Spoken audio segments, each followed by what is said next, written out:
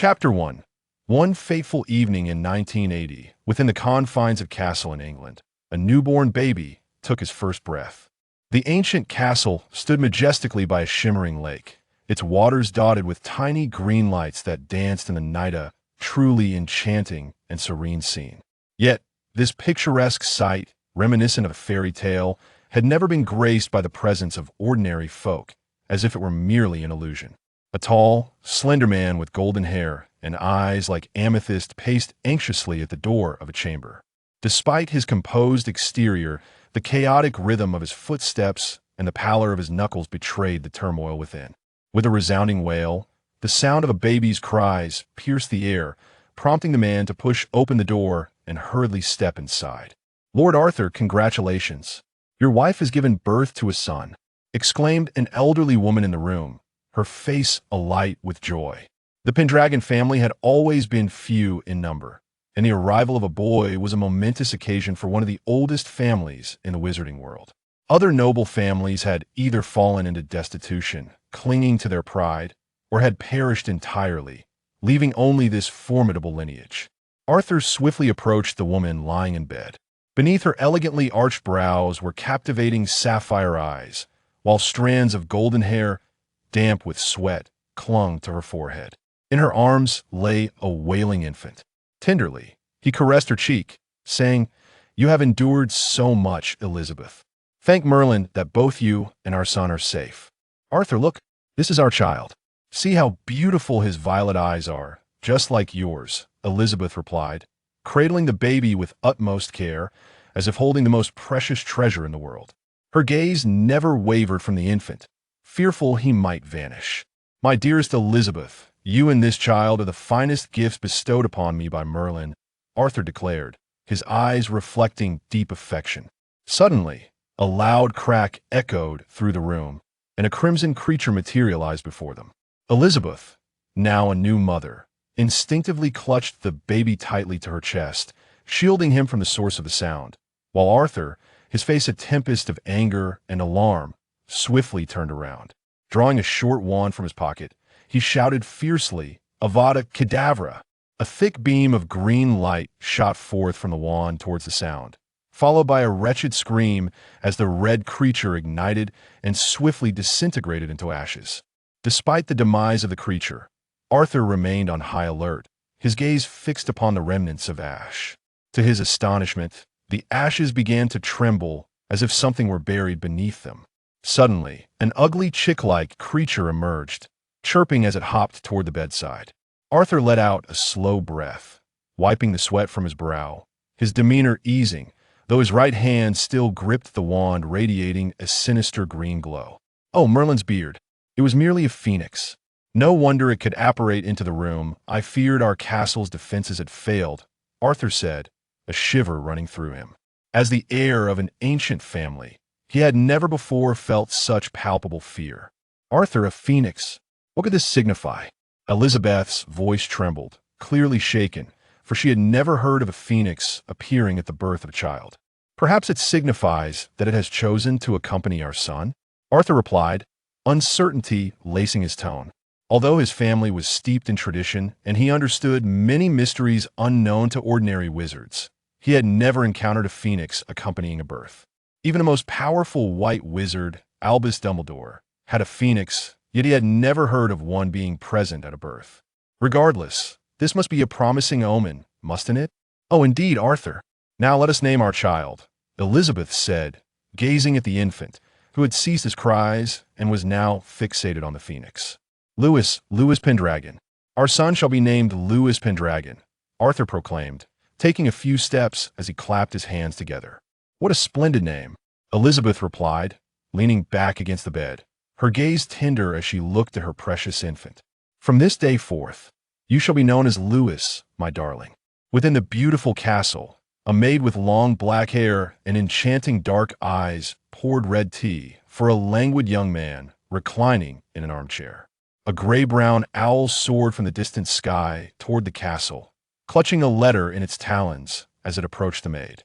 "Hey, Linda, I told you that you would receive your acceptance letter. It was just a matter of time," the young man exclaimed, leaping from the chair with a hint of theatricality as he winked at the maid. "Master, as the future heir of the Pendragon family, you should maintain a noble demeanor," the maid replied with a sigh, before taking the letter and placing several small coins into the pouch tied to the owl's leg. The owl, seemingly satisfied, gently pecked her hand before spreading its wings and flying away. "Don't be such a bore, Linda. You look as stiff as Andrew. Remember, you're only 11. The boy, referred to as Master by the maid, said as he reclined back in the chair. Just then, a noblewoman approached him from within the castle, prompting him to leap from the chair and run to greet her. "Oh, dear mother, what brings you here?" he asked with an exaggeratedly syrupy tone as he reached her side. "Lewis, will you wait for your father to return to venture into Diagon Alley, or shall you go with Linda?" the noblewoman said, affectionately ruffling the boy's hair. Though Lewis had reached the age of 11, to her, he still seemed like a child. "No need to trouble Father, Linda, and I can manage just fine on our own," he replied, despite his youth, having already ventured out numerous times without his mother's knowledge.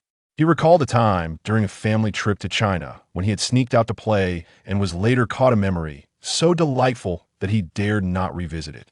"Very well, but remember, Lewis, do not venture in a Noctur alley," the noblewoman warned, casting a stern glance at her son.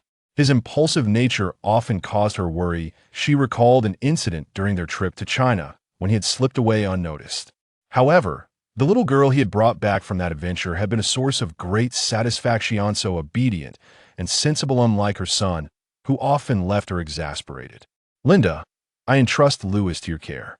Should he stray, summon Kiki to bind him back." Kiki was the Pendragon family's house elf. Though named after the whimsical creatures of legend, Kiki was far from beautiful, possessing an appearance that was rather grotesque. Despite her intelligence, her status was little more than that of a mere pet. "Of course, madam," the maid replied dutifully, though the upward curl of her lips revealed her mischievous intentions, suggesting that she was not quite as obedient as she appeared, harboring a playful little devil within who was secretly mocking Lewis. Merlin's beard. "Mother, am I truly your biological child?" Lewis exclaimed dramatically, clutching his chest and blinking his eyes in a manner that suggested he might burst into tears, though he regrettably failed in this endeavor. It seemed his acting skills needed honing, or perhaps he should invent a spell that would induce tears at will. "Lewis, do you really think anyone would fall for your pathetic act?" the noblewoman said, exasperated as she rubbed her forehead. Although her son was exceptionally clever and gifted in magic, his whimsical demeanor often left her at her wit's end. "Ah, mother, you're truly remarkable, seeing through my ruse so effortlessly. You are indeed the most powerful witch," Lewis laughed, responding with a chuckle. Lewis had been in this world for 11 years since his transmogrification into an infant. Initially, he believed he had become a noble in medieval Europe, but after hearing his father Arthur utter the words of Vada Kedavra, he felt his heart sink. He had intended to showcase his advanced technology to the locals, only to have his enthusiasm extinguished in an instant. Though the Harry Potter universe was not a high magic realm, it did possess its share of pitfalls, such as the ability to read memories. Thus, Lewis had diligently trained to fortify his mind against intrusion, ensuring that even Voldemort would find it impossible to breach his defense. At least, he hoped so. "Look, Linda, here we have dragon liver and dragon claw powder. How about we purchase some?" Ever since Lewis entered Diagon Alley, he had been persistently trying to persuade the maid to buy him some items that were utterly unnecessary for his studies at Hogwarts. "Master Lewis, if I may speak plainly, the lady will not approve of your acquisition of these utterly useless trinkets," Linda replied, slightly breathless, having followed Lewis back and forth through Diagon Alley thrice. She would swear by Merlin's beard that had she not kept pace with him, he would have undoubtedly slipped away to Nocturne Alley. "Moreover, I must remind you that you have squandered an entire morning without procuring a single item listed in your letter." "Oh, dear Miss Linda, don't all girls adore shopping? You see, I am merely considering your enjoyment," Lewis exclaimed with a beaming smile at Linda. "Sir, you refer to muggles, not witches, and at least I do not share that sentiment," Linda retorted, her irritation palpable. "Are you two children lost from your parents? Do you require my assistance?" Lewis turned around, slightly puzzled. It is worth noting that the wizarding community in Britain was scarcely populated, with fewer than 10,000 individuals, and after Voldemort's massacre, the numbers had dwindled further. Now, the entire magical world comprised merely a few thousand souls. It was unlikely that even those from long-established wizarding families did not know one another, as nearly all, barring those who studied abroad, were Hogwarts alumni. A middle-aged man clad in a brown coat was seen holding the hand of a little girl, yet his demeanor appeared somewhat anxious, making him seem out of place amidst the surroundings. "Forgive me for my rudeness, but perhaps you are not a wizard, but a muggle?" Lewis inquired tentatively. "Oh, my God! How did you discern that I am Nodo? I mean, do you have a way to tell whether I'm a muggle?" The middle-aged man in the brown coat exclaimed, his hands shaking with excitement. "My daughter has received an acceptance letter from a magical school, and, at first, I thought it was a prank. Yet, it has proven to be true, which is utterly astonishing. Typically, a young wizard from a muggle family should be accompanied by a professor on their first visit, usually Professor McGonagall from Hogwarts," Lewis remarked, subtly stepping back to avoid being struck by the man's exuberant gesticulations. "My sincerest apologies. I have yet to introduce myself. My surname is Granger, and I'm a dentist," the man said, noticing Lewis retreat and seemingly realizing he had been a bit too animated. "This is my daughter, Hermione Granger." "Hermione Granger? Is she not the only girl among the famed trio in Harry Potter?" "Indeed, she did not possess the most appealing appearance as a child, sporting a prominent pair of front teeth. By Merlin's beard, could the adage about women maturing so remarkably be true? Perhaps it was an ancient enchantment at play. Pandran, are you also here to procure school supplies today?" An impeccably dressed, elderly witch approached from a distance. "Oh, indeed, Professor McGonagall. I too am about to enter Hogwarts after all. There are few who can refuse an invitation extended personally by Professor Dumbledore," Lewis replied with a cheerful grin. "If it is not too much trouble, could you please look after Mr. Granger and his daughter for me? I have just received a message from Headmaster Dumbledore," Professor McGonagall said, initially intending to seek assistance from a faculty member, but knowing that not all professors could interact comfortably with muggles. Upon seeing Lewis, Professor McGonagall felt relieved. She had heard that he was quite fond of muggle culture, even having adopted a muggle girl as a maid. Yet, it was surprising to discover that the girl exhibited magical potential. With that thought, she cast a glance at Linda. "Of course, Professor McGonagall, it would be my honor to assist you," Lewis replied, feigning gallantry. "I appreciate it, Pandran," she said, and with a sharp clap, she vanished from sight. "Mr. Granger, I wonder if you have exchanged any currency? If not, I can take you to Gringotts to do so," Lewis proposed. "I have already exchanged some, but you must also be enrolling this year, correct? You should be of the same age as Hermione. I find it surprising that that professor has so much confidence in you. Or is it common in your world?" Mr. Granger appeared astonished. He initially thought Lewis and his companion were lost children, and after Professor McGonagall's arrival, he expected her to escort them home. To his surprise, not only did she not send Lewis home, but also entrusted him with the task. "That is not the case. It is merely that I am acquainted with the headmaster of Hogwarts. Professor McGonagall must have heard some details about me from Headmaster Dumbledore," Lewis humbly explained. Despite his somewhat erratic demeanor, Lewis possessed extraordinary magical talent and displayed a level of reliability akin to that of a young adult otherwise. Even his illustrious family background would not have warranted a personal invitation from Dumbledore. "You truly are remarkable. By the way, Hermione still needs to purchase her wand and school uniform. Could you kindly accompany us?" Mr. Granger said, rubbing his hands together. "Certainly. I have yet to make those purchases myself, so it is fortuitous that we can go together," Lewis remarked. Lewis had not forgotten the phoenix tail feather he had sent to Ollivander as the core for his wand. Had he not mentioned that the feather belonged to his pet phoenix, Adeline, Ollivander would have been reluctant to craft it. "Is that not Mr. Pendragon? Are you here to collect your custom wand?" Lewis heard a chilling remark as he entered Ollivander's wand shop with Mr. Granger and Hermione. "Rest assured, Ollivander. Even if it does not choose me, I shall pay you for it," Lewis replied, furrowing his brow. Despite Ollivander being the most skilled wand maker in Britain, Lewis held a certain disdain for him. "You will understand best. This is your custom wand, crafted from 12 inches of purple wood and a phoenix feather. It is undeniably beautiful," Ollivander stated as he presented a delicate box, opening it to reveal the wand he handed to Lewis. "Clear water, like a spring," Lewis uttered softly. And from the wand's tip, water erupted, showcasing its effectiveness. It seems quite satisfactory, he remarked, waving the wand, which soon returned to its original state. Linda had also received word from Hogwarts that she required a wand, and Mr. Granger, albeit a bit reserved, noted that his daughter needed one as well. Lewis turned to Mr. Granger, who appeared somewhat timid, although Ollivander concealed it well. The subtle discrimination he displayed while assisting Hermione in selecting her wand did not escape Lewis's notice. Such biases were commonplace in the wizarding world, where pureblood wizards often look down upon half-bloods, let alone those born of Muggle parentage.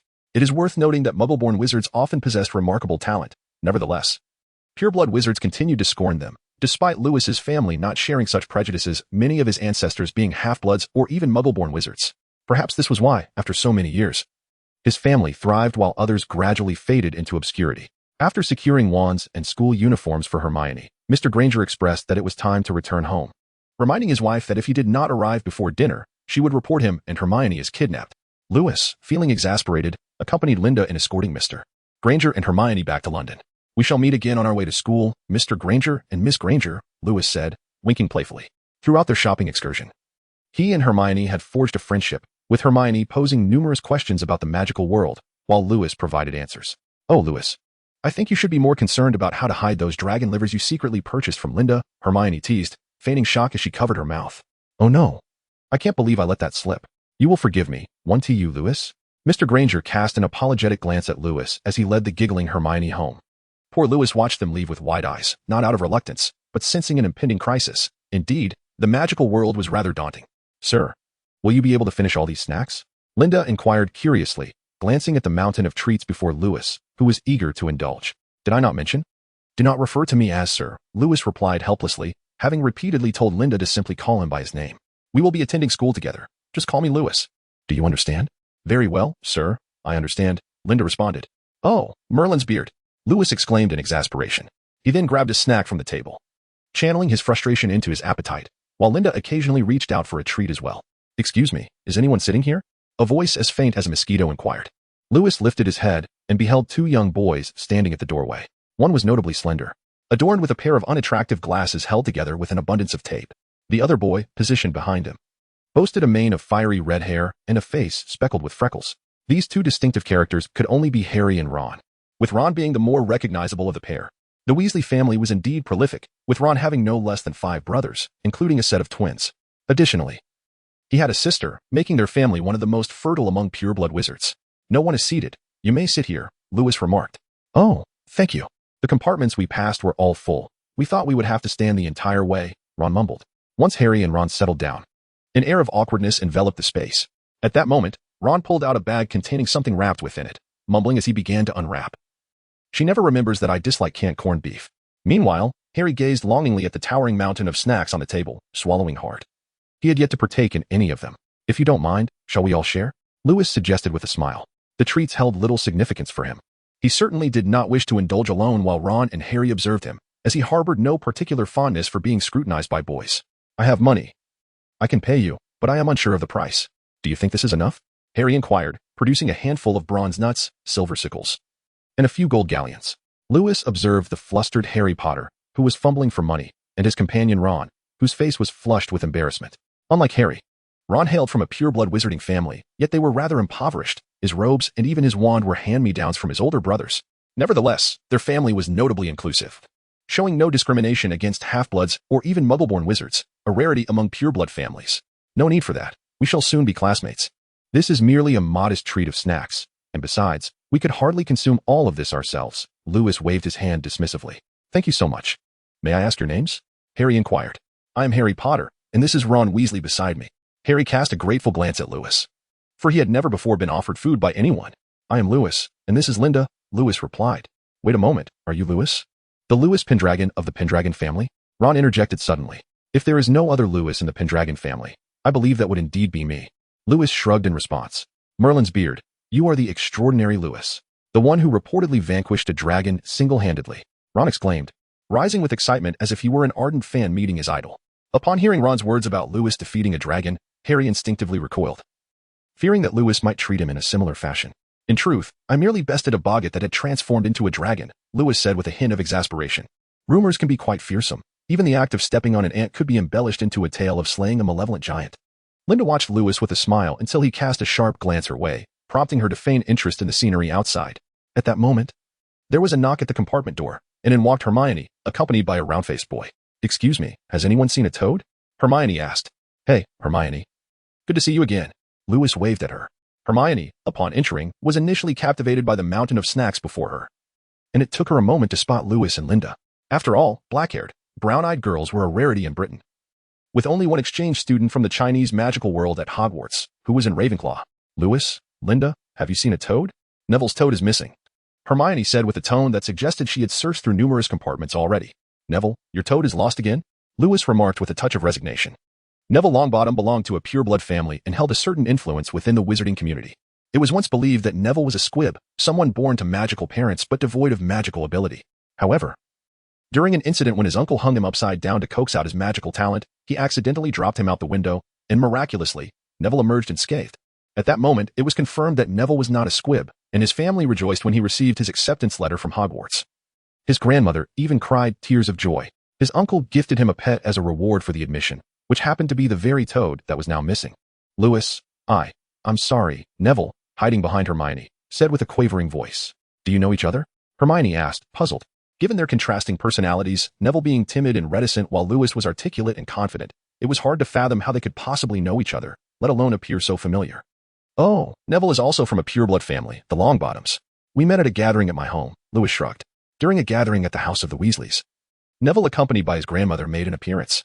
His grandmother appeared to be a stern elder, while his parents had succumbed to the torment of Voldemort's minion, driven to madness by the Cruciatus curse during their battle against the Dark Lord, and had since resided in St. Mungo's Hospital.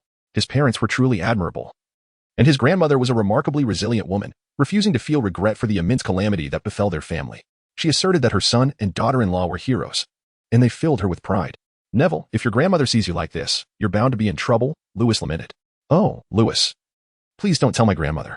If she discovers that I cannot even keep my pet in check, she would be beside herself," Neville replied, wiping away his tears. Sighing, he reflected on the greatness of his parents, who, even in their mental collapse, never betrayed their own, and the bravery of his grandmother, who had raised him with a profound sense of family honor. He could not fathom why he felt such weakness within himself. "Hey, don't cry, all right? I understand. I'll help you find it," Lewis said, his heart aching at the sight of a girl in tears. It was quite unbecoming for a boy to be weeping in such a manner. With a flick of his wand, Lewis called out, and a toad flew through the doorway. With a hint of disdain, he directed the toad to land directly in Neville's hands. He had no intention of catching the toad himself, bewildered that Neville could treasure it so dearly, shedding tears over its absence. "Thank you, Lewis. I'm truly sorry to trouble you once again," Neville stammered, wiping his eyes.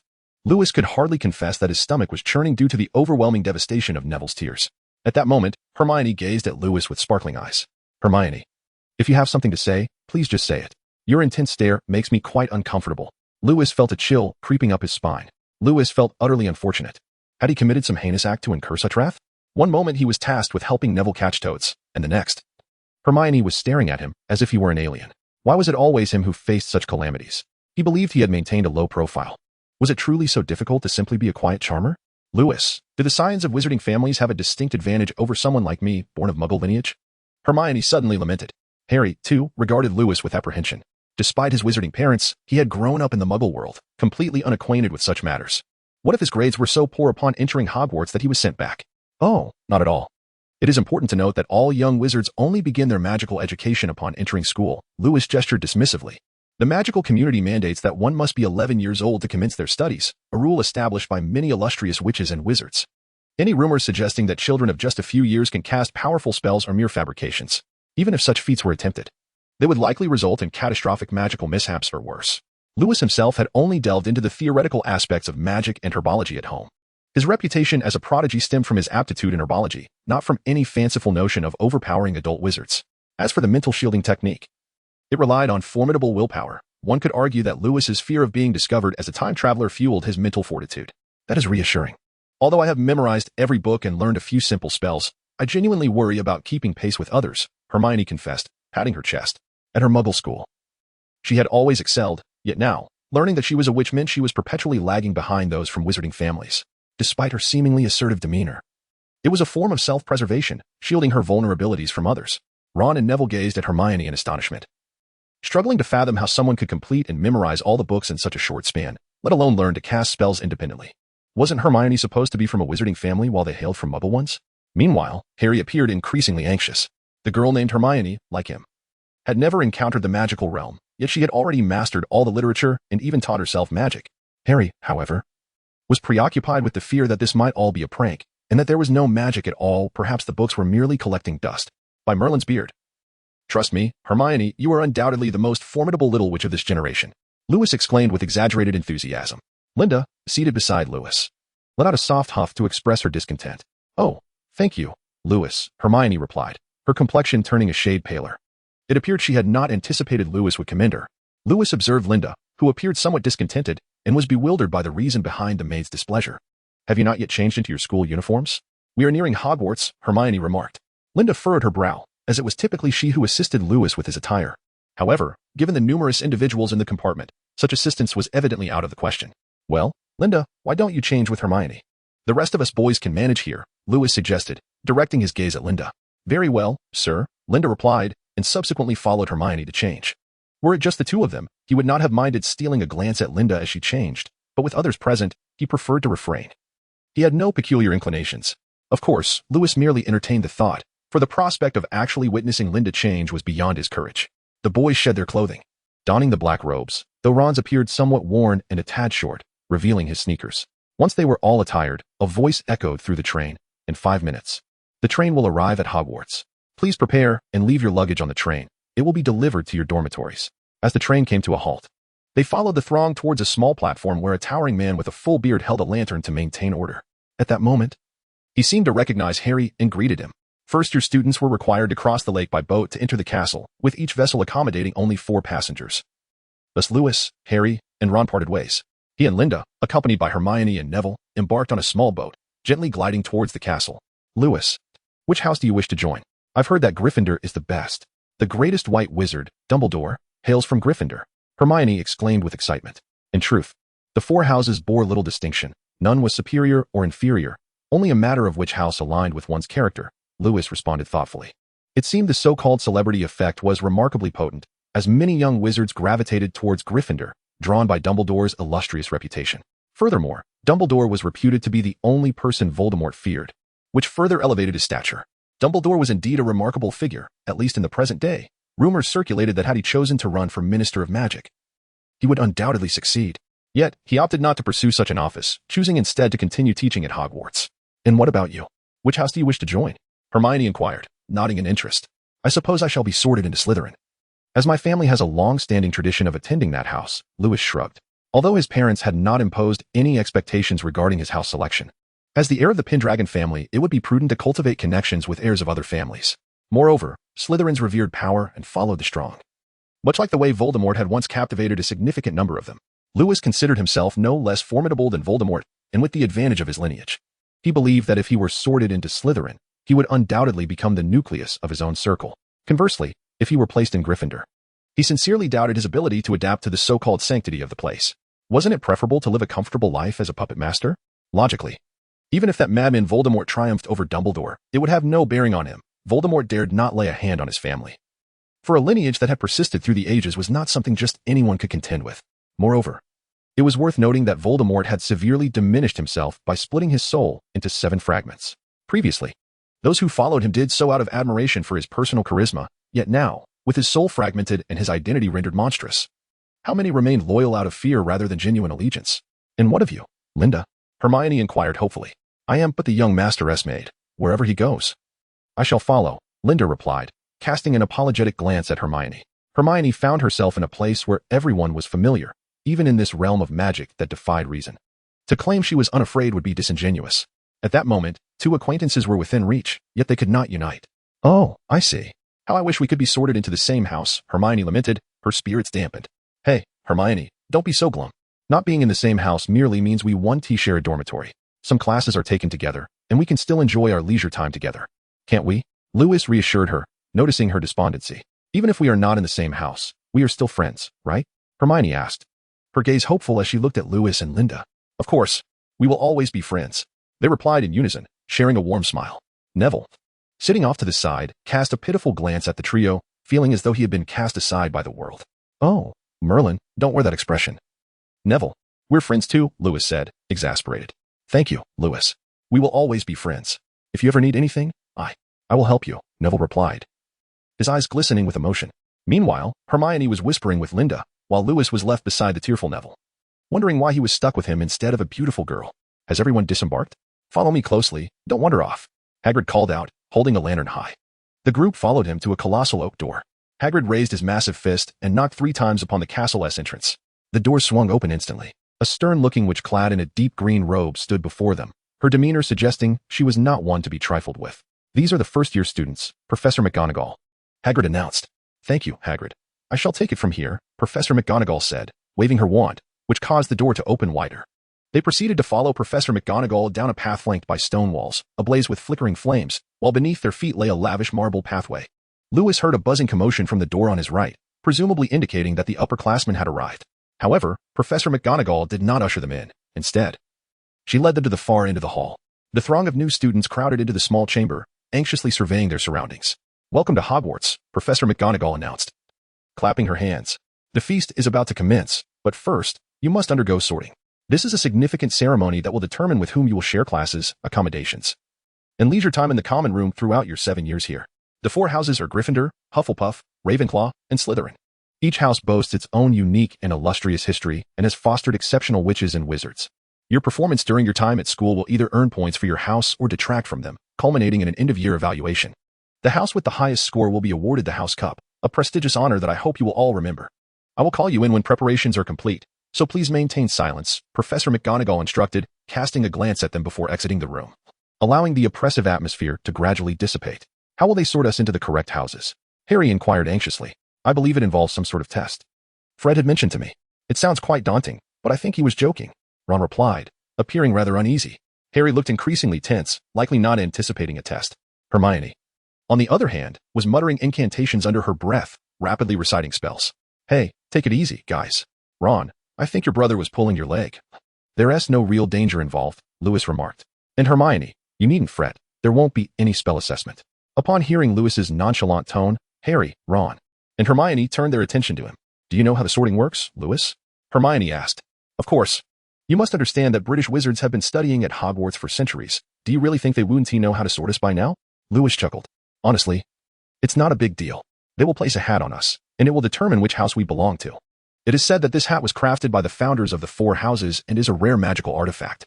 Wizards generally do not disclose the nature of the sorting to their children, as it represents the first step in a young wizard's journey. I was terrified, listening to Fred. I thought we would have to battle a troll. Ron exhaled in relief. At that moment, Harry suddenly jumped up, accompanied by several startled cries. He pointed behind Lewis, exclaiming, That is. Lewis glanced back and saw several specters gliding towards them, while Harry appeared utterly terrified. His complexion as pale as that of the ghosts. Ah, new students. A plump ghost beamed at them. I presume you were about to undergo your sorting test? Some of the newcomers instinctively nodded. I hope you were placed in Hufflepuff. The jovial ghost proclaimed, I was once a member of that house. Just then, Professor McGonagall returned. The ghost floated effortlessly through the walls, entering the grand hall.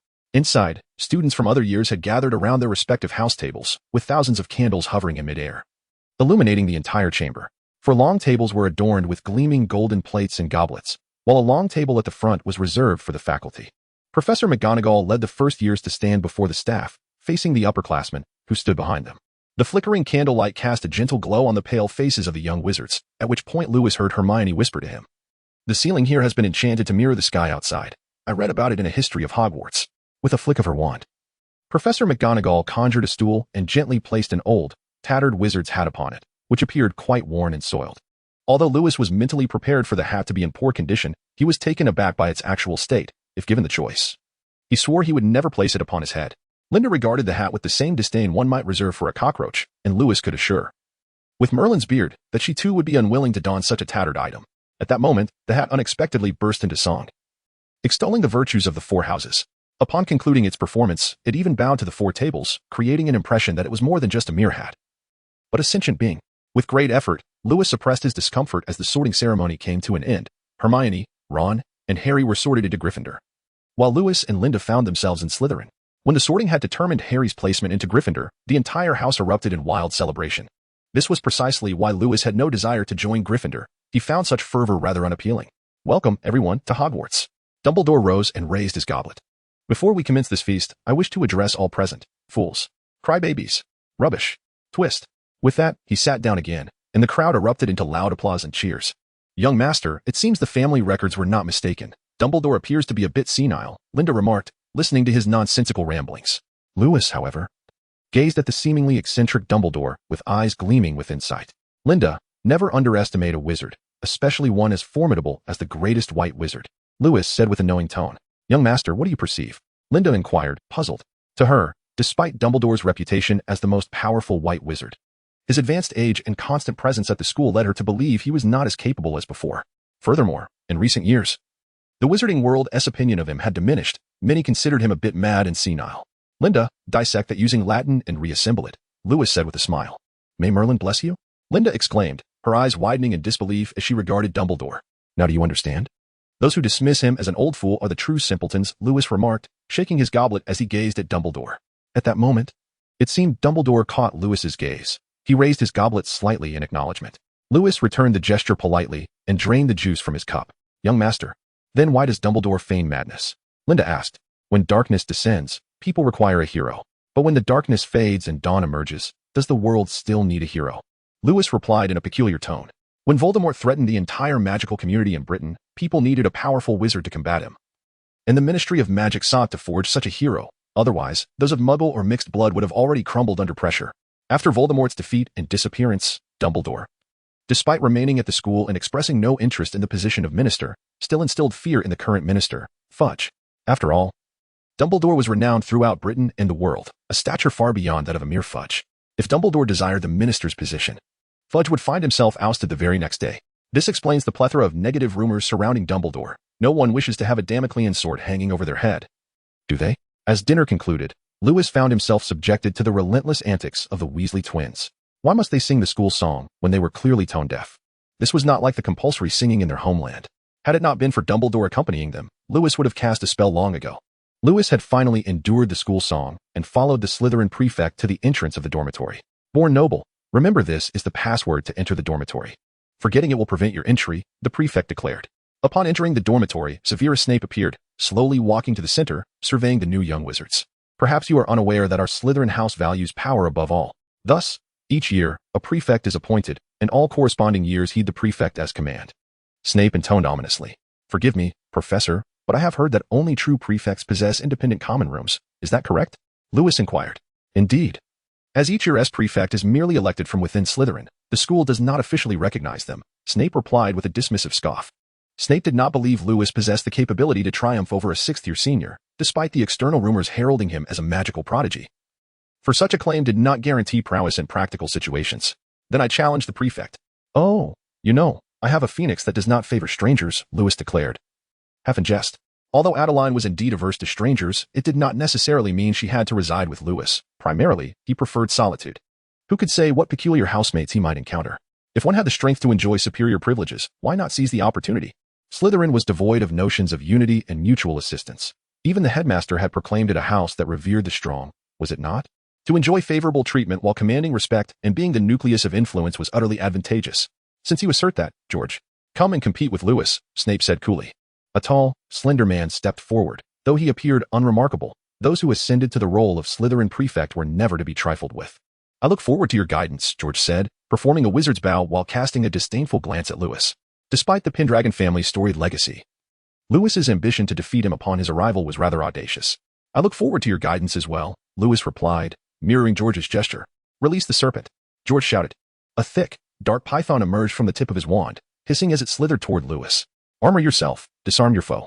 Lewis remained unflustered, swiftly casting two spells, one to shield himself and the other to disarm George.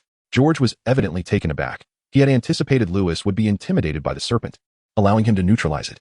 Little did he expect Lewis to be utterly unfazed, rapidly conjuring two spells in succession. Typically, a first-year wizard would struggle to cast even the simplest incantations amidst emotional turmoil, yet Lewis's speed surpassed that of many adult wizards, let alone a novice. As Lewis's spell struck George, the latter was propelled violently against the wall by the force of the magic. Find two individuals to carry George to Madame Pomfrey, Snape instructed, waving his wand to dispel the serpent. Truly an impressive silent spell, Professor, Lewis applauded. You have emerged victorious. Henceforth, you shall be the prefect of Slytherin. Though officially George will retain the title. Nonetheless, the benefits of the position will be yours, Snape stated calmly. Though Snape appeared composed, he was internally astonished. He had not anticipated Lewis's level of combat magic. which, while not surpassing his own, was certainly superior to many adult wizards lacking combat proficiency. Thank you very much. All I require is an independent dormitory, Lewis replied with a slight bow. Snape's earlier display of magic had already demonstrated his prowess. Not to mention he was a master of potions. Truly talented individuals, regardless of their status, are deserving of respect. The following day, as Lewis and Linda walked through the hall, they overheard students whispering. Some gazed at Harry, while others even trailed after him. It seems our savior possesses considerable charm. Do you not wish to join the excitement, Linda? Lewis remarked. With all due respect, sir. I fail to see what capabilities Harry Potter has that warrant his status as a savior, Linda replied coolly. In the magical world, one might not know the name of the Minister for Magic, yet one cannot be oblivious to who Harry Potter is. It is fair to say that without Harry, ordinary wizards would be in a far worse predicament, which is why they hold gratitude toward him, while Voldemort's followers harbor a deep-seated hatred for him, ensuring they are also aware of his identity. Oh, Linda, regardless of the circumstances, Harry did defeat Voldemort, did he not? The outcome is what truly matters, Lewis contended. As you will, sir, Linda responded. Lewis looked at Linda with a sense of helplessness. She always acted this way whenever she was unhappy. The staircases of Hogwarts comprised over 120 steps, some wide and some narrow, swaying precariously as one ascended. Every Friday, they led to different destinations. And at times, upon stepping onto the upper half, the lower half would vanish. Moreover, the doors here possessed their own peculiarities, should one be impolite. They would refuse to open. The portraits adorning the doors were animated, occasionally wandering off to visit other locations. Some ghosts within the castle were quite amiable, such as nearly headless Nick, who eagerly assisted lost students in finding their way. However, Peeves, the poltergeist, thoroughly relished in mischief, should you encounter him when running late. You were left to your own devices. If there was anything more detestable than Peeves, it would be Argus Filch, the caretaker. Filch kept a cat named Mrs. Norris, who often patrolled the corridors alone. Should she catch you misbehaving, she would swiftly alert Filch. As Lewis and Linda entered the Transfiguration classroom, they found many students already present. He spotted Hermione waving to him from a seat at the back. Just as Lewis intended to approach her, he noticed a cat perched on the teacher's desk, remaining utterly still. Consequently, Lewis halted in front of the cat and offered a slight bow. Although Linda did not comprehend his actions, she followed suit. Lewis, why are you bowing to a cat? Hermione inquired as Lewis took his seat. Haha, you'll find out soon enough, Lewis replied with a mysterious smile. Just as Hermione was about to ask further, Harry and Ron rushed in through the door. Blimey, Merlin's beard. I thought we were definitely late. Thankfully, Professor McGonagall hasn't arrived yet, Ron panted. Come on, let's sit down quickly, Harry urged, tugging at Ron's sleeve as they made their way to their seats. Suddenly, the cat on the desk leaped down and, in the process, transformed into Professor McGonagall. 5 points from Gryffindor, Mr. Potter, and Mr. Weasley for being late, McGonagall admonished sternly. The entire class was startled by this spectacle. Except for Lewis, no one realized that the cat had been Professor McGonagall in disguise. Transforming into an animal was a highly advanced form of transfiguration, achievable only by the most talented wizards. Lewis had deliberately consulted materials on this subject, and it was precisely this that made him aware of the formidable difficulty of transforming into an animal. Such a feat requires exceptionally precise magical control, not to mention the guidance of a proficient transfiguration expert. Many gifted wizards find themselves unable to master this particular form of magic, which is unique in that it does not necessitate a wand. It acts directly upon oneself without the need for a medium. Ron and Harry appeared utterly shocked, unable to fathom that the cat was, in fact, Professor McGonagall. To their dismay, they also lost 5 points for their house. A disheartening reality given that they had yet to earn any points. Under the scrutinizing gaze of Professor McGonagall and their classmates, Harry and Ron sat down, their expressions filled with despair. Slytherin gains 10 points, Professor McGonagall suddenly announced. The other students stared at her in disbelief. While it was one thing for Harry and Ron to lose points for their tardiness, it was entirely another for Lewis to receive points seemingly without reason. Mr. Pendragon, could you enlighten us on how you discerned that the cat was my transformation? Professor McGonagall's tone conveyed a hint of admiration. She believed her transfiguration to be flawless, so much so that even Dumbledore might not have noticed it upon casual observation. Yet here was a mere 11-year-old, newly arrived at Hogwarts, who had seen through it. Professor McGonagall, your transformation is indeed impeccable. Had I encountered it on the street, I would never have suspected it was you, Lewis stood up to say. However, I doubt any cat would sit so rigidly. Considering our transfiguration instructor is one of the 7 registered animagi of this century, the answer becomes quite clear, does it not? Excellent, Mr. Pendragon, Professor McGonagall remarked, casting an appreciative glance in his direction. It is not merely the wielders of great power who are regarded as remarkable wizards. Often, it is those endowed with exceptional wisdom who command true admiration. Professor McGonagall, though not immensely powerful, merely slightly above the average wizard, exemplifies this notion through her profound mastery of transfiguration, as her status as an animagus testifies. Moreover, Lewis aspired to learn animagus transformation himself, and Professor McGonagall would be an invaluable mentor. for practicing a Nimigus transformation without supervision could prove exceedingly perilous. Transfiguration will be the most intricate and dangerous spell you study here at Hogwarts, Professor McGonagall declared sternly. Should I find any of you causing disruption in my class, I shall escort you out and grant you no chance of re-entry.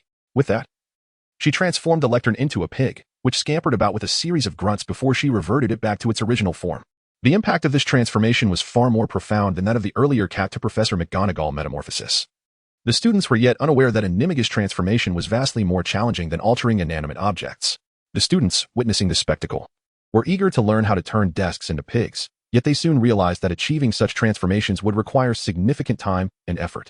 After dutifully noting down a plethora of intricate and esoteric notes, Professor McGonagall distributed a matchstick to each student, instructing them to attempt transforming it into a needle. Very well, Mr. Pendragon, she praised, bestowing 10 points upon him. The Slytherin students gazed at Lewis with admiration. He had already accrued 20 points for Slytherin through transfiguration alone. And each time he earned points, it was a full 10, an unusual occurrence. For most teachers awarded 5 points at a time unless they deemed a student's performance exceptionally outstanding. The significance of this was magnified by the fact that it was Professor McGonagall who had awarded the points. Had it been Professor Snape, it might have been expected, as he was known to favor his own house. Professor McGonagall, in contrast, was renowned for her sternness and fairness, never exhibiting bias towards any side, making it exceedingly rare for such a professor to grant 10 points in one go. As the transfiguration class drew to a close, aside from Hermione and Linda, who each earned 5 points for their respective houses by transforming their matchsticks into needles, the others had seen no change in their matchsticks. Naturally, the students were most eagerly anticipating the defense against the dark arts class, as every young heart harbors dreams of heroism. However, Professor Quirrell turned the class into a farce. His scarf exuded a pungent garlic odor, which the students speculated was a protective measure against vampires, stemming from his previous encounters in Rome. Yet Lewis sensed that Professor Quirrell was concealing something, though he was wise enough not to voice his suspicions. Potions class was conducted in the dungeons, which rendered it significantly chillier than other classrooms. The walls were lined with numerous glass jars, housing various preserved specimens that sent shivers down one's spine. As class commenced, Snape picked up the attendance list, pausing when he reached Harry Potter's name. Ah, yes, Snape intoned softly, the illustrious Harry Potter. Draco Malfoy, along with his portly companions, Crabbe and Goyle, stifled their laughter behind their hands as they gazed at Harry. After completing the roll call, Snape surveyed the class with his cold, black eyes, which appeared devoid of warmth, resembling 2 dark tunnels. You are here to learn the precise science and rigorous craft of potion making, he stated flatly. His voice, while not booming like Hagrid's, resonated clearly in the ears of every student. Much like Professor McGonagall, Snape commanded an effortless authority that brought the class into order. Here, you will find no need for foolish wand-waving, leading many to doubt the existence of magic. Snape narrowed his eyes. I do not expect you to truly grasp the wondrous powers that flow through the veins, enchanting and beguiling. I can teach you how to gain prestige, concoct glory, and even stave off death. But there is one stipulation. You must not be the kind of fools I frequently encounter. Upon concluding his brief introduction, the classroom fell into an eerie silence. Lewis regarded Snape with keen interest, while Linda maintained her cool demeanor. Hermione, on the other hand, sat upright, leaning forward, appearing eager to demonstrate that she was neither a fool nor an idiot. Potter, Snape suddenly called out. What would happen if I were to add powdered daffodil root to an infusion of wormwood? What root is added to which solution? Harry stared blankly at Snape. He glanced at Ron, seated beside him, seemingly hoping for an answer, but Ron was equally lost. At that moment, Hermione raised her hand high in the air. I don't know, sir, Harry admitted. TSK, it seems that fame does not equate to competence. Snape sneered at him. Let us try again. Potter, if I asked you to procure a piece of bezoar, where would you go to find one? Snape deliberately ignored Hermione's raised hand and continued to direct his question at Harry, while Hermione struggled to keep her hand aloft without leaving her seat. Harry remained oblivious to what a bezoar was. He did his utmost to avoid glancing at Malfoy, Crabbe, and Goyle, who were shaking with laughter. I don't know, sir. Harry forced himself to maintain eye contact with Snape's icy gaze. I suspect you have not opened a single book since the start of term, have you, Potter? Snape remained indifferent to Hermione's slightly trembling arm, held aloft for an extended period. Potter, can you elucidate the distinction between aconite and wolfsbane? He inquired once more. At that moment, Hermione rose, her arm raised resolutely. Lewis was taken aback, feeling as though she might pierce the ceiling of the underground classroom. He was engrossed in the spectacle, and Hermione's sudden action startled him considerably. I don't know, sir, Harry murmured, but Hermione seems to know the answer. Why not allow her to respond? A few students stifled their laughter, while Snape's expression darkened ominously. Sit down.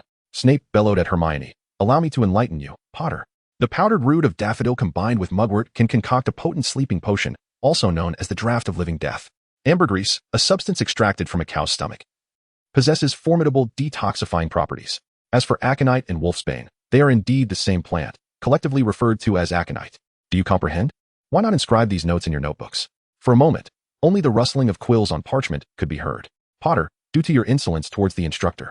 Gryffindor loses 5 points, Snape declared amidst the din. The potion class continued, yet Gryffindor's plight did not improve. Snape divided the students into pairs, instructing them to brew a simple potion for treating scabies. He prowled the classroom in his lengthy black cloak, observing them as they measured nettles and crushed snake fangs. With nearly every student receiving reprimands. Only when he surveyed Lewis and Linda's work did his demeanor soften slightly, although Malfoy also escaped criticism. None believed his potion could rival Lewis's. They all perceived Malfoy as Snape's favorite pupil, just as Snape awarded Lewis and Linda 5 points. Intending to showcase their work to the other students, a noxious green smoke suddenly erupted from the basement, accompanied by a loud hissing sound. Neville, inexplicably, had transformed Seamus's cauldron into a twisted mass, spilling the potion onto the floor and burning holes in his classmates' shoes. Within seconds, the entire class stood on their chairs. When the cauldron toppled, Neville was drenched in the potion, his arms and legs covered in red, swollen sores that caused him to wail in agony. Idiot! Fool! Snape roared at Neville, sweeping his wand to clear the potion from the floor. Ah, it seems potion classes still require a bit of foolish wand waving, do they not? Lewis whispered to Linda, who shot him a disapproving glance. Neville began to sob, his nose now riddled with sores. Take him to the hospital wing, Snape commanded Seamus sharply. He then paced near Harry and Ron, who were situated adjacent to Neville during the mishap. Potter, why did you not advise him against adding hedgehog spines? Do you think his mistake would reflect positively on you? Gryffindor loses another 5 points because of you. As Lewis observed Harry, he felt an urge to retort. But Ron discreetly nudged him with his foot. When the potions class concluded, Lewis and Linda made their way up the stairs from the underground classroom. Lewis noticed that Harry appeared rather dejected. Hey, Harry, are you all right? Lewis inquired as he approached. Oh, thank you, Lewis. I'm fine, Harry replied in a subdued tone. Hagrid has invited Ron and me to his hut. Would you like to join us? Absolutely. I've heard there are centaurs in the Forbidden Forest. I wonder if we might catch a glimpse of them this time, Lewis remarked. He had longed to engage with the centaurs, rumored to possess the ability to foresee the future through celestial phenomena. However, the centaurs were quite averse to humans, allowing only a select few to communicate with them. Thus, having an introducer was paramount, and in Lewis's eyes, Hagrid was undoubtedly an excellent choice. They departed the castle and traversed the fields. Hagrid resided in a small wooden hut on the edge of the Forbidden Forest, where a stone bench and a pair of rubber boots awaited at the entrance. When Lewis knocked on the door, they heard a flurry of anxious struggles and a few low barks from within. Back up, Fong, back up. Hagrid said as he opened the door just a crack, revealing his bearded visage. Wait a moment, back up, Fong. Hagrid admitted the 4 of them inside, while still grasping the collar of a massive black hound. The small wooden cabin comprised a single room. Hams and wild fowl hung from the ceiling. A kettle boiled over the fire, and a large bed, its bedding patched together from scraps, occupied one corner. Make yourselves at home, Hagrid said, releasing Fong's collar. Fong immediately bounded towards Ron, licking his feet. It was clear that Fong, much like Hagrid, appeared fierce but was far from frightening. Another of the Weasley brood, I see, Hagrid observed, glancing at the freckled Ron. I've nearly spent my entire life trying to keep those twin troublemakers out of the Forbidden Forest. Allow me to introduce myself, Mr. Hagrid. I am Lewis Pendragon, he said, while Linda rose slightly to bow, following suit. As a noble, one does not look down upon others simply because their status is inferior. That is the mark of a parvenu. A true noble treats both kings and beggars with equal respect. You hail from the Pendragon family? Hagrid exclaimed, scrambling to his feet. Oh, Mr. Pendragon, I thought you knew. I am merely a gamekeeper, not a professor. There is no need for such formality. The Pendragon family, revered in the magical community for its long lineage, had Lewis, its heir, treating him with such courtesy. Hagrid's already flushed face grew even redder, as though Lewis's respectful demeanor made him feel uneasy. You are too kind. You are one of Dumbledore's trusted individuals. He once said he could entrust his life to you, Lewis remarked. Few could claim the confidence of the most powerful white wizard. Whether it was due to Lewis's words or the fire in the hearth, Hagrid's face seemed to redden further. Indeed, Professor Dumbledore has immense trust in me. And of course, I hold him in the highest regard, Hagrid said, a hint of excitement in his tone. Oh, you see, I almost forgot about the rock cakes, Hagrid exclaimed, slapping his large hands together before producing some cakes. As Lewis bit into the rock-hard biscuit, he could have sworn he was gnawing on stone, nearly compromising his teeth in the process. He discreetly cast a minor spell to soften the biscuit in his hand, which was as hard as a rock, and naturally, Linda was included in this little enchantment. As for Harry and Ron, well, may Merlin safeguard their teeth.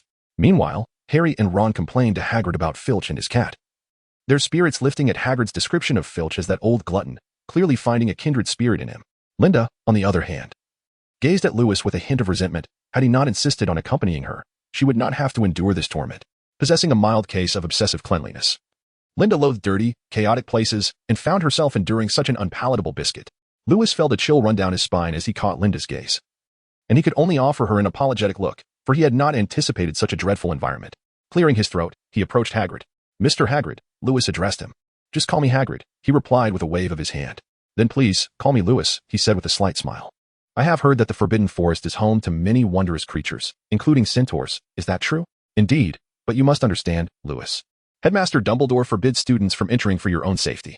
"I cannot allow you in without permission," Hagrid said, his expression troubled. "You misunderstand, Hagrid.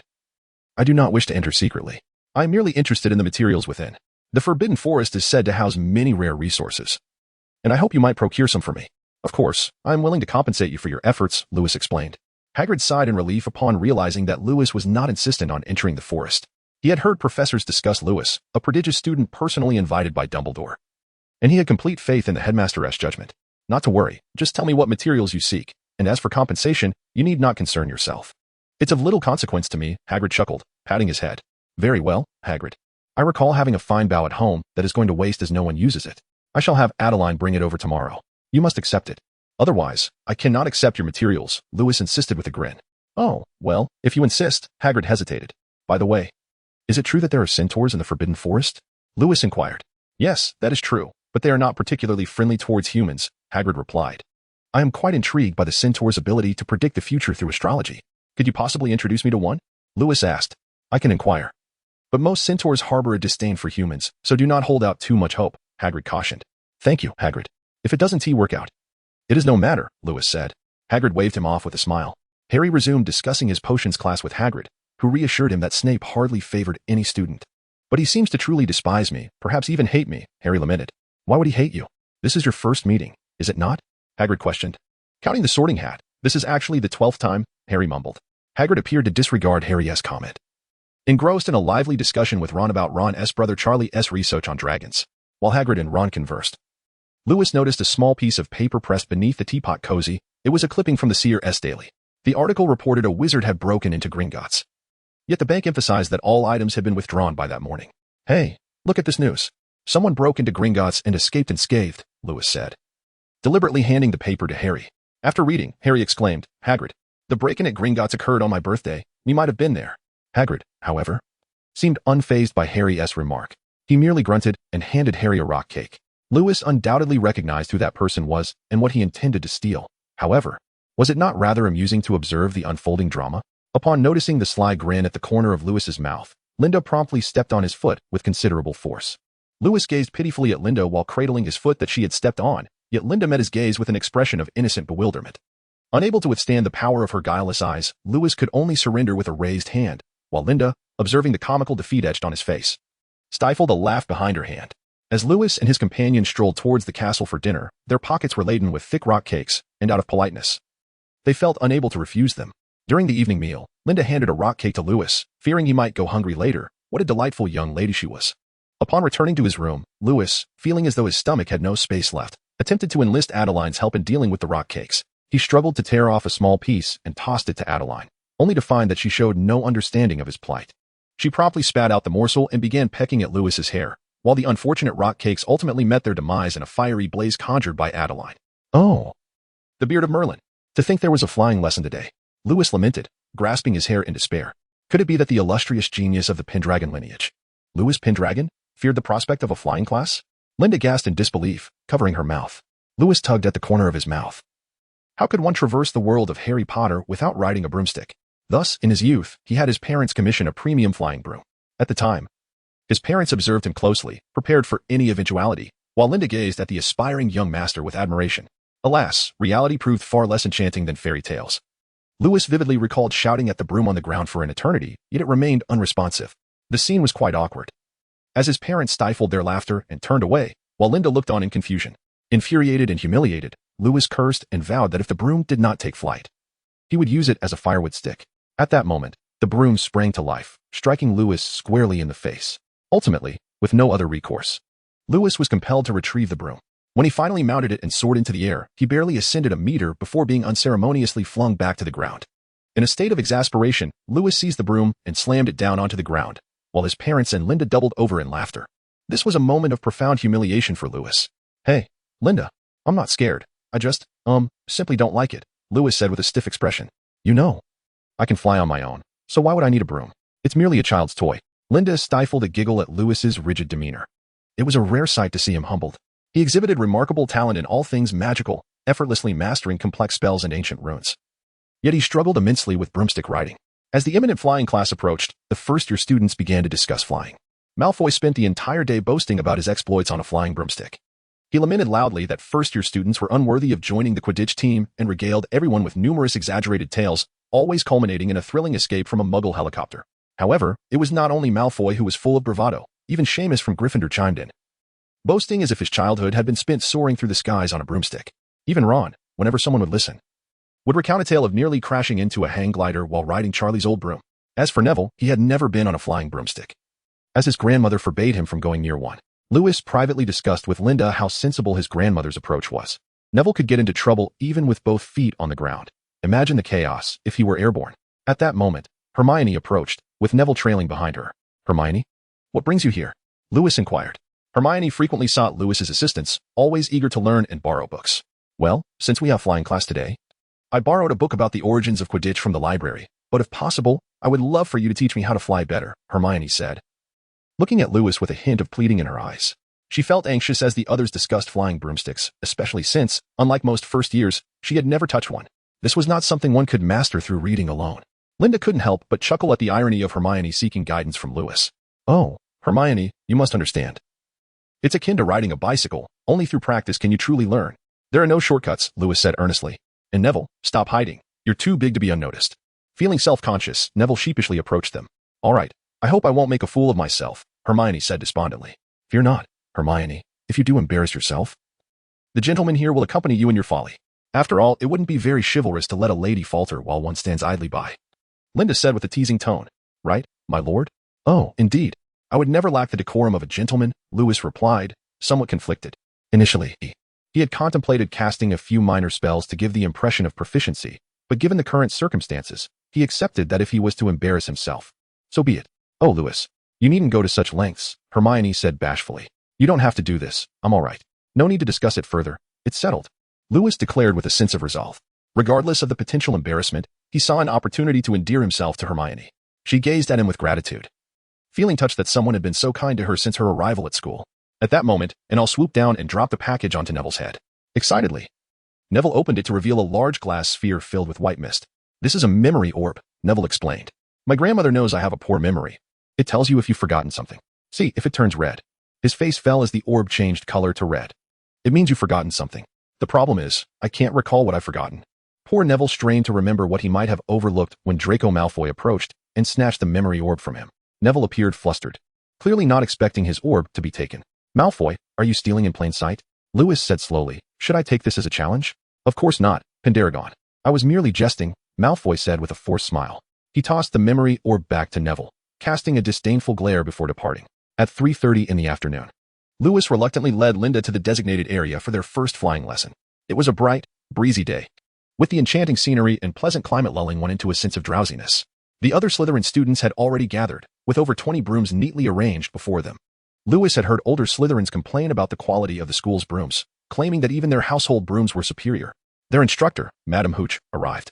She had short, gray hair and keen yellow eyes that resembled those of a hawk. All right, what are you all waiting for?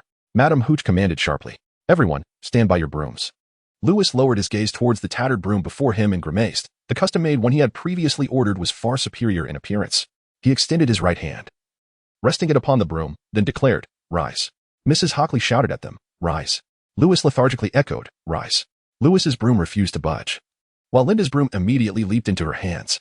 However, only a few brooms were as obedient as Linda's. Hermione's broom rolled on the ground and then remained still. She glanced at her fellow students and felt a sense of relief upon discovering that most of them were in the same predicament as her. Subsequently, Madame Hooch demonstrated the technique for mounting a broom without slipping off. She walked among the students, correcting their grip on the broomsticks. Lewis overheard Madame Hooch mention that Malfoy was not performing correctly, which explained why Malfoy frequently nearly collided with the helicopter. All right, when I whistle, you will push off the ground with both legs. Remember to exert force, Madame Hooch instructed. Hold the broom steady, rise a few feet, and lean slightly forward to return to the ground. On my whistle, 3-2. However, Neville was too anxious, fearing he would be left on the ground alone. He took off before Madame Hooch could blow her whistle. Come back, child, Madame Hooch called, but Neville was unable to control his flying broom in the air. He ascended higher and then slipped off the side of the broom. Wingardium Leviosa! Lewis swiftly drew his wand, shouting at the rapidly descending Neville. With a loud thud, Neville landed headfirst in the grass, curling up tightly. His broom continued to rise before drifting slowly towards the forbidden forest until it vanished from sight. Fortunately, only a broken arm, Madame Hooch remarked after inspecting Neville. All right, child, get up. You must thank Lewis. He saved your life. I'll take the child to Madame Pomfrey. None of you are allowed to move. Return your brooms to their places, or before you can utter Quidditch, you shall be expelled. Madame Hooch helped Neville to his feet, adding, And you, pansy, splendid levitation spell. 10 points to Slytherin. Thank you for the compliment. I could have done better, or else Neville wouldn't have been injured, Lewis humbly replied. Initially, Lewis thought Madame Hooch would catch Neville, so he hadn't worried. Only later did he realize her lack of response and hurriedly cast the spell. Thank you, Lewis. You saved my life, Neville said as he limped past, his face streaked with tears, clutching his broken arm as he left with Madame Hooch. As soon as Madame Hooch assisted Neville away, Malfoy erupted into laughter. Did you see his face? That big fool. The other Slytherin students joined in the laughter. Be quiet. Malfoy, Parvati Patil snapped. Oh, defending Longbottom? Pansy Parkinson chimed in, a rather unattractive Slytherin girl who inexplicably lingered near Lewis. I never imagined you would take a liking to that chubby little crybaby, Patil. Look, Malfoy exclaimed. Rushing to the spot where Neville had fallen to pick something up, an item sent by the dim-witted Longbottom's grandmother. Malfoy held up the memory orb, which gleamed in the sunlight. Hand it over, Malfoy, Harry whispered. Everyone paused to watch the two. I wonder where I should place it for Longbottom to retrieve. How about placing it in a tree? Potter? Malfoy said, as he mounted his broom and soared into the air. It appeared Malfoy was not merely boasting. He indeed flew quite well. Stopping provocatively beside a tree and gazing down at Harry. Harry seized his broom and forcefully kicked off the ground, ascending into the air. Harry, come down. You'll be expelled. Hermione anxiously shouted at Harry, but he seemed oblivious to her warning, heading directly toward Malfoy. Oh dear, Lewis, can you think of a solution? Hermione jogged to Lewis's side. Why should I think of a solution? It is rather unethical to interrupt their private rendezvous. You know, Lewis replied with a mischievous grin. Malfoy's various provocations toward Harry were merely to draw Harry's attention, and Lewis would never admit that both of them flew so skillfully that it stirred his envy. Hermione appeared startled by Lewis's remarks, stepping back as she gazed at the two in the sky, seemingly unable to process the situation. Hey, Hermione, you cannot discriminate against them. Love is equal, and you must respect their choices, Lewis chuckled softly. Hermione opened her mouth to respond, but suddenly pointed at the sky, exclaiming. Lewis looked up to see Harry diving rapidly toward the ground, evidently in control of his broom rather than losing control. Lewis grasped his wand tightly. Though jesting was in good spirit, it would hardly be amusing if Harry were to tumble down and break his neck. Ultimately, Harry emerged unscathed, having rushed down in pursuit of the memory ball that Malfoy had carelessly flung to the ground. However, he was eventually escorted away by Professor McGonagall. Poor Harry likely hoped for a light reprimand. While Lewis savored a delectable dinner, Hermione approached him, exclaiming, Lewis, I've heard that Harry is planning to duel Malfoy tonight. Can you find a way to prevent them? Hermione, that's rather inappropriate. You expect me to intervene during their late-night rendezvous? They would surely resent me for it. Lewis continued to relish his velvety pudding. Lewis. Hermione glared at him, vexed. All right, he conceded. I mean, they are merely young wizards. To be honest, I harbor doubts about their ability to cast even a single spell. The worst outcome would be them getting caught by Filch. So rest assured, nothing alarming will transpire. I understand, but he is so selfish. If they get caught, think of the points they would lose. Hermione retorted, visibly frustrated. Hermione, you must realize that children at this age often behave thus. Not everyone possesses your exceptional qualities, Lewis remarked, setting down his goblet. Thank you. Hermione replied, her cheeks flushed. By the way, I just remembered that I have an assignment I haven't completed. I must go gather some information. With that, she hurried back to Gryffindor. Master, congratulations, Linda remarked coldly. Congratulations? Why should I be congratulated? Lewis questioned, stuffing a tortilla into his mouth. It appears you have successfully increased Miss Granger's fondness for you, have you not? Linda gazed intently at Lewis. Dear Linda, I believe you have misunderstood. I was merely engaging in a normal conversation with her. Lewis swallowed hard. Humph, Linda snorted, departing from the dining table. Lewis continued to eat his dinner with a sense of helplessness, feeling utterly innocent, convinced he had done nothing wrong. Recently, Linda had shown him increasing disrespect. It was time to remind her of the terror of being dominated. Wait, it seemed she had always been the one instilling fear in him. Whenever she caused trouble in their childhood, she would instantly report to their mother, leaving poor Lewis to face a severe punishment. Conversely, whenever she erred, she would shift the blame onto Lewis, who, due to his frequent mischief, was readily deemed the instigator, while she watched with glee. Such reflections brought tears to his eyes, leaving him to wonder who the true sibling was. Despite Linda's role as Lewis's maid, it was evident that his parents favored her. If Linda were to concoct some falsehood and a letter home, Lewis would feel a cold sweat trickling down his back. The following morning at breakfast, Lewis observed an owl dropping a long, slender object before Harry. Davy swiftly delivered a broomstick to Harry. It appears Professor McGonagall is quite anxious since Gryffindor has been losing in Quidditch, Lewis remarked to Harry. How do you know that, sir? Linda inquired, looking puzzled. Quite simple. If Professor McGonagall witnessed his broomstick skills and did not punish him, she must be keen to recruit him, likely for the Gryffindor Quidditch team, Lewis explained. But first years aren't allowed to play Quidditch, are they? Linda frowned. Rules are made by people. Perhaps Professor McGonagall will make an exception for Harry, Lewis shrugged nonchalantly. This is hardly a concern. Although McGonagall appears rather stern, she understands the need for flexibility. Otherwise, she wouldn't hold the position of deputy headmistress at Hogwarts. At that moment, Hermione approached them, muttering, "Oh, for heaven's sake, I will never associate with them again." She sat beside Lewis, lamenting, "Hey, Lewis, Linda. Do you know what happened to me last night? I nearly lost my life. Did you encounter Filch?" Linda asked. Worse than that. While Harry, Ron, and I were hiding from Filch, we stumbled through a door that led to a three-headed dog. Hermione's face displayed her lingering fear. That must be a place guarding something significant, Lewis remarked. But I am more curious about how you ended up wandering the castle with them at such an hour. Don't even mention it, Lewis. I swear I will never associate with them again. Hermione huffed. Indeed, Hermione, boys are like that. Linda agreed wholeheartedly. Lewis shrugged. Hermione was sharp-tongued yet tender-hearted. Should Harry and the others require assistance, she would undoubtedly lend a hand. However, Lewis was quite intrigued by the concealed items and hoped for an opportunity to acquire them. On the eve of Halloween, upon awakening, Lewis was greeted by the tantalizing aroma of pumpkin pasties wafting through the corridor. Professor Flitwick even announced in their charms class that he believed they could commence levitating objects. Ever since witnessing Lewis rescue Neville with the levitation charm, they had been eager to master this skill. Now, let us not forget the subtle wrist movement we have been practicing, Professor Flitwick instructed, pairing them into partners for their training.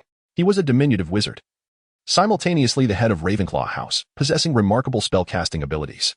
A swish and a flick. Remember, a swish and a flick. Professor Flitwick stood atop a stack of thick tomes. His voice sharp. Enunciation is crucial. Do not forget the tale of Baruffio, who mispronounced F's and found himself on the ground with a buffalo standing on his chest. Though Professor Flitwick made it sound simple, executing it was quite challenging. They were merely practicing levitating a feather rather than catching rapidly descending objects as Lewis had done. Wingardium Leviosa, Ron shouted, his arms flailing like a windmill, yet the feather remained utterly still before him. You've got it wrong. It's Wingardium Leviosa, Hermione remarked bluntly to Ron. In a fit of anger, Ron turned to Hermione and roared, if you're so brilliant, why don't you give it a go? Hermione gently waved her wand at the feather. Intoning the incantation, the feather gradually lifted from the table, hovering 4 feet above their heads. Well done. Professor Flitwick clapped his hands, exclaiming, everyone, look, Miss Granger has succeeded. Shortly thereafter, Linda also managed to levitate her feather, yet until class concluded, they remained the only two to accomplish the feat after class. As Lewis navigated the crowded corridor with Linda and Hermione, they overheard Ron complaining to Harry up ahead. No wonder everyone finds her unbearable. Honestly, she's like a nightmare. I can't fathom how Lewis tolerates her. Ron's mood appeared to have hit rock bottom, evidently feeling the sting of Hermione's prowess in Professor Flitwick's lesson. Lewis observed Hermione, her head buried in her book, hastily exiting, and as she passed by him, he distinctly noticed the tears glistening in her eyes. Linda shot an irate glare at Ron before dashing off to catch up with Hermione. Ron, she's a girl. It's rather unkind to speak to her that way. I saw her crying, Lewis remarked to Ron. So what? Ron replied, a hint of unease flickering across his face. For he too must have recognized that Hermione was alone without a friend. That's where you're mistaken. At least I am her friend. With that, Lewis cast a deep glance at Ron and quickly departed. In the subsequent class, Hermione did not attend, and throughout the afternoon, neither she nor Linda was seen. Lewis descended the stairs to partake in the Christmas Eve feast, and along the way, he overheard several girls discussing how Hermione was weeping sorrowfully in the girls' restroom, with Linda by her side offering comfort.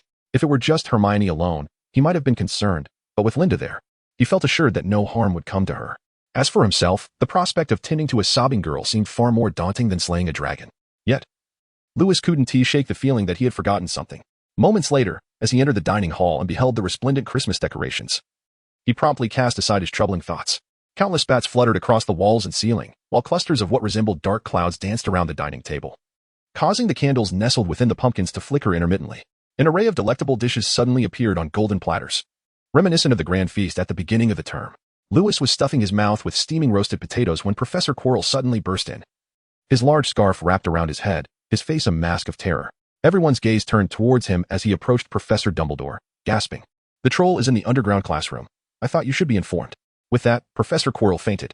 An uproar ensued in the dining hall, prompting Professor Dumbledore to cast his wand. producing a series of sharp explosions overhead to restore order.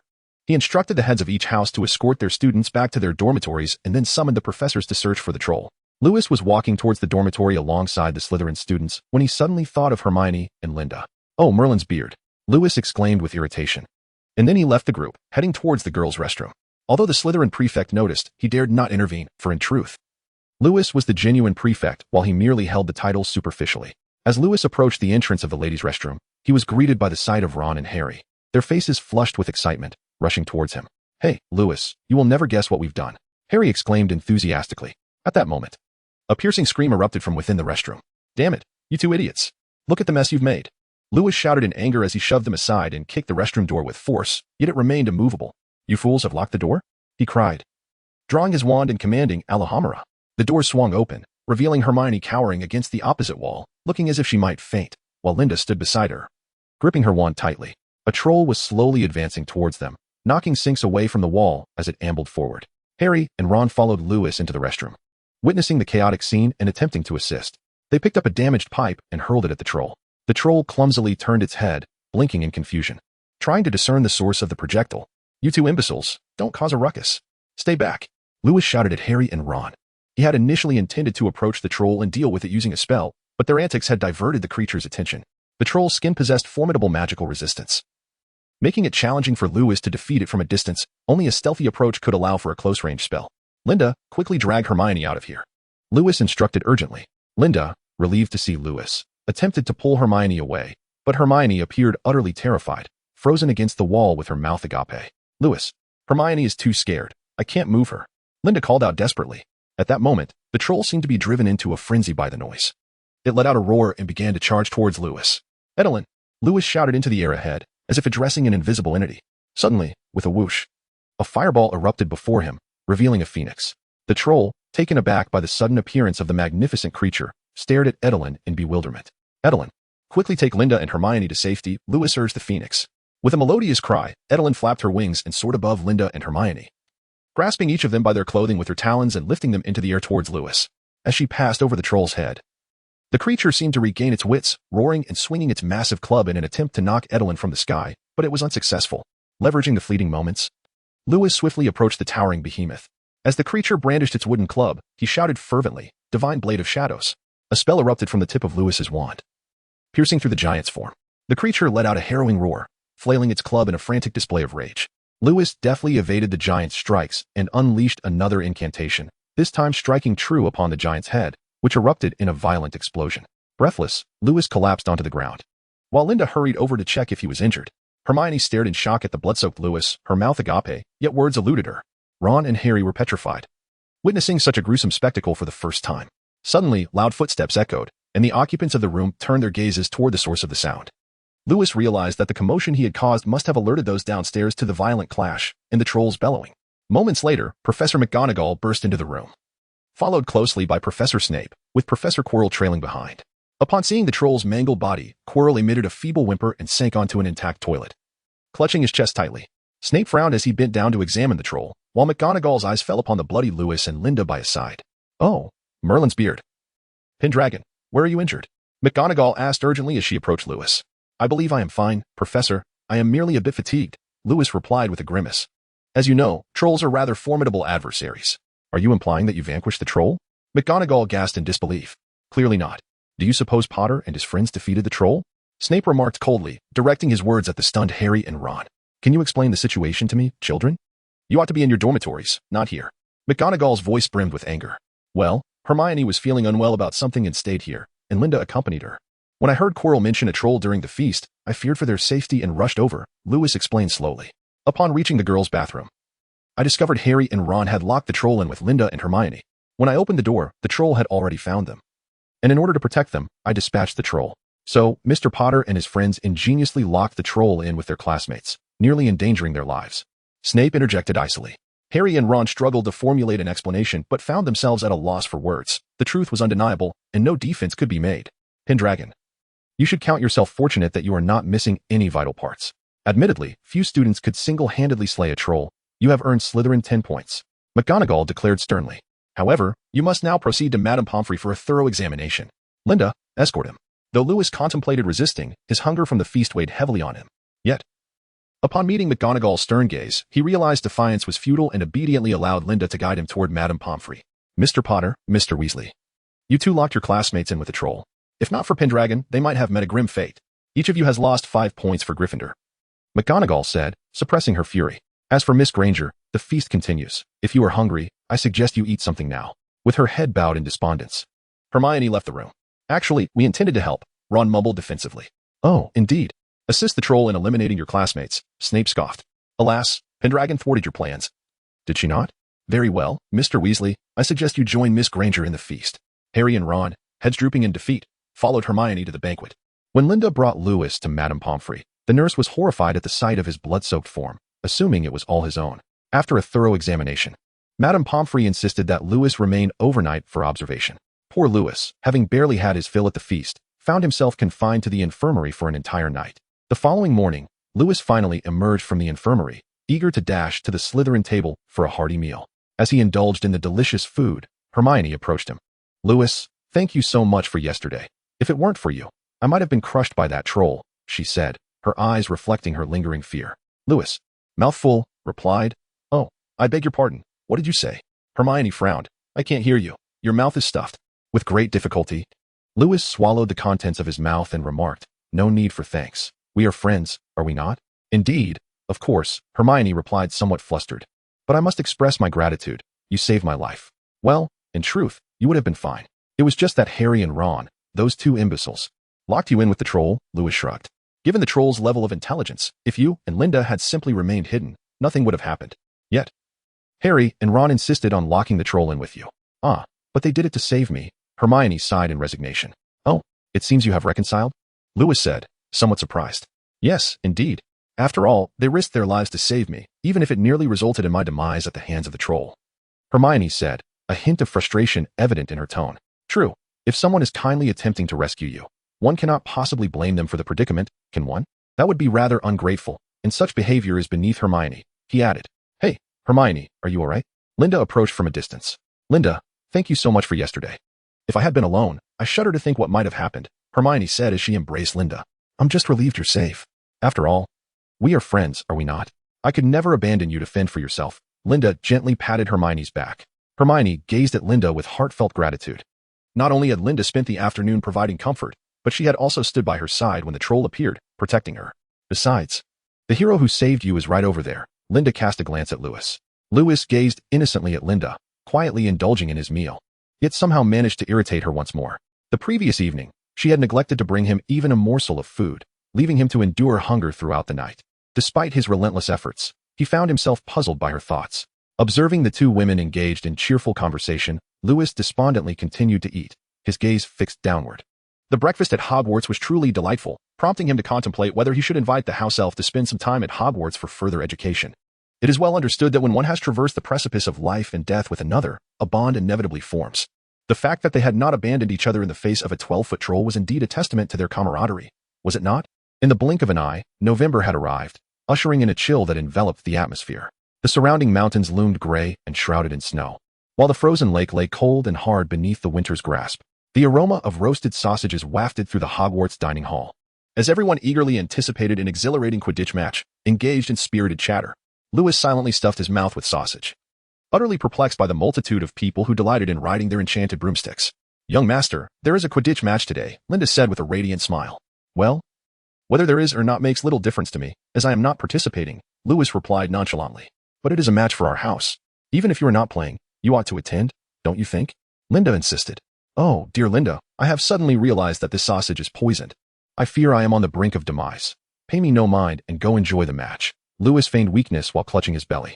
Young master, if that is the case, I shall escort you to Madame Pomfrey, Linda said, rising to assist Lewis. Louis was taken aback upon hearing that Linda intended to send him to Madame Pomfrey. He certainly did not wish to endure further torment in the infirmary. Oh, how is it that I suddenly feel perfectly fine? I am completely unscathed, he exclaimed, feigning surprise. As he spoke, he sprang to his feet and leaped a couple of times, even managing to swallow a sausage while in mid-jump. By 11 o'clock, there was no escaping it.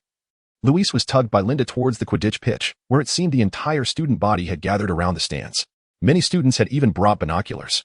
The seats felt as though they had been elevated high into the air, yet it remained difficult to discern the happenings of the match.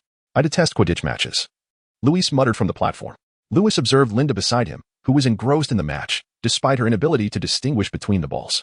The stadium resonated with the cheers of two rival colleges, accompanied by shouts of disdain. Had it not been for the presence of numerous professors, a brawl might have ensued. Meanwhile, Louis, overwhelmed by boredom, stifled yawns, and nearly succumbed to slumber. Amidst the cacophony of the two colleges, Harry's broomstick suddenly quivered in a startling manner. At that moment, Louis regained his composure and observed Harry Potter gripping his broom tightly with both hands, his knees clamped firmly around it. To an outsider, it appeared as though the broomstick was desperately attempting to dislodge its rider. However, it was inconceivable that a Nimbus 2000 would suddenly decide to throw its master off. Harry's broom zigzagged through the air, swaying violently at times, nearly causing him to be unseated. The match continued unabated, with seemingly no one noticing the peculiar behavior of Harry's broom. It writhed and twisted erratically, gradually elevating Harry higher and higher, away from the field. "Sir, what is Potter doing? Is he unable to control his broom?" Linda inquired of Louis, her brow furrowed in confusion. "Who knows? Perhaps he wishes to draw everyone's attention to himself," Louis replied with a dismissive shrug. Within Louis, a raucous laughter erupted. What was so remarkable about a flying broomstick? It was imperative to acknowledge the perilous nature of such an object. The young lad ought to abandon the broom and learn the art of soaring freely. Linda, tilting her head, observed Louis's mischievous grin. Had it not been for the absence of his wand, she might have suspected him of casting a malevolent curse upon Potter. In the distance, Hermione and Ron seemed to sense that something was amiss with Harry's broomstick. After a brief exchange with Hagrid, Hermione made her way toward the teacher's seating area. Navigating through the throngs of people proved arduous, yet she eventually reached the tier where Snape was situated. Swiftly, she maneuvered along the row of seats behind him. She collided with Professor Quirrell, who tumbled forward, but she did not pause to utter an apology. At long last, Hermione found herself beside Snape. She crouched down, drew her wand, and whispered an incantation. A brilliant flame erupted from her wand, darting towards the hem of Snape's robes. "Bravo!" Louis whistled in admiration. He watched in silence as Hermione stealthily ignited Snape's robes, although he was certain this was Hermione's inaugural attempt at setting her teacher's garment ablaze. She appeared remarkably proficient. High above, Harry suddenly regained control of his broom. He dove swiftly towards the ground, clutching his mouth as if to stave off nausea. Harry coughed repeatedly, and to everyone's astonishment, a small, golden, round ball emerged from his mouth. "I've caught the golden snitch," Harry exclaimed triumphantly, raising his hand high above his head, tightly grasping the limp snitch. The match concluded with Harry's capture of the golden snitch. Despite the Slytherin captain's incessant protests that Harry had not caught the snitch but had nearly swallowed it instead, his objections held no weight. Ultimately, the match ended with Gryffindor triumphing over Slytherin with a score of 170-60. Louis accompanied Linda as they approached Hagrid's quaint little hut. He had arranged for Hagrid to procure some materials from rare magical creatures. Just as he was about to knock on the door, he heard Ron's voice from within. It was Snape. Hermione and I both saw him casting a spell on Harry's nimbus. Upon hearing this, Louis resolutely knocked on the door. Hagrid opened it, revealing his bearded visage. "Oh, it's Louis. Do come in," Hagrid exclaimed. Louis and Linda followed Hagrid inside, where they found Harry and Hermione already present. "Ron, stop spouting nonsense. Why would Snape do such a thing?" Hagrid addressed Ron while welcoming them. Ron glanced at Louis and Linda, hesitating over whether to speak up. "We discovered something," Hermione began. "On Halloween night, when the troll broke in, he tried to get past the three-headed dog. That dog bit him, and we think he was attempting to steal what it was guarding." Unlike Ron, Hermione was unreserved, though Ron harbored doubts about Louis because he was a Slytherin. "How do you know about Fluffy?" Hagrid inquired, setting down his teacup. "Fluffy?"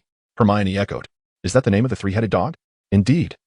I won him from a Greek chap while I was at a hotel last year. I lent him to Dumbledore for safekeeping." Hagrid hesitated. "Safekeeping what?"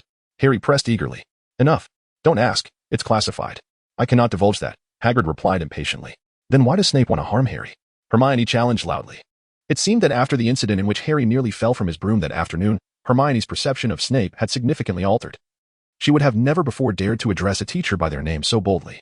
"Ahem," Louis coughed. Instantly, their attention shifted to him. "I concur with Hagrid. I don't believe Professor Snape is responsible for Harry almost falling from his broom," Louis stated. "Oh, of course, Snape is your head of house, so naturally. You wouldn't think it was Snape," Ron mocked. Louis raised an eyebrow, perplexed by Ron's unexpected antagonism towards him. He pondered whether he had inadvertently offended Ron. Harry discreetly tugged at Ron's sleeve, signaling him to remain silent. Hermione turned around and shot Ron a fierce glare, firmly believing that Louis would not unjustly protect Snape. "Enough," Hagrid exclaimed, his temper flaring. "Regardless of why Harry's broom went out of control, Snape would never wish harm upon a student. You are meddling in matters that do not concern you, and it is perilous. Forget about that large dog and the object it guards. This is a matter between Professor Dumbledore and Nicholas Flamel." "Ah, so it involves someone named Nicholas Flamel," does it? Harry inquired. Hagrid, in a fit of frustration, gulped down his drink in one go, angered at himself for revealing too much.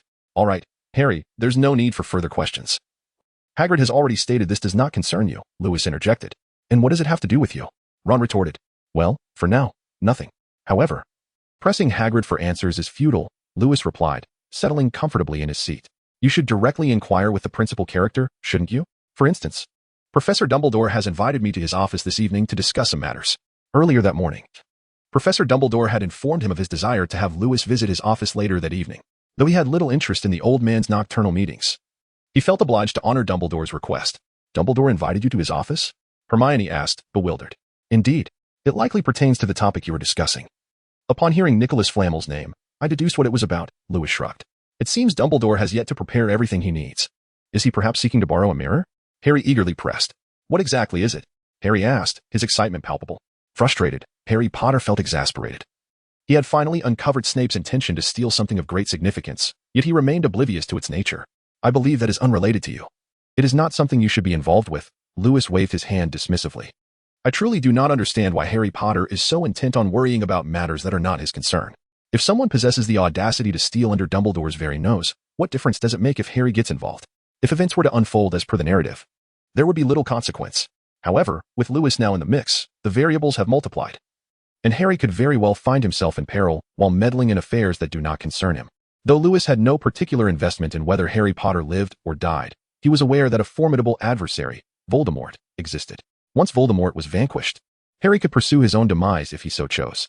For now, however, Harry's role as a weapon against Voldemort was invaluable, and it was best for him to remain alive. The greatest advantage of a time traveler lay in the narrative itself, and without it, Lewis would find his journey exceedingly challenging. So you are implying that you know who Nicholas Flamel is? Hermione astutely inquired. Well, if you can assure me that you won't share this information with anyone else, I may divulge his identity, Lewis replied, casting a sidelong glance at Harry and Ron. Hermione hesitated, contemplating Lewis's words. If she could not share this knowledge with Harry and Ron, then learning it would serve little purpose. Suddenly, she turned her gaze toward Linda.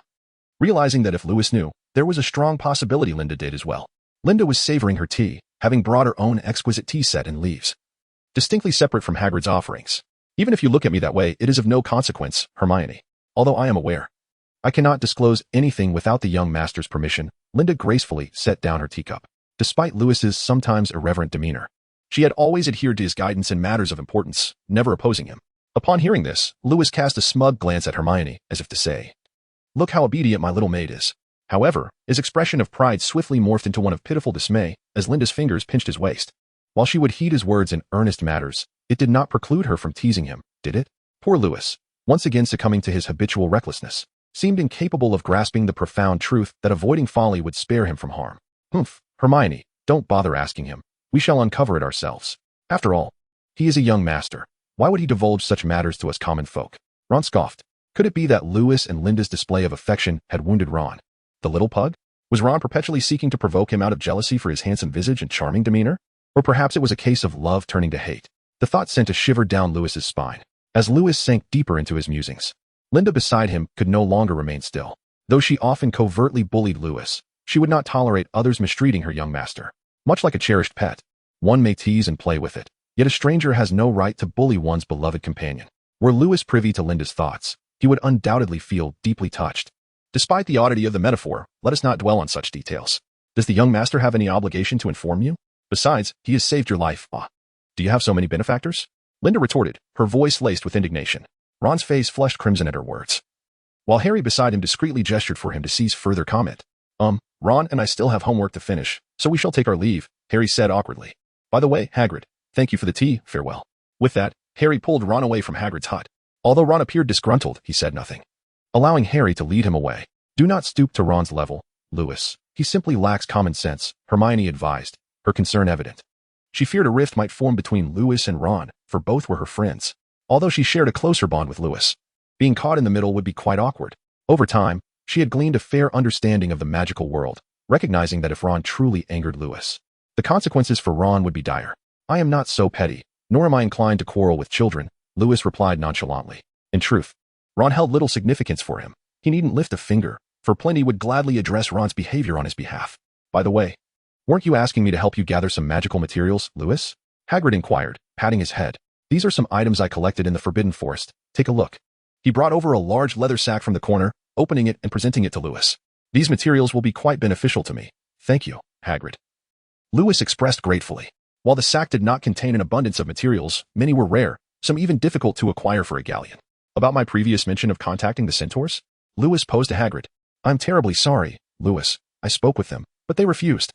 Some of them do not even welcome me, Hagrid responded, his expression one of sincere regret. Lewis sighed inwardly. Indeed, this matter proved to be far from straightforward. It's all right. I understand that this is not an easy task. You have done remarkably well, Lewis reassured. Lewis suddenly discovered some silvery fur in the large bag of materials prepared by Hagrid, and thus he inquired, Is this unicorn hair, Hagrid? Yes, it is. Given to me by a few unicorns with whom I share a close bond, Hagrid replied with a hint of pride. Then, perhaps, might you also acquire unicorn blood? Lewis asked, slightly excited.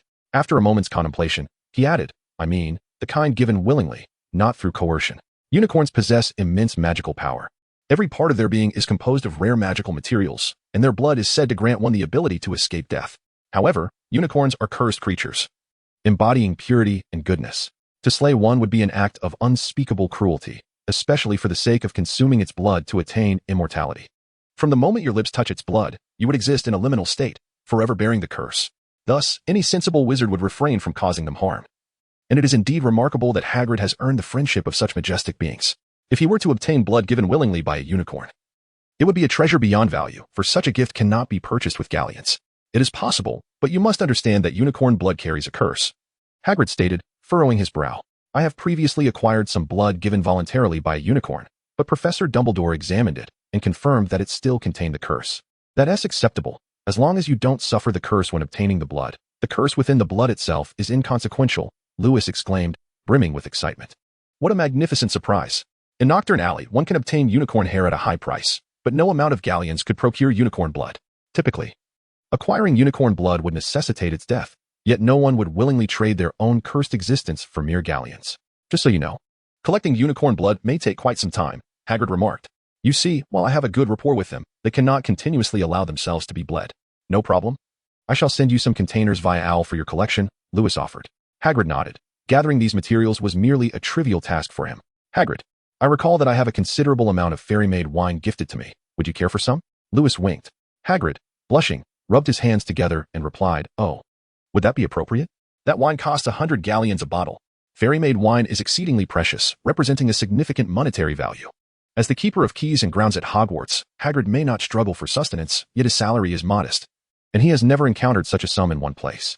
You must understand that the purchasing power of a single galleon is substantial. For instance, Ron has only ever seen silver sickles in his lifetime, and a bottle of wine priced at 100 galleons is beyond the reach of families like Lewis, who are accustomed to wealth, and even if they could afford it, it would hardly be deemed worth the expense. We are friends, are we not? Moreover, I am not referring to ordinary fairy-made wine. I speak of a rare vintage, limited to 5 bottles each year, Lewis tempted. Oh, thank you, Lewis. I am exceedingly grateful. Hagrid's face flushed with gratitude. After a while, Lewis and his companions bid Hagrid farewell, departing beneath the gaze of his rosy-cheeked, bearded visage as they left his small wooden abode. At 8:30 in the evening, Lewis arrived at the entrance to Professor Dumbledore's office. He gazed at the statue at the door and softly uttered, Honeydukes. The statue slowly parted, allowing Lewis to enter through the passage it revealed. Welcome to my office, Mr. Pendragon, Dumbledore greeted with a smile from his position at the headmaster's desk. It is my honor, Professor Dumbledore, Lewis replied. Lewis approached Dumbledore's desk, and with a flourish of his hand, Dumbledore conjured a chair. Lewis smiled at Dumbledore before taking a seat. How about some cockroach clusters, Mr. Pendragon?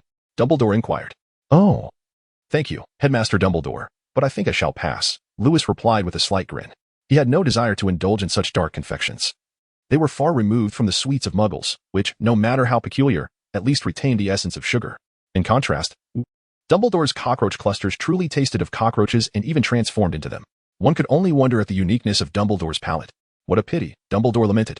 Lewis gazed at Dumbledore's expression of regret, internally rolling his eyes. Was it true that the more brilliant a person was, the more peculiar they became? Ah. It seemed he too was often labeled a genius. Did others perceive him as equally strange? Professor Dumbledore, may I inquire what brings you here? Lewis asked. It is as follows. Due to a particular matter, I require the mirror of Ariste. Unfortunately, I have sought out several old friends, yet none possess the mirror. At this juncture, I paused briefly. I was informed that your family once owned it, so I reached out to your father. However, He mentioned that he gifted the Mirror of Adheres to you for your 11th birthday and suggested I directly seek your consent if I wish to borrow it. Would you consider lending it to me for a while? I assure you, it shall remain unharmed. With that, Dumbledore interlaced his fingers and regarded Lewis intently. He had approached Lewis's father with a strong belief that the mirror could be borrowed, only to learn it had already been bestowed upon Lewis. Typically, a wizard of Lewis's age would not wield much influence within their family. Yet, from the words of Lewis's father, it was evident that Lewis possessed complete autonomy over his belongings, a situation that even Dumbledore's influence could not alter. When Dumbledore had personally invited Lewis to enroll, it was partly due to Lewis's prodigious talent and partly owing to his family standing. Now, at merely 11 years of age, Lewis had garnered such trust from his father, leaving Dumbledore intrigued about the underlying reasons. A particular matter? Perhaps, the Philosopher's Stone? Lewis raised an eyebrow. I must concede, there are indeed geniuses in this world. Lewis, Dumbledore remarked, his applause tinged with astonishment. I believe no one can truly be deemed a genius in the presence of the most formidable white wizard, Lewis humbly replied. Oh, to be honest, aside from Madame Pomfrey's compliment on how splendid I looked in a scarf, this is the first time my face has flushed so, Dumbledore chuckled. May I ask why you go to such lengths to conceal the Philosopher's Stone? Forgive my impertinence, but wouldn't it be safest for you to carry it with you? I imagine that even in Voldemort's prime, he wouldn't dare attempt to steal it from you, Lewis inquired, a hint of uncertainty in his voice. This had long puzzled him. Knowing full well that hiding the stone in Gringotts would not deter those intent on seizing it, yet Dumbledore insisted on placing it within Hogwarts, setting up mere obstacles as if to invite theft. I have always encouraged people to utter Voldemort's name rather than refer to him as he who must not be named. Mr. Pendragon, at your age, you possess remarkable excellence and courage, Dumbledore praised. Had it not been for the Sorting Hat's decision during the house allocation, I would have welcomed you directly into Gryffindor. While I am grateful for your kind words, might you indulge my modest curiosity? Lewis inquired. Haha, it seems I cannot conceal anything from you, Dumbledore laughed heartily. Lewis felt a surge of relief. Fortunate indeed was he to have lived 2 lifetimes. Had he been but 11 years old, he would surely have been misled by Dumbledore into a state of utter confusion. That cunning old fox, persistently evading the crux of the matter, sought to snatch the Mirror of Adheres from him with the utmost ease. You are aware of Harry S.'s situation, are you not? There exists a prophecy foretelling that he shall vanquish Voldemort. Hence I wish to nurture his potential. Dumbledore spoke slowly. Understanding dawned upon Lewis. Dumbledore aimed to have Harry train under Voldemort's current vulnerability. Only Dumbledore possessed the audacity for such an endeavor, for the mere mention of Voldemort sent others fleeing in terror. I can offer my assistance, but I have a condition. You must know that the Pendragon family has always maintained neutrality. We do not aid either side, Lewis stated. If it is within my power, Dumbledore replied. Since the Philosopher's Stone serves merely as bait, I hope you will grant me the stone once this is concluded. Lewis said softly. This presented a legitimate opportunity to acquire the stone, an endeavor almost impossible if one were to attempt to wrest it forcibly from Dumbledore. Dumbledore lowered his head, furrowing his brow in contemplation. I can tentatively agree, but bear in mind that this is a borrowed item from Nicholas Flamel, and I must seek his consent. Dumbledore raised his gaze, adding, moreover, I wish for you to grasp a fundamental truth. Immortality is not always as splendid as it appears. You are still young. There is no need to rush. The lenses of Dumbledore's glasses reflected the wisdom glimmering in his eyes. To be precise, the Philosopher's Stone does not grant eternal life. It merely prolongs existence. Although Nicholas Flamel is heralded as the greatest alchemist for this creation, the absence of attempts to seize the stone underscores its true nature. To gain something, one must relinquish something else. Alchemy is eternally governed by the principle of equivalent exchange. The stone merely delays the inevitable arrival of death, and Dumbledore trusted Lewis was acutely aware of this information. Should one truly desire everlasting life, every wizard possesses the opportunity to become a ghost. However, nearly all wizards decline the choice of becoming a specter after death, indicating that sometimes the act of living pales in comparison to the option of dying. Of course, my interest is solely as an alchemist. Despite its flaws, it remains a remarkable creation, Lewis mused. Although the Philosopher's Stone comes with various limitations and defects, it exerts a deadly allure for one who teeters on the brink of death, devoid of all else. I merely fear you might stray from the right path. You are, without a doubt, the most astute student I have encountered at Hogwarts. Prior to you, there was another exceptionally gifted student, yet I failed to guide him properly, leading him astray. This, I must admit, is my fault. A trace of sorrow flickered in Dumbledore's eyes at that moment. Lewis sighed inwardly. If his conjecture was correct, Dumbledore was currently lamenting Voldemort. Who could possibly connect the exceptionally gifted and well-mannered student from school with the later, ruthless Voldemort? As a gesture, I would accompany the valiant Harry during his trials. What do you think? Lewis inquired. That would be splendid indeed, for no one can guarantee that unforeseen troubles won't arise. Your presence would certainly put my mind at ease, Dumbledore replied with delight. Lewis merely shrugged. It was a trifling matter to him. Moreover, the prospect of acquiring the Philosopher's Stone later seemed rather promising. Would Dumbledore truly have the audacity to reclaim it? After Lewis repeatedly declined Dumbledore's offer of some cockroach clusters as a gift, he swiftly departed from the headmaster's office. As Christmas approached on a serene morning in mid-December, Lewis and Linda were quietly engrossed in their studies in the library. At that moment, Hermione, along with Harry and Ron, also entered the library. Hermione retrieved a small note from her pocket, while Harry and Ron meandered aimlessly in front of a row of books. Lewis observed as Harry approached the restricted section, seemingly eager to explore its contents. Unfortunately, accessing any forbidden book required the signature of a certain professor. When Lewis witnessed Madame Pants, the librarian, shooing Ron and Harry away with her feather duster, he nearly burst into laughter. Lewis contemplated that they were likely still investigating Chani Colame. What a group of children they were. He selectively forgot that he was, in fact, of the same age as them. Young master, it's time for lunch. We should head out, Linda reminded him. Oh, indeed, Lewis replied. Subsequently, he borrowed an advanced tome on spell intricacies and departed the library with Linda. At the library's entrance, they encountered Hermione and her companions, who were still engaged in hushed whispers. Hello, Lewis, Linda. Are you here to borrow books? I didn't see you earlier. Hermione inquired upon seeing them emerge. Oh, Linda and I were seated in the corner. However, I did notice you, especially when Mrs. Pants chased you out with a feather duster, Lewis said, stifling a laugh. Harry and Hermione's faces instantly turned awkward, Harry for being caught in an embarrassing moment, and Hermione feeling the same mortification for accompanying them. Ron, with a disgruntled expression, glared at Lewis, who was suppressing laughter. Although Lewis's tone seemed jestful, Ron stubbornly believed he was being ridiculed.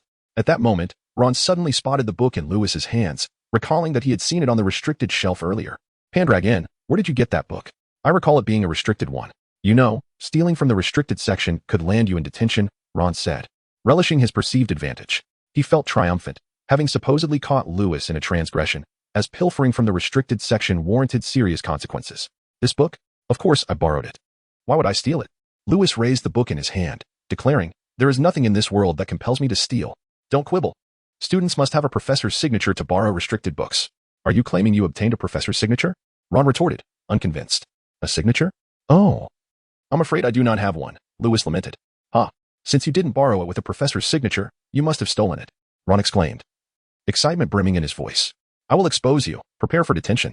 Harry and Hermione appeared exceedingly uncomfortable, as typically students would not report their peers' transgressions unless they were sworn enemies. Students generally formed a camaraderie, with most having committed some infraction of school rules. There was no need to harm one another, after all. Some students even relished their rule-breaking antics, such as Ron's twin brothers, who seemed to create havoc every few days. Yet were never caught due to a peer's denunciation, but rather through the professor's observations. Ron, stop it, Harry implored, awkwardness etched on his face as he tugged at Ron's robe. I apologize, Lewis. He isn't usually like this. If there were a hole nearby, Harry would surely wish to crawl into it. Perplexed as to why Ron insisted on confronting Lewis, Harry attempted to pull Ron back, but Ron was half petrified, resisting Harry's efforts with stubbornness. How many points has he cost us? Now that we've caught him, we must inform Professor McGonagall and have her deduct points from Lewis, Ron insisted. Well, it seems Ron has decided to shift the blame for his own point loss onto Lewis. Lewis declared that he would not take the blame for the pot. It was Ron's foolishness that led to his own deductions. However, Ron appeared to have not completely lost his wits, as he understood the importance of informing Professor McGonagall rather than Snape. Had he impulsively opted to inform Snape, Lewis would have seriously questioned the soundness of his mind.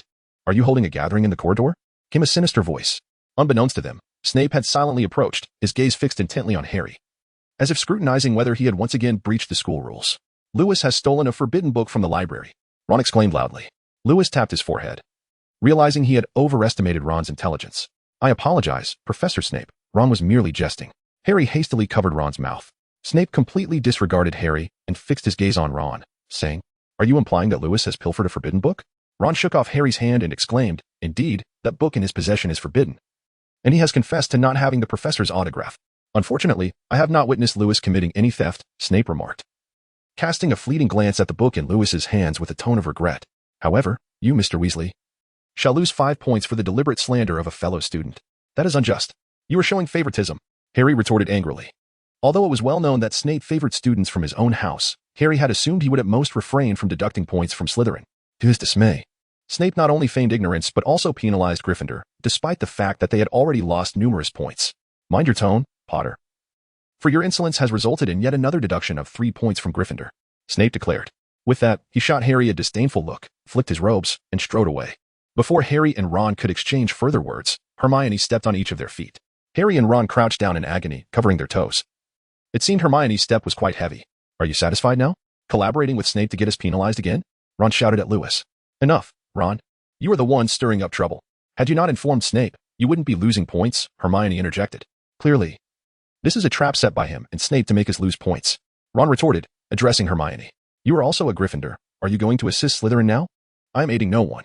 I merely support the reasonable side, Hermione replied, angrily kicking Ron before storming off. Poor Ron, clutching his leg, glared fiercely at Lewis, declaring, even if Snape shows you favoritism, it will be of no avail. I will inform Professor McGonagall. She will not be biased towards you. At that moment, Harry ceased to dissuade Ron, as he too found the situation rather coincidental. While he did not believe Lewis was intentionally ensnaring him, he would certainly relish the prospect of Slytherin losing some points. Lewis clutched his head in agony, as Ron's behavior evoked memories of unruly children stubbornly opposing authority. He would rather confront individuals who posed a genuine threat than deal with Ron. After all, he was a man of adult sensibilities. And facing a child who resorted to threatening him with a teacher's intervention left him utterly speechless. Alas, Lewis sighed. Ron, your Weasley family is known for its intelligence. Why has it manifested so differently in you? Lewis gazed at Ron with a look of pity, reminiscent of the Weasley twins, mischievous yet undeniably clever. As for the other two brothers, their brilliance as students was beyond question. Yet, here was Ron, neither particularly intelligent nor amenable. With his circle of friends limited to Harry and a few others, it was perplexing how someone from such a magical lineage could find himself in such a dismal situation. Upon hearing Lewis's remarks, Ron's eyes flared with indignation as he exclaimed, "How dare you insult my family?" At that moment, Lewiston appeared utterly bewildered. "When did I insult your family? I was clearly praising your kin," he exclaimed. "You must be mistaken." Lewis replied with an innocent expression. "You dare not even acknowledge it. You coward." Ron bellowed at Lewis, "I challenge you to a duel." Lewis felt utterly exhausted. Despite his family's wealth and influence, he had never engaged in bullying others. Why then did Ron single him out? If memory served him well, his family maintained amicable relations with nearly all the members of the Ministry of Magic. This meant that with just a few words, Ron's father, who worked at the ministry, could very well lose his position. Lewis was perplexed by Ron's audacity, although it was unlikely that such trivial matters would lead to his father's dismissal. If Ron had issued a challenge to duel, then teaching that unruly child a lesson seemed a fitting response. Only by inflicting some pain would he deter further provocations. "Very well, as you wish," Lewis said nonchalantly. "However, Weasley, if I recall correctly, you haven't mastered many spells, have you? That is of no concern to you," Ron retorted, hoping Lewis would not be like Malfoy, who had backed out of a duel. "When do you wish to engage?" Lewis inquired. "Tonight," Ron exclaimed eagerly. "Tonight? Why must it be at night?" Lewis asked, puzzled. It was a duel, not a date. He simply could not fathom the child's reasoning. Ron appeared taken aback by Lewis's question, staring at him blankly. "Oh," Lewis sighed, "if there is no compelling reason for it to be at night, let us settle it at noon tomorrow. During lunch, I can enlist Professor Snape as the referee." Lewis suddenly realized his own folly. He was well aware that the mischievous child acted impulsively, without any consideration for the next step. Why seek out Snape? Do you wish for him to show you favoritism? Ron inquired. "If you possess any skill, you might as well approach Professor McGonagall. I believe that would lead us to duel in the detention chamber." Lewis replied impatiently. "At least Professor Snape would relish the sight of you being bested by me, and he would not impose any punishment upon me." Lewis felt his patience wearing thin, particularly as hunger gnawed at him. It was lunchtime, after all, and for a connoisseur of fine cuisine, nothing was more vexing than being interrupted at mealtime. Although Ron was reluctant to concede that Snape should serve as the referee, he had to admit that Lewis had a valid point. If he were to summon Professor McGonagall for the role, she would undoubtedly impose a detention on him. Why must there even be a referee? "Are you so timid that you dare not duel me without Snape as protection?" Ron barked. "This is merely a duel between students. If your intent is truly to kill me, then a referee is unnecessary. Only one of us shall emerge alive." Lewis retorted sharply. His mood had soured considerably. And if Ron persisted, he would consider sending him to stay with Madame Pomfrey for a couple of days. "Well, fine," Ron hesitantly replied, seemingly daunted by Lewis's assertion that only one could survive, his speech faltering. "Very well, then. I must hasten to lunch. Let us meet on the grounds tomorrow at noon," Lewis declared, not waiting for Ron to utter another word as he strode off towards the dining hall with Linda. "Ron, I believe it is an exceedingly unwise decision to duel Lewis, especially considering he has slain a troll," Harry remarked, exasperated. Ron seemed to have realized the folly of his actions, yet he stubbornly insisted, "I am not some lumbering troll." "All right. You might want to inquire with Hermione about any quick spells you can learn. I hope it proves beneficial," Harry shrugged. Harry reasoned that since Lewis had voluntarily suggested the need for a referee, it implied that no one would be harmed. As long as one still drew breath, Madame Pomfrey would be able to heal them, so Harry was not overly concerned. "She is in cahoots with Lewis. I can defeat him on my own, if need be. I'll simply overpower him with my fists." Ron fumed. Harry sighed, realizing that further arguments would be futile. Ron was beyond reason. The following noon dawned bright and sunny, with the air crisp and dry. Lewis lay languidly in his room, squinting as he basked in the warm sunlight, a cup of red tea delicately held in his hand, taking occasional sips. "Young master, if you do not make a move soon, you will be late," Linda gently reminded him. "Late? ISNT at the lunch break now?" Lewis replied in a languid tone, relishing the comforting rays of the afternoon sun. "You have a duel scheduled with Ron today, have you forgotten?" Linda continued. "Oh, right. Perhaps I should skip it. Battling a mere child is far less appealing than soaking up the sun," Lewis said without lifting his head. "Of course. It is your decision," Linda responded, "but do you recall that you arranged for Professor Snape to officiate yesterday?" A sense of helplessness suddenly washed over Lewis. Ignoring Ron was of little consequence to him, yet deceiving Snape would be unwise, especially considering their impending collaboration. "Oh, Merlin's beard. Is it too late to claim that I am unwell and unable to attend?" Lewis lamented. "Of course, I shall assist you in securing a room with Madame Pomfrey." "Rest assured," Linda replied with utmost seriousness. Had it not been for the smile playing at the corners of her mouth, one might have easily mistaken her for a devoted maid from the tone of their exchange. Lewis now sincerely regrets his decision to agree to the duel, akin to choosing to rise from the cozy warmth of his bed on a winter's day. With a heart full of discontent, he strides towards the playground alongside Linda. In his mind, he resolves to deliver a thorough lesson to Ron, a means to vent his frustrations. As Lewis and Linda approached the playground, they noticed a throng of students gathered around it. "Is there a Quidditch match today?" Lewis inquired, his brow furrowed with curiosity. "To my knowledge, there isn't, sir," Linda replied, her expression one of concern. She had never heard of a Quidditch match scheduled for that day, although her master had little interest in the sport as a diligent maid. She understood the importance of being well-informed. "Sir, allow me to go ahead and ascertain the situation," she suggested, intent on discovering the reason for the crowd. The thought of inadvertently causing a delay in her master's duel due to her ignorance was unacceptable to her. While it may not have been a formal duel, her principles as a maid compelled her to avoid any unnecessary complications for her master. "Don't be so serious, Linda. Let's go see together," Lewis said, gently pulling her along as she was about to enter the playground. Lewis pulled the frowning Linda to the playground, where he noticed Ron and Harry anxiously standing in the center, while Snape, with an unmistakably displeased expression, stood nearby. "Lewis, hurry over here. You are late," Snape remarked. With a sense of frustration, Lewis accompanied Linda to the scene before them. Although they had indeed arranged for a duel, the presence of a throng of students was perplexing. "Professor Snape, why are there so many students here? Is there a competition today?" Lewis inquired, disheartened. "They have all come to witness your duel with Ron," Snape replied calmly. Originally, the Gryffindors sought to cheer for Ron, but upon noticing the Gryffindor gathering on the grounds, the Slytherins decided to join as well. Upon hearing this, Lewis began to grasp the situation. It seemed that Ron's loose lips had disseminated the news of their impending duel throughout Gryffindor. The Gryffindors, known for their penchant for stirring up trouble, could not resist the allure of such an entertaining spectacle. As for the Slytherins, their long-standing rivalry with Gryffindor meant they were compelled to oppose whatever Gryffindor was up to. It was evident that, upon discovering Gryffindor's antics, they had chosen to counteract their endeavors, and as the news of the duel spread, the crowd only grew larger, eventually attracting students from the other two houses as well. Contemplating the situation, Lewis nearly succumbed to the urge to flee. What was supposed to be a straightforward duel had devolved into a spectacle for onlookers. And had he known he would be treated like a mere sideshow, he would have readily agreed to Ron's suggestion of a nighttime duel instead.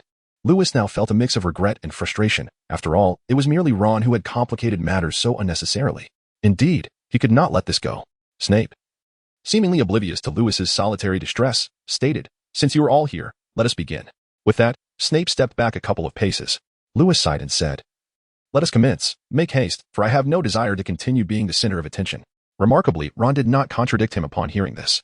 With a stiff expression, Ron raised his wand, aiming it at Lewis, who could distinctly observe the tremor in Ron's wand. "Disarm you," Ron shouted with a quivering voice. However, nothing transpired. It was evident that Ron's spell had failed. "Disarm you," Ron attempted to shout louder. Yet, he still could not successfully cast the spell. For magic does not amplify in potency merely by the volume of one's voice, rendering Ron's effort to raise his volume utterly futile. Lewis gazed at Ron with a look of pity as he recited the incantation, his face pale and drawn.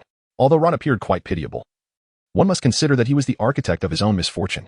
As the saying goes, one must be sincere when admitting their mistakes and stand firm when facing retribution. Moreover, the baby was consumed by a tempest of anger. When one walks into the line of fire, who is to be spared from the consequences? With an expression of serene composure, Lewis drew forth his wand and pointed it at Ron, invoking the spell upside down. In an instant, Ron appeared as though his feet were seized by an unseen force, causing his entire body to invert. As he hung upside down, Ron's robes enveloped his head, and in the unexpected upheaval, his wand was flung from his grasp. It was time for the unruly child to taste the bitter fruits of his insolence, Lewis mused, feeling a surge of displeasure. "Enjoy the slug," Lewis intoned slowly. Ron's eyes widened in disbelief, and he covered his mouth, looking as if he were on the verge of retching. Ugh, ugh, ugh. As Lewis lifted the spell of Upside Down, Ron collapsed to the ground, gagging. One by one, repulsive slugs emerged from his mouth, each coated in a revolting slime. Whether it was the slug's own mucilage or not remained unclear. Pendrag in is victorious, Snape remarked coolly, then added, as for you, Weasley, do remember to clean this place up before you leave. With a disdainful glance at Ron, Snape strode away. Lewis, can you lift this spell? Harry asked, a hint of embarrassment in his voice. Louise shrugged and said, I'm sorry, I cannot do it. Louise, please spare Ron. I assure you he will not trouble you again in the future. At that moment, Hermione approached. She had been observing from the sidelines. Although she had long known that Ron was no match for Louise, she was taken aback to see that Ron couldn't even cast a spell. Lewis turned to Hermione and, after a moment, suddenly inquired, you taught the disarming charm to Weasley, didn't you? What are you saying? Hermione averted her gaze from Lewis.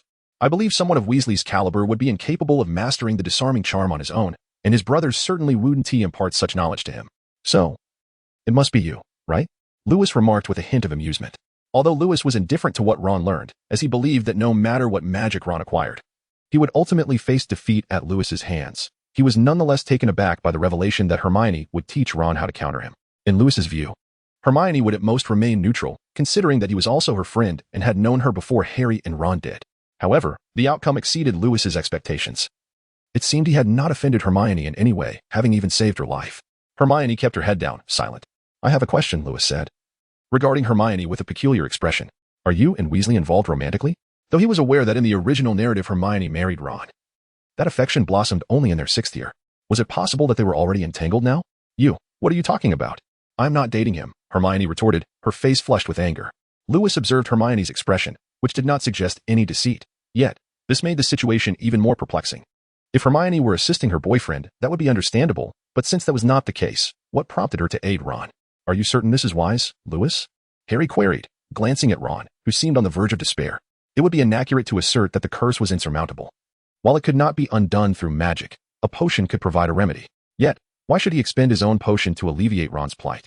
Ron, who seemed perpetually intent on causing trouble, had now managed to create quite a scandal. Lewis felt an overwhelming urge to throttle the boy. After all, it was unlikely that anyone would perish at most. Ron would endure some discomfort, perhaps lose his appetite for a while, and carry a lifelong aversion to slugs. Were these not the very antics that villains relished? Lewis felt as though he was straying further down the path of villainy, perhaps to the point of no return. Yet, he dismissed such concerns. After all, what was wrong with being a villain? Typically, villains possessed a certain charm that heroes often lacked, did they not? However, in the world of Harry Potter, the chief antagonist, Voldemort, was rather unattractive. Thus, Lewis resolved to uphold the aesthetic appeal of villainy himself. Rest assured, if I take action, you need not worry. As the saying goes, there is no obstacle in life that one cannot overcome, and if there is, one simply grows accustomed to it. Lewis nonchalantly remarked, secretly hoping Ron would suffer a bit more to alleviate his own frustration. Harry looked at Lewis in bewilderment, perplexed by his theories. Could it be that the wizarding world operated on such principles? Perhaps, considering the myriad wonders that existed within that realm. With that, Lewis declared he was leaving. For he was quite busy, dealing with matters worth thousands of galleons. Without waiting for Harry to respond, he departed with Linda. Young master, you sometimes utter the most peculiar remarks, Linda commented as she trailed behind him. Oh, don't sweat the details, Lewis chuckled. Upon returning to the castle, they parted ways. As Linda wished to check on Hermione, although she invited Lewis to join her, he claimed to be too occupied, needing to visit Snape, and thus regrettably declined. Whether he was genuinely busy or merely avoiding the visit was a secret known only to him. Grasshopper, Lewis called out to the statue before him.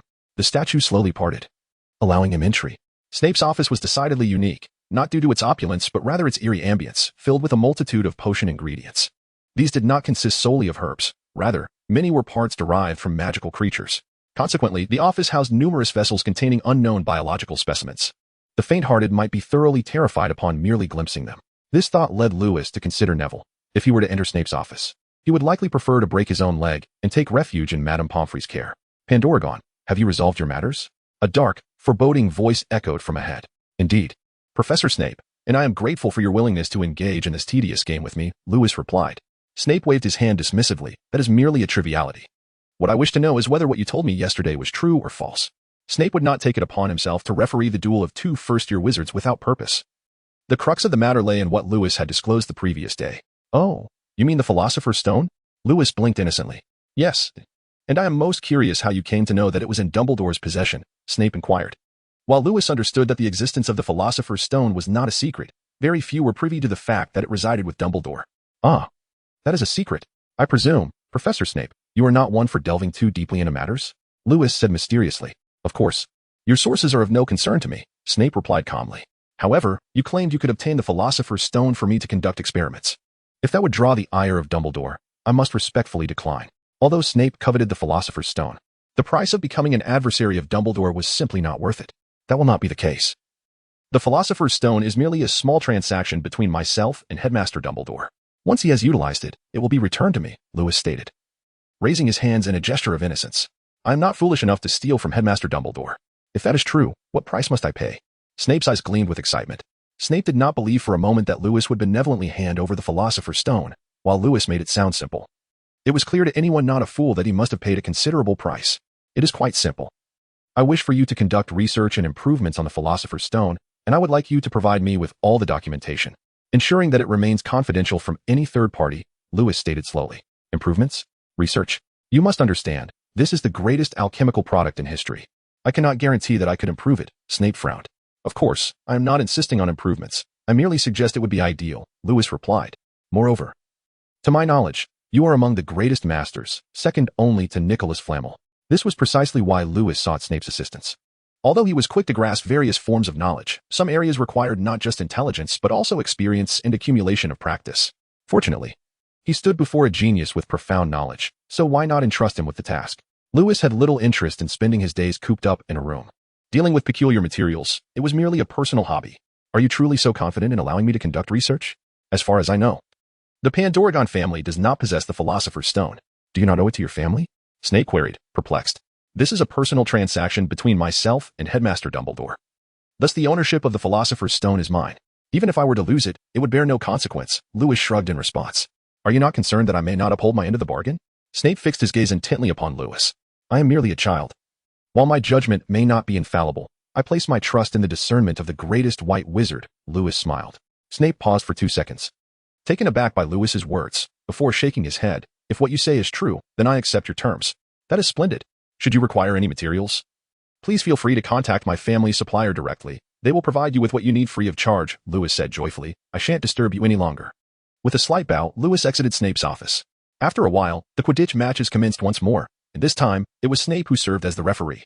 Lewis dared to swear before Merlin, while Snape appeared exceedingly reluctant. Anyone who dared to provoke him at that moment would undoubtedly face his fierce reprimand. Fortunately, this Quidditch match passed without incident. Harry's broomstick refrained from attempting to dislodge him, and Harry successfully captured the golden snitch, securing victory in the match. Lewis remarked that Snape's mood had undoubtedly deteriorated, evident from the predatory glint in his eyes. After the competition concluded, Linda sought out Hermione once more. As she had been enjoying her company quite a bit lately, Lewis expressed his frustration, feeling as though he was indeed the protagonist, yet grappling with a profound sense of abandonment by the world. In the ensuing weeks, Linda confided in Lewis that Hermione had informed her of her awareness regarding Nicholas Flamel's identity, and that Hermione and her companions suspected Snape of attempting to steal the Philosopher's Stone.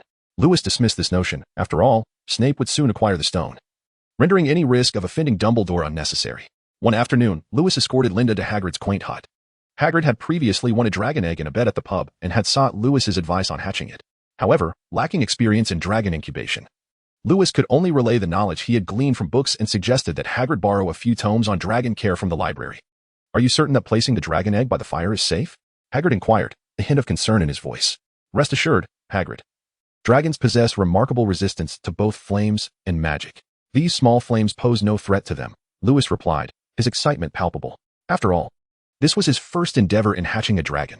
Though not an eastern dragon, even a dragon resembling a large lizard was still a dragon, an exhilarating prospect, indeed. Suddenly, a series of knocks interrupted their conversation. Hagrid cautiously opened the door a crack and, upon seeing Hermione and her companions outside, welcomed them in. Hermione appeared flustered upon spotting Lewis, while Ron wore an expression of trepidation. Although Hagrid offered them tea and a platter of ferret sandwiches, they politely declined. Is there something you wish to discuss? Hagrid asked. Yes, Harry replied directly. We would like to know if you could inform us about the other enchantments guarding the Philosopher's Stone, aside from Fluffy. Hagrid furrowed his brow and responded. I certainly cannot divulge that information. Firstly, I am not privy to it. Secondly, you already know far too much. Even if I did possess further knowledge, I would not share it with you. Understand that this is not information you are meant to know, especially since it was nearly stolen while it was at Gringotts. Hagrid, you must simply be reluctant to tell us, for you surely possess the knowledge, Hermione said in a sweet, flattering tone. Lewis shuddered, a chill running down his spine. and goosebumps prickled his skin. However, Hagrid appeared exceedingly jubilant, his bushy beard twitching with delight, unmistakably betraying his laughter. Flattered to the point of disorientation, Hagrid puffed out his chest and declared, "Well, it wouldn't hurt to share this with you all. Let me think." Professor Dumbledore borrowed a certain item from Lewis and also requested the assistance of several other professors in casting spells. Professors Sprout, Flitwick, McGonagall, and Quirrell, of course. He himself performed some spells as well. Oh, right, I almost forgot. He also asked Lewis to lend him a hymn. Lewis coughed heavily. Ah, yes. He asked Lewis to lend him something, Hagrid awkwardly admitted, having momentarily forgotten Lewis was present. Snape? Harry inquired. Indeed, do you still harbor doubts about him? You see. Snape also assisted in safeguarding the Philosopher's Stone. He would not attempt to steal it, Hagrid affirmed. Lewis observed the silent exchange of glances among the trio, discerning their lingering skepticism towards Snape. They undoubtedly believed that Snape's motive for safeguarding the Philosopher's Stone was merely to facilitate its theft. Wait. Did you say Lewis lent something to Professor Dumbledore? Are you implying that Lewis is involved? Ron suddenly seemed to have an epiphany. Is that so wrong? Lewis countered. Ron opened his mouth, yet ultimately refrained from uttering a word. Can you divulge what obstacles we might face? Harry inquired. I am indeed aware of all the challenges, but I cannot disclose them, Lewis replied slowly. Do not doubt Snape. I vouch for him. He would never attempt to steal the Philosopher's Stone. What is your word worth? In terms of galleons? Ron muttered. Although Ron had been thoroughly intimidated by Lewis and dared not engage in any duels, his disdain for Lewis had only intensified. At least he could still take his frustrations out on Lewis. I can assure you. Anyone I profess to favor from the Weasley family will see your father swiftly ascend to a position in the Ministry of Magic, Lewis declared sternly. Conversely, should I publicly express my aversion towards your family, the entirety of the European magical community would soon find your family unwelcome. Now, Mr. Weasley, how much do you believe my word is worth in galleons? Lewis sipped the tea Linda had prepared for him, closing his eyes. An awkward tension enveloped the small cabin. Hagrid was utterly perplexed by how matters had escalated. He had always assumed Lewis had a good rapport with the trio. Harry and Hermione appeared equally bewildered, having never anticipated such a sudden turn of events. Ron, however, looked utterly terrified, beads of cold sweat forming on his forehead, his red hair sticking to his skin, and his hands trembling uncontrollably, akin to a prisoner awaiting judgment. Hermione cast a pleading glance at Linda, hoping she could persuade Lewis, knowing that he was inclined to listen to her. Regrettably, it seemed Linda was oblivious to Hermione's desperate look, despite the certainty that Lewis would heed her words. She remained steadfast in her role as Lewis's servant, as a servant rarely contradicts their master. Feeling a surge of helplessness as Linda offered no assistance, Hermione, while also disapproving of Ron's penchant for stirring trouble, couldn't help but feel pity for him if Lewis truly acted upon his threats. Moreover, she had already leaned in Ron's favor once, and it was likely that Lewis was now beyond her reach. Lewis found it quite amusing to observe the varied expressions on their faces. It seemed his intention to startle Ron had indeed been a success. Lewis observed that the effect was not particularly impressive, and losing interest in frightening them further, he set down his teacup and remarked, How is it that none of you possess a sense of humor? I was merely jesting with you. Ron, entirely slumped in his seat, seemed as though he would collapse to the floor if he were not seated at that moment. Lewis now found himself enveloped in a profound sadness, realizing that the notion of time travel, as depicted in novels, was nothing but a fabrication. Whilst he had promised that upon traversing to another realm, one could exude an intimidating aura that would send others fleeing in terror. Why then, was he struggling even with a mere Ron? Hagrid, could you possibly open a window? I feel utterly stifled, Hermione inquired, wiping the perspiration from her brow. The heat was already unbearable, and Hagrid's refusal to open a window, compounded by Lewis's earlier ill-timed jest, left Hermione with an overwhelming urge to cut her hair short. Oh, I'm terribly sorry, Hermione, but I fear that's not possible, Hagrid replied, casting a glance toward the fireplace. Following Hagrid's gaze, Hermione discovered a colossal, dark egg nestled within the flames. Hagrid, what on earth is that? She exclaimed. Well, that's a dragon egg, Hagrid replied with a hint of awkwardness. I won it while playing cards with a stranger at the pub. He seemed eager to be rid of it. But what do you intend to do once it hatches? Hermione pressed. I've been reading up on it, Hagrid said, pulling a hefty tome from beneath his pillow. I borrowed it from the library. It's about raising dragons for profit and leisure, though it may be somewhat outdated. Its content remains comprehensive. As Hagrid eagerly flipped through the pages, he exclaimed, Look here, it states that after it hatches, one must feed it a bucket of brandy mixed with chicken blood every half hour. And over here, it explains how to identify different eggs. It appears I've acquired a Norwegian Ridgeback egg, which is quite rare. While Hagrid beamed with pride over his newfound treasure, Hermione's expression grew increasingly anxious. Hagrid, don't forget you live in a wooden house, she cautioned. Regrettably, Hagrid seemed oblivious to her concerns, busily tending to the fire while humming a cheerful tune. I truly wonder what days of peace and tranquility are like, Harry murmured. It seems it's about to hatch, Hagrid declared, excitement evident in his voice. He donned a thick pair of gloves and carefully retrieved the dragon egg from the embers. Placing it on the table, he noted a deep crack forming along its surface. Something within was stirring, producing an amusing crackling sound. At that moment, everyone held their breath, gathered closely around the table in rapt attention. Suddenly, a sharp scraping noise echoed as the egg split open. A tiny, jet-black dragon emerged, flapping its wings adorned with numerous spines. It sported a long, prominent snout. Black in hue.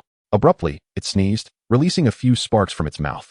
Lewis felt an overwhelming sense of disappointment. He had not anticipated it to be so unattractive, as he had expected it to be quite handsome. Goodness, look! It even recognizes its mother, Hagrid exclaimed, as he reached out to stroke the little dragon's head. The creature swiftly bit down on the fingers of the hand he was using. Hagrid, does this Norwegian Ridgeback have a name? Hermione inquired curiously. Yes, I must name it. Since it is a Norwegian Ridgeback, let us call it Norbert, Hagrid replied, a joyful smile illuminating his face. Lewis suddenly fixed his gaze upon the door. Given that Hagrid resided in a wooden hut, there was a narrow crack in the door. He sensed someone peering in from outside, prompting Lewis to exclaim. Someone was just spying through the crack. Quickly, open the window and see who it was. Upon hearing Lewis's words, Harry instinctively drew back the curtains. He glimpsed a small boy running away in the distance, and Harry vowed he would never mistake the identity of that boy. It was Malfoy. With a sense of despair, Harry remarked, "This is dire. It was Malfoy who was spying. If he discovers the truth about Hagrid's dragon, he will undoubtedly inform Snape. Hagrid, you must let it go." Hermione urged, "Release it." "No, I cannot," Hagrid sobbed. "It is still too young. It will perish." "Hagrid, do you realize how quickly dragons grow?" Hermione retorted, fixing her gaze on Norbert. "Within a month, that dragon will surpass the size of your house, and it won't require Malfoy to inform anyone. It will be apparent to all that you are harboring a dragon." Yet, Hagrid seemed oblivious to Hermione's words, clinging tightly to Norbert. Hermione, exasperated, suggested, if all else fails, you could ask Lewis for assistance. He might have a solution. At that moment, Hagrid appeared to see a glimmer of hope as he turned to Lewis and inquired, "Lewis, you can help me, can't you?" "Of course," Lewis replied, furrowing his brow. "If you truly wish to keep it, I can assist. But then you won't have time to remain at Hogwarts." Hagrid's expression revealed his inner turmoil, torn between his affection for the dragon and his trust in Dumbledore. "But I cannot simply abandon it. I cannot." Hagrid's eyes glistened with tears. "What if I told you Norbert could receive excellent, professional care?" Lewis suddenly proposed. "If they treat Norbert well," Hagrid managed a smile that was more painful than laughter. "Have you forgotten about Ron?" Lewis gestured towards Ron. "Oh, I can't believe I did." Harry smacked his forehead. "How could I forget Charlie? Ron, doesn't your brother study dragons in Romania?" "What? Oh, right, I believe he does." Ron was taken aback by Lewis's sudden mention of him. "Splendid. We could send the dragon to Ron's brother. Charlie can take meticulous care of it and then release it back into the wild," Harry said, a hint of excitement in his voice. Everyone agreed that it was an excellent idea. Since it was Ron's brother, they need not worry about Norbert being in danger. After all, dragons possess highly valuable magical materials, and if they fell into the hands of evildoers, Norbert would be doomed. Thus, this matter was entrusted to Harry and his two companions, and during the ensuing week, they appeared exceedingly anxious. However, there were still moments of levity, such as when Norbert bit Ron's finger. His hand swelled dramatically, necessitating a visit to Madame Pomfrey for assistance. Lewis felt that he would no longer harbor any disdain towards Norbert for his unattractive appearance, and he even brought a large barrel of fine brandy as a gift for him. Although Hagrid was puzzled by Lewis's sudden kindness towards Norbert, he was simply delighted that someone appreciated him. On Saturday afternoon, Lewis leisurely sipped tea while reading a book in the castle courtyard. Due to his previous altercation with Ron, it seemed the entire school regarded him as a rather brutal individual, one who took pleasure in tormenting others. Yet, there was a silver lining. At least people kept their distance, sparing him from much trouble. Rather than being idolized by a crowd, he preferred to enjoy solitude and savor life's simple pleasures. "Hey, Lewis. Could you assist us with something?" Harry and Hermione approached from afar. What is it?" Lewis inquired. Harry, rubbing his hands awkwardly, replied, "It's about Norbert." "Norbert?" Lewis asked, perplexed. "Did you not already arrange something with Ron's brother?" Hearing Lewis's words made Harry even more uncomfortable, rendering him momentarily speechless. "It's Ron. He was bitten by Norbert." "So he's currently hospitalized," Hermione interjected. She could no longer tolerate Harry's timid demeanor, which seemed more suited to a conversation with a professor than a peer. "Oh, I see. But what does that matter? You two can still take Norbert away, can't you?" Although Lewis felt a sense of joy knowing that Ron's injury from Norbert was severe enough to warrant a stay at Madame Pomfrey's, he recognized there was no need to openly express any resentment. It sufficed to relish in his private amusement. "Oh, well, that's the thing," Hermione hesitated, unsure of how to proceed. Ron's brother sent him a letter informing him when to take Norbert, but Malfoy intercepted it. Cough, cough. Lewis suddenly choked on his tea. Upon witnessing this, Linda hurried to his side, gently patting his back to offer comfort. Lewis was truly astounded by their lack of intelligence. They were fully aware that Malfoy had already uncovered the existence of Norbert. The very purpose of relocating Norbert was to ensure that Malfoy could not seize any incriminating evidence against them. Yet, they inadvertently allowed Malfoy to take possession of the letter detailing the timing of Norbert's transfer. Ron had carelessly tucked the letter within a book in the library and subsequently forgotten about it, while Malfoy had borrowed that very book. Harry added, "Lewis, I fear not a formidable opponent akin to a deity, but rather a teammate as foolish as a pig, no matter how powerful the enemy may be. As long as one does not surrender, hope remains. What truly terrifies me is the possibility of a traitor within our ranks. Moreover, even intentional betrayal is preferable to inadvertent treachery. After all, a deliberate spy will eventually be uncovered, while unintentional betrayal is a silent treachery that is far more insidious. By Merlin Esbeard, what do you expect me to use to save you?" Lewis spoke with a tone of frustration as if lamenting unfulfilled potential. Harry and Hermione stood there, utterly at a loss, unsure whether to provide explanations or remain silent. Very well, very well. The crucial matter is what you intend for me to assist you with." Lewis waved his hand dismissively. "Let us clarify. Even if I were to retrieve the note now, it would be too late, as Malfoy has undoubtedly already perused it. We would like to know if you can prevent Malfoy from acting," Hermione inquired. Lewis furrowed his brow and remarked, "Other matters are easy to discuss, but now we are entangled with dragons. Malfoy has a profound affection for dragons. I suspect he has yet to expose you, merely awaiting the moment you attempt to escort the dragon away to seize it for himself. Although the magical community prohibits the private ownership of dragons, the Malfoy family is a prominent lineage, renowned for its ancient heritage and astounding wealth. The Ministry's regulations are strictly enforced for ordinary half-blood wizards, yet for a pureblood family like the Malfoys, it is an entirely different scenario. They can easily navigate these laws with a few well-placed favors." Harry and Hermione appeared somewhat disheartened, despite having mentally prepared for the worst upon their arrival. Lewis's words still left them feeling a sense of disappointment. "Might I implore you to accompany us in escorting Norbert?" Hermione inquired, her teeth clenched in determination. She found herself at a loss and had turned to Lewis for assistance, recognizing that, unlike him, their situation was precarious. If Lewis were to aid them, it would be tantamount to opposing Malfoy. Nonetheless, Hermione clung to a flicker of hope, wishing that Lewis would lend them his support. Yet, she understood that such an action held no advantage for him, rendering her uncertain of his willingness. "Well, of course I can. We are friends, are we not?" Lewis contemplated briefly before acquiescing to Hermione's request. "Oh, that is splendid news," Hermione exclaimed with enthusiasm. Harry shared her excitement, having initially anticipated Lewis's refusal. "When shall we escort Norbert?" Lewis inquired. "This evening at 8 o'clock. We will be cloaked in invisibility at the entrance of the Slytherin dormitory. Together, we shall fetch Norbert from Hagrid and take him to the highest tower, where Charlie will send someone to retrieve him," Harry replied swiftly, as if fearful that Lewis might reconsider. "Then it's settled. I shall accompany you this evening to see Norbert off," Lewis yawned. "Thank you, Lewis. We must first inform Hagrid to prepare. Will you join us?" Harry asked cheerfully. "Thank you, but I shall refrain from joining. I need a brief respite to prepare for our nighttime endeavor," Lewis shrugged in response. "Very well, we shall not disturb your rest any longer," Hermione finally smiled. As Harry and Hermione gradually walked away, Linda, puzzled, asked, "Master, do you take a nap each day? Do you secretly venture out every night?" Lewis nearly spat out his tea once more. Did she not comprehend the concept of a tactful refusal? Should Lewis explicitly convey to them that he found it bothersome to venture to Hagrid's and preferred to relish his afternoon here? In truth, every afternoon, he was not merely asleep. Rather, he was engaging in a mental simulation of magical learning with his eyes closed. Lewis earnestly fabricated this tale. "I understand, young master." Linda nodded, acknowledging that the young master spent his afternoons smacking his lips, drooling, and mumbling incomprehensible words. These were all manifestations of the young master's diligent studies. And she would remember this. Lewiston covered his face with his hands, overwhelmed by a profound sense of shame. When had he dozed off, smacked his lips, drooled, or even spoken in his sleep? "Do not fret, young master," Linda said with a smile. "I have captured all your expressions with a magical camera and made numerous copies. So you need not worry about losing them." Lewis, although Linda's smile is endearing and exudes a sense of innocence, why does Lewis feel such profound fear? Everyone claims that those with pink hair are inherently dark at heart, yet Linda is someone he brought back from Huaxia. Moreover, not only is her hair dark, but her eyes are as well. Why then does she possess such a cunning nature? Is it true that those with black hair are the real schemers? "Young master, the tea has gone cold. Allow me to brew you another cup." With that, Linda prepared a fresh cup of red tea for Lewis. This was not conjured by magic, but rather crafted by her own skilled hands. Everything appeared so flawless, if one were to overlook the subtle smirk at the corner of her mouth. At 8 o'clock in the evening, Lewis stepped out of the Slytherin dormitory punctually. The desolate corridor suddenly echoed with Hermione's voice. "Lewis, we see you." Hermione and Harry emerged from the shadows ahead. "I hope you haven't been waiting long," Lewis shrugged. "We just arrived," Harry replied. "Let's go inside. The invisibility cloak can easily cover the three of us," although Lewis was reluctant to squeeze in with them. His current proficiency with the invisibility charm was not sufficient to allow him to refuse. Their journey was relatively uneventful, and they were fortunate enough to avoid the ghost that often roamed the castle at night.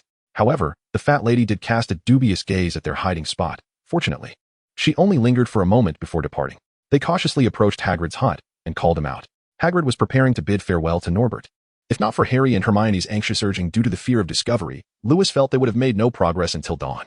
Hagrid had already placed Norbert in a large crate, and everything seemed ready. I've prepared plenty of mice and some brandy for him to eat on the way, Hagrid said in a somber tone.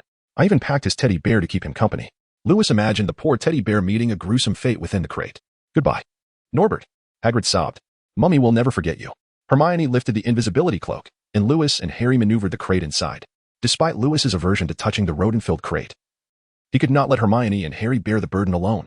Of course, had Lewis not been struggling with the levitation charm's magic, he would have chosen to use it instead. As midnight approached, they carried Norbert up the marble steps of the entrance hall, traversing the pitch-black corridor. Although they had taken a shortcut, they were still out of breath. We're almost there, Harry panted as they reached the corridor beneath the highest tower. Suddenly, a noise startled them, nearly causing them to drop the crate. They had forgotten that they were still cloaked in invisibility and quickly retreated into the shadows. Praying not to be discovered, a short distance away, two shadowy figures stood together. It turned out to be Professor McGonagall, clad in a plaid nightgown, gripping Draco Malfoy's ear. Detention. 10 points from Slytherin. Professor McGonagall exclaimed sharply. How dare you roam about at this hour? You don't understand, Professor. Harry Potter is coming. And he has brought a dragon. Malfoy protested. Preposterous. How dare you concoct such a lie? Come, I shall see how Professor Snape deals with you, Malfoy. Once McGonagall had dragged Malfoy away, the spiral staircase leading to the tower felt like the easiest path in the world. They ascended to the top of the tower, finally shedding the invisibility cloak and relishing the freedom to stretch their limbs. Malfoy has been given detention. I feel like singing. Hermione exclaimed joyfully. I think it's best you refrain from singing, Lewis cautioned. Otherwise, we might find ourselves in detention with Malfoy. While they waited at the tower's summit, they indulged in the cake Lewis had secretly brought, all the while mocking Malfoy. After about 10 minutes, 4 broomsticks descended from the darkness. Indeed. 1's companions reflect 1's character. Charlie's friends were all spirited individuals. They showed Lewis, Harry, and Hermione the makeshift ropes they had tied, ensuring Norbert could be safely suspended among them. Together, they secured Norbert to the ropes, shook hands with Lewis, Harry, and Hermione, and expressed their gratitude profusely. At last, they departed with Norbert, gradually fading from view. Hey, Lewis, why do you look so troubled? We've sent Norbert away. You should be happy. Since the safe departure of Norbert, Hermione had maintained a cheerful demeanor. I can't shake the feeling that we've forgotten something, Lewis replied, still frowning. Relax, Lewis, Harry said cheerfully. What could possibly dampen our joy? Seeing his nemesis Malfoy being dragged away by Professor McGonagall filled Harry with enough glee to last a year. Unfortunately, as soon as they stepped into the corridor, Filch's face suddenly emerged from the shadows. Oh no, I knew we'd forgotten the invisibility cloak, Lewis muttered. No wonder he felt something was amiss. They had indeed left the cloak behind. Even if Lewis wished to cast the invisibility spell now, it was too late. They had already been discovered. Filch escorted them to Professor McGonagall's office on the second floor, where they sat in silence, Hermione trembling with fear. Lewis would rather have lead them to Snape, as he estimated he could promptly return to his slumber. Fatigue weighed heavily upon him. Being taken to Dumbledore would suffice. Yet they found themselves summoned to Professor McGonagall instead. Professor McGonagall was notoriously stringent. She cared not for the reasons behind a rule violation, as breaking school regulations was simply unacceptable, and one could not hope to evade consequences. However, as the old adage goes, it could always get worse. Upon McGonagall's return, she was accompanied by Neville. Harry, Neville exclaimed upon spotting Harry, I've been searching for you. I wanted to inform you that I overheard Malfoy claiming he intends to capture you, asserting that you possess a dragon. Lewis observed Harry desperately gesturing to the professor to cease his remarks, but unfortunately, Professor McGonagall caught sight of it. Standing before them, she appeared far more formidable than Norbert at that moment. I can hardly believe it is you lot, she exclaimed. Filch informed me that you ventured to the astronomy tower. While I am pleased to witness the camaraderie between Gryffindor and Slytherin students, let us not forget that it is now 1 o'clock in the morning.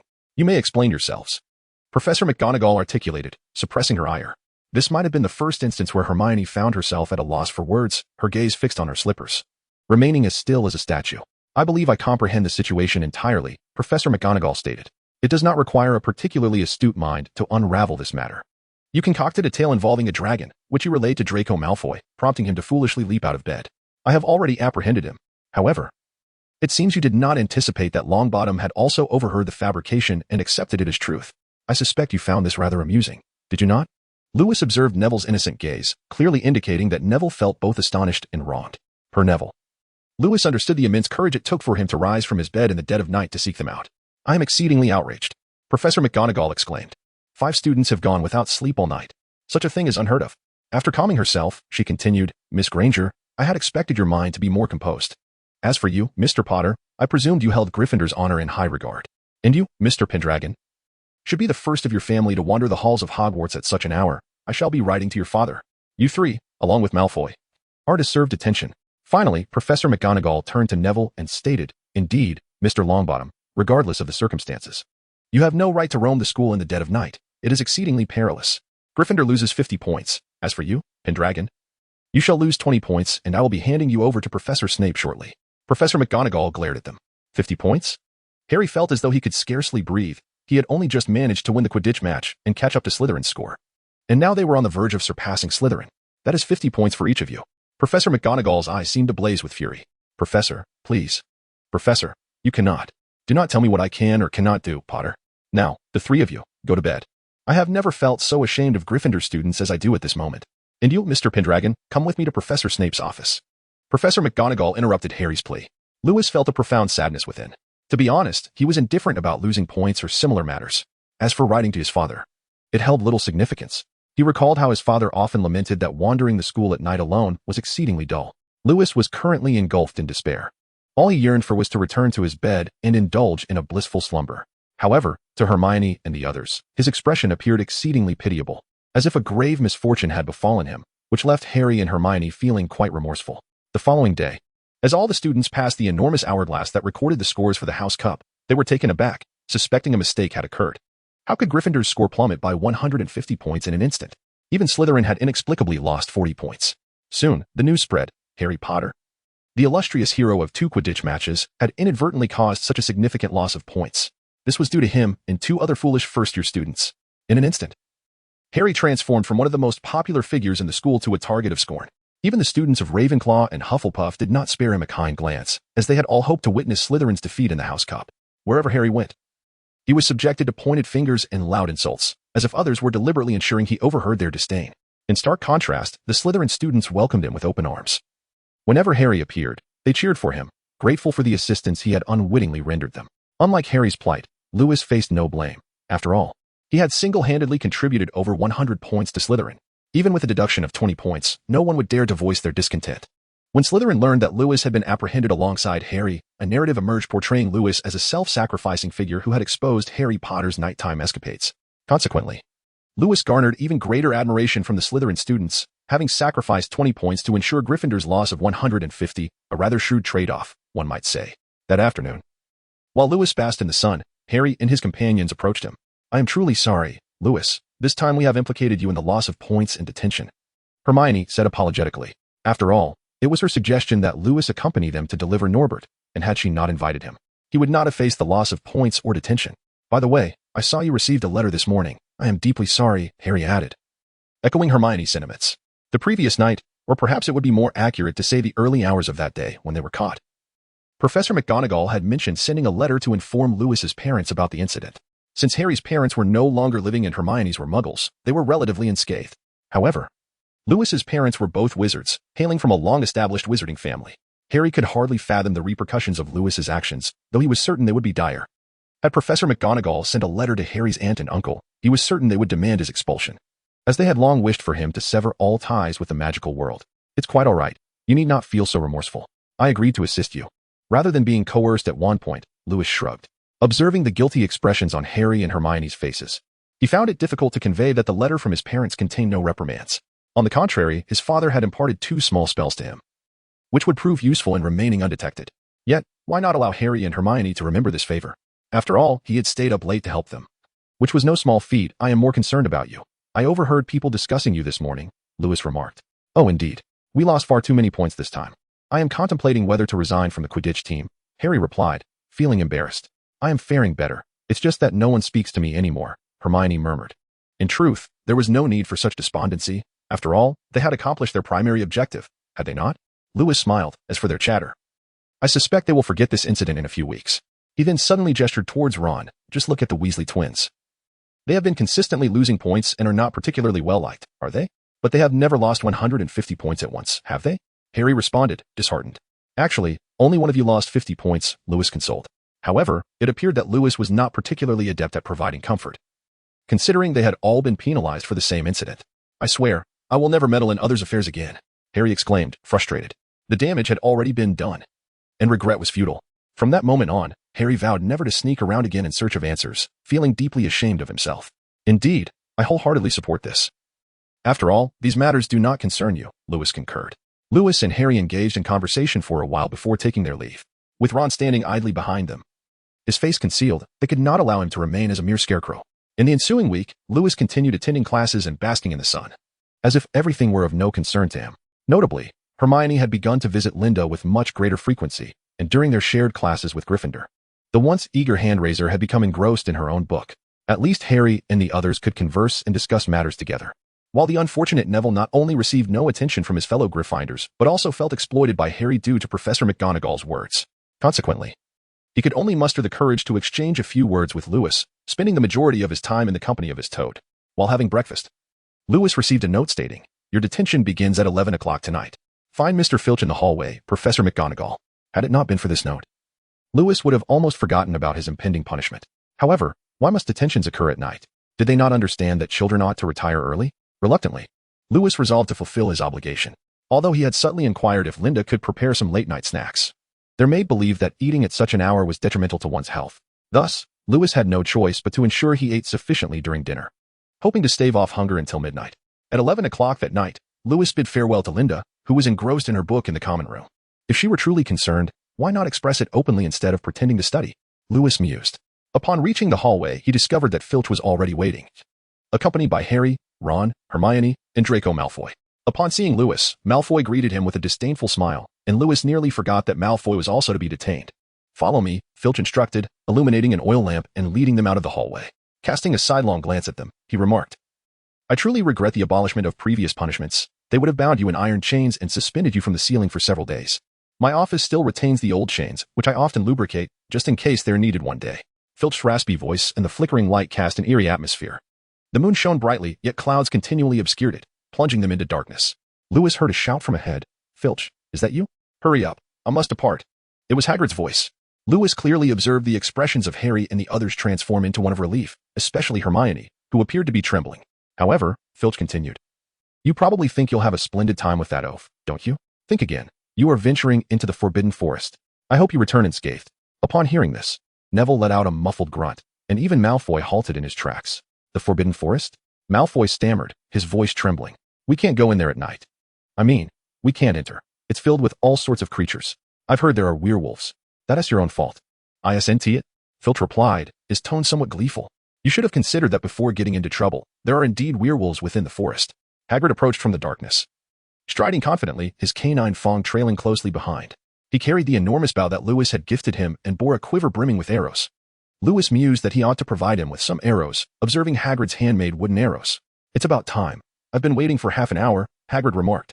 "How are you feeling? Harry, Hermione, Lewis?" "You shouldn't be so kind to them, Hagrid," Filch said coldly. "They are here to face punishment, not to enjoy a holiday." "Is that why you were late?" Hagrid frowned. "Have you been lecturing them? This isn't your place to discipline. Your task is done. I shall take over from here. I will come in the morning to clean up the mess." Filch grumbled resentfully. With that, he turned and walked back towards the castle, his lantern fading into the darkness. Malfoy turned to Hagrid, trembling as he said, "I don't want to go into that forest." Lewis could discern the palpable fear that gripped him. If time could be reversed, he believed Draco Malfoy would certainly disregard any concerns regarding dragons. "If you wish to remain at Hogwarts, you must go. This is the price for your misdeeds," Hagrid stated mercilessly. Had it been Hermione and her companions, he might have offered assistance, for no one would be supervising him. However, from another perspective, Malfoy was the cause of the rift between Hagrid and Norbert, so it was improbable that Hagrid would treat Malfoy kindly. Nevertheless, such tasks were meant for servants, not students. "I thought I would merely have to write lines or something. If my father finds out." His words were abruptly cut off by Hagrid's gruff interruption. "Write lines? You are underestimating the situation. Now you have two choices. Either you accompany me inside or pack your belongings and return home," Hagrid replied impatiently. Malfoy glared at Hagrid in anger but ultimately chose to stay. Hagrid cleared his throat, saying, "Now listen closely. What we are about to undertake tonight is exceedingly perilous, and I do not wish for anyone to come to harm. Now follow me." They trailed Hagrid to the edge of the Forbidden Forest, where he raised his lantern high, pointing towards a narrow path leading deep into the woods. "Look over there," Hagrid instructed. Do you see that shimmering object on the ground? The silvery one? That is the blood of a unicorn. A unicorn in the forest has been grievously injured. This is the second occurrence this week. Just last week, I discovered one dead. We must strive to find that poor creature and alleviate its suffering. What if the thing that harmed the unicorn finds us first? Malfoy inquired softly, his voice laced with trepidation. As long as you remain with me or Fong, nothing in this forest will harm you, Hagrid assured. Remember not to stray from the path. We will split up and follow the trail of blood. There are traces of blood everywhere. That poor creature must have been wandering here for at least a day. I want Fong, Malfoy declared, eyeing the fierce-looking dog. Very well, but I must warn you, he is a coward, Hagrid replied. So it will be me, Harry. And Hermione going one way, while you, Malfoy, Neville, and Fong take another. If anyone finds the unicorn, signal with green flames. If you encounter danger, emit red flames. And I will come to find you as swiftly as I can. The forbidden forest was shrouded in darkness, enveloped in silence. Lewis led Malfoy and Neville along the path marked by the silvery blood. They advanced quietly, and Lewis could sense the tension radiating from both Neville and Malfoy. Could a werewolf have killed the unicorn? Malfoy suddenly asked. That seems unlikely. After all, unicorns are powerful magical beings. It would take a pack of werewolves to take down one, and even so, the unicorn should not have sustained such severe injuries, Lewis explained. Neville remained silent, trailing behind Lewis, appearing genuinely terrified. Suddenly, a shriek escaped Neville's lips. Lewis hurriedly pointed his wand in the direction of Neville. Having drawn it the moment they entered the forbidden forest, just in case. Unbeknownst to him, Malfoy had stealthily crept up behind Neville and suddenly embraced him, attempting to startle him. Neville, clearly caught off guard, not only screamed, but also emitted a red signal into the sky. Louise was taken aback, astonished at Neville's swift spellcasting. Having realized it was Malfoy's prank, he instinctively relaxed his guard and failed to prevent Neville from releasing the signal. Oh, Merlin S. Beard. Look at the mischief you two have caused, Louise exclaimed, clearly frustrated. Neville, still trembling from the fright, had yet to grasp that it was Malfoy who had deliberately startled him. Malfoy, on the other hand, wore an awkward smile. Having only aimed to scare Neville and not expecting him to react with such urgency, which was a stark contrast to his usual hesitation in casting spells. Observing the two, Louise sighed in resignation, knowing they could only wait for Hagrid to arrive. Otherwise, the situation would escalate if he found them missing. After a while, accompanied by a series of creaking sounds, Hagrid emerged from the shadows. Upon hearing Louise's explanation, he shot an angry glare at Malfoy before leading the three of them, along with Fong, towards the direction of Harry and Hermione. Once they reached the spot where Harry and Hermione were waiting, Hagrid remarked, Malfoy and Neville have stirred quite a commotion. Capturing that scoundrel now relies solely on fortune. Let us rearrange our groups. He looked at them, saying, Louise, Harry, Malfoy, and Fong will be one group. I'll team up with Neville and Hermione. If you frighten anyone else, I'll leave you alone in the forbidden forest, Malfoy. Clearly intimidated by Hagrid's threat, Malfoy lowered his head and said nothing. Thus, Louise led Harry, Malfoy, and Fong deeper into the forbidden forest. They followed the trail of unicorn blood for nearly half an hour, and as they ventured further into the heart of the forest, the trees grew ever denser. One tree bore a particularly large amount of blood, suggesting that the poor unicorn had struggled there in vain. Shoo! Quiet, Louise whispered to Harry and Malfoy, pointing ahead to a clearing.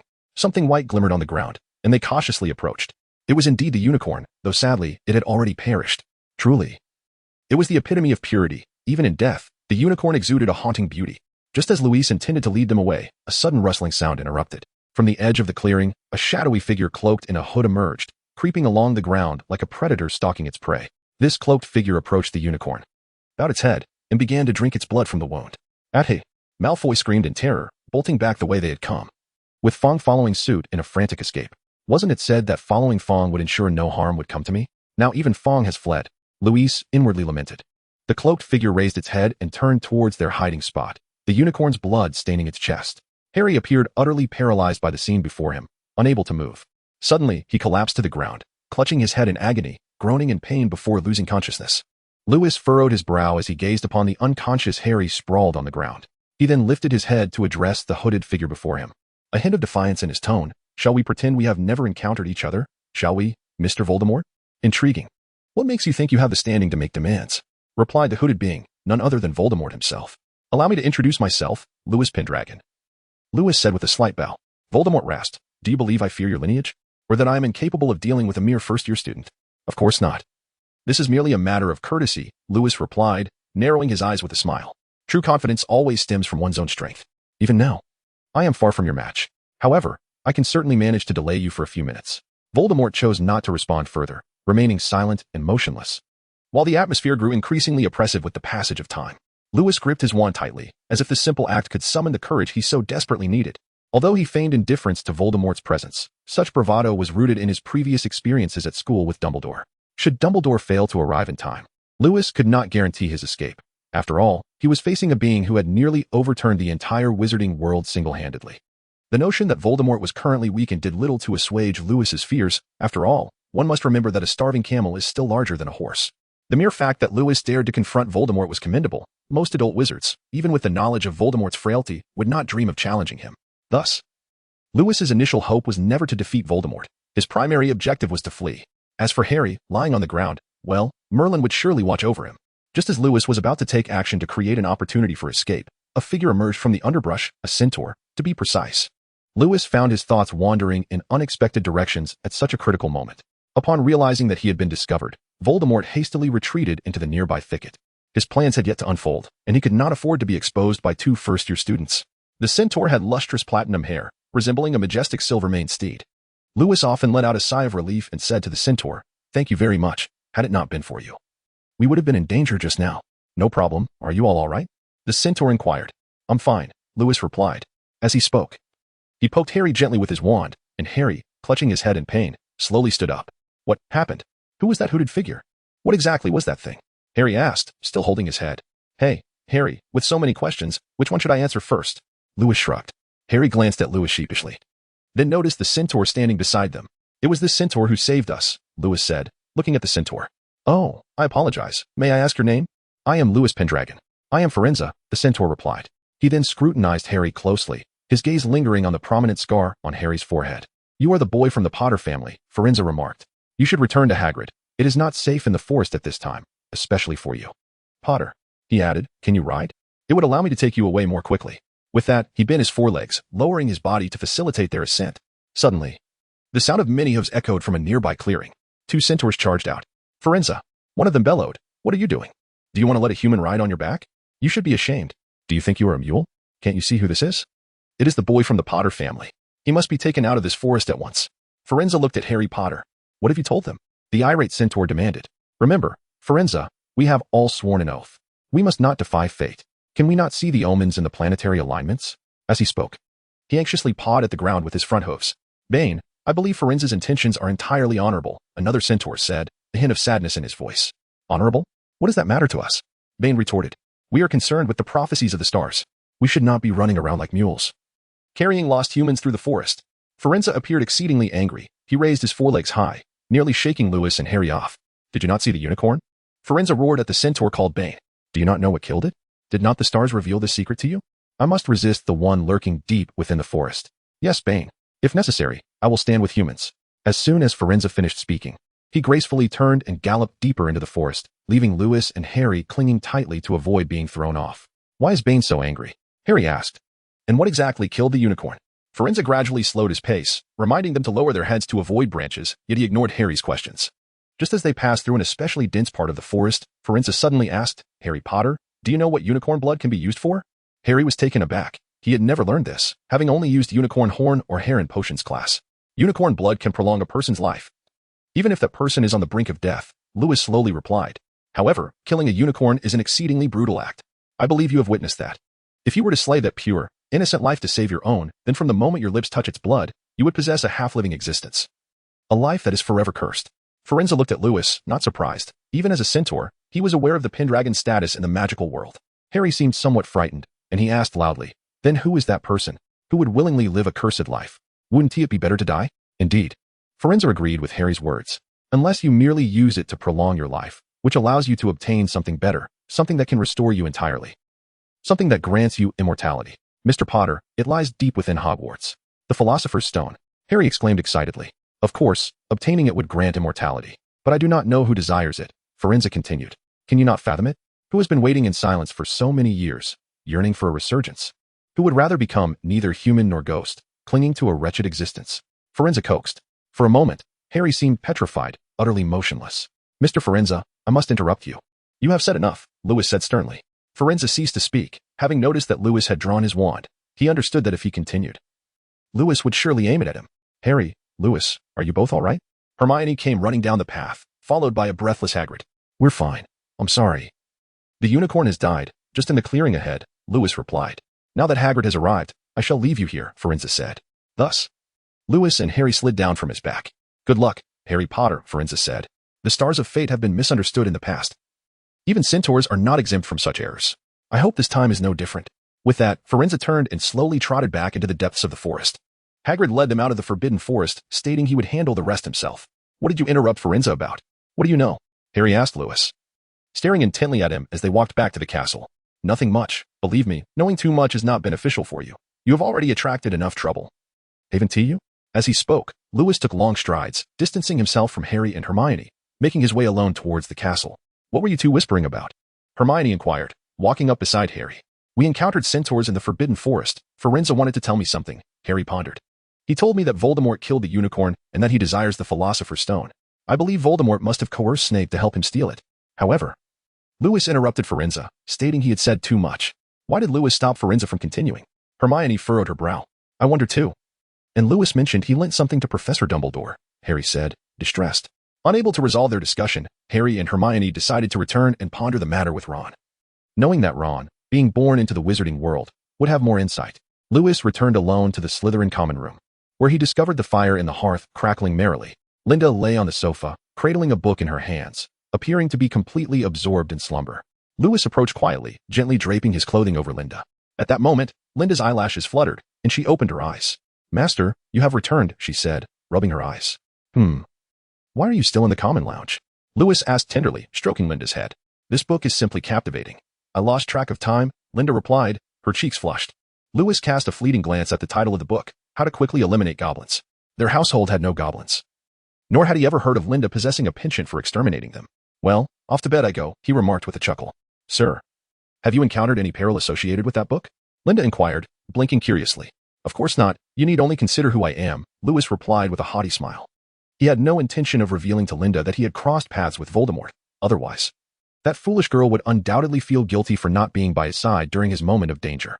That is reassuring. I shall retire now. You should rest soon as well, sir, Linda said with a cheerful smile. After watching the young maid return to her quarters, Lewis made his way back to his own dormitory. Running through the forest in the dead of night and encountering a Voldemort amidst the underbrush had convinced Lewis that he would sleep the entire following day, resolutely avoiding an early rise. Though he swore to curse any notion of attending classes, all he truly required was to replenish his sleep. However, their diligent little maid, Linda, dragged him from his bed. I believe I still require more rest. It is quite exhausting to run about in the forbidden forest at night. Lewis complained to Linda while having breakfast. Sir, is that not a punishment you ought to accept? Linda smiled. In the spirit of a good man not contending with a woman, Lewis launched a vigorous assault on his food, certainly not out of fear of Linda's ire. No. Not at all. For a time thereafter, as the examinations concluded, the atmosphere throughout the school seemed to lighten. One should not assume that merely possessing magical abilities would simplify cheating. In fact, it was far more challenging than cheating in a muggle school. During the exams, they would provide you with a new quill, which had been enchanted, unless one was more proficient in the magic than the professor. They would rather you attempt to break the enchantment. Beyond the written assessments, the practical examinations proved even more troublesome. For instance, in Professor McGonagall's class, she would require you to transform a mouse into a snuff box. Oh, Merlin helped those who harbor a fear of mice. If one thought that was the most challenging practical task, they were mistaken. Not everyone feared mice, but nearly everyone dreaded Snape. During Snape's practical evaluations, he stood ominously behind them, observing closely. Neville, overwhelmed by anxiety, even dropped his prepared potion, causing a commotion. Finally, with time to savor his afternoon, Lewis languidly reclined on the grass in front of the castle. Indeed, a life of combat and chaos was ill-suited for him. Sipping tea and relishing the afternoon was the essence of his existence. Lewis intended to discuss with Dumbledore the possibility of acquiring this piece of land, thus sparing himself the sight of the couples congregating nearby. Naturally, Lewis would never admit that it stemmed from jealousy. Lewis, may we have a word with you? Came Harry's voice from behind him. Lewis sat up from the grass and looked at Harry and the others, saying, Are you all planning a study session? You must know that the exams are over. I belong to the type who enjoys life right after finishing. We wish to discuss the matter of the Philosopher's Stone with you. Harry, exasperated by Lewis's nonchalance, replied, You must have heard what Forenza said that day, right? The Philosopher's Stone is quite perilous now, and we require your assistance. Assistance? I suggest you go directly to Professor Dumbledore, Lewis responded. We've tried that. But Professor Dumbledore is currently unavailable, Hermione interjected. Thus, we suspect that Snape may take action tonight. Lewis, per Snape, how much disdain he has garnered. One or two believe he is not a good person. Lewis, do you remember that dragon egg? Snape deliberately lost to Hagrid. He has already figured out how to navigate through the challenges, Harry exclaimed anxiously. He then added, I also witnessed Snape coercing Professor Quirrell. He must have obtained the means to pass through from him, and it is likely that he has deciphered how to surpass the challenges posed by several other professors as well. Moreover, with Headmaster Dumbledore preoccupied, the defenses surrounding the Philosopher's Stone are currently at their most vulnerable. Lewis had originally intended to seek an excuse to join them, and now that Harry had taken the initiative to invite him, it spared him the trouble of concocting one. Although Dumbledore had assured him that he would provide the Philosopher's Stone, who could say if he might deceive him by claiming it had been stolen by Voldemort. Thus, securing it directly in his own possession felt far more reassuring. If what you say is true, and Snape intends to steal the Philosopher's Stone, do you really believe the three of you can thwart him? Lewis inquired. Observing the wavering expression on Lewis's face, Hermione hastily responded. This is precisely why we seek your assistance. You possess greater prowess than we do, and you are privy to the entire sequence of events. I can agree to that. But we must establish some ground rules. I expect you to heed my commands, Lewis stipulated. We are unaware of the obstacles the professors have set in place, and rushing in to dismantle them could result in injury or even death. With that, Lewis cast a pointed glance at Ron, clearly indicating his concern that Ron might not comply with his directives. Fear not, we shall all adhere to your guidance, Harry interjected quickly, covering Ron's mouth as he sensed Ron's inclination to dispute. Harry was determined not to let Ron jeopardize the hard-won agreement to enlist Lewis's aid. Had there been any other viable options, Harry would have refrained from bringing Ron along. We shall rendezvous at the entrance to Slytherin's dormitory at 9 o'clock tonight. With 4 of us, it may be a bit cramped, Hermione added. That will not be necessary. The 3 of you can use the invisibility cloak. I have recently mastered an intriguing little spell that allows me to become invisible as well, Lewis replied nonchalantly. Previously, when Harry, and Hermione had accompanied Norbert on his departure, they were discovered by Filch. Subsequently, Lewis's father had taught him a couple of delightful spells through a letter, enabling his invisibility to last for an extended duration. Although Harry was initially skeptical of Lewis's so-called little spell, he found it difficult to counter Lewis's confidence. After all, provoking him could lead to trouble if he chose not to cooperate. Then it is settled. We shall meet at 9 o'clock, Harry said, albeit with a hint of hesitation. After dinner, Lewis sat leisurely in the common room, savoring the red tea that Linda had brewed for him. Young master, you are going out again this evening. Are you not? Linda asked from behind him. As for why Linda stood behind him, according to the little maid herself, a competent maid always remains behind her master. Thus, whenever circumstances permitted, Linda would dutifully maintain her position. Well, are you worried about me? Lewis turned, blinking playfully. Young master, harboring self-importance is not a commendable habit, Linda replied. Oh, Linda, it appears your command of Chinese idioms is quite fluent. I had thought you might have forgotten, Lewis remarked, genuinely surprised. Young master, after all, I am Chinese.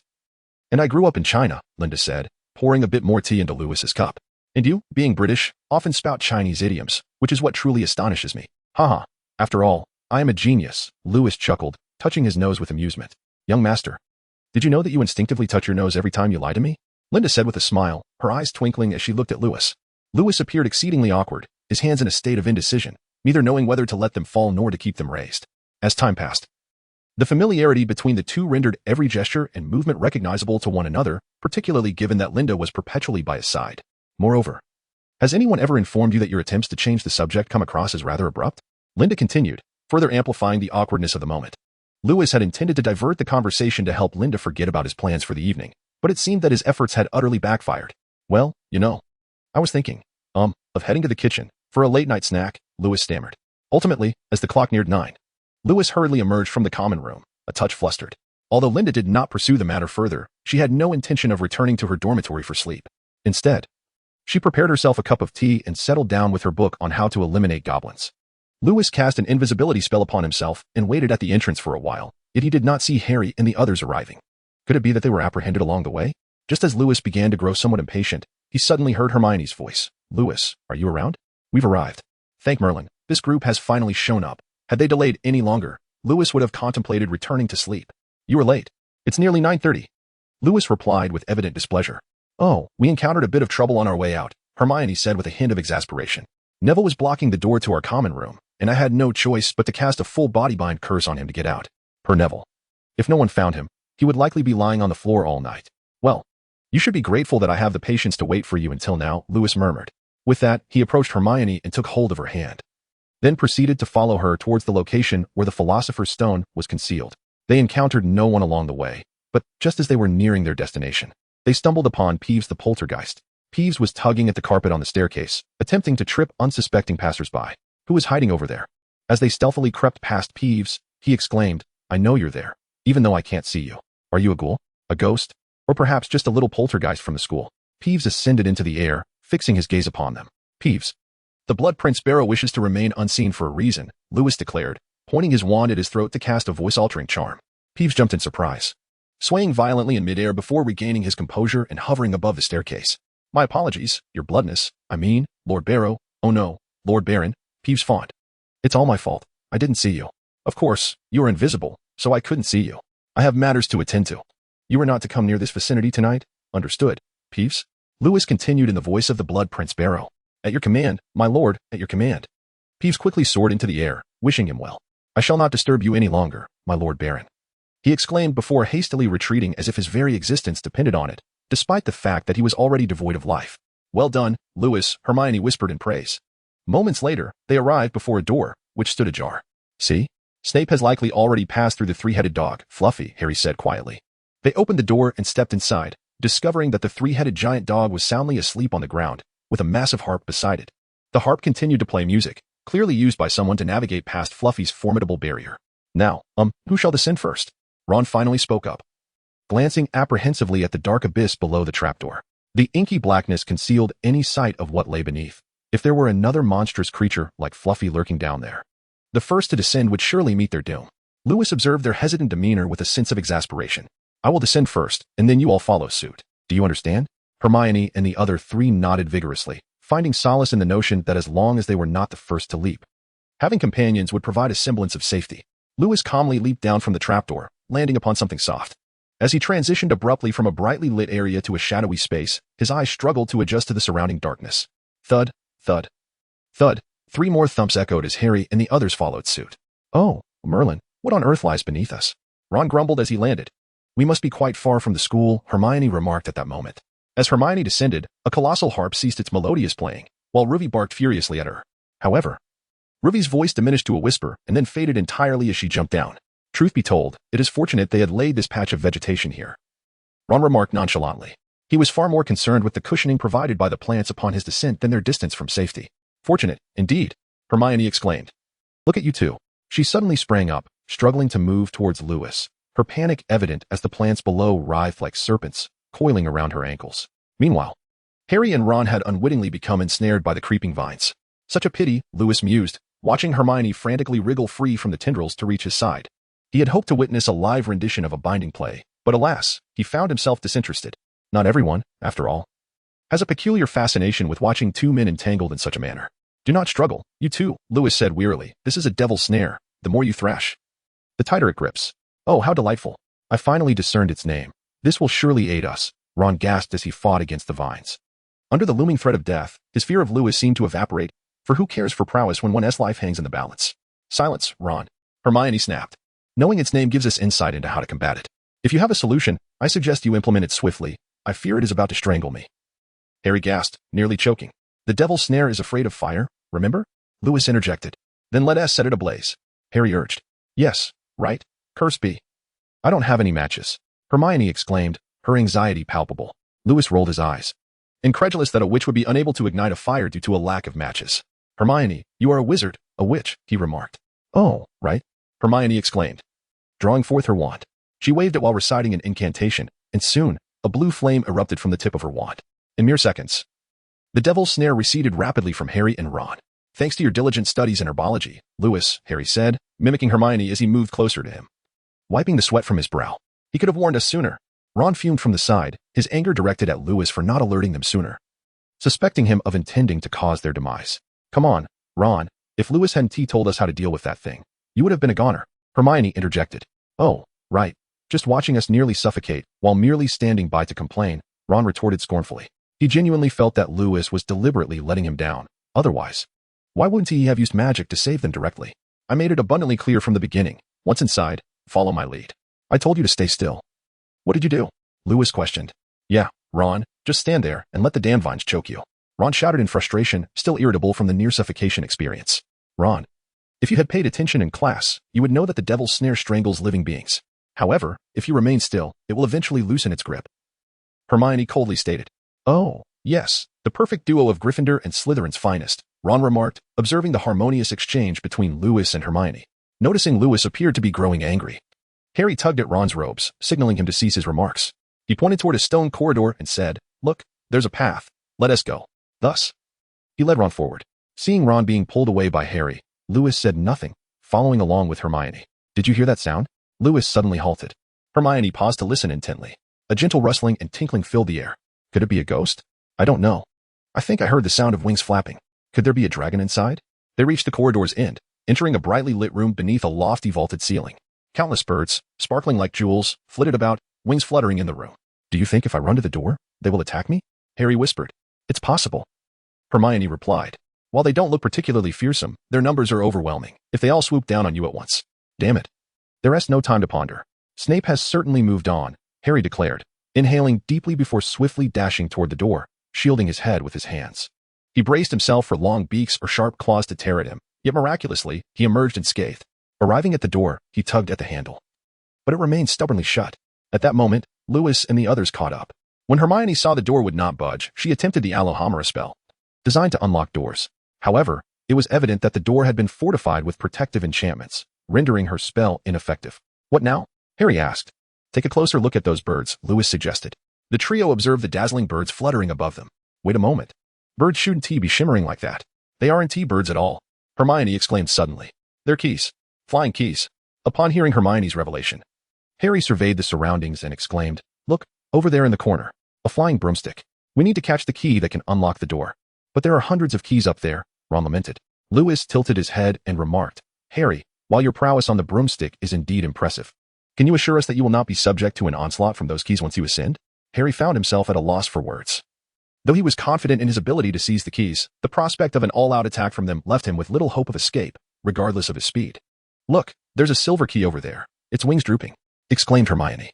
"Lewis, could you use the spell you employed to retrieve Neville's toad? Just summon the key directly into your hand. The summoning charm, is it?" Lewis drew his wand. "Accio, key." Yet, there was no response. The key they had targeted continued to flutter freely in the air. "I suspected as much. These keys are undoubtedly enchanted with a charm of resistance, much like that door," Lewis said, shrugging his shoulders. With a sigh, Harry replied, "Well, it seems I must mount the broomstick to capture it. If I come under attack, I will toss the key to you and draw their attention away." Lewis, poised to mount his enchanted broom, addressed Harry. "Do not fret, Harry. Please step back." As they retreated to the threshold, Lewis directed his wand towards the multitude of keys suspended above and proclaimed, "Freeze in this frigid air." Instantly, the entire atmosphere appeared to crystallize in a frigid embrace. A thick layer of ice enveloped the walls, rendering the chamber akin to a structure hewn from glacial blocks. The keys, once soaring through the air, were transformed into solid ice chunks, plummeting to the ground. Armor of protection. Lewis cast a spell upon himself. The frozen keys that fell from above were thwarted by an invisible, ethereal shield surrounding him, creating a cacophony of clinks and clatters.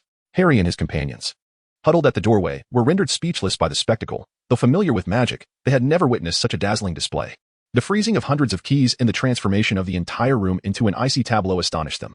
Now they comprehended Lewis's insistence on maintaining their distance. Had they remained beneath the cascade of keys, they would surely have suffered grievous injuries from the assault of the icy projectiles. They lacked the protective enchantment that Lewis had invoked.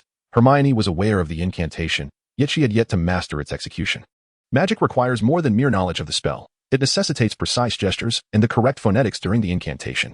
Moreover, even with flawless execution, one must possess sufficient magical energy to sustain the spell. Without it, the magic, though cast, would yield little effect. Lewis bent down to pick up the key, which lay with its feathers all pointing in one direction.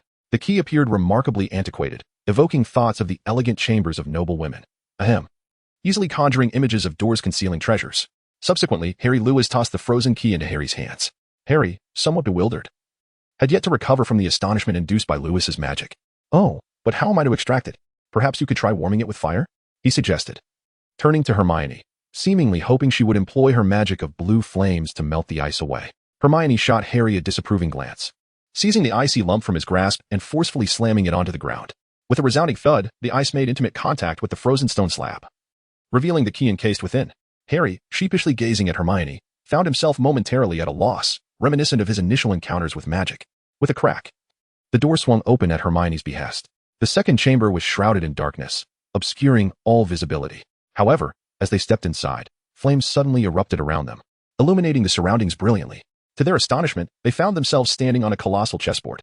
This was a standard wizard's chess, its gameplay akin to that of international chess.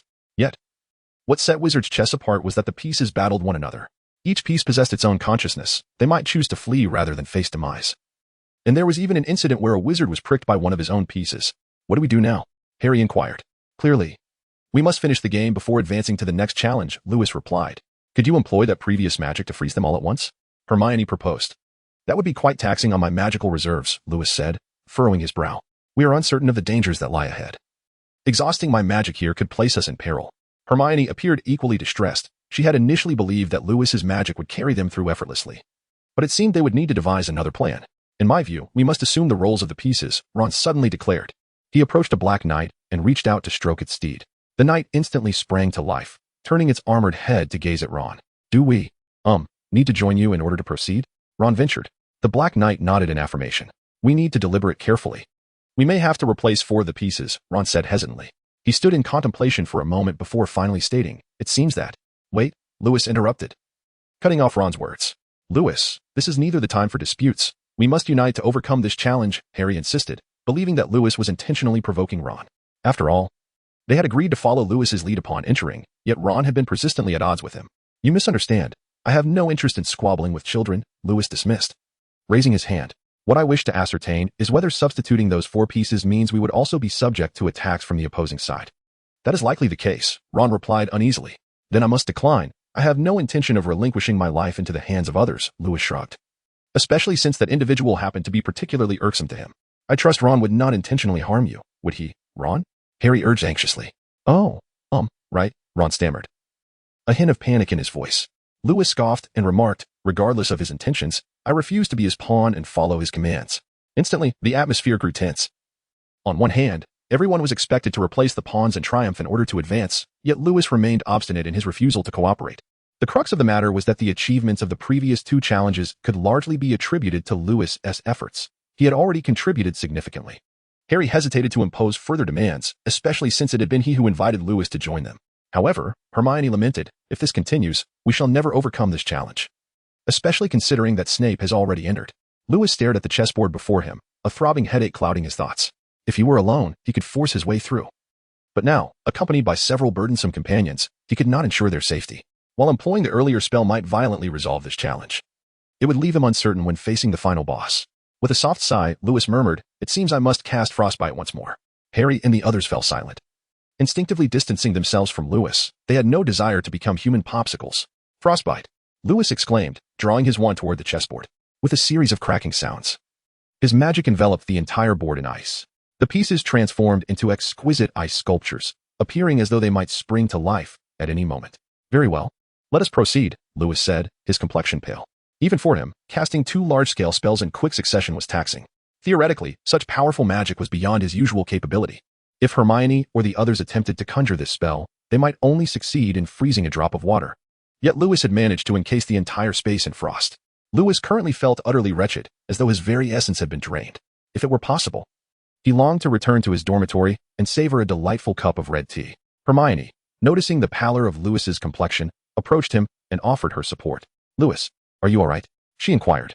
Well, I'm not dead yet, but I will depend on you all to get through this, Lewis replied with a grim smile. Realizing this was the first time he had found himself in such a predicament. As they opened the next door, a foul stench wafted out, compelling them to lift their garments to shield their noses. There, sprawled upon the floor, lay an enormous ogre, significantly larger than the one they had encountered in the girls' restroom before. It lay motionless, seemingly unconscious, with a massive swelling on its head, evidently the cause of its collapse. We navigated through Sprout's trap, the devil's snare.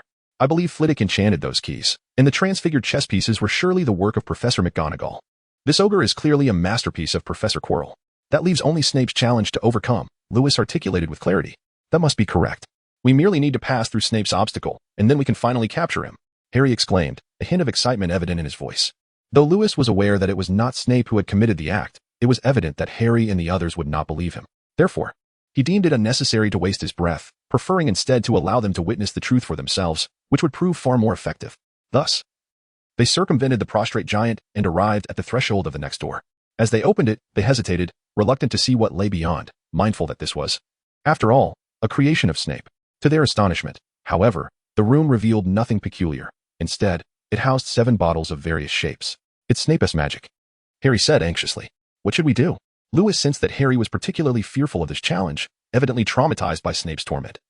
to the extent that the mere mention of Snape's involvement incited an involuntary dread within him. "Relax, Harry," Lewis said nonchalantly. If Snape truly wished to steal the Philosopher's Stone, he would not have left behind an insurmountable obstacle. However, Harry still appeared to tremble. As their group crossed the threshold, flames erupted behind them, sealing the entrance. The flames were of an unusual purple hue, strikingly vibrant. Just as they contemplated rushing forward, black flames ignited ahead, trapping the four of them in between.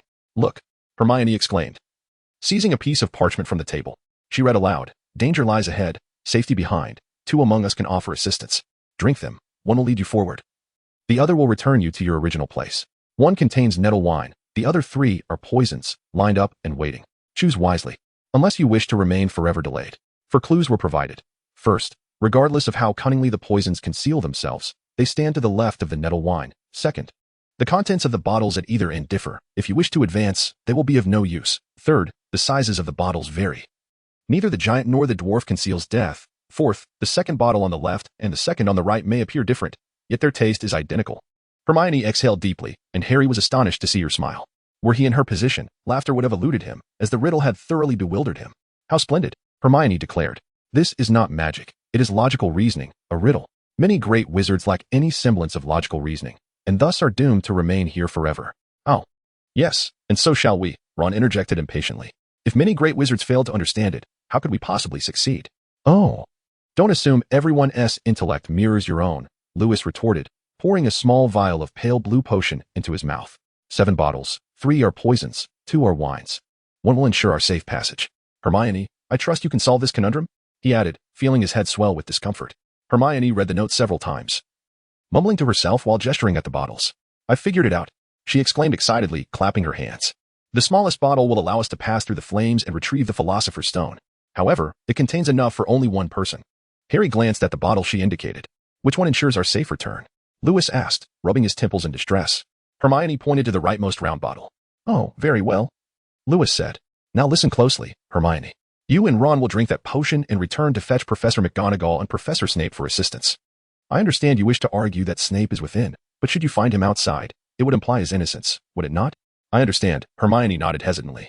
"But what about you? You look terrible, Lewis."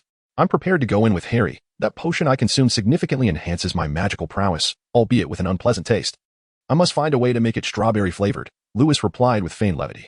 Yet, Harry and the others could see that Lewis's demeanor was not merely a reaction to the potion's taste. It clearly bore significant side effects. "But what if the Dark Lord is also present?" Ron interjected. "Precisely why I need Harry to accompany me. Should he venture in alone, it would spell disaster. At least I can buy some time." Lewis shrugged helplessly. "You must hurry. I cannot guarantee how long I can hold him off." Hermione's lips trembled as she suddenly rushed to Lewis and embraced him. "Hey, take it easy, Hermione. Are you trying to knock me out before I go in?" Lewis joked. "Lewis, you are truly an incredible wizard. You possess both courage and camaraderie. You are like a Gryffindor student," Hermione exclaimed passionately. "Well, I appreciate your kind words. But I suspect if I were to switch houses now, Professor Snape would surely have my neck," Lewis humorously retorted, eliciting a chuckle from Hermione. "Hermione, you must hurry to find Professor McGonagall," Harry reminded her. Hearing this, Hermione swiftly grabbed the vial containing the return potion and took a sip, shivering involuntarily. Ron accepted the vial from Hermione, hesitated for a moment, then drank the remainder. "It's not poison, is it?" Harry asked anxiously. "No. But it feels like downing a glass of ice water. I'm freezing," Hermione replied. "Then hurry through, or the potion may lose its potency," Lewis urged. "Be careful." "We will return with Professor McGonagall as swiftly as possible," Hermione assured them before dashing out with Ron. "I shall enter now," Harry declared, clutching the smallest vial. He inhaled deeply and drank the potion in one gulp, plunging into the black flames. "I must hurry as well," Lewis muttered. He produced a small vial containing the same potion Harry had just consumed. The reason for possessing such a potion was evident. It stemmed from his secret dealings with Snape. "Why do I feel so peculiar?" Lewis thought, shaking his head vigorously to dispel those strange thoughts. He was about to confront the boss. Any distraction could lead to disaster. "I hope you are not too shocked, dear Harry," Lewis said dramatically before downing the potion in one swift motion. "Oh, Snape truly has no taste. I clearly stated my preference for strawberry flavor." Lewis smacked his lips and stepped boldly into the black flames before him. As Lewis stepped inside, he immediately noticed Harry gazing in astonishment at a shadowy figure before him. "Harry, have you been hit with a full-body bind curse?" Lewis inquired as he approached and gently patted Harry's shoulder. "Lewis, it's Lewis. No, it's Snape. It's Quirrell, not Lewis." Harry stammered incoherently. "Pull yourself together, Harry," Lewis urged, shaking him firmly by the collar. "But I thought it was Snape," Harry replied, still wearing a look of disbelief. "Snape? Quirrell erupted into laughter nearby. This laughter was not the shrill, piercing tremor he usually emitted, but rather a chilling, sinister chuckle. Indeed. Snape hardly appears to be a benevolent figure, does he? He flits about like a gigantic bat, yet he has been quite useful to us. With him around, who would suspect poor, pitiable Quirrell, the stuttering professor? Harry remained incredulous, exclaiming, "This cannot be true. But he once intended to kill me. It is quite evident, Harry." Lewis sighed. "The truth is singular. Professor Snape intends to save you, whereas Quirrell sought your demise. Hermione mentioned that when she attempted to interrupt Professor Snape as he cast a spell on you, she inadvertently collided with Quirrell. She disrupted Quirrell's focus on you. And had Snape not been continuously countering his spell, I dare say you would have long since been lost. So you mean to say that Snape actually wanted to protect me?" Harry asked, his eyes widening in disbelief. "Certainly, believe me, Harry. If Snape truly wished to end your life, he need only have surreptitiously administered a potion he concocted." Lewis replied. "A clever child," Quirrell remarked, fixing his gaze on Lewis. "I have long perceived that you, much like Snape, harbor distrust towards me. Do you not?" "Oh. Professor Quirrell, forgive my candor, but frankly, none of the students trust you. After all, you hardly seem capable, do you?" Lewis taunted. "Sharp-tongued little fellow." "I hope you can maintain this bravado," Quirrell retorted, snapping his fingers. Suddenly, several ropes materialized from thin air, binding Lewis and Harry tightly. "You meddle too much, especially you." "Potter," Quirrell sneered. "I have no intention of allowing you to continue existing in this world. On Halloween Eve, you were roaming the school, and I knew you had witnessed my inspection of the Sorcerer's Stone's defenses. You were the one who released the troll?" Harry struggled to assert. "Indeed, I was. I possess a unique skill set for dealing with trolls. Surely you witnessed how I dealt with that creature in the adjacent chamber?" "Regrettably." While everyone hurried to find the troll, that accursed Snape rushed to the 4th floor, attempting to thwart me. Not only did my troll fail to eliminate you, but that 3-headed dog also did not sever Snape's leg. Quirrell spat venomously. "Its name is Fluffy," Lewis interjected. "I care not what you call that foolish beast." Quirrell replied impatiently. "Now, I must closely examine this intriguing mirror." Quirrell abandoned the two and approached the mirror behind him, which was, in fact, the mirror of adheres that Lewis had lent to Dumbledore. "This mirror is the key to locating the Sorcerer's Stone," Quirrell murmured to himself, circling the mirror's perimeter. "Searching for the object only Dumbledore could retrieve, but he is currently in London. By the time he returns, I will have long since fled. I see the Sorcerer's Stone. I see myself offering it to my master," Quirrell exclaimed, his face flushed with excitement as he gazed at the mirror's surface. Meanwhile, Harry subtly struggled beside Lewis, signaling him to devise a means of escape. "Curse it, how am I to obtain the Sorcerer's Stone? Is it hidden within the mirror? Must I shatter it?" Quirrell grumbled in frustration. "Transform the stone into a bath." Lewis suddenly broke free from his bindings, seizing his wand and casting a spell at Quirrell. Unfortunately, the spell missed Quirrell entirely, ricocheting off the mirror instead. "Lewis, everyone calls you a genius, yet behold our so-called genius wizard, who cannot even aim his magic correctly." "Oh, what a pity," Quirrell lamented, his expression one of mock sympathy towards Lewis. Lewis's face bore no trace of disappointment. Instead, a smile curved at the corners of his mouth. "Quirrell, did you not inquire as to whom Professor Dumbledore borrowed this cursed mirror of adheres from? Who borrowed it?" "Who knows?" Quirrell retorted dismissively. "What matters is that he concealed the Philosopher's Stone within this wretched mirror." As Quirrell approached Lewis with an air of indifference, his initial intention was to seize the Philosopher's Stone and eliminate both of them. However, should Lewis wish to create chaos, Quirrell had no qualms about dispatching them first and then devising a means to retrieve the stone. When Harry witnessed Lewis break free from his bonds and confront Quirrell, his heart brimmed with hope, believing Lewis would strike down Quirrell. Yet, when Lewis misfired his spell, that hope shattered once more. In that moment, Quirrell's furious shout echoed through the air. "Damn it, what have you done?" Beneath Quirrell's feet, the stone floor transformed into a quagmire, centered around the mirror, with the surrounding area succumbing to the swamp as well. Since Quirrell had been standing before the mirror, he naturally found himself ensnared in the mire. Thus, understanding the origin of an object is indeed quite significant, isn't it? Lewis remarked with a smile. "After all, I lent it to Professor Dumbledore, and I cast a rather amusing little enchantment upon it. It can only be activated under specific conditions, such as the incantation I just performed." Lewis added, "Of course, I am not apprehensive that Professor Dumbledore will not return it to me. I merely wish to inject a bit of amusement into the situation. It seems the effect has been rather successful, would you not agree?" As Quirrell frantically attempted various spells to extricate himself from the bath, Lewis seized the opportunity to untie Harry's bindings. Swiftly, before Quirrell could regain his composure, he urged, "Quickly, hide behind the pillar." Although Quirrell was immobilized, it is essential to note that a wizard does not engage in physical confrontation like a troll. Their primary arsenal lies in the realm of magic. Louis swiftly pulled Harry behind a column, while Quirrell roared in fury, attempting various spells, yet none could liberate him from the bog. Allow me. Suddenly, a raspy voice emerged. "But, Master, your strength has yet to be restored." Quirrell trembled in fear. "Silence. Were it not for your incompetence, I would not have to squander the energy I have painstakingly regained, the hoarse voice admonished. At that moment, Quirrell appeared utterly pitiable. He raised his hand and slowly unraveled the scarf that was wound around his head. With a wand held aloft, Quirrell uttered an incantation, and unlike before, this time the entire bog vanished in an instant. As Lewis emerged from behind the pillar with Harry, the concealment offered by the column had lost all significance. Astonishingly, where Quirrell's occiput should have been, there was instead a face. The visage was a deathly pallor, whiter than chalk, with eyes that glowed a fiery red, and nostrils that were elongated and collapsed like a serpent's. "Harry Potter," the face murmured. Harry appeared utterly terrified, trembling all over with labored, heavy breaths. His gaze fixated on the countenance before him. "Look at what I have become," the face lamented. "I am but a shadow in steam. I can only possess a form when I share a body with another. Yet, there are always some who permit me to enter their hearts and bodies. In recent weeks, the blood of unicorns has restored some of my strength. What you saw in the forest that day was Quirrell. He was feeding on my blood. Once I obtain the Philosopher's Stone, I shall recreate a body of my own." It was revealed that Quirrell was the one who had slain so many unicorns, all for the sake of that ghastly visage. "My apologies for interrupting, sir," Lewis said with a slight bow. "It seems you have forgotten about me." "Oh, indeed, how could I forget?" The face responded as if recalling a memory. "The little genius of the Pendragon family, this is our second meeting, is it not?" "Indeed, it is a distinct honor to converse with you, Mr. Voldemort," Lewis replied. "I recall you have thwarted many of my plans, Pendragon. Are you finally prepared to support that old fool Dumbledore?" "You misunderstand. I was merely acting in self-defense," Lewis shrugged. "As for my earlier remarks, you heard them. Quirrell intended to destroy my mirror, which compelled me to act." "Is that so?" Voldemort remarked. "Then if I were to ask you to retrieve the Philosopher's Stone from the mirror, you would assist me, would you not?" "Certainly," Lewis nodded, then added, "as long as the price is right." "Very well, if you manage to extract the stone, once I regain my power, I promise to grant you anything you desire." Voldemort tempted. "I am afraid, Mr. Voldemort, if that is all, I must decline your request," Lewis scoffed. "You think I would exchange the stone for an empty promise? Do you take me for a fool?" Voldemort glared at Lewis, his fury barely restrained, knowing he had little strength left to act upon his ire. "What is it that you desire?" Voldemort asked, suppressing his rage. "At present, there seems to be nothing that piques my interest," Lewis mused, stroking his chin. "How about this? I require all your knowledge of magic." "Agreed." Voldemort seethed.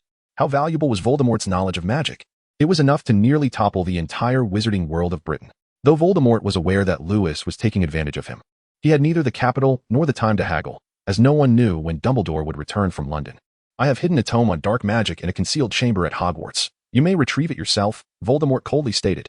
"Very well," Lewis shrugged. "Now, you should present the Philosopher's Stone to me." Voldemort's crimson eyes fixed intently on Lewis. "Ah, I am terribly sorry, but I cannot retrieve the stone," Lewis said apologetically. Voldemort's expression grew increasingly sinister. "You mean to say you are deceiving me? How could that be, Mr. Voldemort? Who would dare to deceive the world's most malevolent dark wizard?" Lewis exclaimed dramatically. "What do you mean, then?" Voldemort's eyes gleamed with a dangerous light. Should Lewis fail to provide a satisfactory answer, he would not hesitate to strike. "Please be patient, Mr. Voldemort. Though I am unable to extract the stone, there is someone here who can," Lewis said, casting a glance towards Harry. Harry looked at Lewis in disbelief, unable to fathom that in his moment of distraction, Lewis had seemingly defected to Voldemort. Although he did not know how to extract the stone, Lewis's confident demeanor indicated he was the true key to acquiring it. Without further hesitation, Harry turned to flee, praying that the potion's effects had not yet worn off, allowing him to safely return to the previous level. As for the Philosopher's Stone, judging by Lewis's tone, it seemed that without him, they would be unable to obtain it. "Bind and ensnare," Lewis commanded, pointing his wand at Harry. And from around Harry sprang forth numerous vines that ensnared him tightly. "Now, Harry, you are the main character here. If you escape, both Mr. Voldemort and I shall be greatly troubled." Lewis observed Harry, who had stumbled and fallen due to being tightly bound during his escape. It must be said that Harry was indeed quite clever. Had it been Neville or Ron, they would likely have remained oblivious to the unfolding events until the moment of capture. "Lewis, you have betrayed Professor Dumbledore. You are in league with Voldemort," Harry shouted in a desperate struggle against his restraints. "Hey, Harry, what do you mean by betrayal? Your words are too harsh. I could be quite hurt by them," Lewis replied, feigning to wipe non-existent tears from his eyes. "Let us not kid ourselves. The only reason you came with us was to hand me over to Voldemort." "Wasn't he it?" Harry retorted, lamenting that he should have trusted Ron's warnings about Lewis, whom he had foolishly believed. "Suit yourself, Harry," Lewis said indifferently, turning to Voldemort and stating that they merely needed to place Harry before the Mirror of Erised, and the Philosopher's Stone would naturally fall into their hands. "Quirrell," Voldemort called out. "Yes, my master," responded Quirrell, his face appearing as he answered. Without delay, Quirrell used a levitation charm to float the still cursing Harry before the mirror. Upon seeing the mirror, Harry appeared astonished, evidently witnessing something surprising. "Did you acquire the Philosopher's Stone?" Quirrell spat at Harry. The Philosopher's Stone. What are you talking about? All I saw was myself as the president of the boys' club, shaking hands with Professor Dumbledore, Harry replied, feigning calmness. Quirrell turned in anger towards Lewis, incredulous that Lewis had dared to deceive his master, Voldemort. You are courting death, Pendragon, Quirrell threatened, aiming his wand at Lewis, seemingly on the verge of casting a dark curse. Fool, Lewis muttered under his breath, regarding Quirrell with a look of disdain. I will kill you. I swear I will. Quirrell shouted madly, his prolonged association with Voldemort having left his sanity in a precarious state. Fool, put down your wand. Quirrell stiffly lowered his wand, not at Lewis's behest, but at Voldemort's reprimand. Go check Potter's pocket, you imbecile, Voldemort scolded, his humiliation evident as Quirrell's foolishness reflected poorly upon him. Quirrell mechanically approached Harry, who had just been roaring about killing Lewis, now obediently following Voldemort's command. Fear overwhelmed Harry as he watched Quirrell advance toward him. He was not afraid of death, but rather terrified of losing the Philosopher's Stone to Quirrell. If Quirrell obtained it, Voldemort would surely return. Quirrell crouched before Harry, attempting to retrieve the Philosopher's Stone from his pocket. Suddenly, Harry forcefully rammed his head into Quirrell, but due to the angle, it was his face that collided with Quirrell's. A remarkable scene unfolded as a horrifying blister emerged on the side of Quirrell that had been struck. He stumbled back, clutching his face in agony. Voldemort, noticing Quirrell's retreat, bellowed, You fool. Hurry and bring me the Philosopher's Stone. Yes, master, Quirrell replied, pained. He raised his wand, contemplating that if he could not touch Harry, perhaps he could simply kill him instead. Harry watched in terror as Quirrell's wand slowly rose. He realized the vines binding him had inexplicably loosened. Seizing the moment, Harry leapt to his feet and lunged at Quirrell, clutching his head. If Quirrell inflicted pain upon contact, then holding onto him tightly would prevent any curses from being cast. Quirrell thrashed about, attempting to dislodge Harry, yet Harry clung on for dear life, ensuring Quirrell could not throw him off. Ah, what a touching display of affection, Lewis remarked, observing the entangled duo. It seemed that true love could only blossom between souls of the same gender, one yearning for separation while desperately clinging to the other, a quintessential portrayal of love. Due to the overwhelming pain, Quirrell collapsed to the ground, motionless.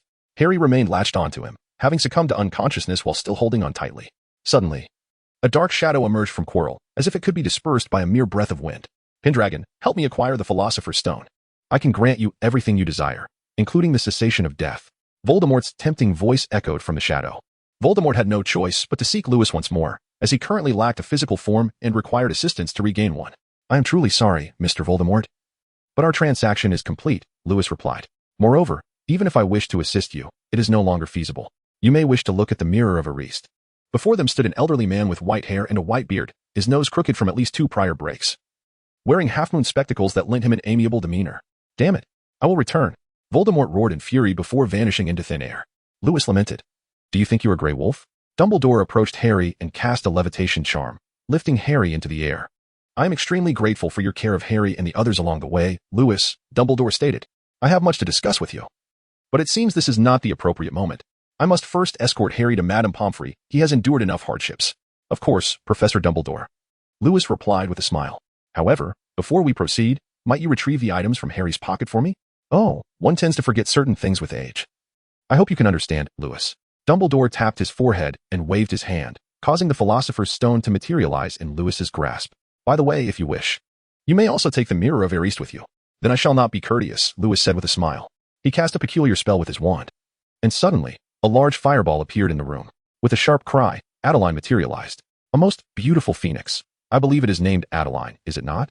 If time permits, do let it visit my office to play with Fawkes, Dumbledore remarked, adjusting his glasses with a smile. Fawkes was a phoenix, loyal to Dumbledore. In the entirety of the British wizarding world, only they possessed a phoenix.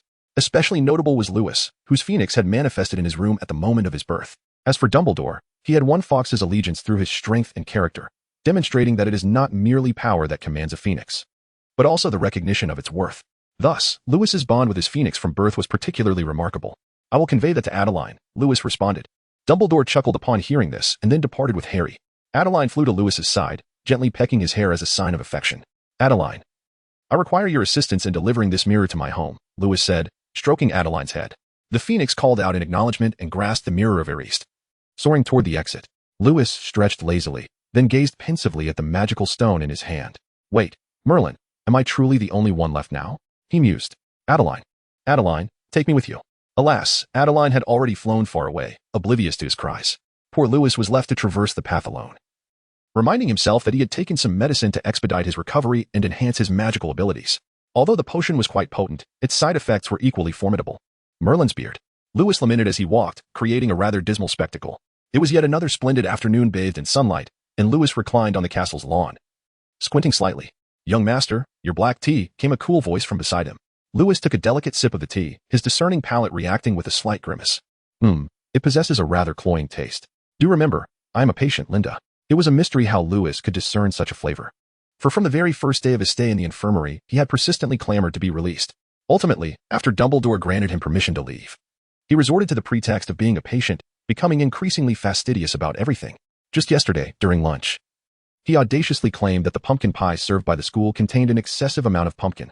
By Merlin's beard, without pumpkin, could it truly be called pumpkin pie? As for the tea Linda brewed, he had previously complained it was too sweet, and before that, too bitter. He had a penchant for nitpicking. And should anyone dare to counter his grievances, he would promptly retort that as a patient, he could not endure any form of agitation. Rest assured, sir, given your discomfort over the past few days, I have taken the liberty of reserving a bed for you with Madame Pomfrey, and you will soon be able to go. Linda remarked coolly. Cough, cough, cough. Unfortunately, Lewis found himself choking once again. Rubbing the back of his head, he stammered, Linda, that's not what I meant. I am entirely well now. Otherwise, how could I be discharged? Right? But you just claimed you were a patient, Linda pointed out. You must have misheard. It is absolutely impossible for me to be a patient. Even if a dragon were to stand before me now, I could bring it to its knees. Lewis declared with righteous fervor. Bring a dragon to its knees? Linda tilted her head thoughtfully. I see. I shall promptly arrange for a dragon to be prepared for you. With that, Linda turned and made her way towards the Olery, her demeanor indicating she was indeed intent on sending a letter. Lewis quickly got up to stop Linda, saying, Metaphor, it's a metaphor. This is an exaggerated expression. I don't literally intend to slay a dragon. Oh, then you ought to clarify that. I thought you really wanted to slay a dragon, Linda replied, her face lighting up with realization, observing Linda's feigned ignorance. Lewis felt a wave of helplessness wash over him. When he first entered the infirmary, the little maid was exceedingly anxious, had it not been for Madame Pomfrey's firm interventions. She would have eagerly stayed by his side around the clock. However, since Lewis's discharge, he had been playfully toying with the little maid, taking advantage of his patient status. Now it seemed that Linda had finally discerned his intentions to tease her, and her demeanor turned more cunning. Alas, where has my obedient little maid gone? Lewis sighed dramatically, turning his gaze upward at a 45-degree angle. Young master, what did you say? The little maid inquired with a smile from behind him. I was saying, Linda, you are truly both obedient and charming, a paragon among maids, Lewis responded with a flattering smile. Reflecting on his recent antics, Lewis felt a pang of apprehension. When did he become so fond of courting danger? This is not magicum. It must be the fault of the Time Lords. Oh, does this world even have Time Lords? A hymn that is inconsequential. What matters is that it is all their fault. Excuse me, Lewis, can we talk? Just as Lewis was enveloped in melancholic thoughts, a voice called from behind him. He turned to see Harry standing awkwardly, looking at him. What is it, Harry? Lewis asked. Puzzled. It was rumored that Harry had remained unconscious for 3 days after Dumbledore sent him to the infirmary. At least, when Lewis left the infirmary the following day, Harry was still in slumber. Additionally, Dumbledore had subtly leaked the news of Harry's protection of the Philosopher's Stone, and consequently, the entire school was aware that they had safeguarded it. In the meantime, people conveniently overlooked how Harry and his friends had caused Gryffindor to lose numerous points. During his unconsciousness, Harry received a plethora of gifts, and now he was once again the idolized Potter. It's like this I want to apologize. Professor Dumbledore informed me that I misunderstood you, and I am truly sorry, Harry stammered. Initially, Harry had believed Lewis to be in league with Voldemort, and upon awakening, he hastily informed Dumbledore. However, Dumbledore, with a warm smile, clarified that Lewis had been protecting them throughout, even at the end, merely buying time for Dumbledore to return. This revelation left Harry feeling quite embarrassed, as he had previously accused Lewis of colluding with Voldemort. Now, faced with Dumbledore's explanation, he could only endure the awkwardness to apologize to Lewis. Oh, it's quite all right. I understand, Lewis replied with a smile. Lewis was indifferent to Harry's thoughts. His primary concern was that the Philosopher's Stone was secured. Protecting Harry and the others was merely part of the deal with Dumbledore. After all, one must not tarnish one's reputation as an honest merchant. As for why he did not confront Voldemort directly, could he admit he was outmatched? How could one expect a first year, who had barely completed their studies, to confront Voldemort head-on? Even in a weakened state, Voldemort was not someone a first year could easily defeat. Moreover, there was Quirrell, who, despite his seemingly feeble demeanor, was possessed by Voldemort and was a fully fledged, skilled dark wizard. Knowing the plot, Lewis understood that Quirrell feared to harm Harry. Given that, why should he risk everything? If that plan failed. Let us not forget Lewis was under the influence of a potion at that time. He could still escape indeed. Escape was his strategy. As for the Philosopher's Stone, what could be more important than his own life? If his parents had named him Diagon Alley, he might have attempted to subdue everything with an air of dominance. But alas, he was named Lewis, and apart from knowing the plot, he had no special powers. Don't you blame me? Harry asked, a hint of surprise in his tone. Of course not. Besides, I didn't consult you about it. However, I hope you understand that if we needed to buy time, that was the only way left, Lewis replied nonchalantly. I certainly understand, Harry sighed with relief. Genuinely worried that Lewis might hold a grudge against him, especially since he was in the wrong. Harry had invited Lewis to assist him, and in the end, Lewis had successfully thwarted Voldemort's attempt to seize the Philosopher's Stone. Well, he was fortunate that Lewis did not hold it against him too much. After all, they were still friends. That evening marked the time for the year-end feast. As Lewis was led by Linda to the hall, it was already filled with people engaged in animated conversations about the year's amusing events. The hall was adorned in the green and silver that represented Slytherin, celebrating their victory in the House Cup for the 7th consecutive year. A massive banner symbolizing the Slytherin serpent hung on the wall behind the guest seating. Finally, Dumbledore arrived, and the chatter in the hall gradually subsided. Another year has passed, Dumbledore began cheerfully. Before everyone enjoys this delicious feast, I must trouble you to listen to an old man's words. As I understand it, we must proceed with the presentation of the House Cup Awards. The scores are as follows. 4th place, Gryffindor with 351 points. 3rd place, Hufflepuff with 352 points. 2nd place, Ravenclaw with 426 points. In 1st place, Slytherin with 471 points. A thunderous cheer erupted from the Slytherin table, accompanied by the sound of hands pounding the table. Indeed, everyone has performed exceptionally well this semester, Dumbledore continued. However, there are a few matters I must also take into account. The hall fell silent, and the smiles on the faces of the Slytherin students faded. Dumbledore cleared his throat. I still have some points to award. Let us see. The first award goes to Mr. Ron Weasley. Ron's face flushed a deep crimson, resembling a dried red carrot. For his bravery and loyalty to his friends, knowing the path ahead was fraught with danger, yet he resolutely accompanied his friends. Dumbledore declared, for this, I award Gryffindor 50 points. The Gryffindor table erupted in raucous cheers, the stars adorning their heads shaking in response. Percy, one of Ron's brothers, could be heard exclaiming loudly to the other prefects, that's my brother. You all know it. He is the youngest in our family. Once the noise subsided, Dumbledore continued. The second award goes to Ms. Hermione Granger for her calm logical reasoning in the face of flames. I shall award Gryffindor another 50 points. Hermione buried her face in her arms, and Lewis surmised that she was likely crying in secret. She was undoubtedly the one under the greatest pressure. As a student who prided herself on her academic achievements, the deduction of 50 points for her nighttime escapade had dealt her a significant blow. Now, once again risking point deductions to aid Harry in thwarting Voldemort's attempt to steal the Philosopher's Stone, it was an exceedingly difficult decision for her. At last, her efforts bore fruit as she reclaimed the 50 lost points, which must have filled her with immense joy. The third item, Harry Potter, Dumbledore announced, and the hall fell into an extraordinary silence. He exhibited remarkable bravery and extraordinary courage, for which I award Gryffindor 70 points. The fourth item, Lewis Pendragon. He displayed exceptional knowledge and deftly unraveled Sprout's devil's snare, and thus, I award Slytherin 50 points. The hall erupted into a cacophony of noise as the students below silently calculated the scores. Gryffindor now stood at 521 points, and Slytherin also at 521 points. If Dumbledore were to grant Gryffindor just one more point, they would triumph in the House Cup. Dumbledore raised his hand, and the clamor gradually subsided. Courage manifests in many forms, he said with a smile. To confront an enemy, one requires superhuman bravery. Yet, standing one's ground before friends is equally courageous. Therefore, I shall award Mr. Neville Longbottom 10 points. The hall erupted in wild cheers from outside. One might have thought a Quidditch match was underway. The jubilations at the Gryffindor table reached a crescendo as Harry, Ron, and Hermione rose to applaud. Neville, however, appeared pale and somewhat bewildered, clearly taken aback by the unexpected points he had received. This meant that Dumbledore had to cast an amplification charm to overshadow the thunderous applause. As students from Ravenclaw and Hufflepuff also celebrated Slytherin's loss of the House Cup, we need to make some minor adjustments to the decorations here, Dumbledore remarked. With a clap of his hands, the floating streamers transformed from green to vibrant red, and the silver elements shifted to gold. The imposing serpent symbolizing Slytherin gradually faded, replaced by the majestic Gryffindor line. Severus Snape was shaking hands with Professor McGonagall, his face contorting into an awkward smile. The atmosphere at the Slytherin table turned decidedly tense.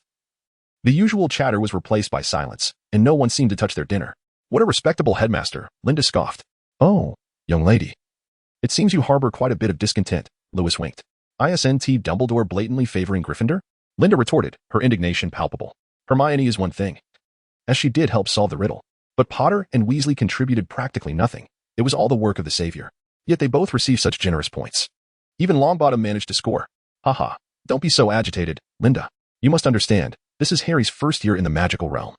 Dumbledore certainly needs to cultivate his popularity. In fact, he might assist him in securing several House Cups. Are we to sit back and watch Dumbledore so openly assist Potter? Linda replied, her discontent evident. Well said. I shall grant you 9 points for that, Lewis remarked, giving Linda a thumbs up. Indeed.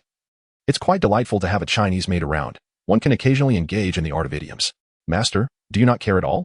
Linda sighed in resignation. What is there to care about? Lewis replied nonchalantly. Dumbledore merely seeks to rally public support for Harry. After all, he is the chosen one. Moreover, he must have recognized Hermione's talents after observing her for nearly a year. And what of Weasley and Longbottom? You claim Weasley contributed nothing but a casual stroll. And Longbottom merely lies there to earn points? Linda inquired. It is evident that Dumbledore is fostering a foundation for Harry, a gifted young witch like Hermione, alongside Ron, who possesses a deep understanding of the magical world and is from a family aligned with Dumbledore's faction, Lewis replied nonchalantly. As for Neville, the 10 points he received were merely a nod to his parents' sacrifices in their battle against Voldemort. Should Neville's talents emerge in the future, he may also prove beneficial to Harry. Truly, one cannot underestimate the cunning of such an ancient fox. His methods of garnering support are nothing short of masterful. Not only did he attract these young wizards, but even in the darkest days of Voldemort's reign, he managed to rally a cadre of fearless and exceptional witches and wizards to his cause. Linda opened her mouth to speak, but no words emerged. Indeed, for someone of her age, such machinations were still too profound. She remained blissfully unaware of the myriad exchanges of interest that lay behind each honor bestowed. Lewis gently caressed Linda's head, grinning as he declared, "All right, let us not dwell on this matter any longer. The holiday is upon us, and I shall indulge in slumber until the afternoon every day." With those words, a blissful smile illuminated Lewis's face. It must be noted that this past year had been fraught with numerous events that had left him utterly fatigued. Countless nights had been spent wide awake, only to rise early for classes the following day, such a vexing predicament. However, the imminent arrival of the holiday heralded the onset of a life filled with joy. Despite being the scion of a wealthy family, why should he adhere to the mundane routine of attending classes daily? A life of leisure and indulgence was the true aspiration of his heart. Young master, even if you return home for the holidays, your mother will not permit you to sleep in that late, the young maid interjected, dousing his daydreams with cold water. Lost in his reverie, Lewis was abruptly awakened by her words. Indeed, even at home, his mother would not allow him such luxuries of sleep. A wave of melancholy washed over him, and he felt an overwhelming urge to shed tears. Were it not for the presence of so many people, Lewis would undoubtedly seek solace in a corner, drawing circles in despair. Linda, can't you let me revel in my happiness for just a moment? Lewis lamented, his spirits dampened. I merely presented a factual observation as your maid, the young maid replied with utmost seriousness. Linda, this behavior is quite unbecoming. You certainly shall find it difficult to marry in the future, Lewis retorted, his tone harsh. Casting a sidelong glance at Lewis, Linda calmly responded, young master, as your maid, I have no intentions of marrying at all. By Merlin's beard, what do you mean by having no plans to marry? Are you intending to cling to me for eternity? Lewis exclaimed, rendered speechless. Do you know where your clothes are? Do you know the whereabouts of your books? Do you know where your coin purse is? Linda replied coldly. Lewis awkwardly touched his nose, pretending to be engrossed in the pudding before him. Indeed, ever since he had taken Linda under his wing, all matters of his life had been deftly managed by her. Even during his time at school, it was Linda who took care of everything. She even prepared the daily prophet for him each day, warming the paper to the perfect temperature before handing it over for his perusal. In fact, the afternoon tea he indulged in daily was solely brewed by Linda, as any other attempt seemed lacking in flavor. In essence, Lewis was an exceedingly particular individual. Perhaps it was true what others said about geniuses possessing certain flaws. If Lewis had a defect, it was his fastidiousness over trivial matters. Linda had tended to him for so many years, effortlessly organizing every aspect of his life. Whenever he forgot something, she could promptly retrieve it for him. The prospect of her absence was indeed a terrifying thought. How about we venture into the Muggle world during our holiday? Lewis suggested, spooning pudding into his mouth. It was worth noting that Lewis had never visited London, neither in his previous life nor in this one. Furthermore, unlike the future, London still retained much of its charm. It would be a pity not to explore it. Of course, Lewis would never admit that the desire to avoid being roused from slumber was the true reason behind his eagerness to go. Your wish is my command, as your maid. I shall always be by your side, Linda replied with a smile, though it was unclear whether her joy stemmed from the prospect of an outing or from the mere company of Lewis. On an ordinary street in London, a boy and a girl ambled aimlessly, one trailing behind the other. Master, are you certain you know where the hotel is? The young girl inquired. Ahem, of course. You must trust me, the boy replied, forcing confidence into his voice. These two children were none other than Lewis and his young maid, Linda. After bidding farewell to his parents, he had exchanged some pounds at Gringotts in preparation for their London adventure. Although reaching London was simple enough, securing accommodations was essential for their excursion. Lewis had heard his parents mention a Langton hotel, a family-owned establishment, where arrangements had already been made for their stay. Now, the question arose, where precisely was the Langton hotel? Lewis pounded his chest, proclaiming with unwavering conviction that they need only follow him. Yet, after wandering around London for most of the day, not a trace of the hotel had come into view. After walking for a while longer, the young maid paused and said, Master, I believe it would be prudent to have someone sent by your parents to guide us. It seems we may be lost. No. Linda, you don't understand. We are almost there, Lewis insisted firmly. He was determined not to let his parents learn of their disorientation. Knowing they would mock him for ages, the image of the magical prodigy Lewis being hopelessly lost was too amusing to contemplate. Master, you have said that 7 times already. The maid replied, exasperated. While her master was exceptional in many ways, his stubbornness and sensitivity were notable flaws. Linda, you must believe me. If I were of age and allowed to use magic outside of school, I would have reached the hotel by now, Lewis declared earnestly. Master, what do you think about hailing a cab? We did exchange some pounds, after all. Isn't that what ordinary muggles would do? Linda suggested wearily. Having grown tired after their lengthy wanderings, Lewis awkwardly gazed at Linda, pondering whether he should admit that he had forgotten the way. After spending so much time in the magical realm, he had completely lost track of how to navigate the muggle world, where travel usually involved flue powder or portkeys. Ahem. Linda, I merely wish to revel in the beauty of the muggle world a bit longer, now that we have savored it sufficiently. Let us retire to the hotel for some rest, Lewis proclaimed, feigning concern for her well-being. Yes, master, Linda replied with a hint of resignation. She was acutely aware that her master was utterly lost, yet she felt compelled to maintain appearances, even as they retraced their steps for the 3rd time. However, given Lewis's insistence on this leisurely exploration, she decided to acquiesce, for she was utterly exhausted. After a series of misadventures, they finally arrived at the hotel. Following a delightful dinner, Lewis indulged in a long, relaxing bath. Upon emerging from the bathroom, he found Linda waiting with a freshly brewed cup of tea. Ahem, Linda. You appear quite fatigued. Are you all right? He said, a tinge of guilt in his voice. Unlike Lewis, who, despite his seemingly lazy demeanor, took great care to maintain his physical fitness, understanding that strength and stamina were essential for combat, Linda primarily focused on various domestic spells, thus lacking in physical prowess. I am fine. Master, Linda said, offering a smile, though it was evident she was not as untroubled as she claimed. Fatigue was etched across her face. This was the first time Lewis had seen her exhibit such weariness. She usually radiated vitality. Linda, if you are tired, you should rest immediately, Lewis urged, feeling immense guilt for pushing her to exhaustion through his stubbornness. It is not customary for a maid to prioritize her master's rest, Linda replied earnestly. With that, she retrieved a Pikachu, a Pikachu-themed nightgown. According to convention, the next scene would involve Linda changing into the adorable nightwear, while Lewis would awkwardly steal glances, leading to a series of embarrassing scenarios. Young man, if that is truly your line of thinking, you are far too naive. In truth, the Pikachu nightgown was intended for Lewis. As Linda helped him into the whimsical attire, she inquired, Master, which mythical creature inspired your nightgown? I have consulted numerous resources but found none that correspond to its design. This is the fabled creature known as Pikachu. Legend has it that it can unleash millions of volts. What?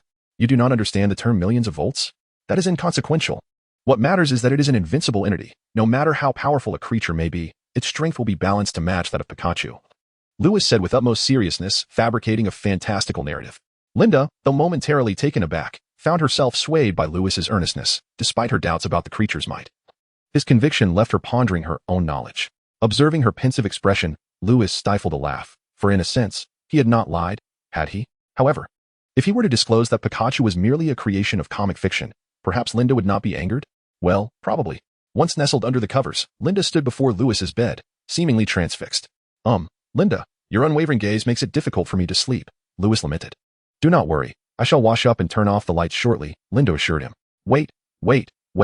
That is not the main issue, young lady. What are you intending to do in my room?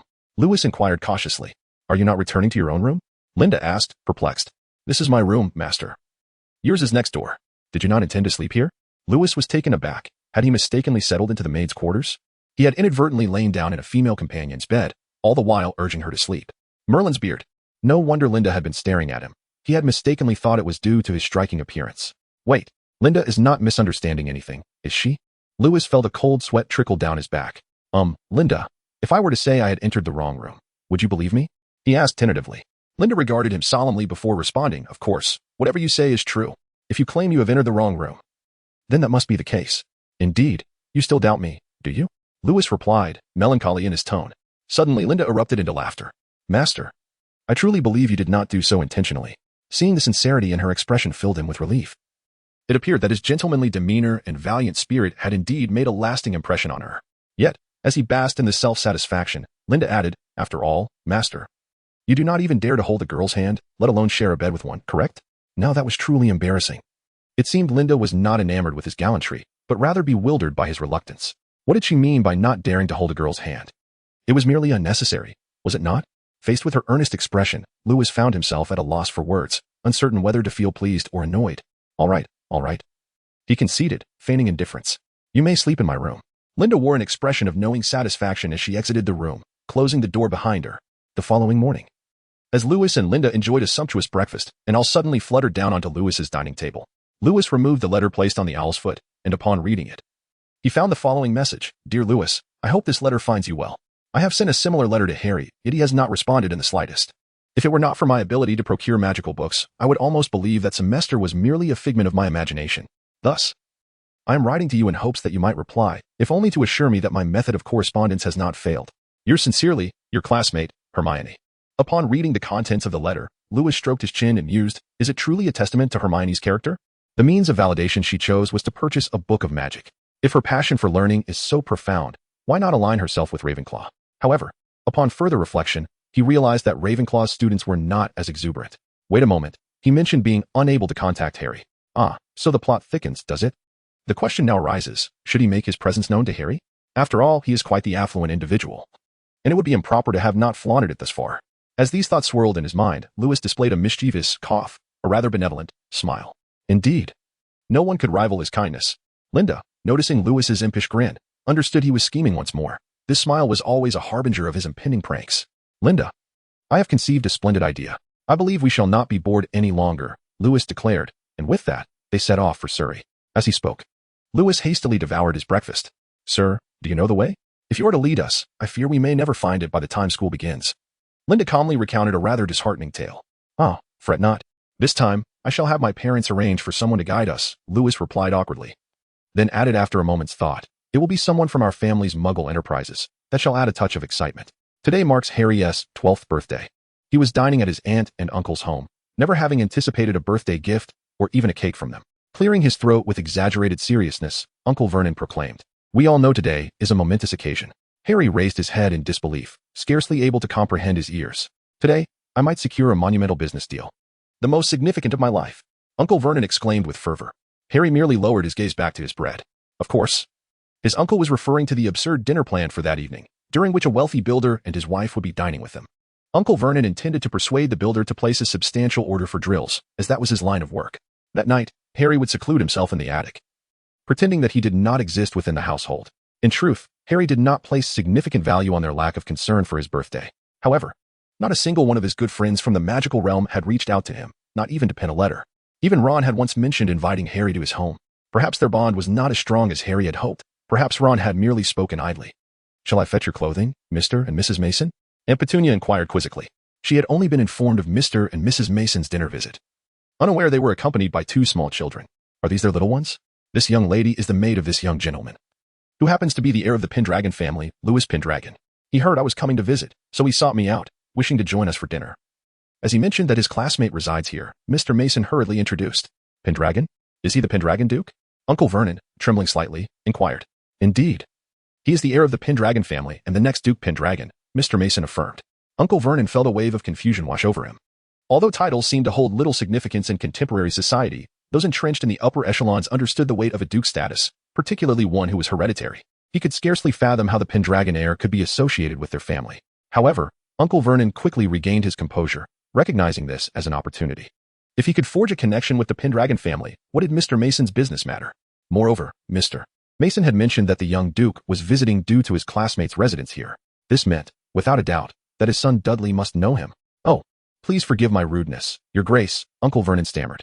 I was unaware that you were coming to our home. I shall do my utmost to ensure your satisfaction. Do not be so anxious, Mr. Vernon, Lewis replied. I am merely passing through on a journey and thought to visit my classmate who resides here. No. It is our family's honor. Please, come in and make yourself comfortable, Uncle Vernon insisted. The Dursleys warmly welcomed Lewis and Linda inside, rendering Mr. and Mrs. Mason seemingly inconsequential. After all, the disparity in their statuses was evident. Had Uncle Vernon slighted Lewis, it would be he who appeared out of sorts. Upon entering the house and settling onto the sofa bed, Lewis observed that the space was impeccably tidy, leaving him uncertain whether it was always maintained this way or if it had been specially cleaned for today. Just as Aunt Petunia was bustling about, preparing tea and snacks for Lewis, a sudden commotion erupted from upstairs. I sincerely apologize, Mr. Pendragon. I shall attend to it at once, said Vernon, his countenance noticeably darkening. A stark contrast to his previously jovial demeanor. What on earth are you up to, boy? He exclaimed, flinging open the door to Harry's room, his eyes wide with fury. I warn you, a very esteemed guest is visiting today, and if you ruin this for me, I swear you will regret it. Oh, yes, I assure you. I will not make another sound, Harry replied, a hint of nervousness in his voice. Upon hearing this, Vernon shot Harry a scathing glare before shutting the door and descending the stairs, for he had more pressing matters to attend to. I am truly sorry, Mr. Pendragon. My pet cat upstairs knocked over a vase, Vernon said apologetically to Lewis. Not at all, Mr. Dursley, Lewis replied, savoring a spoonful of pudding. I must say, your wife's dessert-making skills are quite impressive. Thank you for your kind words, Mr. Lewis. I am delighted you enjoyed it. If you wish, you may take some with you to savor on your journey, Petunia exclaimed with surprise. Then I shall graciously accept, Lewis said with a smile. A loud thud echoed through the house, reminiscent of a heavy object crashing to the floor. I sincerely apologize. I shall go and confine that mischievous cat, Vernon declared, his face reddening like a liver as he stormed upstairs. I hope I have not interrupted your enjoyment, Mr. Lewis. I have secured that troublesome feline, Vernon said with an awkward smile. Lewis waved his hand dismissively and said, these are trivial matters. I shan't be concerned. He was about to inquire whether it was time to let his companions. Suddenly, Lewis halted mid-sentence as he noticed Mrs. Penny's meticulously crafted pudding cake drifting gently toward them. With a resounding crash, the entire cake shattered upon the floor, sending cream and butter splattering everywhere. Mr. and Mrs. Mason, blissfully unaware, were startled by this unexpected turn of events. Unfortunately, due to the cake's unfortunate landing proximity, both of them found themselves splattered with its remnants. Mr. Finnan's eyes seemed ablaze with fury as he strode toward the staircase where Harry stood. Gripping Harry tightly, he dragged him upstairs. And Lewis distinctly heard the sound of the door locking behind them. Thud, thud, thud. With heavy footsteps, Mr. Finnan returned to the parlor. This is my relative's child. He possesses some cognitive challenges, and his parents have passed away. We are currently looking after him, Finnan offered with a smile that was more grotesque than sorrowful. I truly did not intend to deceive you. I am deeply sorry. Oh, as long as Mr. Pendragon is not frightened. Your willingness to care for such a child reflects your great compassion, Mrs. Mason remarked calmly, while wiping the cream off her attire. Regrettably, her composure was short-lived. At that moment, an owl swooped in, dropping a letter it clutched in its beak before soaring over Mrs. Merlin's head and out of the window. With a shriek, Mrs. Mason seemed to lose her sanity, flinging open the door and dashing outside, leaving a roomful of stunned onlookers in her wake. Mr. Mason quickly rose, his voice filled with urgency. I deeply apologize. My wife harbors a profound fear of birds. Please allow me to attend to her. Without delay, he rushed out in pursuit of his fleeing wife. At this juncture, Finnan felt utterly desolate. If only time could rewind, he would have certainly cast Harry aside. He forced a smile. Mr. Pendragon, I sincerely apologize if this has left you with unpleasant memories. Were it not for Lewis still seated on his sofa, he would have dashed upstairs to impart an unforgettable lesson to Harry. However, Lewis disregarded Flamel and approached the letter that the owl had dropped. He picked up the missive, which read, Dear Mr. Potter, we have received reports indicating that you employed a hovering charm at your residence this evening. As you are aware, underage wizards are prohibited from utilizing magic outside of school grounds. Should you engage in such behavior again, you may face expulsion from this institution. Regulation for the Reasonable Restriction of Underage Sorcery, 1875, Section 3. Furthermore, please be reminded that according to Article 13 of the International Statute of Wizarding Secrecy, any magical activity that may attract the attention of non-magical individuals, muggles, is deemed illegal. Wishing you a pleasant summer. Befall the Hopkirk, Department for the Regulation and Control of Magical Creatures, Lewis read aloud, each word causing Finnan's complexion to grow increasingly pallid. Mr. Pendragon, it is not as you imagine. My eccentric relative believes he possesses magical abilities and has been engaging in such pranks. Finnan nervously explained, unable to fathom the consequences should Lewis discover that his relative was a wizard, fearing he might be implicated and subsequently bound to a stake and burned.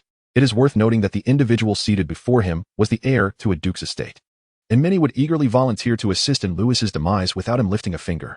Finnan had relinquished his hope of securing favor with the duke's family. He merely wished that Lewis would not take the letter seriously. Is the school mentioned in the letter Hogwarts? Lewis inquired. Finnan's eyes widened in disbelief as he gazed at Lewis. The letter merely referenced a school without disclosing its name. If Lewis were aware of the institution, it would imply. You are also from that world? Finnan stammered. That world? You mean the magical realm? Lewis confirmed. Indeed, I am also a wizard. Did I not mention that I came to visit a classmate?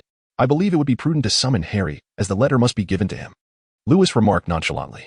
Finnan mechanically ascended the stairs, as if under the influence of a soul-binding curse. Mrs. Penny returned to her room with her son, still dazed by the unfolding events, while Finnan led Harry back to the parlor. Harry looked at Lewis, seated on the sofa, in astonishment. Lewis, what are you doing here? It's a pleasure to see you, Harry, But first, you must take a look at this. Lewis handed over the letter. Harry accepted it and read through. Then raised his gaze to his furious uncle, whose face was flushed with anger, as if his throat were constricted. You never told us you were forbidden to use magic outside of school, Fenn bellowed, resembling an enraged bull. He had refrained from excessive reprimands during the entire holiday out of fear of Harry's magical prowess, while his son Dudley was often intimidated by Harry as a result. Oh? Harry, did you not inform your uncle that underage wizards are prohibited from using magic outside of school? Lewis feigned surprise. Lewis was well aware that Harry would not divulge their secrets to his uncle, especially given the bullying he had endured from them since childhood. After finally instilling a sense of caution in them, how could he possibly reveal that he was unable to perform magic? I might have. Perhaps forgotten to mention that, Harry said, his face flushed with embarrassment. Meanwhile, Vernon glared at Harry with malevolence, and one could easily imagine that, had Lewis not been present, Harry would have faced a severe reprimand from Vernon. All right, let us assume you forgot, Lewis replied nonchalantly. But a more pressing question arises. Knowing you cannot use magic outside of school, why did you perform a levitation charm? Harry responded with fervor. I swear. It wasn't me. A creature named Dobby appeared in my room, claiming to be a house elf, warning me of danger should I return to Hogwarts, thus attempting to prevent my departure. However, house elves typically act only on their master's commands. They do not usually take independent action, Lewis remarked. I am at a loss regarding the current situation, and Dobby intercepted all my letters. I have received none this holiday, Harry lamented, having been despondent over the lack of correspondence. So, you're saying a house elf is conspiring against you? Lewis inquired. Yes, you must believe me, Lewis, Harry pleaded, resembling a forsaken puppy abandoned by its owner. It's not that I am unwilling to assist you, Harry, Lewis replied thoughtfully. The issue lies in my not having witnessed the house elf you describe. Even if I were to testify on your behalf, it would hold no weight. Oh. What am I to do? I did not commit this act, Harry exclaimed, striking his forehead in frustration. According to your account, it seems someone is indeed framing you. Perhaps consider if you have offended anyone. Additionally, I should inform you that only families with a long-standing legacy and substantial heritage typically have house elves in their service. Lewis suggested with a shrug. Could it be Malfoy? He must be trying to prevent my return to Hogwarts. Harry retorted angrily. Hogwarts felt like home to him. A place where he first experienced warmth and camaraderie. He would not allow Malfoy to destroy that, for what meaning would his life hold without Hogwarts? It is not necessarily the Malfoys. After all, Professor Dumbledore is not to be trifled with. If he were genuinely framing you, he could easily have your punishment revoked. Rendering such actions utterly pointless, Lewis clarified. But I have only been at Hogwarts for a year. Aside from Malfoy, no one else has issues with me, Harry insisted, evidently fixated on blaming Malfoy. Per Malfoy, it appears that regardless of his involvement, he is destined to bear the brunt of this incident, Lewis mused. Well, if it brings you joy, he said with a shrug, time is drawing near, and I should be on my way. Upon hearing this, Harry hesitated, aware that Lewis's presence was the only thing keeping Vernon at bay. If Lewis departed, Harry could easily predict what would transpire next. Yet, he could not impose upon Lewis to stay. They were not close enough for him to beg him to linger. It was already quite courteous of Lewis to visit him at his uncle's home, a place that hardly felt like his own. Ultimately, Harry refrained from expressing his desire for Lewis to remain, let alone to keep Linda by his side.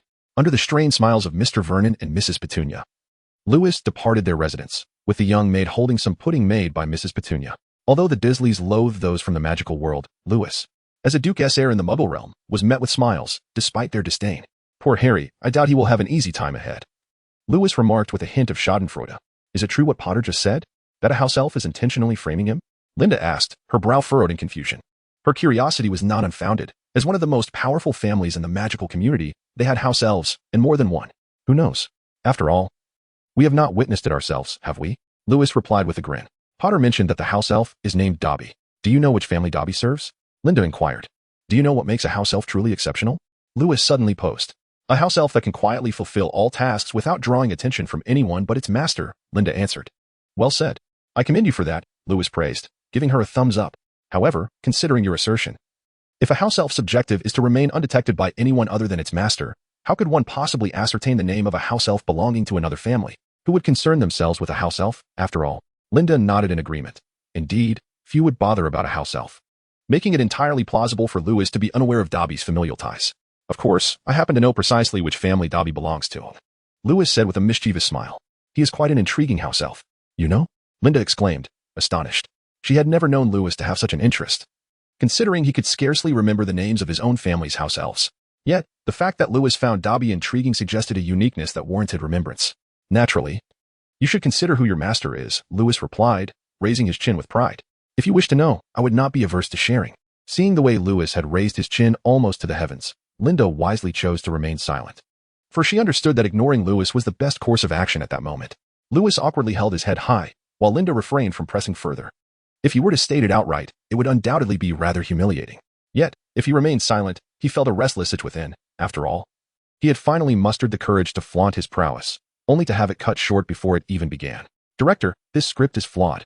Why is it that others traverse dimensions effortlessly, showcasing their finesse, while when it comes to him, not only is he unable to exhibit such grandeur, but he cannot even manage a single display of it? Meanwhile, others possess charming maids who effortlessly align with their desires. Yet he finds himself entangled with a cunning presence at home, one that never cooperates with him. Lewis suddenly found himself yearning for the song A from the land of Huaxia, which he deemed to be an apt accompaniment to his current mood. Linda, observing her master lost in his own world, sighed and remarked, "Master, don't you think we have been walking for quite some time since we left the Potter residence? It is already quite late." "Ah, have we really walked for long? Where are we now?" Lewis replied, roused from his reverie as he surveyed his surroundings. "Master, I have been following you.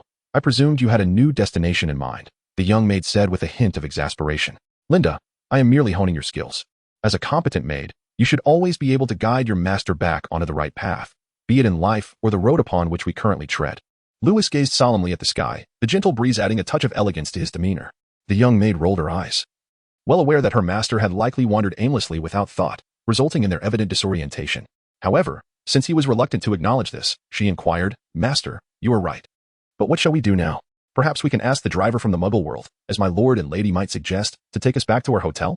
"Linda, I am delighted that you conceived of this solution. It appears my efforts were not in vain," Lewis said, his expression one of satisfaction, as if he were finally reaping the rewards of herbs he had painstakingly cultivated.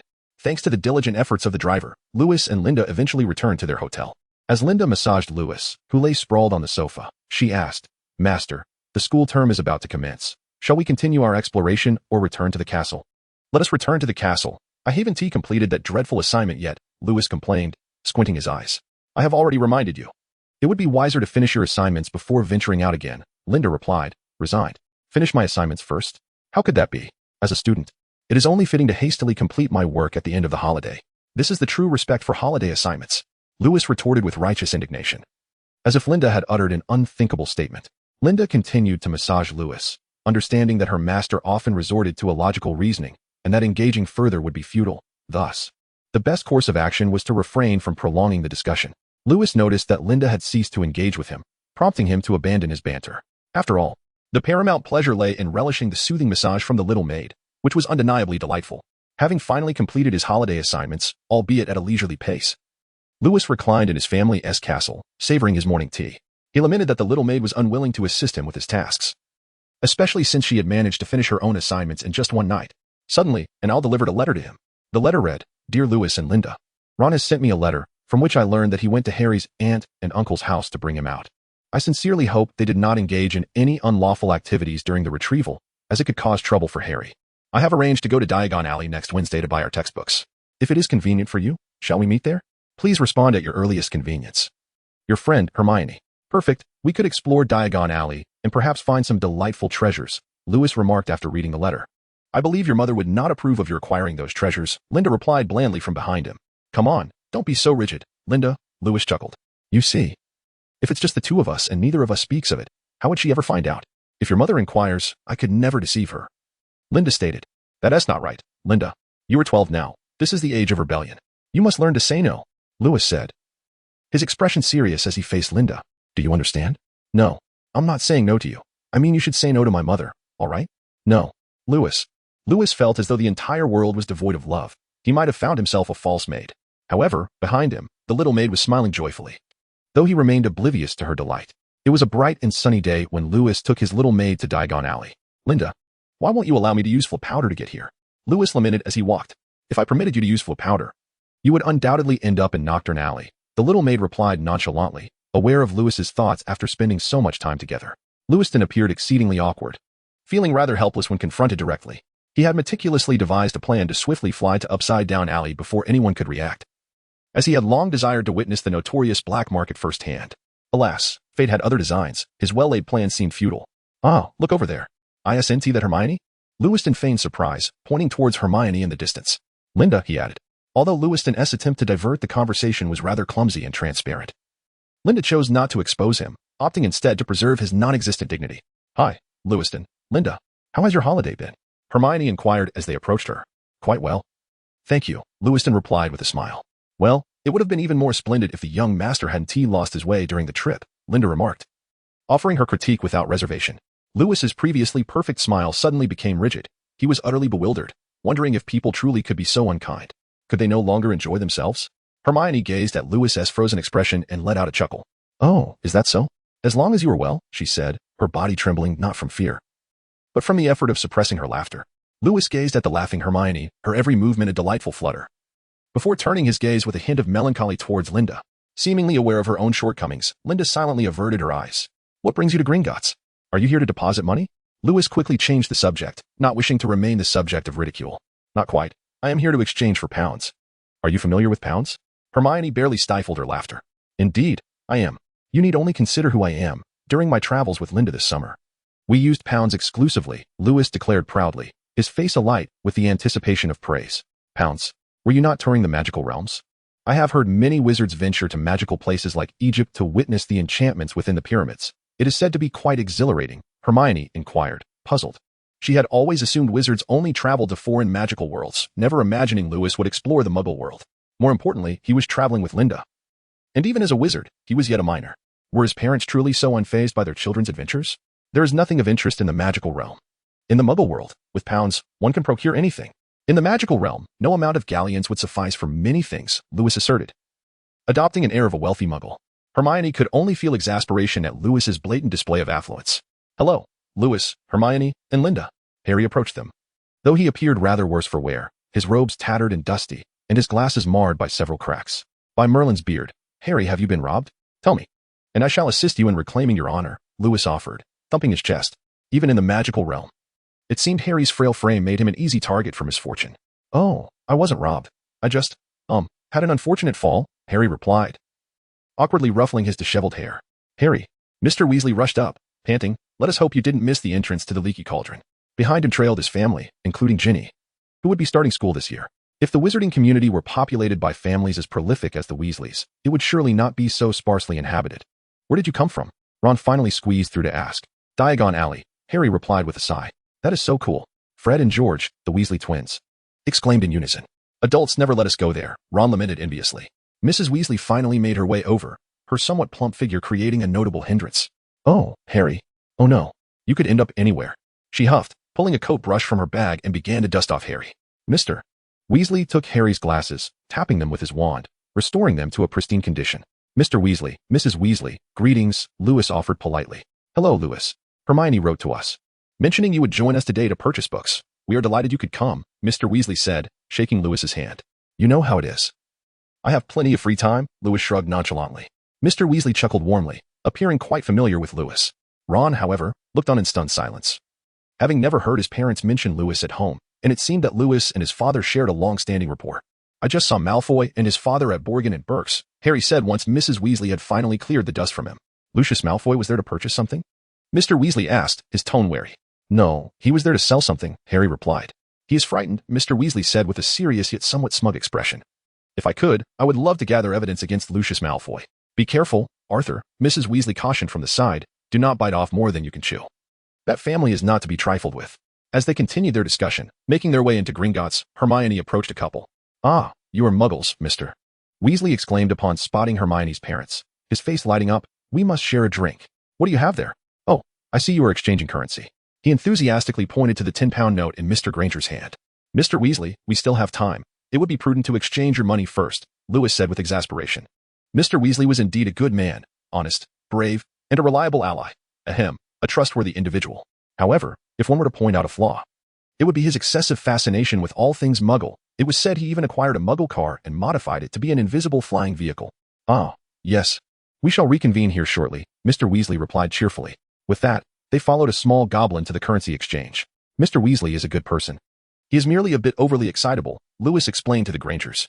Lewis had never felt such regret for having met him. It was utterly humiliating. Oh, it's nothing.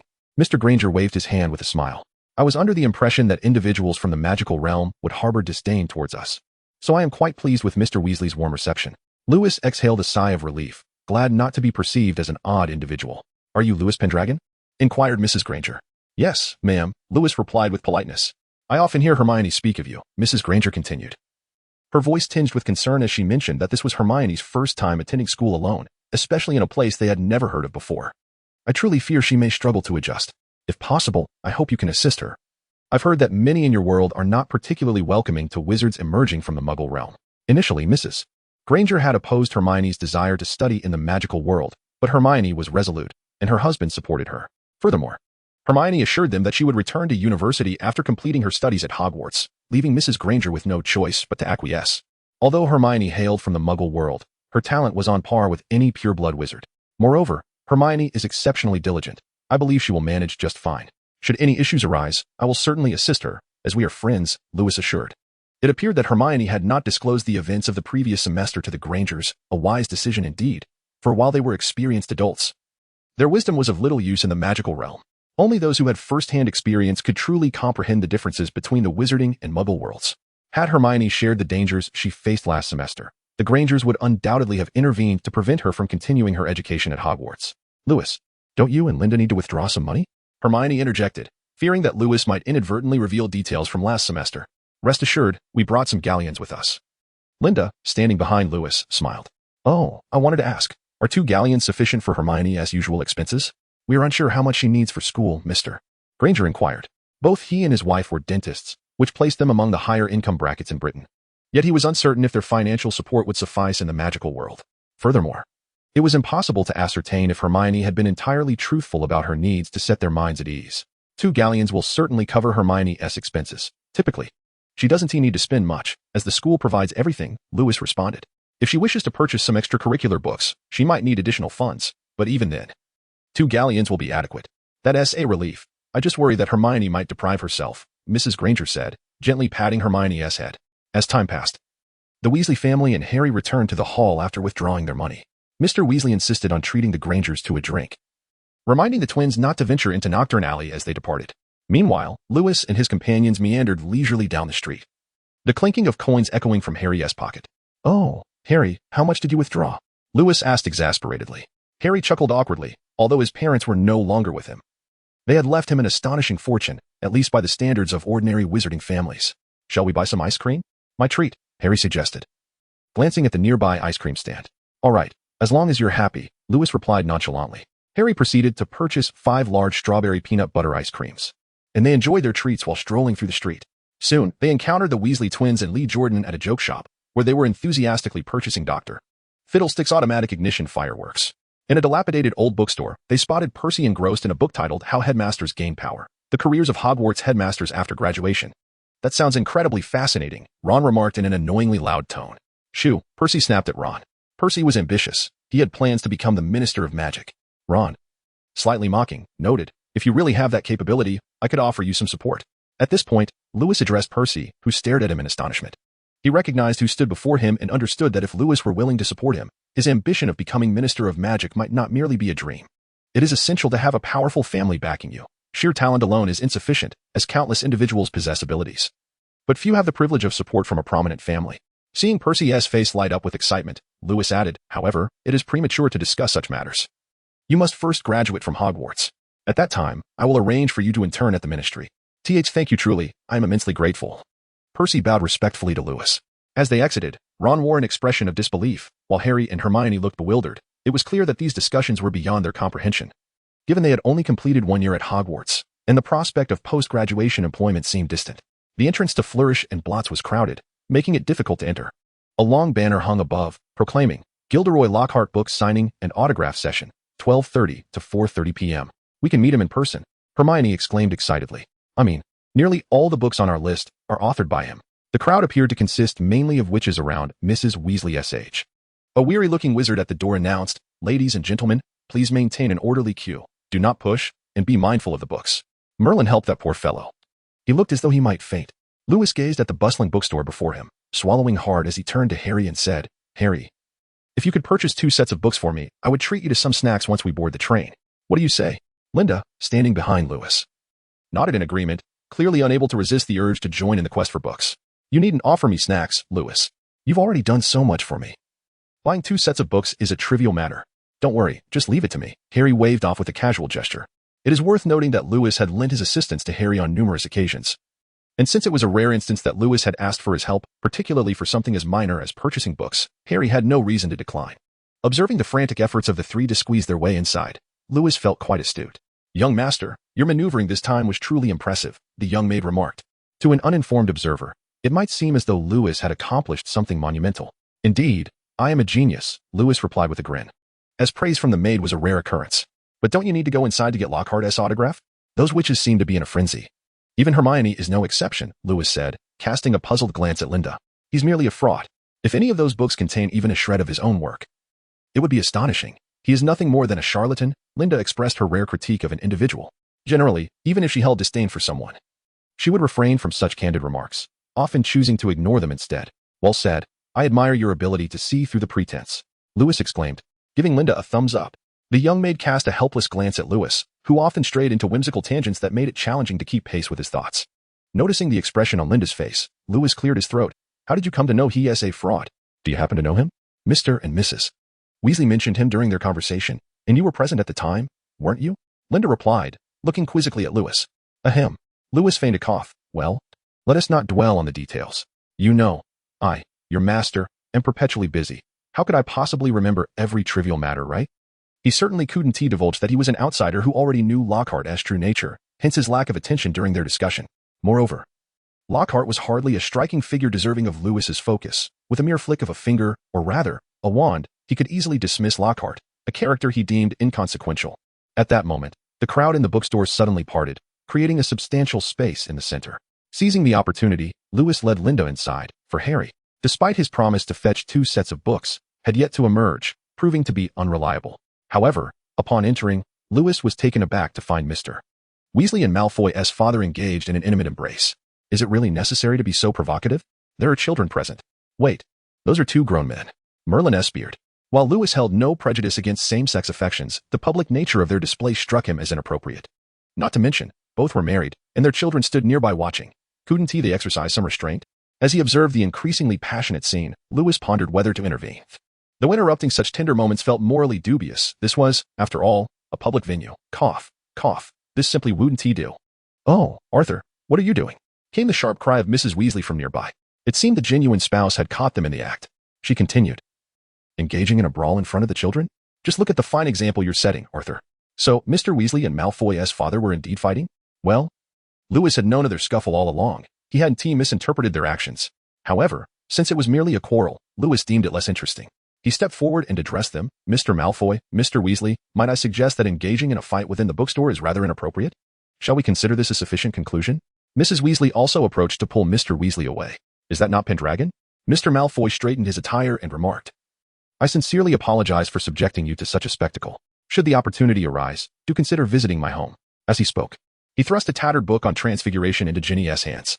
"This is the best your unfortunate father could offer you. Cherish it, little girl." With that, he gave Lewis a nod before departing the bookstore with young Malfoy in tow. Lewis gazed at Mr. Weasley, whose eyes were swollen and bruised, and remarked, "It is rather unwise of you to engage in a confrontation with him here, Mr. Weasley." Mrs. Weasley added, "Lewis is correct. Arthur, you should refrain from provoking him." Mr. Weasley, brimming with indignation, retorted, "It is not my desire to instigate a conflict, but rather that Lucius Malfoy is deliberately seeking trouble. Damn it. I shall eventually find a way to bring Lucius Malfoy to justice." Lewis looked helplessly at the furious Weasley, realizing that without Dumbledore standing behind him, Weasley would have already been done in by Malfoy. Merlin's beard, regardless of the situation, leading a fight. What would Gilderoy Lockhart say? Mrs. Weasley lamented, fearing that she might leave a poor impression on Lockhart. "I think it would be best to leave this place for now," Lewis interjected, wishing to cut short Mrs. Weasley's complaints, which seemed likely to drag on indefinitely. As the group returned to the leaky cauldron, they were significantly quieter than before. Since Harry and the Weasley family planned to use Floo powder to return, while Hermione and others opted for the bus. If Mrs. Weasley hadn't been watching, Lewis was certain Mr. Weasley would have discreetly followed them, as he was quite intrigued by the bus station. Once everyone had returned to their respective homes, Lewis made his way back to his castle, greeted his parents, and resumed his leisurely existence. "Young master, it's time to prepare for the train," the young maid announced, pushing open the door to find Lewis in a deep slumber.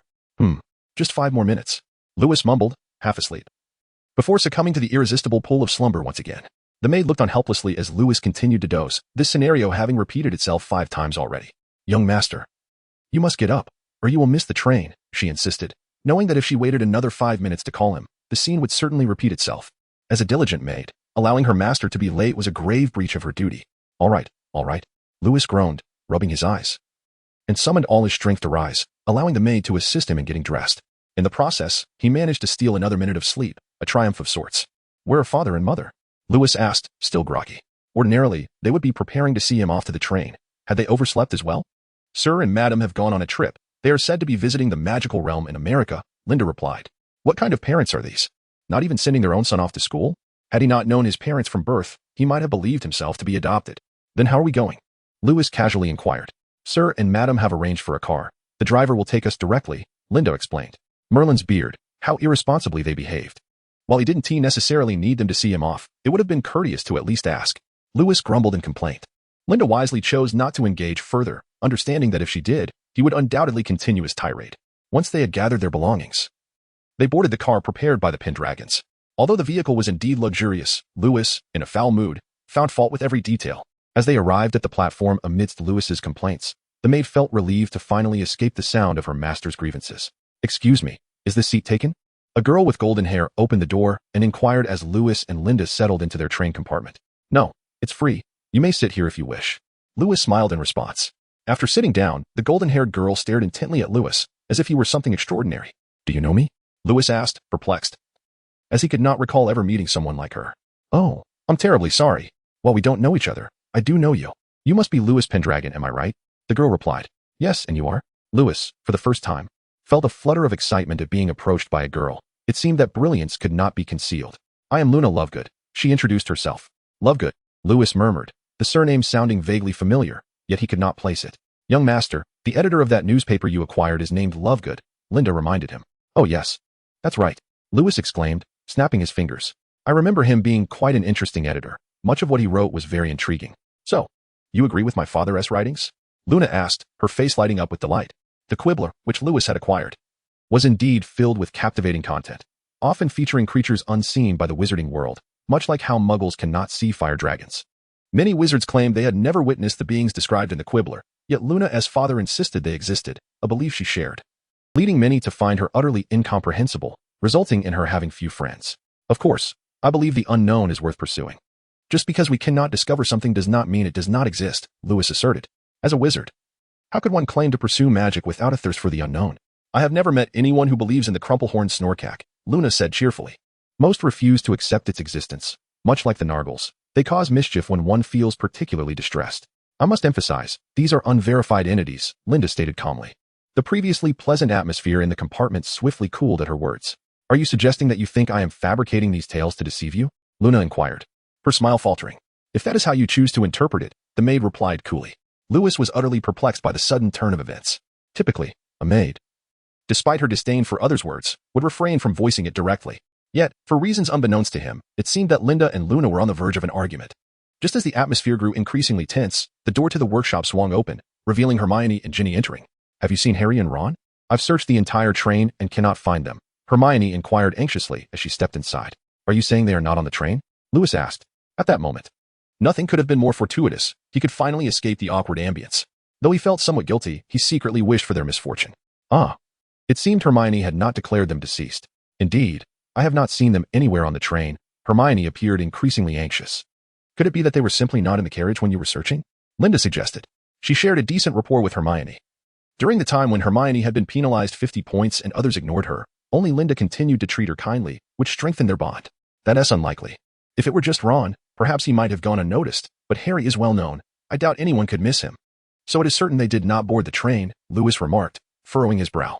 Are you implying that two individuals missed the train? This is disastrous. They must have been disoriented by the commotion.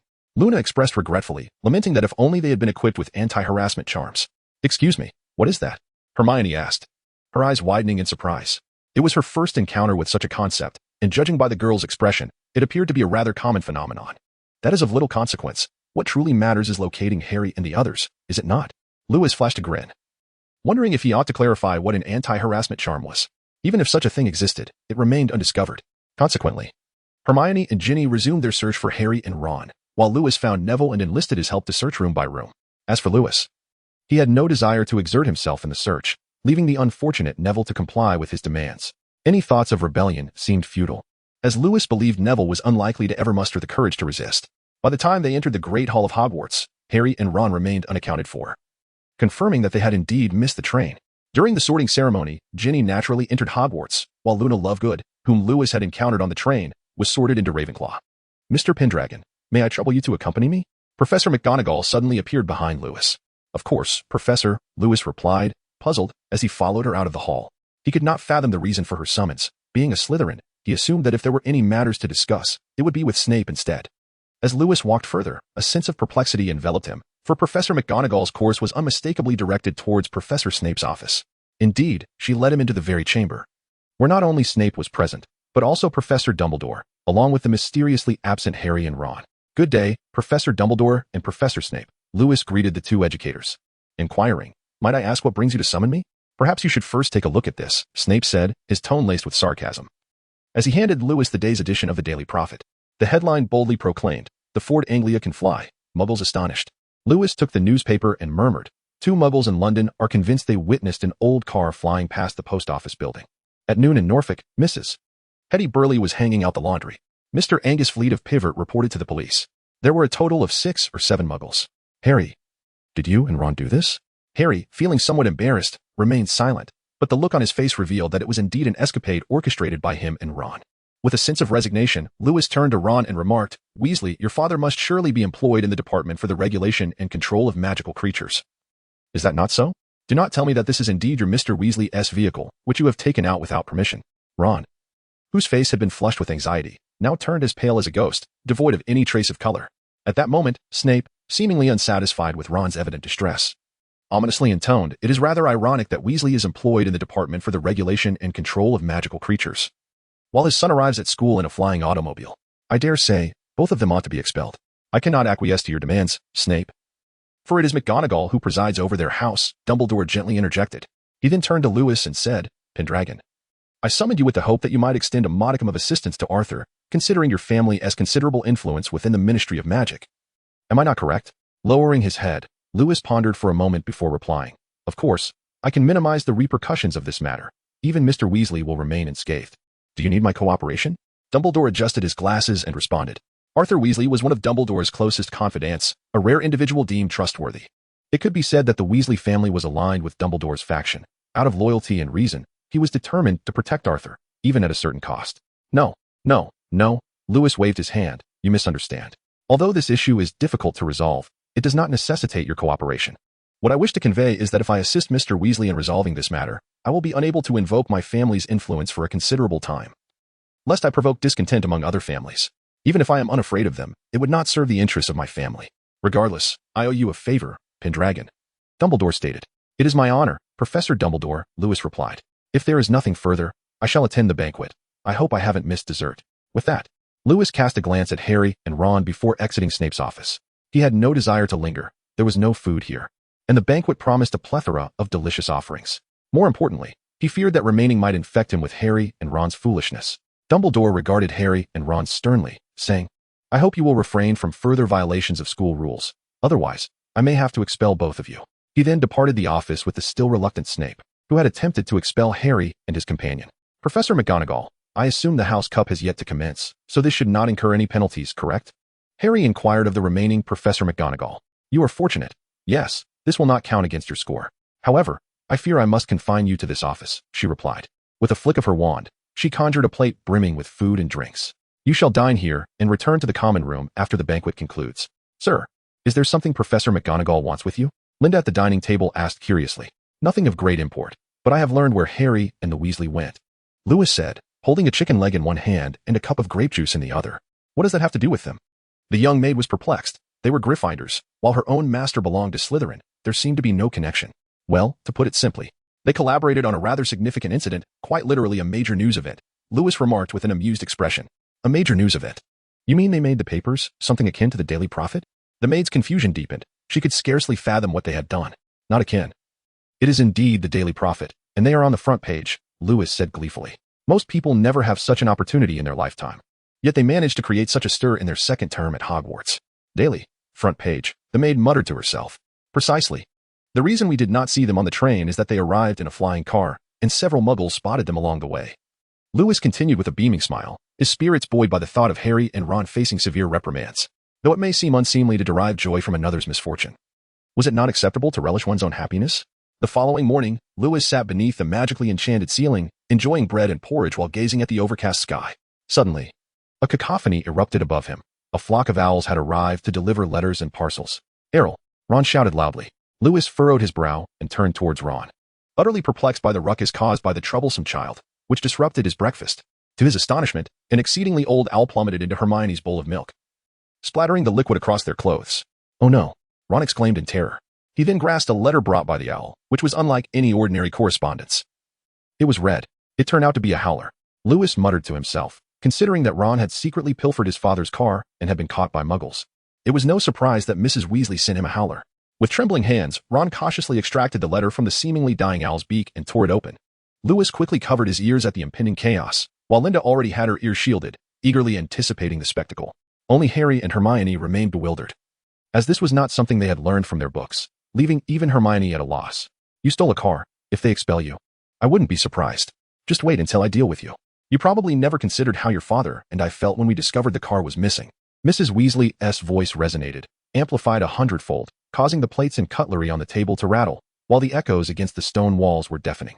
The entire hall turned their gaze towards Ron, eager to discover who had received the howler. "Last night, we received a letter from Professor Dumbledore. Your father was nearly mortified. We raised you with such care, only for you to engage in such folly, putting your life and Harry's at risk." Observing Ron's crimson face, resembling a boiled lobster, Lewis silently applauded Mrs. Weasley's scathing epistle. "Your father nearly lost his job over this. It's all your fault. If you make another mistake, we will bring you home immediately." Although the shouting ceased, the resonance of Mrs. Weasley's voice lingered.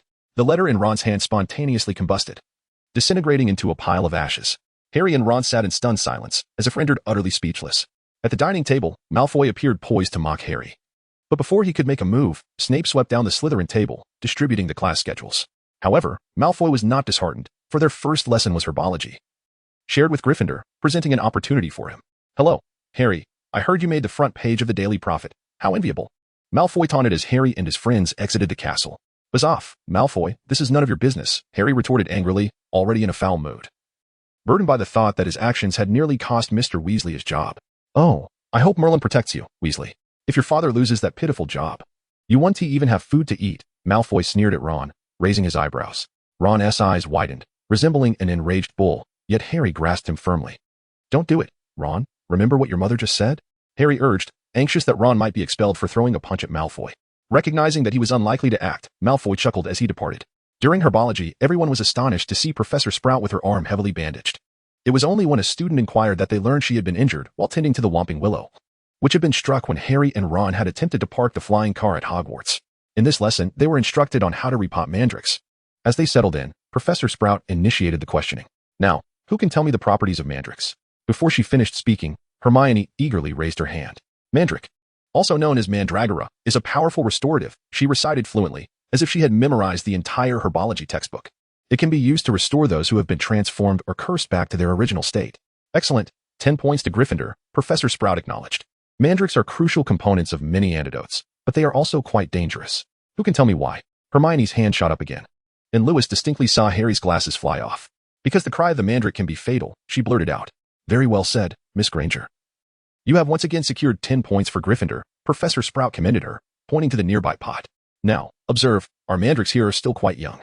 Everyone, except Lewis and Linda, leaned forward for a better view. Lewis had already conducted experiments with mandrakes at his family's castle, so he felt little interest. At this moment, Professor Sprout instructed, "Everyone, put on a pair of earmuffs." Students scrambled to grab the earmuffs, each one eager to avoid the pink fuzzy ones. The process of repotting the mandrakes went smoothly, except for Neville, who failed to secure his earmuffs properly and fainted at the sound of the mandrake's cry. Fortunately, it was not a mature mandrake. Otherwise, Neville would have faced dire consequences. By the end of class, aside from the fainted Neville, everyone was drenched in sweat. After all, repotting mandrakes was far more challenging than simply tending to plants in the Muggle world, as they not only screamed but also wriggled, making the task exceedingly arduous. Lewis even felt a tinge of envy towards Neville, for he had simply drifted into slumber and emerged unscathed. During Transfiguration class, Lewis exhaled in relief. While this subject might pose considerable challenges for his fellow students, it was remarkably effortless for Lewis, who was well versed in the art of transformation. At the behest of Professor McGee, Lewis transformed a beetle into a button, and then he lay on the table, observing others laboriously waving their wands at the beetle on his desk. A foul odor reminiscent of rotten eggs wafted through the air. The young maid beside him wrinkled her nose, commenting that although Lewis had succeeded in his transformation, she was still striving to perfect her own. Upon hearing the little maid's remarks, Lewis too detected an exceedingly unpleasant odor. He glanced around and noticed that Ron's wand was ensconced in an array of tape. And with each flourish of Ron's wand, tendrils of green smoke erupted forth. "Mr. Weasley, I must advise you to procure a new wand. Wielding a damaged wand to cast spells is an exceedingly perilous endeavor," Professor McGonagall stated, her brow furrowed in disapproval. Ron offered an awkward smile, lowering his gaze as he continued to poke at the unfortunate beetle with the wand that was on the verge of splintering. Should he write home to his parents requesting a new wand, he was certain another letter filled with admonitions would ensue. By the time class concluded, Ron's wand persistently emitted smoke and sparks.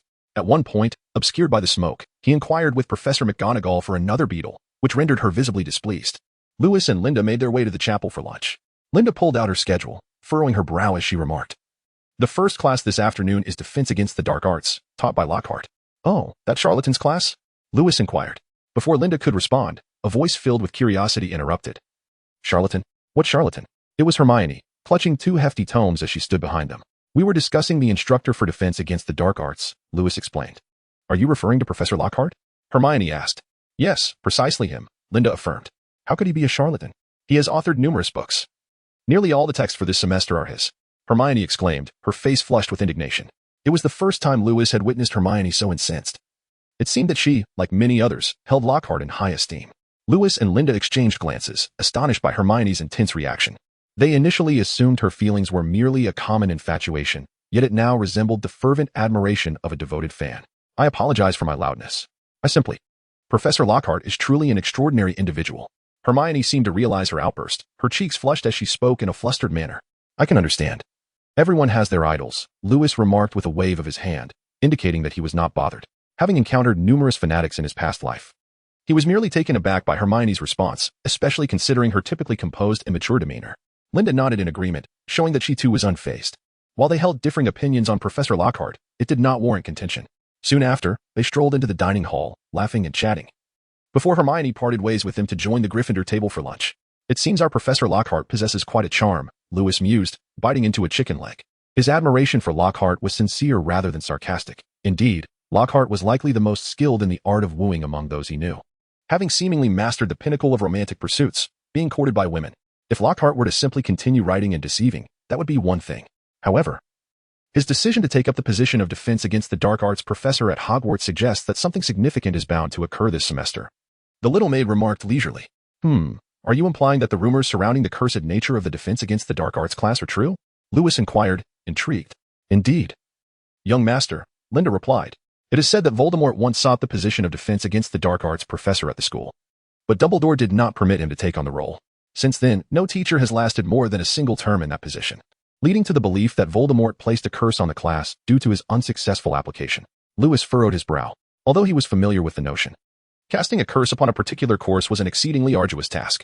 It was not that Voldemort was incapable of such an endeavor, rather, it was a venture fraught with significant drawbacks. After all, the professor of Defense Against the Dark Arts possessed their own unique expertise in dealing with dark magic, which further compounded the challenges associated with successfully cursing the subject. Moreover, the price one had to pay varied significantly depending on the target of the curse. For instance, if one were to contemplate cursing Dumbledore, Voldemort would likely incur a similar toll.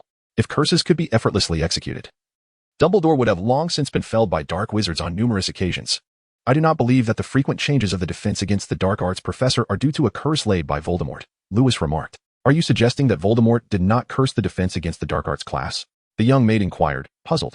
"Then why does the position change every year for various reasons? If it were merely coincidence, it would be rather uncanny, wouldn't it?" "Indeed. To assert that the annual rotation of professors was mere happenstance would stretch credulity. While a few consecutive years might be excusable, the fact that the rotation has persisted since Voldemort's failed application raises suspicions about the underlying cause. It is no wonder that rumors of a curse on the Defense Against the Dark Arts class circulate within the school. Without delving into whether Voldemort could indeed execute such a curse, even if he could, the immense cost associated with it renders the endeavor impractical." Lewis asserted confidently that if one were to seek an explanation for this phenomenon, there was, in fact, an alternative method that bore a considerably lighter burden. "Another method?" The young maid appeared genuinely astonished.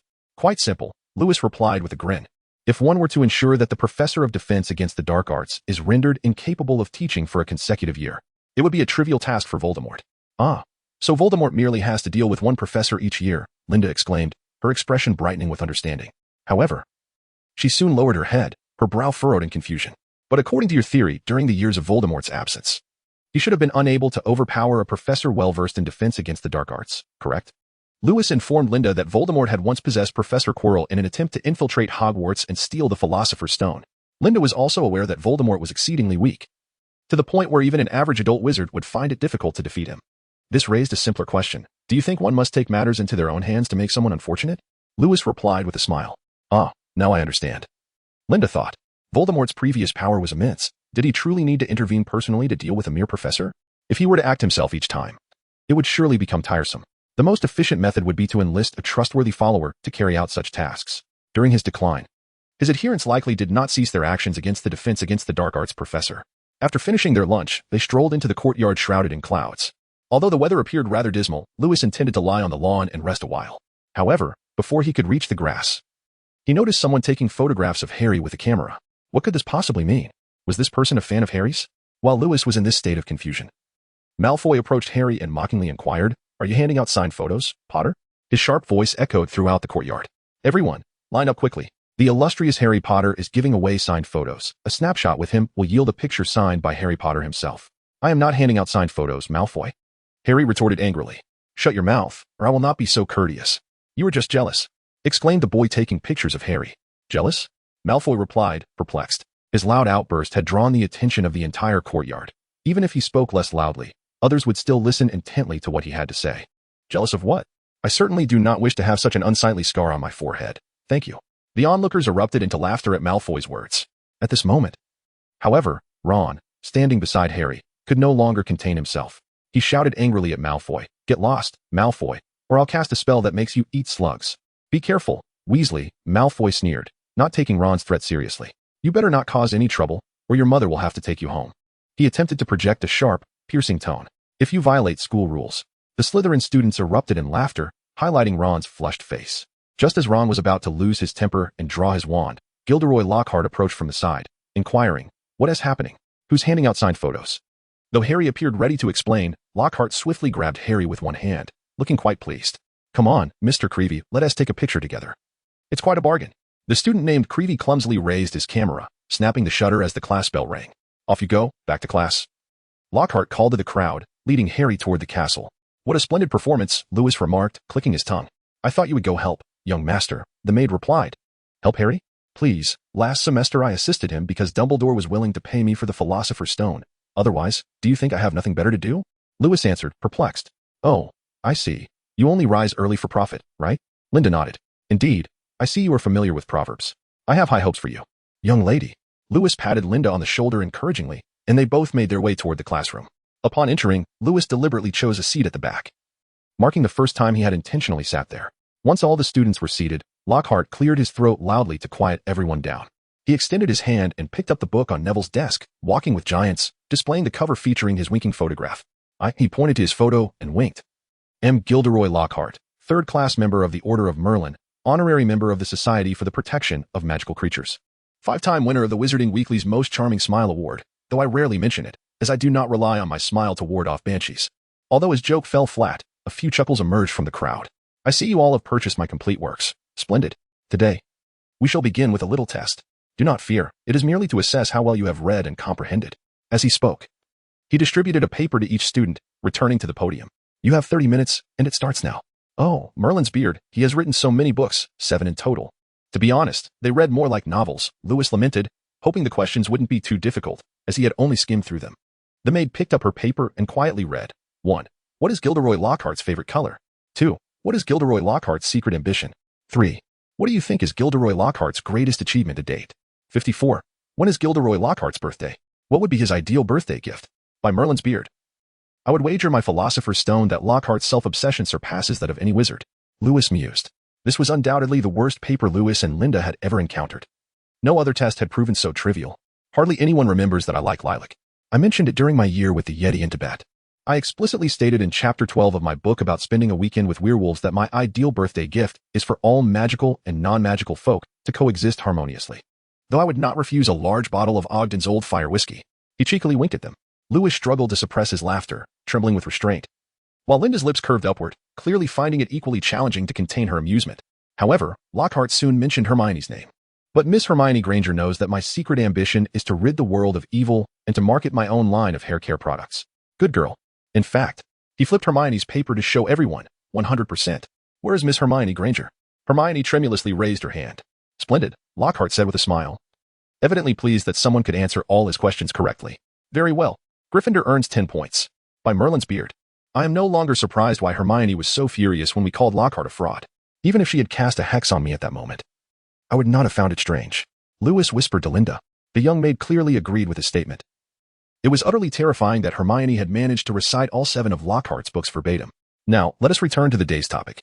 Lockhart clapped his hands and, descending from the lectern, revealed a birdcage covered with a cloth. Be cautious. My task is to teach you to defend against the most dangerous and malevolent creatures known in the magical realm. You will confront the most terrifying entities within this classroom. However, remember, as long as I am here, you shall remain unharmed. With Lockhart's words, all the students appeared exceedingly serious, their eyes fixed on the cage, fearful that the sinister creature within might escape when they least expected it. I must ask you not to scream, Lockhart said, lowering his voice deliberately. For this might provoke them. Just as all the students held their breath, Lockhart abruptly lifted the cloth covering the cage. Indeed, he exclaimed with a hint of exaggeration. A freshly captured pixie. Malfoy could not suppress a snicker, and Lewis thought that even Lockhart could not consider this worthy of a scream. What's wrong? He smiled and inquired of Malfoy. Well, they are not particularly terrifying or dangerous, are they? Malfoy seemed to find it quite amusing, initially thinking that the cage contained a dragon. Do not be so certain, Lockhart replied, appearing somewhat irked. They are mischievous little nuisances, as cunning as devils. These pixies were a shade of slate blue, approximately 8 centimeters tall, and their cries were piercingly sharp. Once the cloth was removed, they began to chatter incessantly, leaping about and shaking the cage, making all sorts of faces at the students. Now, Lockhart cleared his throat deliberately, attempting to convince everyone of his authority. Let's see how you deal with them. With that, he opened the cage. Chaos ensued as the pixies rushed out. Some grabbed the students' ears, others banged against the classroom windows, while many more frantically tore apart the books on the students' desks. After a few unruly pixies attempted to tease Lewis, only to be frozen into icy sculptures by him. The remaining pixies seemed to recognize that he was not to be trifled with and avoided his vicinity. However, the other students clearly lacked such prowess and hid beneath their desks. Do not be afraid. Herd them together. They are merely pixies, Lockhart shouted. He then drew his wand and bellowed at the flitting pixies, Pesca Pixie Pesternemy. Yet, it was of no avail. The pixies continued their mayhem. One particularly audacious pixie even seized Lockhart's wand and hurled it out the window. Lockhart gasped and swiftly dove beneath Neville's desk, as the pixies had managed to sever the chandelier's cord, causing the massive fixture to crash down with a thunderous bang. When the bell rang for the end of class, everyone fled as if their lives depended on it. Meanwhile, Lewis strolled leisurely with the young maid, the dozen or so frozen pixies at his feet providing ample deterrence to the others. Upon exiting the classroom, Lewis and Linda spotted Hermione standing outside, clutching Lockhart's book, her appearance disheveled and her hair in utter disarray. Hi, Hermione, are you all right? Lewis asked, observing her condition. I'm fine. Just this wretched hair has gotten all messed up again. I spent a great deal of effort this morning trying to tame it, Hermione replied with exasperation. Her hair naturally chaotic like hay, requiring considerable time each morning to style. Lewis drew forth his wand and lightly tapped Hermione. To her astonishment, her grimy robes transformed instantaneously to appear as pristine as new. Oh, how did you do that? I mean, this is silent casting, a rather advanced magical technique. Hermione exclaimed in wonder. Generally, silent casting is a skill mastered only by a select few gifted wizards. Many adult wizards struggle to perform it successfully. Wizards recite incantations while casting spells because the words encapsulate power, allowing for a more effective and precise channeling of magical energy. For instance, both the levitation charm and the conflagration spell require magical energy, yet different incantations elicit varied effects from the magic within one's body. However, this does not imply that incantations are always necessary for spellcasting, as demonstrated by Hermione. Born into a Muggle family, she had no exposure to magical knowledge, making it improbable for her to learn spell incantations. But how did Hogwarts ascertain her magical aptitude? It is quite simple.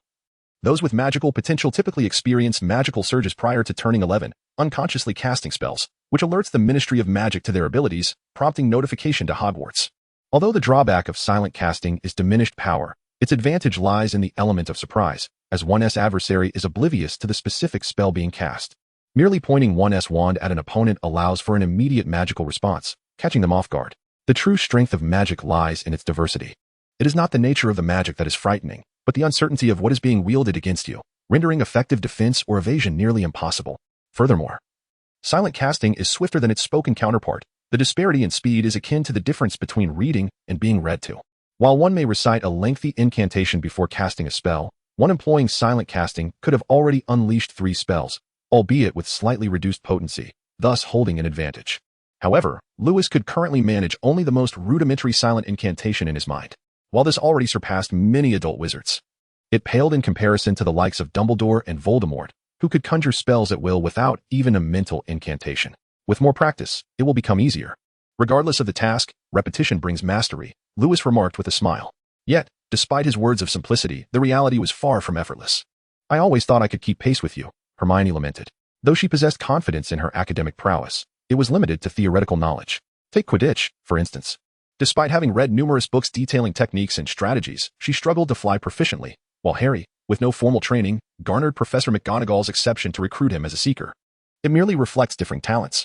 Remember, you just scored a perfect 100, while my paper was abysmal, Lewis chuckled. Speaking of papers, haven't you read Professor Lockhart's books? Hermione inquired, blinking in curiosity. Well, to be honest, I've skimmed a bit, but I found them unbearable. If they were fiction, I might have been intrigued, but as textbooks, they are subpar, Lewis candidly expressed, unwilling to compromise his views simply because they were friends. But he writes beautifully. For instance, during the banishment of the Banshee. And he even received the Order of Merlin, 3rd class, a significant honor, Hermione asserted, her admiration evident. All right, Hermione. Your esteemed Professor Lockhart couldn't even capture a few pesky pixies, let alone manage his own wand, Lewis replied, exasperated. And let's not forget, your unfortunate hairdo is a result of those very pixies. Oh, that was merely, a moment of poor performance. Yes, everyone has off days. Don't they? Hermione said awkwardly, clearly struggling to find a better excuse for Lockhart's failures. Fine, let us attribute it to poor performance, Lewis shrugged. It was evident that one cannot argue with a starstruck girl, for in the eyes of a devotee, their idol is flawless. What she asserts is considered truth, making it futile to contest her, especially when she is both a fan and a girl. Even the resurrection of Merlin would fail to sway her opinion. On Saturday morning, before dawn had broken, Lewis had intended to indulge in a leisurely sleep, given that he had to rise early for classes throughout the weekdays. Unfortunately, his parents sent him a letter requesting that he promptly mail his completed novel. Indeed, in pursuit of pocket money, Lewis had penned a tale reminiscent of the Lord of the Rings. Poor Lewis had to ascend to the Ollery early to dispatch his manuscript. Yawning, he trudged back from the grounds, contemplating the possibility of catching a few more winks. However, upon observing the Gryffindor and Slytherin Quidditch teams glaring at each other on the pitch, it felt as though a conflict was imminent. He paused, contemplating whether to remain to witness the drama or retreat to the comfort of his bed, a decision that proved quite challenging. Ultimately, he resolved to stay and watch, reasoning that even if he returned now, he wouldn't rest for long, so he might as well enjoy the spectacle. Of course, if the show turned sour, he would ensure they learned a memorable lesson. The unfortunate members of both teams remained blissfully unaware that they had caught Lewis's attention, even hoping for a brawl. I am the new seeker for Slytherin, Malfoy declared proudly. My father has sponsored the team with 7 brand new Nimbus 2001 brooms, far superior to your outdated models meant for sweeping attics. Ron, standing opposite him, gazed in wide-eyed astonishment at the brooms clutched by the Slytherin players. The poor lad, clearly intimidated by the display of wealth, stood in awe of the affluent newcomers. At least none of the Gryffindor players had to pay to join the team. Hermione interjected sharply. They all made the team based on their own merits. Lewis wholeheartedly concurred with Hermione's statement. If he desired to join the team, it would be but a matter of moments. However, Lewis found the complexities of Quidditch rather bothersome.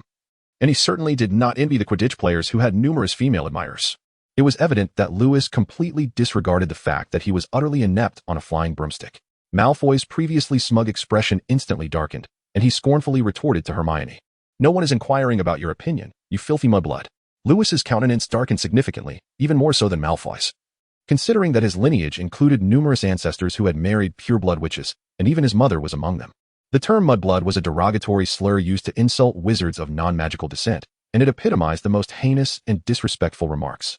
Except for Harry and Hermione, the other Gryffindor students appeared to be ignited with fury. The Weasley twins lunged forward, attempting to strike Malfoy. Flint, the captain of the Slytherin Quidditch team, had to rush in front of Malfoy to shield him. You shall pay for this, Malfoy, Ron bellowed, brandishing his wand. Eat slugs. A tremendous explosion reverberated across the grounds as a green light shot forth from the tip of Ron's wand, striking him in the abdomen and sending him crashing to the ground. Ron, are you all right? Hermione screamed. Ron seemed poised to say something but was unable to articulate, instead retching violently as a stream of slugs erupted from his mouth. The Slytherin team erupted in laughter. Flint was doubled over with mirth, propping himself up with his newly acquired Nimbus 2001, while Malfoy rolled on the ground, clutching his stomach. The Gryffindor players encircled Ron, but even his brothers hesitated to approach him. What are you all laughing at so merrily? Lewis stepped forward, leisurely addressing the two factions. Why not share the joke to elevate my spirits?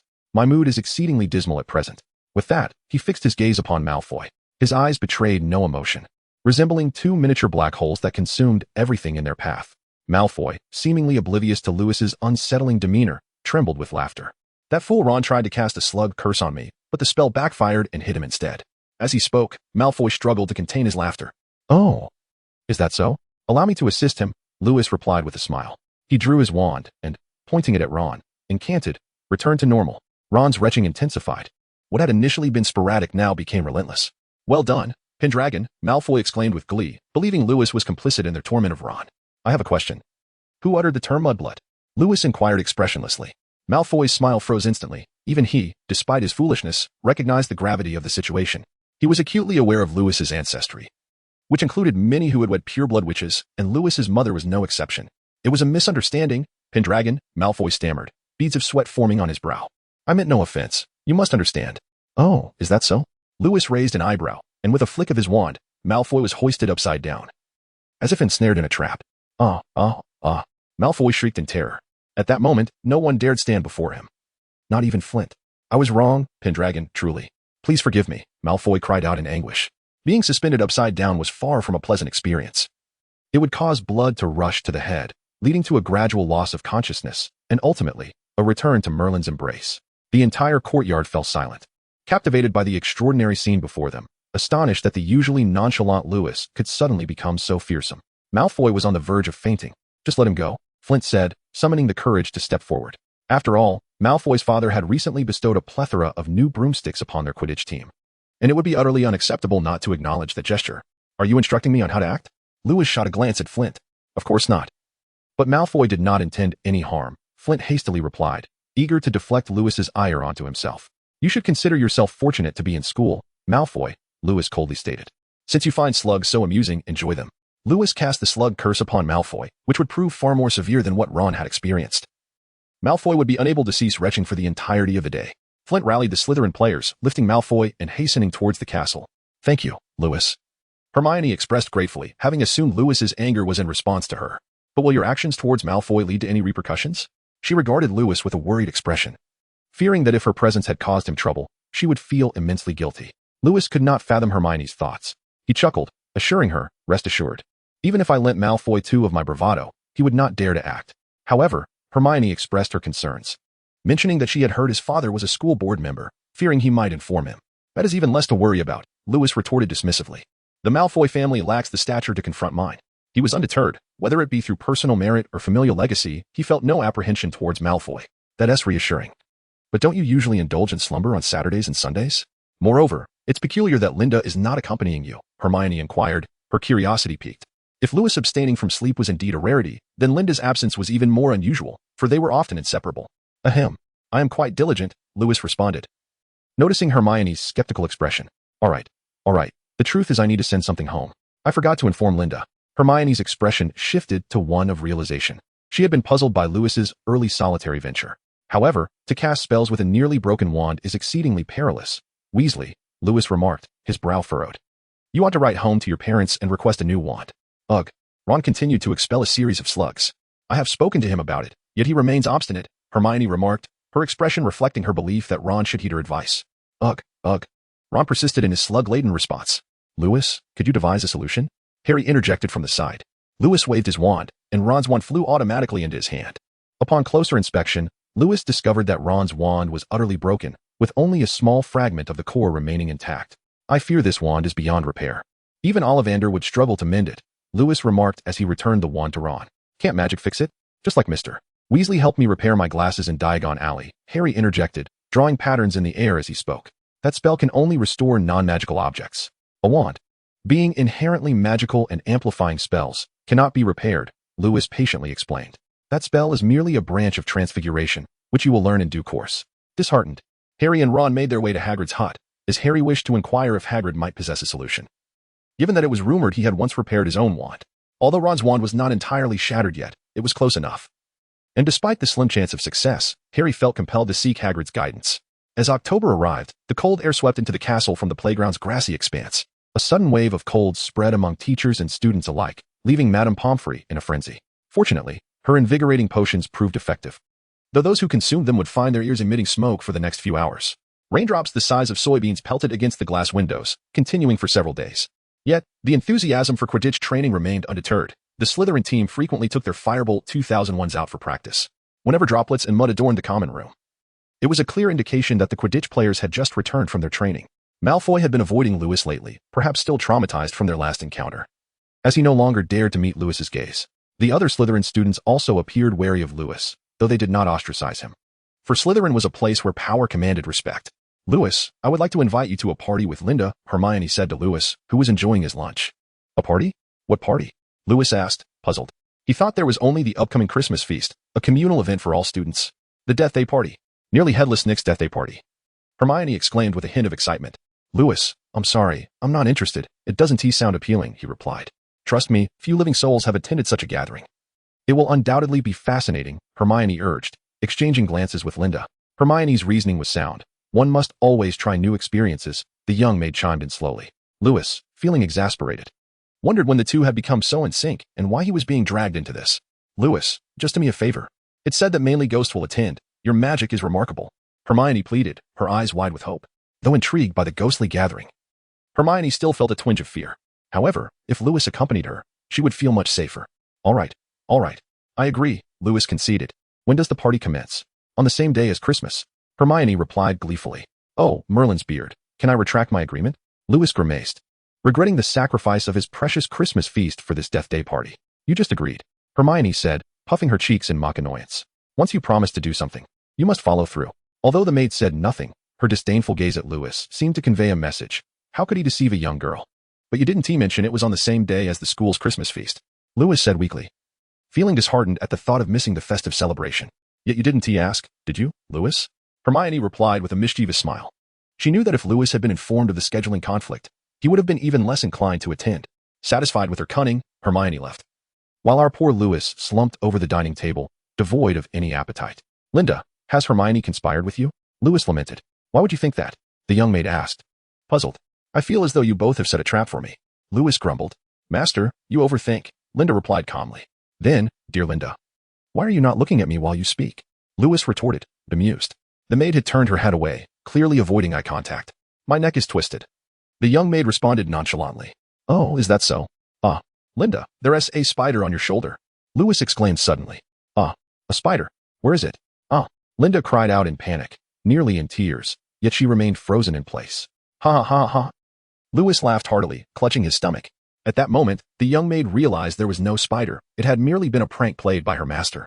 "Master, I shall inform Madam about your penchant for tormenting young girls," the maid said in a soft tone. Lewis's laughter abruptly ceased. He had been solely focused on amusing the young maid, unaware that she would resort to reporting him. It is worth noting that his mother held a deep affection for the little maid. Lewis displayed a smile more grotesque than tears. "Dearest Linda, it was merely a jest. Surely, we need not trouble mother?" The young maid remained silent, only offering a charming smile. While this smile appeared enchanting to others, to Lewis, it was far more terrifying than a devil's grin. As Halloween approached, Lewis cast a forlorn glance at the maid. Had it not been for her collusion with Hermione to ensnare him, he would have happily joined his peers in celebrating the Halloween feast.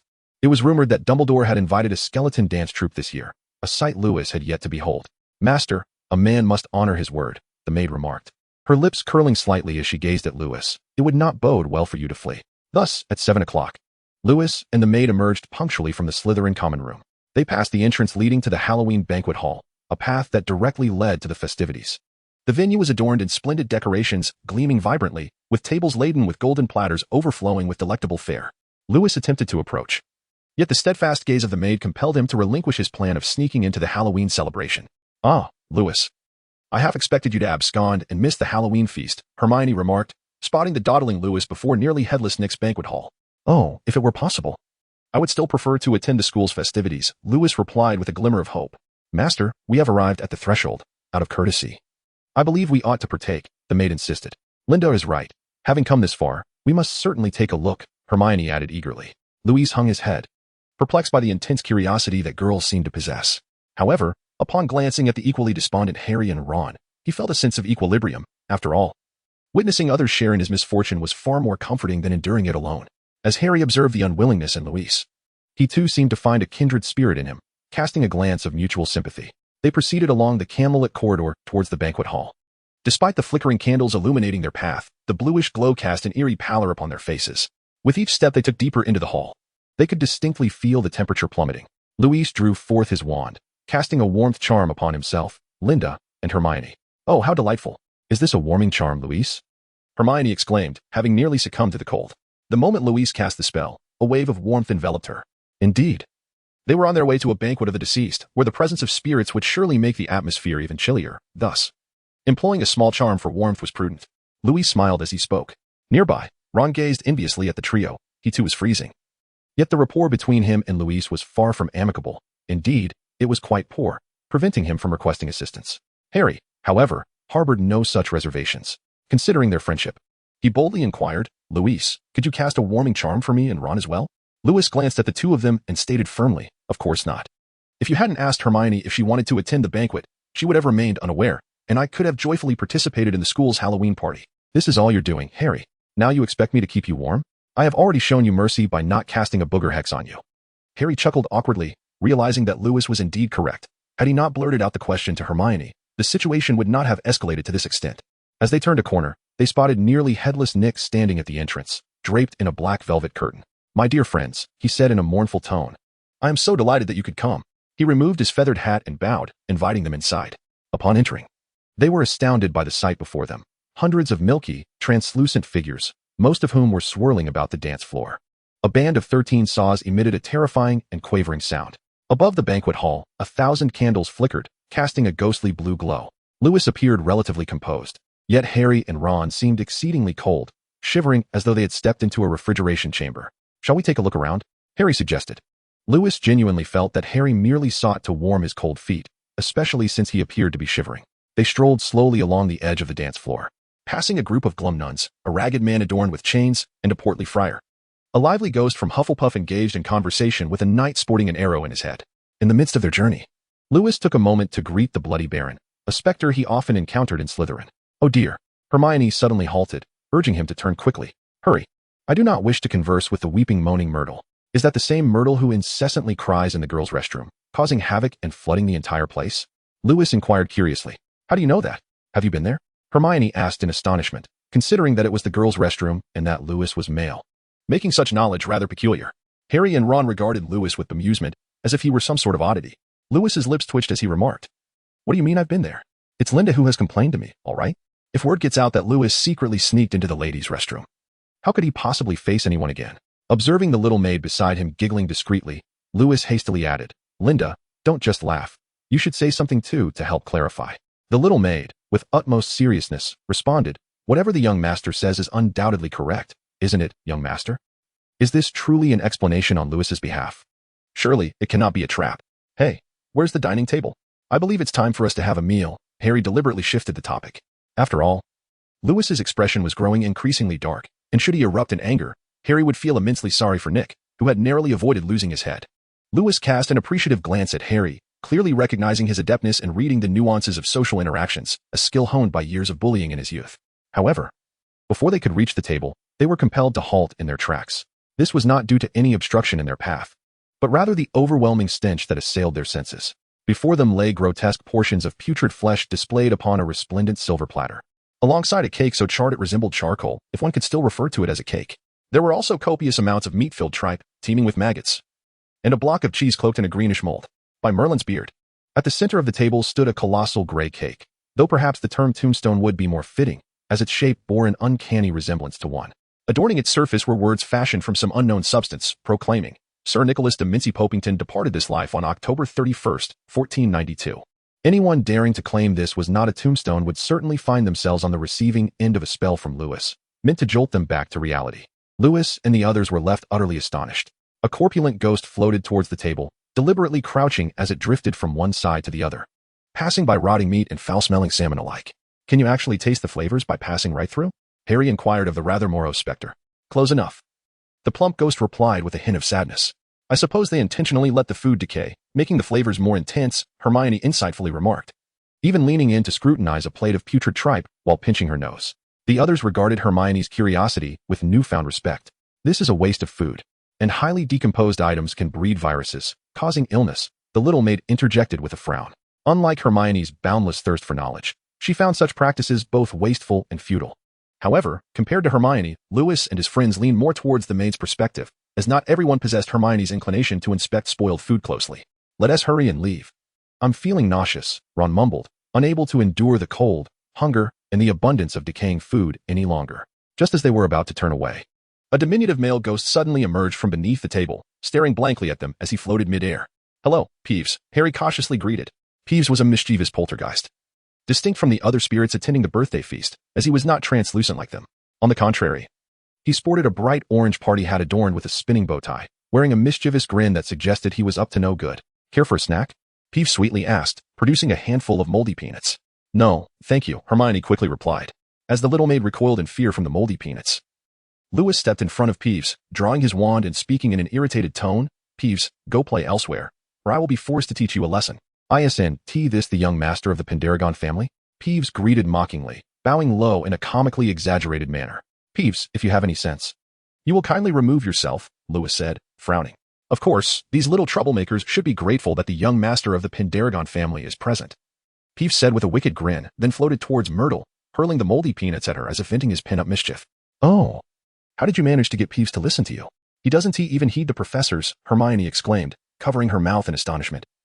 Witnessing Peeves actually obey a student for the first time, Harry and Ron stared at Lewis in disbelief, as if encountering him anew. They were well aware of the countless times Peeves had tormented them, often leading them to be late for class. It's quite simple, although Peeves is a ghost, that doesn't mean he is immune to magic. Some powerful spells can indeed make him uncomfortable, Lewis replied nonchalantly. Can ghosts really be harmed? Aren't they already dead? Harry asked, perplexed. Of course they can, but they cannot be killed again, as they are already deceased, Lewis asserted, explaining that ghosts are merely another form of existence and are not invulnerable.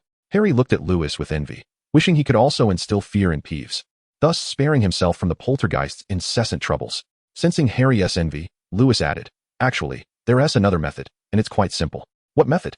Harry asked. His curiosity piqued.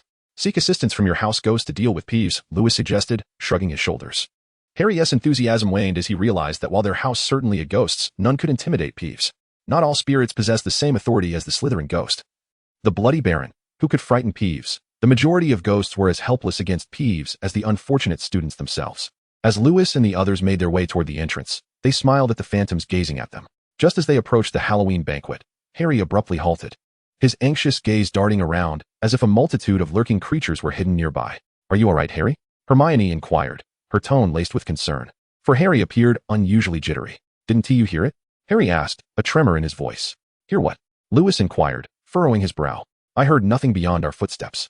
Did any of you? The others shook their heads in unison, indicating they had not heard a thing. Listen, Harry exclaimed, his voice rising in pitch. The sound is fading. I bet it's moving upward. I think you're just fatigued, Harry. None of us heard the noise you described. I suggest you visit Madame Pomfrey for some potions, and then get a good night's sleep. I believe that would be beneficial, Lewis advised, patting Harry on the shoulder. This way, Harry shouted before sprinting ahead, traversing the corridor and turning into the hall. Observing the fleeting entrance to the banquet hall, Lewis sighed deeply. Wondering why he was chasing after this eccentric Harry throughout the castle when they had intended to indulge at the Halloween feast. Harry dashed up the staircase, with Lewis and the others closely trailing behind, concerned that if he truly lost his wits, it would escalate into chaos. Harry, what are we doing? Hermione panted. Yet before she could finish, Harry brusquely interrupted. Shoo. He seemed to be listening intently, and suddenly, with a face filled with terror, he declared, he is going to kill someone. Without regard for Lewis and the others' reactions, he bounded up the stairs in a few swift strides, turning a corner to arrive at an empty corridor. Harry, what on earth is happening? Ron gasped, wiping the sweat from his brow. I heard nothing at all. Look, Hermione suddenly pointed ahead, her voice sharp, as if she had been infected by Harry's alarm.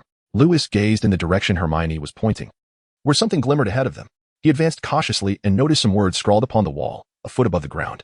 Between two windows, the Chamber of Secrets has been opened. Enemies of the air, beware. What is that? Ron asked, his voice trembling slightly beneath the torchlight. They proceeded with care, though Harry nearly stumbled over a large puddle on the floor, which would surely incite Filch's wrath had he seen it. As Lewis stared at the puddle, Ron and Hermione suddenly bounded back in front of him, splashing water everywhere. Hey, you two, be careful not to splash me, Lewis exclaimed, startled as he checked to ensure his robes remained dry. No, Lewis, look. Hermione gripped his arm tightly with her left hand and pointed ahead with her right. Oh, Merlin's beard. I was just thinking how angry Filch would be about this puddle, but now there's no need to wonder. Filch won't just be angry, he'll be murderous. Lewis said, astonished, for Filch's beloved cat was hanging from the torch bracket, appearing as stiff as a board, likely having been dead for quite some time. Observing Hermione and the others frozen in shock, Lewis remarked, I think, it would be best for us to leave here. Aren't we supposed to try to save? Harry began uncertainly. Hey, listen to me, Harry, Lewis interrupted. I don't want to be seen standing around like this. Filch would go mad if he found out. Unfortunately, it was too late. A cacophony erupted from afar, suggesting the feast had concluded. From both ends of the corridor, the sound of hundreds of footsteps ascending the stairs, along with laughter and chatter, filled the air. Oh, damn, I was planning to grab some food in the Great Hall. Lewis lamented, realizing not only was dinner ruined, but they had now become embroiled in this mess. When those at the front caught sight of the hanging cat, their jovial chatter ceased abruptly. Lewis and his friends found themselves isolated, surrounded by a throng of students drawn to the horrifying scene. What happened here? What is going on? Filch's loud voice pierced through the crowd, evidently attracted by the commotion. Upon spotting Mrs. Norris, he staggered back several steps, his hands frantically grasping at the air. My cat! My cat! What has happened to my Mrs. Norris? He shrieked. At that moment, his bulging eyes fell upon Harry. You! He shouted, pointing at Harry, you killed my cat. You murdered her. I will kill you. I will make you, Filch. Dumbledore arrived just in time, accompanied by several other professors. In the blink of an eye, he was beside Lewis, gently removing Mrs. Norris from the torch bracket. Come with me, Filch, Dumbledore said calmly, then turned to Lewis and the others, and you too. Please accompany me. Lockhart hurriedly pushed his way to the front, eager to showcase his office. My office is the closest, just upstairs, if you don't mind. You can, thank you, Gilderoy, Dumbledore interjected. The silent crowd parted, allowing them passage. Lockhart appeared exceedingly excited, believing that a murder incident would showcase his talents. Even if the victim was merely a cat, he strutted behind Dumbledore, as if he were a figure of great importance. Upon entering Lockhart's dimly lit office, a commotion erupted on the walls. Lewis noticed the portraits of Lockhart hurriedly retreating, their hair adorned with curlers. The real Lockhart lit a candle and stepped back. Dumbledore carefully placed Mrs. Norris on a polished table and began his meticulous examination. Ron appeared quite uneasy, after all. His mother had warned him that if he got into trouble, she would take him home. Should this incident be pinned on him? Poor Ron would have to bid farewell to school life. Dumbledore's long, hooked nose nearly touched Mrs. Norris as he scrutinized her through his half-moon spectacles, his slender fingers probing here and there.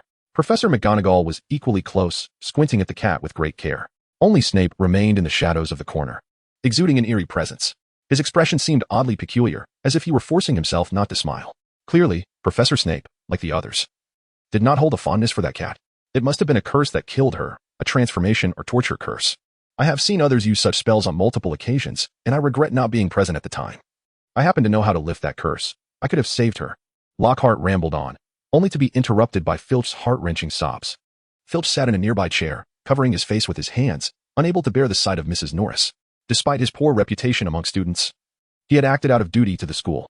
Harry and Ron exchanged sympathetic glances with Filch, while Lewis felt they ought to be more sympathetic towards themselves. If Filch believed they were responsible, they would have to pack their bags. Just then, Dumbledore began to mutter some strange incantations and tapped Mrs. Norris with his wand. But regrettably, there was no response. Mrs. Norris remained stiff, lying there like a mummy, lacking only the wrappings. I recall a very similar incident in Wakadugu, Lockhart said regretfully. A series of attacks. I documented it in my autobiography. At that time, I provided various protective charms to the local muggles, and the problem was resolved swiftly. As Lockhart continued his monologue about the number of murder cases he had organized and the masterminds he had thwarted, he was cut off by Dumbledore's revelation that the cat was not dead. Not dead, Filch stammered, his fingers parting slightly, allowing him to glimpse Mrs. Norris. Then why is she so rigid, as if frozen? She has been petrified, Dumbledore replied, but the exact nature of the situation remains unclear for now. I share the same sentiment. That cat has indeed been petrified. Lockhart exclaimed hastily, as if he had never doubted that Madame Loris was beyond salvation. Interrogate him, Filch screeched, pointing an accusing finger at Harry. A second-year student could not possibly have accomplished this, Dumbledore asserted with unwavering conviction. It requires the most profound dark magic. It was him, Filch insisted, his plump face turning a deep shade of purple. You saw the writing on the wall. He discovered it, in my office. I mean, he knows I am a squib, yes. He knows I am a squib. I did not do it. I did not even touch Madame Loris, Harry shouted, realizing that all eyes, including those in the portraits on the wall, were fixed upon him. I don't even know what a squib means. Harry, he is lying, Filch bellowed. He saw my letter about the quick spell. If I may interject, said Professor Snape from the shadows, sensing that Lewis would surely be inclined to exacerbate the situation. He believed Snape would seize any opportunity to undermine Harry Potter. Perhaps Potter simply ought not to have been in that place at that time, Snape remarked ominously, a hint of derision curling his lips, as if he were genuinely concerned for Harry. Yet we are indeed faced with a series of inquiries, such as, why was Potter precisely in that corridor? Why did he not attend the Halloween feast? Harry and Ron hurriedly explained. We were on our way to nearly Headless Nick's birthday party. There were hundreds of ghosts who could vouch for us. But after that, why not join the feast? Snape pressed, his dark eyes locked onto Harry, as if attempting to penetrate his very essence. Why venture to the upper corridor? Because. Harry's heart raced furiously, realizing he had no plausible excuse. If he claimed to have heard a voice that sought to kill, they would undoubtedly dismiss him as a liar. Considering even Lewis did not believe his words. We were tired and wanted to return to sleep. Harry concocted this reason with great effort. Not hungry, Snape remarked. And for the first time, Lewis discerned a smile on Snape's sallow face. I suspect the food at the ghostly banquet is not suited for the living, is it? We are not hungry, Ron chimed in, eager to extricate himself, as he figured that if Harry were to find himself in dire straits, he would likely follow suit. However, his stomach betrayed him, grumbling audibly. Lewis rolled his eyes in exasperation. What does it mean to have a pig teammate? This is the most evident example of one. Snape's stiff smile became even more pronounced, clearly indicating that Ron had made a grave mistake. It was evident, Headmaster, that Potter was not being truthful. Snape asserted confidently.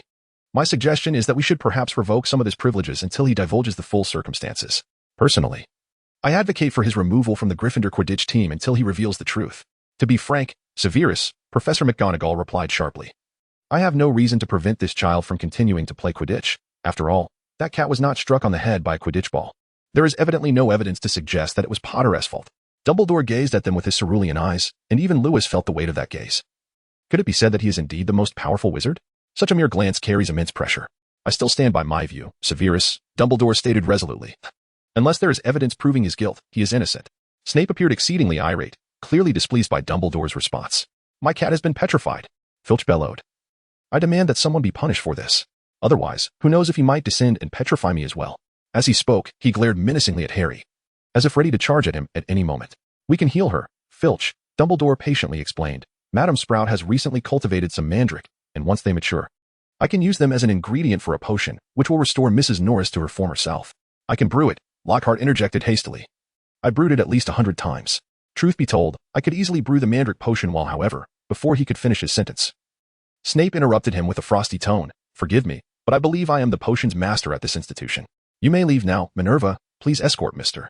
Pendragon to my office. I believe he requires something to eat. Perhaps honeyed cheese, Dumbledore instructed them. The house elf looked at Lewis, seemingly awaiting his response. Lewis offered her a reassuring glance, signaling her to return for the time being. Lewis followed Professor McGonagall into Dumbledore's office. With a flick of her wand, she conjured a silver platter laden with food. How about some grape juice, Pendragon? Professor McGonagall inquired.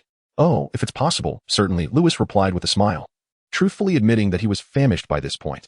This Christmas had proven to be the most unfortunate one for Lewis. Not only had he missed the festive dinner, but he had also been compelled to stare at a petrified cat for an extended period. I must take my leave now. I have matters to attend to, Professor McGonagall announced before exiting the office. It was understandable, as the head of Gryffindor, she needed to address the situation at hand. Just as Lewis downed the last sip of his grape juice, Dumbledore entered. Would you care for some dessert, Pendragon? He inquired, taking a seat in his principal's chair and rummaging through something. Oh, no thank you, Headmaster. I believe I am quite full, Lewis hastily replied. He had no desire to consume anything like cockroach clusters, especially after finally managing to satiate his hunger. The thought of regurgitating it was unbearable. Very well, then, Dumbledore lamented, as if Lewis had missed out on some extraordinary indulgence. May I ask, Headmaster, what brings you to seek my presence?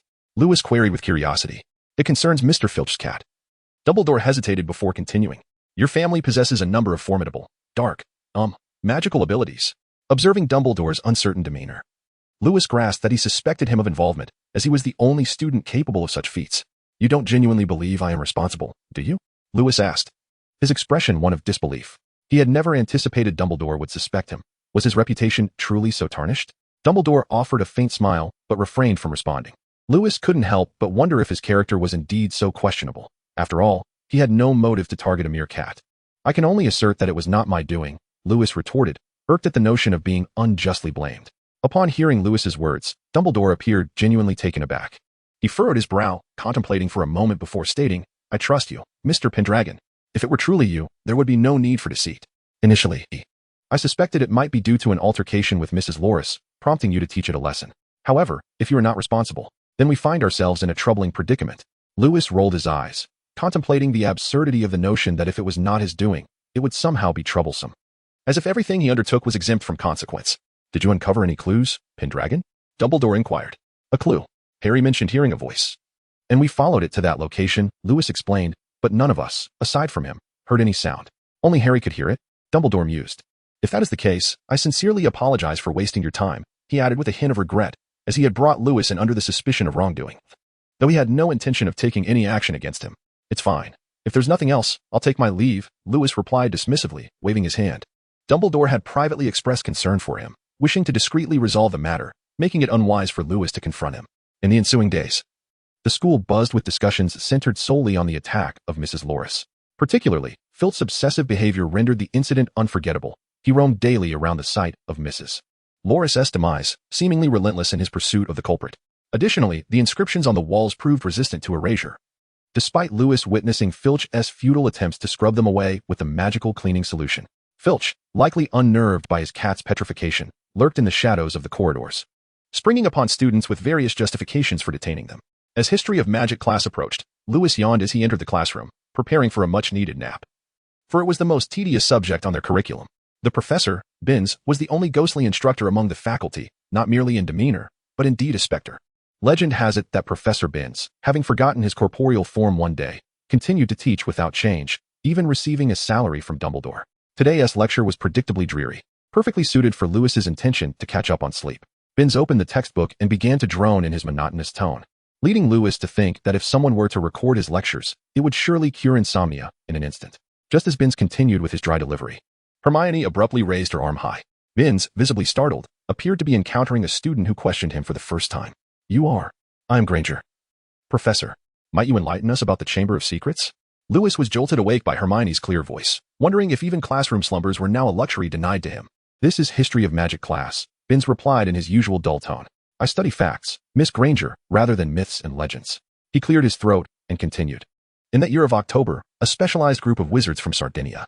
His monotonous speech halted once more as Hermione's arm shot up again. Miss Granger? I would like to inquire, sir, that legends must have some basis in fact, do they not? Binns regarded her with astonishment. Very well, he conceded, appearing reluctant.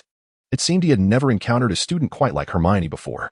Let me think. If you speak of a sensational legend, I have heard some rather ludicrous tales. The entire class listened intently to every word Binns uttered, much to Lewis's chagrin, for his opportunity to doze was rapidly evaporating.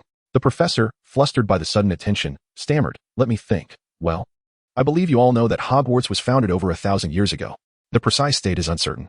Yet it is universally acknowledged that the 4 greatest wizards of that era established the school. The 4 houses bear their names: Godric Gryffindor, Helga Hufflepuff, Rowena Ravenclaw, and Salazar Slytherin. They constructed this castle to shield witches and wizards from the persecution of muggles. Binns surveyed the room before continuing. In the early years, the 4 founders worked harmoniously, seeking out children with magical talent. However, as time progressed, irreparable rifts formed between them. The divide between Slytherin and the other 3 grew increasingly pronounced, as Slytherin insisted that magical education should be reserved for pureblood families, a sentiment with which the others, particularly Gryffindor, disagreed. Consequently, Slytherin and Gryffindor engaged in a fierce argument, leading to Slytherin's departure from Hogwarts. Binns paused, clearly having only shared the historical context he knew. Without addressing Hermione's inquiry, Professor, I wish to inquire about the rumors surrounding the Chamber of Secrets, Hermione pressed on. Ah, yes. The Chamber of Secrets, he replied. Reliable historical records provide scant information, yet there are some peculiar, rumors. The tale suggests that Slytherin constructed a chamber within Hogwarts, accessible only to his true heir. Upon entering, the heir would unleash a monstrous creature concealed within, tasked with purging the school of all but those deemed worthy of studying magic. As the story concluded, an eerie silence enveloped the classroom. This was not the usual drowsy quiet, but rather an attentive stillness as the class eagerly awaited Binns's continuation. However, Binns appeared irked. He had never before witnessed such fervent interest in his historical accounts, especially regarding these fanciful legends. Of course, all of this is mere fabrication, devoid of any evidence. Binns asserted. The school has thoroughly investigated the matter, employing the most knowledgeable wizards, and the conclusion is clear. There is no Chamber of Secrets.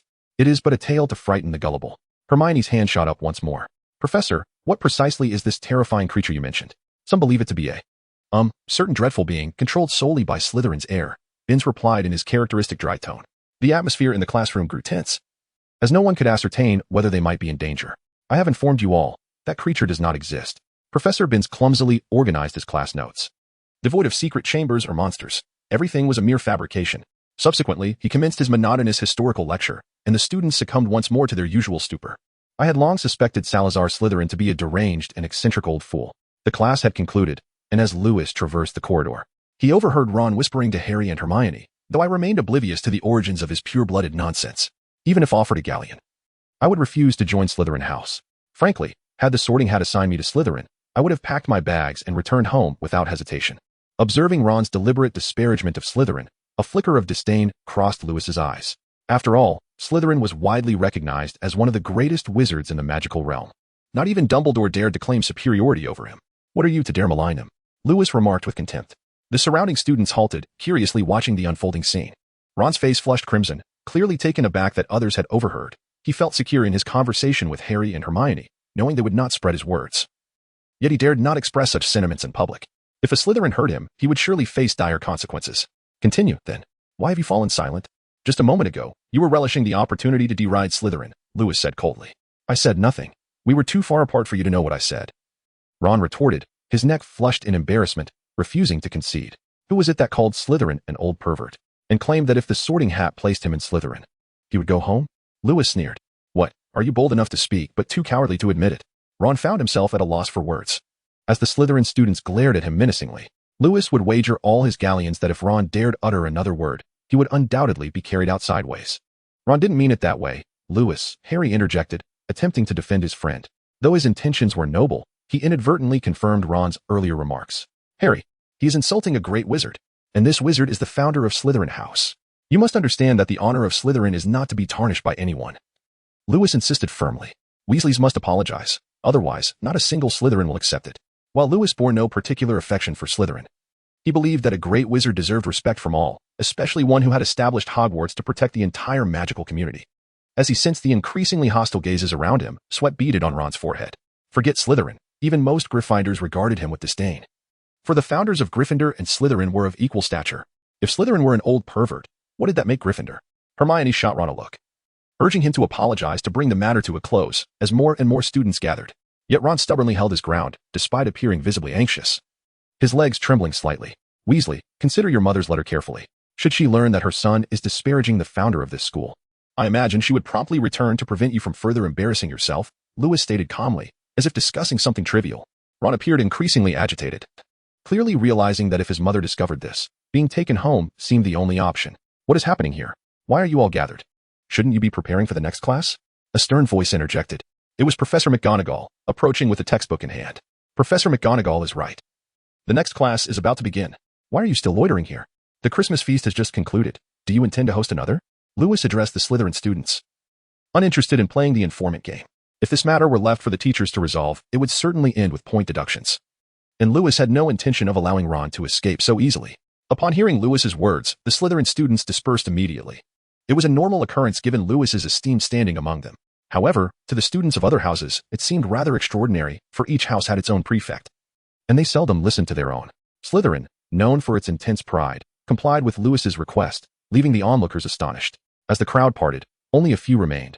Weasley, this matter is far from over. With that, Lewis turned and departed with his young attendant. Ron exhaled a sigh of relief as Lewis walked away, nearly collapsing onto the ground. Ron, I believe it was unwise to provoke Lewis, Harry remarked, exasperated. I never intended to provoke him. How could I have known he would overhear? Ron muttered, having learned from experience that Lewis was not someone to be trifled with. He had not intended to stir up trouble, yet fate had conspired against him. Had you said less, none of this would have transpired, Hermione chided. I was planning to inquire about the Chamber of Secrets from Lewis, but now, thanks to you, I am at a loss as to how to approach him. Hermione appeared quite frustrated, believing Lewis might possess valuable clues, given his family's long-standing legacy.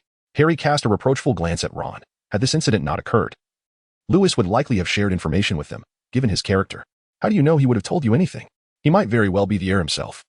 Considering he is a Slytherin, and the students there respect him so, Ron retorted angrily. You all saw it, he spoke, and the Slytherin crowd dispersed. It cannot be Lewis, Hermione exclaimed, her anger flaring. Do you not recall that he attended nearly Headless Nick's birthday feast with us? He simply did not have the time to commit such acts. Who knows when he might have done it? Perhaps he petrified that cat ages ago, Ron scoffed. You are deliberately framing Lewis, Hermione glared, accusing him of jealousy. You are envious of him. Jealous of him? What does he possess that I should envy? Ron shouted in indignation. What is there not to envy? He surpasses you in every regard. With that, Hermione turned on her heel and walked away. She had known Lewis longer than either Harry or Ron and had never sensed any disdain from him. Lewis had always offered her assistance selflessly, while it seemed Ron was the one constantly provoking him, with Lewis never retaliating. "Hey, Ron, you shouldn't have provoked Hermione," Harry said, his tone laced with frustration. "It's her fault. I did nothing wrong," Ron replied defiantly, lamenting her close ties with Slytherin despite being a Gryffindor. "I understand you, Ron.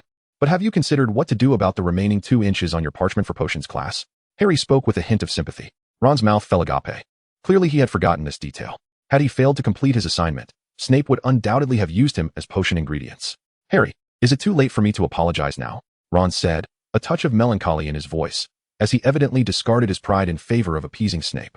Harry cast a sympathetic glance his way and patted his shoulder in encouragement, before gradually making his way out alongside Hermione.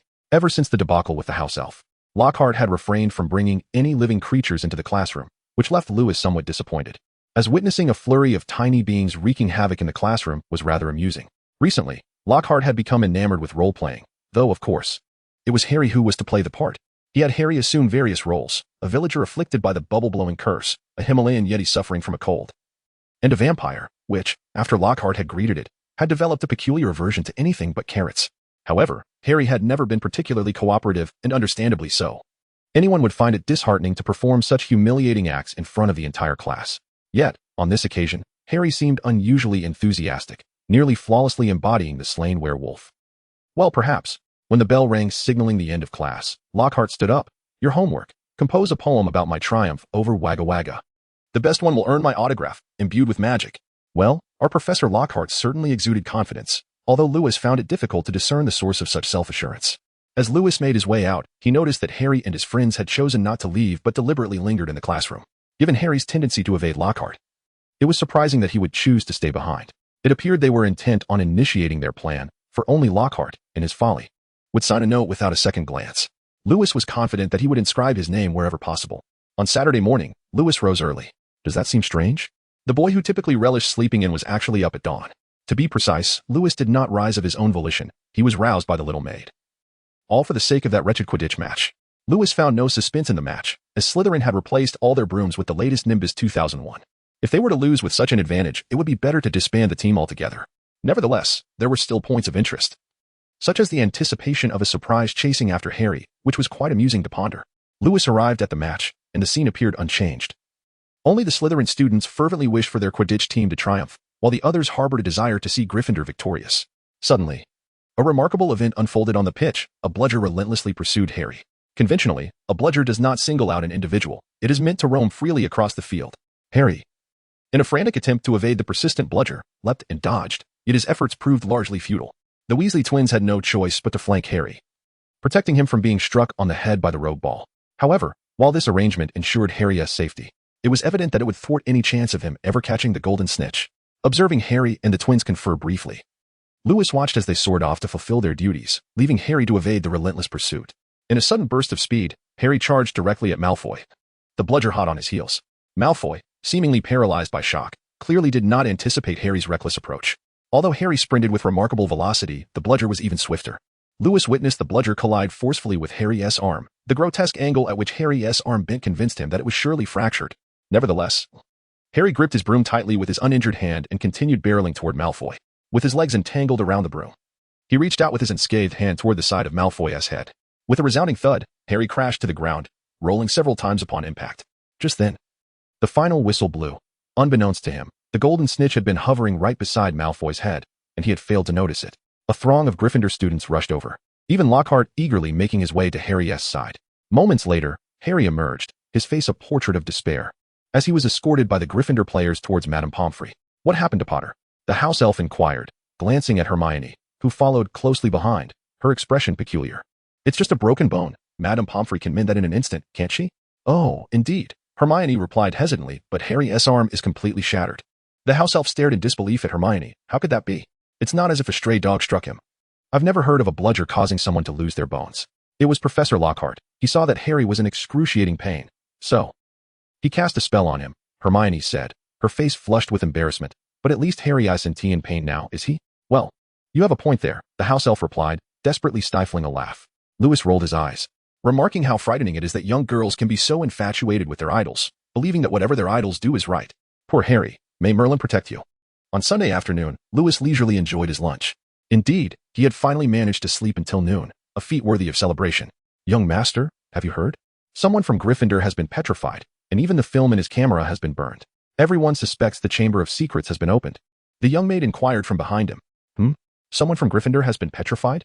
Lewis furrowed his brow, realizing that the school was no longer safe. Linda, please avoid being alone recently. Stick close to me, and ensure that you are always accompanied by at least one other person, even when I am not around. Understood. Young master, the maid replied obediently. Just as Lewis was about to give her further instructions, Hermione and Harry approached from the Gryffindor table. Hello, Harry. Is your hand completely healed? Lewis asked. Yes, it's healed, Harry replied awkwardly, unable to forget the agonizing sensation of having bones regrow. I want to talk to you about being struck by the bludger. I discovered that it wasn't the bludger that went rogue. Someone tampered with it. You don't suspect me, do you? Lewis said incredulously. I have no interest in such antics. Of course not, Harry quickly clarified. I'm not accusing you. In fact, I know who is responsible. You know? Then you should inform the teachers. What good does it do to confide in me? Lewis asked, puzzled. Remember the house elf I mentioned? Harry inquired. The house elf named Dobby? Lewis replied. Yes, the last time I couldn't enter the station, it was because he sealed off the wall. It was the same this time.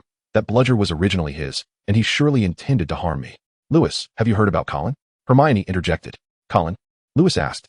He was found petrified, discovered by Professor Dumbledore while he was out making hot chocolate late at night, Hermione explained. Hot chocolate. Lewis felt a wave of despair wash over him. Dumbledore was the most powerful wizard, and yet he was out making hot chocolate in the middle of the night. Well, what exactly do you want to say? Lewis asked. I wanted to ask, do you know anything about the Chamber of Secrets?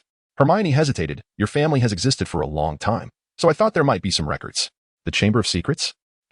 I know quite a bit about it. Lewis stated. I am well aware of what lies within, including the creature that resides there. Hermione and Harry exchanged excited glances. Can you tell us what is inside the chamber? Harry asked eagerly. No, Lewis flatly refused. Harry looked awkwardly at Lewis, surprised by his blunt dismissal. But someone has already been harmed. We need to inform Professor Dumbledore to prevent further injuries, Hermione insisted, her tone slightly agitated. While I know what lurks within the chamber, I have no idea where it is located, Lewis scoffed. And you underestimate Slytherin. He certainly would not make it easy for anyone to find his chamber. Then you should at least inform us of what exists within, so we can be prepared, Harry suggested. Sharing that information would be futile. If we truly wish to resolve this matter, the first step is to locate the chamber, Lewis waved his hand dismissively. Once the chamber is found, surely Professor Dumbledore will be able to handle it. Do you know who the heir is? If we find him, we can inquire about the location of the chamber. Hermione pressed. I cannot say. After all, I am not a member of the Slytherin family. Lewis shook his head. Although he was aware, revealing it would undoubtedly raise suspicions. Besides, if that creature posed no threat to him, why should he jeopardize his own safety for the sake of others? He was no saint, willing to sacrifice his life for others. With Harry and Hermione unable to extract any more information, they prepared to leave. Wait, where's Weasley? Lewis suddenly inquired. Harry and Hermione paused, and Harry stiffly replied, Ron is with Ginny. She has been quite distressed lately. Lewis, lost in thought, nodded and said, Please convey to him that the matter from last time is not yet resolved. Harry, feeling somewhat awkward, nodded in return. And then he and Hermione quickly made their way back to the Gryffindor table. Lewis furrowed his brow and set down the food in his hand. For he had detected a foul stench of onions, mingled with the odor of decaying corpses. Hello, Lewis, said Nawe, his tone tinged with embarrassment. Louise raised his eyebrows, inquiring. Neville, what are you up to now? It turned out that Neville was adorned with a necklace of onions, reminiscent of Professor Quirrell from the previous year. In his pocket protruded a half-rotten tail of a water source. You know, they say the monsters in the Chamber of Secrets are on the attack. So I acquired some protective trinkets for my defense. Louise gazed at Neville, burdened with an assortment of useless clutter, and sighed, You really don't need all that. Remember, you are of pure blood. The creature won't target you. But it has already struck at Filch, Neville replied, his voice tinged with fear. Everyone knows that I am practically a muggle. I can't even cast a complete spell. Oh, well, although I doubt the efficacy of your belongings. Louise shrugged, acknowledging that he could not compel Neville to discard his trash. Louise, do you possess any protective charms? I would be interested in acquiring them, Neville asked anxiously. I'm afraid I don't have anything like that at the moment, Louise responded. Oh, all right, if you happen to have any, please let me know, Neville said, somewhat disheartened, believing that any charm owned by Louise would certainly be superior to his collection of trinkets. In the second week of December, Louise found himself in a rather mundane potions class. Suddenly, he noticed Harry producing a firework with a flick of his wand. Harry ignited the firework and tossed it into Goyle's cauldron. Lewis was taken aback and swiftly cast a defensive spell to shield himself and the little maid beside him. Naturally, Goyle's potion erupted violently, splattering the unfinished concoction all over the students engaged in potion making. Since Malfoy was working alongside Goyle, he too was doused with the unfinished potion. crying out in agony. Snape, seething with anger, bellowed in an attempt to restore order and investigate the perpetrator. However, all the students scattered, striving to distance themselves from Goyle and Malfoy's table. Amidst the chaos, Lewis noticed Hermione stealthily slipping out of the classroom. Silence! Silence! Snape roared in fury. All students affected by the potion, line up here to receive the antidote. Once I ascertain who is responsible, they shall regret it. Are you all right, sir? The little maid, startled, had not anticipated Goyle's potion to explode while she was engrossed in preparing the ingredients. I'm fine, but others are in dire straits. Lewis replied with a hint of schadenfreude, relieved that he had escaped the mishap.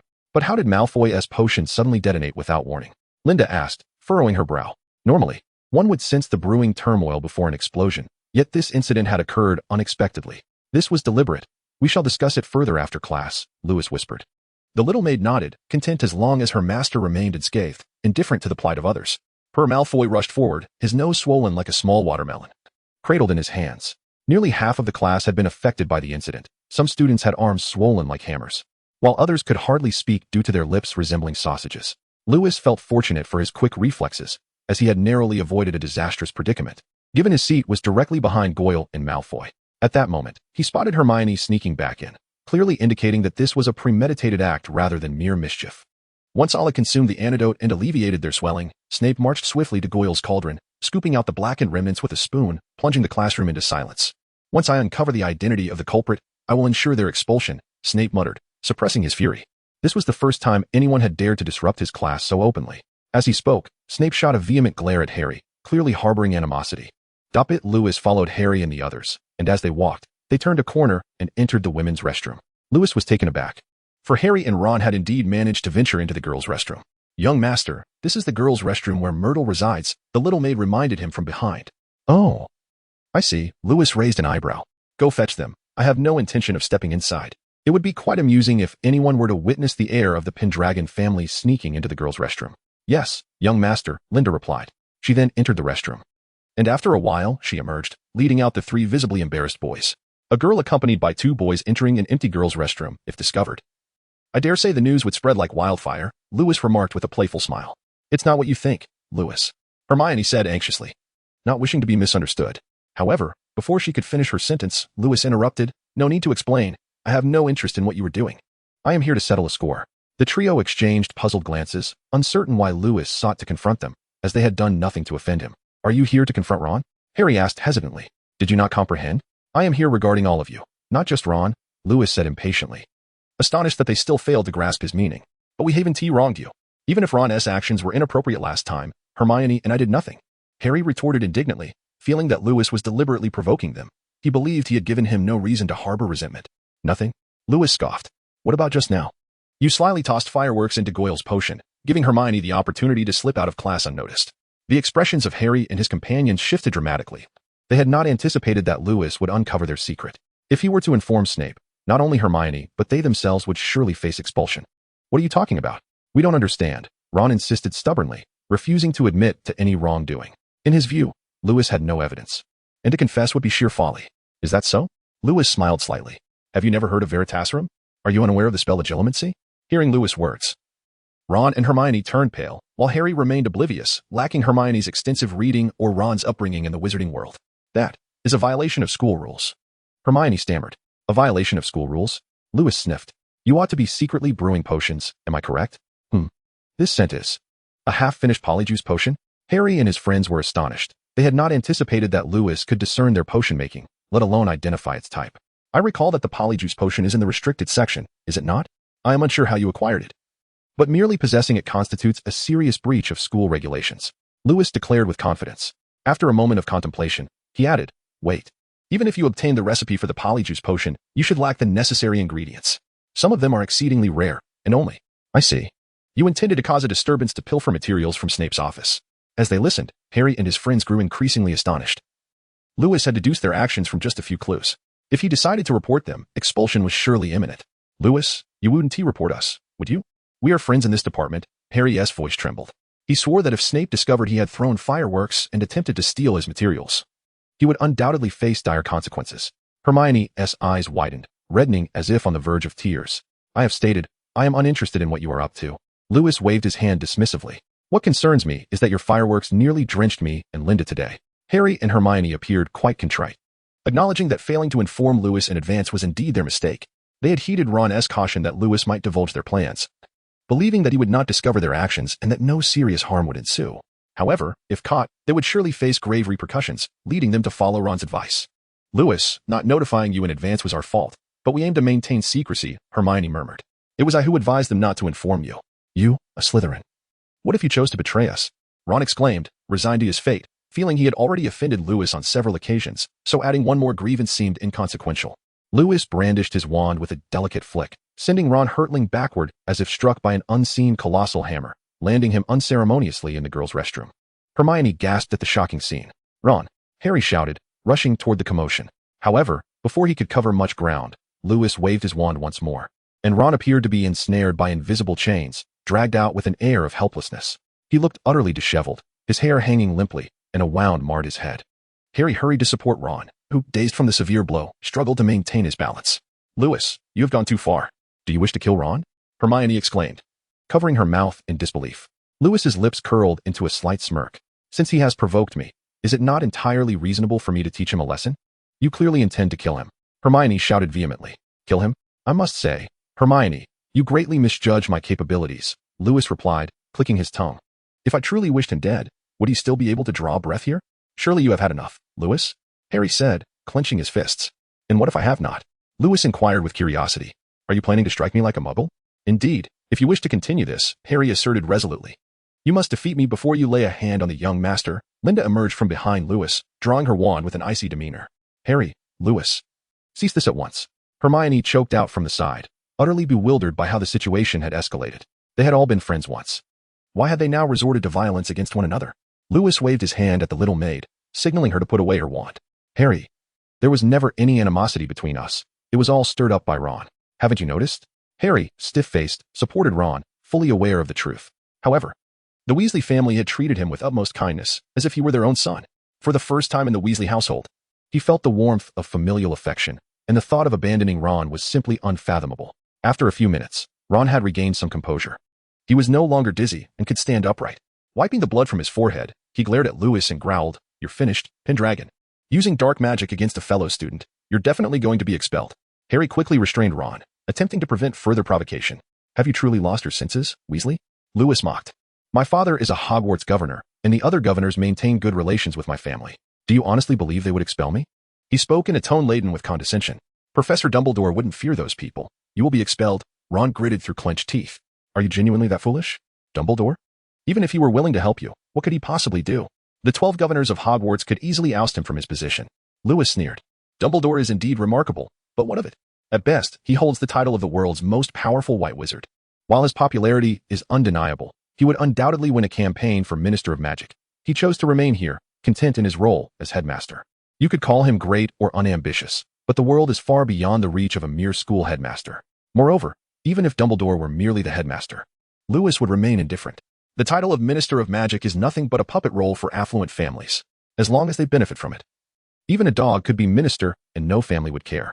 Those who genuinely believe that the Minister of Magic controls the entire wizarding world are the true fools. Not to mention the Pendragon family. Even the most decrepit families are beyond the Ministry's grasp. The so-called Ministry merely bullies half-blood wizards. If anyone dared to provoke Lewis, not just the Pendragon family, but even the Minister would be the first to object, as his position relies on the support of families like the Pendragons. Would his subordinates dare to offend the heir of the Pendragon family? That would be tantamount to courting death. Ron seemed poised to say more, but Lewis had no interest in idle chatter. He would prefer a massage from the little maid instead. Silence, Lewis commanded, pointing at Ron. Instantly, Ron's mouth moved. Yet no sound emerged. Realizing he was speaking without a voice, panic washed over him as he grasped at the air around him. All right, now it's a bit quieter. Finally, we don't have to endure that incessant buzzing, Lewis remarked, shrugging. Ron, Harry called, gripping Ron. Yet Ron flailed helplessly, reminiscent of a drowning man. His mouth agape but producing no sound. Calm down. Why act as if it's a life and death situation? I merely muted his voice temporarily. He will be fine shortly. Lewis said, nonchalantly digging at his ear. Now let us discuss why you attempted to steal Snape's materials for the Polyjuice Potion. As far as I know, the Polyjuice Potion allows one to take on another's appearance, which shouldn't be necessary for you. Harry and Hermione exchanged glances. Ron wished to intervene but was rendered speechless. Actually, we suspect Malfoy. He is the heir of Slytherin, Hermione articulated carefully. Malfoy? He is the heir of Slytherin? Lewis chuckled. Malfoy is extremely concerned with bloodlines and harbors a strong disdain for wizards from Muggle families, even half-bloods, Harry affirmed. We believe he desperately wants Hogwarts to consist solely of pureblood wizards. ISNT that aligned with Slytherin's ideals? Hence, we consider Malfoy to be the heir of Slytherin. And then what? Do you plan to transform into Malfoy to see if the monsters within will lick your hands? Lewis teased. No. We intend to become someone close to Malfoy and inquire whether he opened the Chamber of Secrets, Hermione quickly clarified. Not foolish enough to think that impersonating Malfoy would solve their problems, especially since they weren't even certain he was responsible. Lewis sighed at their naivety. Are you jesting? Even if you aim to disguise yourselves as Goyle and his ilk to deceive Malfoy, you wouldn't need the Polyjuice Potion. The Polyjuice Potion is used by Aurors to capture dangerous dark wizards, as it effectively conceals one's identity. To deal with a mere Malfoy, employing such a potion is an utter waste. Harry and Ron turned their gazes towards Hermione, who, after a brief pause, said, Why are you all looking at me? There are indeed spells to alter one's appearance simply, but given our proficiency in transfiguration, we cannot manage it. Then why didn't you inform me sooner? I could have assisted you with transfiguration. Why make things so complicated? Lewis said, the corners of his mouth curling upward. Harry's lips twitched, if not for Ron. They wouldn't have been in such a predicament. It was perilous enough to set off fireworks in Snape's class. He would never have done so if there were any other option. Had Ron not opposed seeking Lewis's help, they would have undoubtedly turned to him. Casting a glance at Ron's pitiful, bloodied state, Harry silently unclenched his fists. He thought that if Ron were not already in enough trouble, he would certainly make him understand why flowers bloomed so red. So can you help us? Hermione asked timidly. Are you foolish, or am I the fool? You've created quite the mess, deliberately keeping me in the dark, nearly pulling me into it. Now you come to me asking for help. Is this a joke? Lewis shot her a disdainful look. Hermione opened her mouth to respond, but found no words. After all, Lewis was entirely justified in his stance. She then shot an irritated glare at Ron. Had he not been such a fool, things would have been far simpler. Ron, feeling the weight of their stares, felt utterly wronged. Was it not right to be cautious of Slytherin? Pendragon appeared to be as unsavory as Malfoy. He angrily gestured at them, his mouth moving incessantly. Yet he soon realized he was unable to articulate his thoughts. With a furious glance at Lewis, he stormed out. Harry and Hermione initially contemplated pursuing him. But considering the unresolved matters concerning Lewis and the implications for their continued education at Hogwarts, they were left with no choice but to watch Ron hastily depart. Oh dear. Our charming little Weasley has run off in a huff, Lewis innocently remarked, clicking his tongue. See, it's all your fault for making him cry. Harry and Hermione shot exasperated glances at Lewis, who was foolishly entertaining himself, wondering how he could be so oblivious to the consequences of his actions. After all, he had been the one to inflict harm. How could he then feign innocence, shifting the blame onto them? Ahem. Lewis, now that you are aware of our endeavor, do you have any plans? Harry feigned a cough, trying to regain control of the conversation. Plans? How about this? If you truly find the Chamber of Secrets, I would be quite intrigued by the creature within. How about I claim it for myself? Lewis expressed with a glint of interest in his eyes. A millennium-old beast. What a rare specimen of magical creature material. Of course, that is perfectly acceptable. We merely wish to resolve this matter, Harry quickly replied, surprised that Lewis's demand was simply for the creature, as he had no interest in it himself. If Lewis desired it, so be it. Could you assist us in altering our appearances? It would facilitate our approach to Malfoy. Hermione seized the opportunity to interject. She believed Lewis's suggestion was indeed sensible. Using Polyjuice Potion against Malfoy would be a significant waste. Moreover, she could not guarantee the potion would be perfectly brewed, given its complexity as outlined in the restricted texts. If there was a more effective method, it would be prudent to forego the potion. Lewis lowered his head in contemplation for a moment before proudly turning away and declaring, I refuse. Hermione, why is that? Because I'm not in the mood, Lewis replied, lifting his chin defiantly. You kept secrets from me at the outset, which has left me quite displeased. So you may as well practice brewing the Polyjuice Potion on your own. Harry felt a wave of despair wash over him. He had not anticipated Lewis would be so vindictive. However, there was little they could do now. At least they were not facing expulsion, which was a decent outcome. If only Ron had not been so thoroughly dealt with, it would have been even better. Lewis suddenly clapped his hands, exclaiming, I nearly forgot about this. With a slightly serious expression, he retrieved an amulet-like object and instructed, make sure to give this to Wesley, and then have him toss it into the brazier. Otherwise, his curse may remain unbroken forever. After saying this, Lewis thrust the amulet into Harry's hands and departed with the little maid, concerned about being seen congregating near the ladies' restroom, as rumors about the heir of the Pendragon family peeking into women's facilities would be quite scandalous. Harry, gazing at the amulet in his hands, pondered, Hermione, do you think what Lewis said is true or false? Hermione, eyeing the amulet with uncertainty, replied, perhaps it is true. After all, he has no reason to deceive us. Harry continued, but can a curse really last indefinitely? Typically, don't charms lose their potency once the magical energy is expended? Just like the slug charm Lewis used last time. He questioned, recalling that the spells he had encountered were always temporary, like the levitation charm, which caused objects to fall once the magic was no longer sustained. Not all spells require continuous casting. There are many types of magic that only need to be cast once. The most of these are dark magic. Hermione explained with a hint of exasperation. Theoretically, Lewis shouldn't be capable of such advanced magic, but his knowledge of magic far surpasses mine. Perhaps his family has documented many spells I am unaware of. This highlighted the disparity in their backgrounds, while it seemed everyone began learning magic at 11. Children in the magical community were steeped in magical lore from a young age. Even ordinary magical families passed down a couple of household spells, let alone a prominent family like the Pendragons. Sighing, Harry remarked, "Regardless, I believe we should have Ron follow through. If Lewis is indeed telling the truth, it could be disastrous." He lamented, "After all, the initiative lies with Lewis."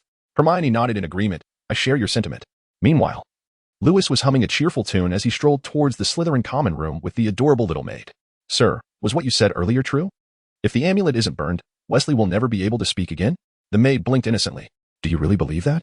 Although I possess numerous ways to ensure he remains mute forever, it's hardly worth my precious time and magical resources for someone as inconsequential as Wesley."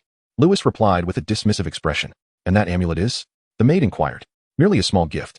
How could someone as kind-hearted as I ever bully anyone?" Lewis feigned innocence. The maid rolled her eyes in disbelief. If her master were truly a good person, then most of the world must be virtuous as well. A week later, as Lewis and Linda traversed the hallway, they suddenly noticed a large crowd gathered around the notice board, where a freshly pinned parchment had been affixed. Curious, Lewis approached the bulletin board, which was typically underutilized, mostly adorned with rules that no one seemed inclined to follow. "A dueling club?" The maid inquired, puzzled. "Who is hosting this event? Is it Professor Flitwick? I've heard he was once a dueling champion. It could indeed be someone quite formidable. He was said to possess greater knowledge of potions than Snape and a deeper understanding of transfiguration than Professor McGonagall." Lewis, with an air of mystery, stated that upon seeing the announcement, he already knew who was behind it. "So who is it?" the maid asked, her face alight with curiosity. For women and girls alike often harbored an insatiable thirst for knowledge. "You'll find out when you attend," Lewis replied with a grin. Thus, at 8 that evening, amidst the maid's sulky expression, Lewis and the others hurried to the auditorium. The long dining table had vanished, replaced by a gilded rectangular stage, illuminated by hundreds of floating candles. The ceiling now resembled a black velvet sky, and nearly all the students had gathered, their excitement palpable as they clutched their wands, eager to participate. "Hello, Harry, Hermione," Lewis greeted as he spotted them ahead. "Lewis." Harry instinctively stepped back, appearing startled, a reaction more exaggerated than when he encountered Snape. "I'm not some fearsome magical creature. There's no need to be so frightened, Harry," Lewis shrugged. "Ha ha, right," Harry replied awkwardly. Internally, he mused that Lewis was indeed less terrifying than magical beasts, for he was far more daunting than any of those so-called dangerous creatures. Poor Ron's recent demeanor served as ample evidence. Otherwise, such a lively event would have been devoid of his presence. He was currently incapacitated. At the same time, Harry silently resolved that if Lewis were to offer him a protective charm, he would unequivocally refuse. "By the way, why haven't I seen Weasley?" Lewis feigned surprise. "Ron. He, isn't feeling well," Harry stammered, unable to disclose that Ron had been unable to sleep for an entire week due to Lewis's cursed charm, and that he had finally succumbed to sleep, only to dream of spiders tormenting him. Throughout the week, he had been relying on Madame Pomfrey's restorative potions to cope. Harry's shock upon seeing Lewis stemmed from Ron's pitiful state. What if Lewis were to bestow something similar upon him? Harry certainly did not wish to share that fate and endure nightmares for an entire week. Though Hermione was aware of Ron's sleepless ordeal caused by Lewis's charm, she lacked the first-hand experience. Harry, who shared a room with Ron, had been disturbed by Ron's restless nights as well. "Is that so? What a shame. Please send my regards to him," Lewis replied with feigned sympathy, secretly wishing Ron's plight were even more severe, though he should at least appear more considerate, shouldn't he? "Lewis, who do you think will teach us? Will Professor Dumbledore be present?" Harry quickly shifted the conversation, eager to avoid further discussion about poor Ron. "Who would you like to teach us?" Lewis retorted. In truth, Harry had no strong preference. All the professors at their school were exceptionally talented, as long as it wasn't. Harry's sentence trailed off into a groan as Gilderoy Lockhart ascended the stage, resplendent in a purple robe that would befit a gala. Beside him stood Snape, clad in his customary black cloak, his demeanor as foreboding as ever. Harry's expression revealed the tumult of emotions within him, as the two individuals who cared most for him were now on stage. "Harry, I think you should major in divination. What do you think?" Lewis seized the opportunity to revel in Harry's discomfort. "Oh, spare me, Lewis," Harry groaned, envisioning his unfortunate fate, yet it was too late to escape. With Snape and Lockhart both fixated on him. "Lewis, do you still have that charm? I could really use a stronger one to take to Madame Pomfrey," Harry asked with a wry smile. He was willing to endure nightmares if it meant avoiding humiliation before the entire student body. As for the initial distribution of flyers, I had always believed that only high-achieving books would attract criticism, but it seems I was mistaken. It is surprising that even a poorly received book would garner detractors. It is quite disheartening. First, this book aims to align with the established power dynamics of the Harry Potter universe. Second, this book does not feature a harem, meaning it will have a single female lead or perhaps none at all. Third, if you have suggestions, please articulate them clearly. Do not make vague statements. If you find something unsatisfactory, point it out directly. Fourth, to those who claim my writing is juvenile, I can assert that the original work was indeed intended for young readers. Fifth, characters' personalities and values evolve over time, aside from the time traveler. No one possesses such maturity in their youth. Sixth, if you believe I am disparaging certain characters, I apologize, as I do not comprehend your sentiments. As a devoted HP fan, I believe each character has distinct traits, devoid of any absolute right or wrong, and I will not denigrate anyone, merely adapt the narrative accordingly. Seventh, if you genuinely feel that my writing is lacking, I can only apologize. Differing opinions are natural. I, the author, simply could not tolerate mindless narratives filled with numerous female leads, hence my decision to write this story. This is my first book. And while there will undoubtedly be areas of weakness, I welcome constructive criticism. However, the overarching plot has already been established, for instance. I cannot simply create a harem for the protagonist, even if it may attract a larger readership. Gather around.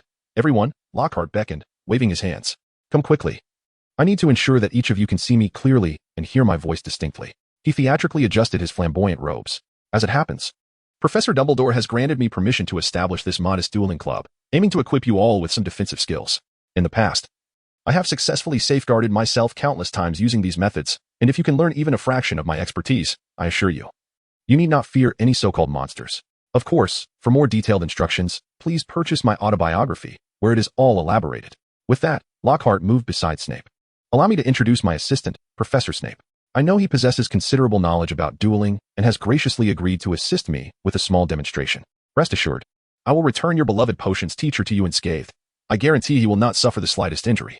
With a mere glance at Snape's countenance, one could easily discern his wretched mood. Lewis clicked his tongue, remarking that although Lockhart claimed Snape was there of his own volition, he preferred to believe that Dumbledore had requested him to keep an eye on Lockhart to avert any potential calamities.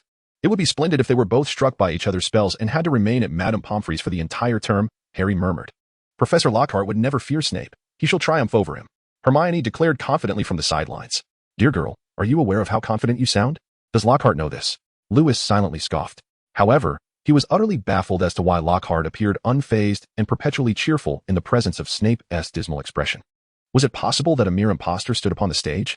Lockhart and Snape turned to face one another, bowing slightly. Well, Snape did not bow. He merely shook his head in exasperation. At least Lockhart bowed, did he not? As for Snape, perhaps he might offer a bow at Lockhart's funeral? As you can see, we shall hold our wands in a standard dueling posture, Lockhart explained to the gathered crowd while striking a pose. When I count to 3, we shall cast our first spell. Rest assured, our intentions are not to take each other's lives. With that, Lockhart flashed his signature smile. Shall we place a wager, Harry? Lewis suggested with a mischievous grin. I bet Lockhart won't last a single round. I would rather not. Harry vehemently shook his head. Such an obvious outcome could only be believed by a fool. Well, at least Hermione had faith in Lockhart, and she was undoubtedly more astute than he. 1, 2, 3. The two simultaneously raised their wands. Snape pointed his wand at Lockhart and bellowed, Expelliarmus. Suddenly, a brilliant red light erupted, and Lockhart was struck by Snape's spell. He was sent hurtling backward, colliding with the gilded wall and then sliding down to the floor, curled up like a boiled shrimp. The Slytherin students erupted into applause, celebrating Snape's swift defeat of Lockhart. Meanwhile, Hermione stood on her toes, eager to ascertain Lockhart's condition. Can you see Professor Lockhart? Is he all right? Hermione inquired anxiously. Lewis and Linda simultaneously rolled their eyes. Despite Hermione's high intellect, her emotional intelligence seemed woefully lacking. How could she still fail to discern Lockhart's true nature? Amidst the cheers and applause of the Slytherin students, Lockhart feebly managed to stand, swaying unsteadily. His hat had fallen off, leaving his hair standing on end. Well, as you can see, he struggled to regain his composure on stage. This is a disarming spell. As you can see, I have lost my wand. Ah, thank you, Miss Brown, for retrieving it for me.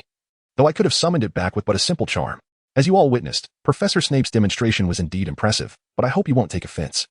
If I had truly wished to defend against that spell, I could have employed at least 30 different methods. Of course, I relinquished all defenses to allow you to strike me, merely to showcase the spell's effect. Snape's patience wore thin, his gaze upon Lockhart filled with menace. Lewis sensed that Lockhart was aware of this, as he announced, the demonstration concludes here. I shall now mingle among you and pair you off into duos.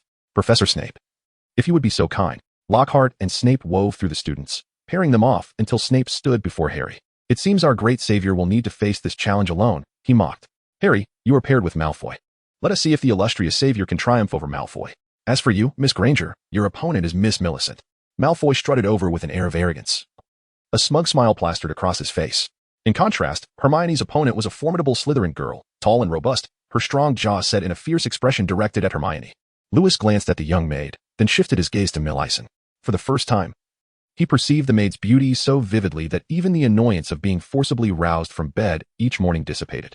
After all, had it been Millicent calling him to rise, he would undoubtedly have remained in bed, stubbornly refusing to budge.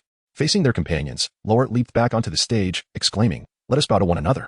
Lewis and Linda bowed to each other, yet for some reason, it always reminded him of a couple's salute.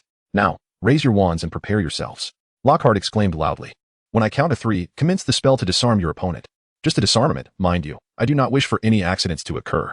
1, 2, 3. Disarm your weapon."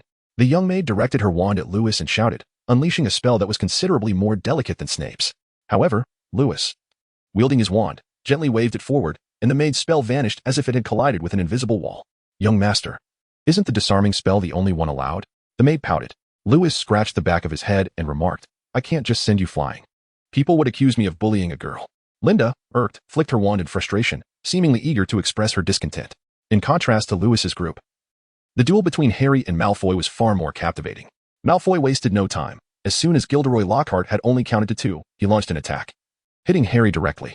However, Harry merely staggered momentarily, indicating that Malfoy's spell lacked considerable strength. Raising his wand, Harry aimed at Malfoy and shouted, "Ricta Sempra." A beam of silver light struck Malfoy, who collapsed to the ground, clutching his stomach and gasping for breath. "Hey, I specified that only disarming spells are permitted," Lockhart, ever observant, quickly interjected upon noticing Harry's use of the tickling charm. Yet, Harry paid him no heed, continuing to cast a spell that had Malfoy rolling on the ground in laughter.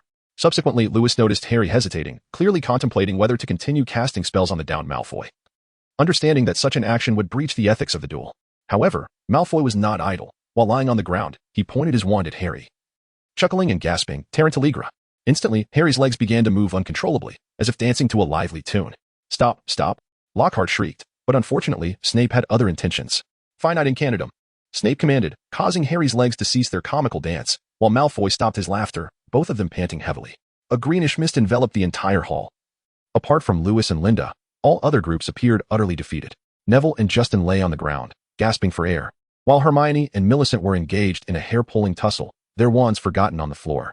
Linda rushed over to separate Hermione and Millicent, as the weight advantage was clearly in Millicent's favor. Oh dear, Lockhart flitted through the crowd. "You stand up, Ernie. Watch out, Miss Fawcett. Please hold your robes tightly, Butte." As he surveyed the student's plight, he offered targeted advice, though there was little he could do beyond that. The boys' battles were hardly more than a few bruises, yet the girls' skirmishes were far more chaotic. Most of the girls' robes had transformed into tattered rags, and disheveled hair was the standard look. "I believe it is best if I teach you how to thwart unfriendly spells," Lockhart declared nervously. Standing in the center of the hall, he cast a glance at the screen, noticing the cold glint in Snape's dark eyes, quickly averting his gaze. Would any 2 volunteers, Longbottom and Finnegan, care to step forward? This suggestion did not sit well with Lockhart. Snape remarked, gliding across the stage like a massive bat. "Mr. Longbottom could wreak havoc even with the simplest of spells. If paired with Finnegan, we might very well end up sending Finnegan's remains in a matchbox to Madame Pomfrey." Neville's face turned beet red. If his grandmother were to find out, he would surely face her wrath. She had always hoped he would restore the Longbottom family's reputation. And if she learned of his escapades at school, he would be in for a stern lecture. Snape then sneered at Harry, suggesting, "How about Harry and Malfoy take the stage? I trust that the renowned Harry Potter possesses a strong command of magic, alleviating any concerns over their safety." "Splendid," Lockhart exclaimed with enthusiasm, gesturing for Harry and Malfoy to stand at the center of the stage as the crowd parted to give them space. Lockhart was anxious about any potential mishaps at the dueling club. This was his moment to shine, and he hoped to captivate the audience. He certainly did not wish for anyone to perish on stage, for the implication that the great Lockhart could not prevent such an incident would severely tarnish his reputation. "Harry, if Malfoy casts a spell on you, do this," Lockhart instructed, attempting to demonstrate a complex maneuver with his wand, only for it to slip from his grasp. "Oh dear, seems my wand has gotten a bit too excited." Lockhart chuckled, displaying no embarrassment whatsoever. Harry, feeling disheartened, gazed at Lockhart. Although he had never anticipated receiving valuable advice from him, witnessing such foolishness only served to dampen his confidence further. In stark contrast to the unreliable Lockhart, Snape approached Malfoy, whispering words of encouragement. Upon finishing, Snape lifted his gaze, coldly observing the antics of Lockhart. Malfoy smirked at Harry, exuding confidence, evidently bolstered by Snape's guidance regarding malicious spells. If only Professor McGonagall were standing by Harry's side, Lewis lamented. Though she may not teach the dangerous spells like Snape, she could certainly provide a modicum of self-defense. Indeed, Professor McGonagall could effortlessly transform Malfoy into a cow. Even if Potter cannot master such advanced magic, he would at least be better off than he is now, Linda agreed, resonating with Lewis's sentiments. I have faith that Professor Lockhart will assist Harry. He is well versed in numerous defensive spells. Hermione maintained her unwavering support for Lockhart, to which Lewis and Linda could only shrug in response. Seeing Malfoy's newfound confidence, Harry felt a pang of anxiety. Who could predict what nefarious spell Snape had imparted to Malfoy? Whatever spell Malfoy chose to cast, Harry would not be surprised. Professor, could you please teach me again how to defend against spells?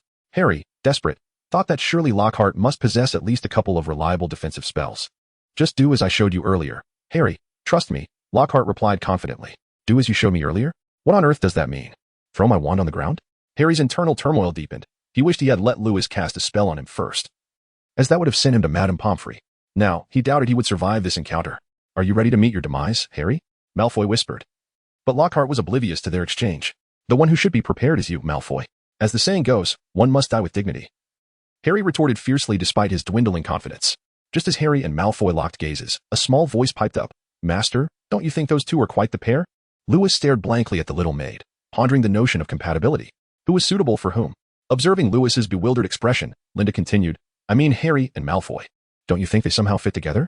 The little maid gazed brightly at the stage where Malfoy and Harry stood. Lewis felt ill at ease with the topic. After all, Linda had never expressed that she found herself compatible with any other male, had she? The thought sent shivers down his spine. 3, 2, 1. Lockhart shouted energetically from the stage.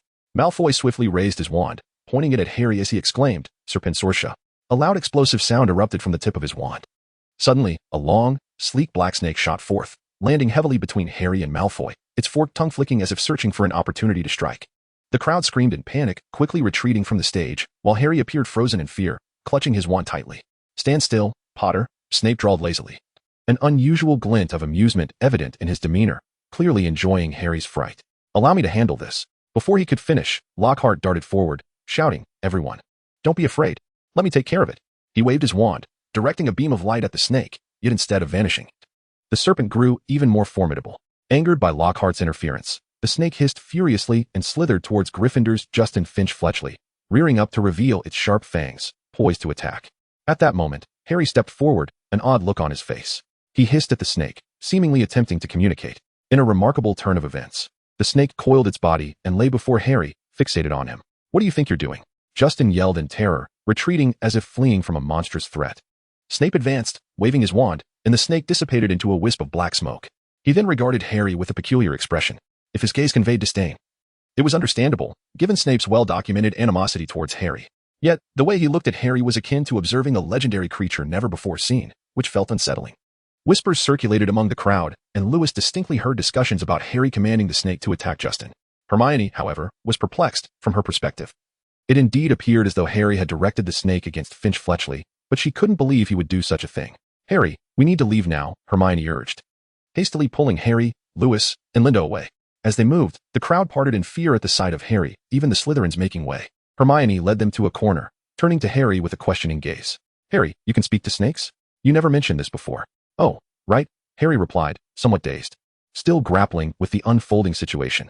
It wasn't just Finch Fletchley. As he followed Hermione out, people avoided him as if he were a harbinger of doom. It's not a big deal. I've done it before. The first time was when I accidentally released a massive python that scared my cousin. The snake told me it had never been to Brazil, and I let it go without realizing it. I wasn't even a wizard then. I didn't mean to.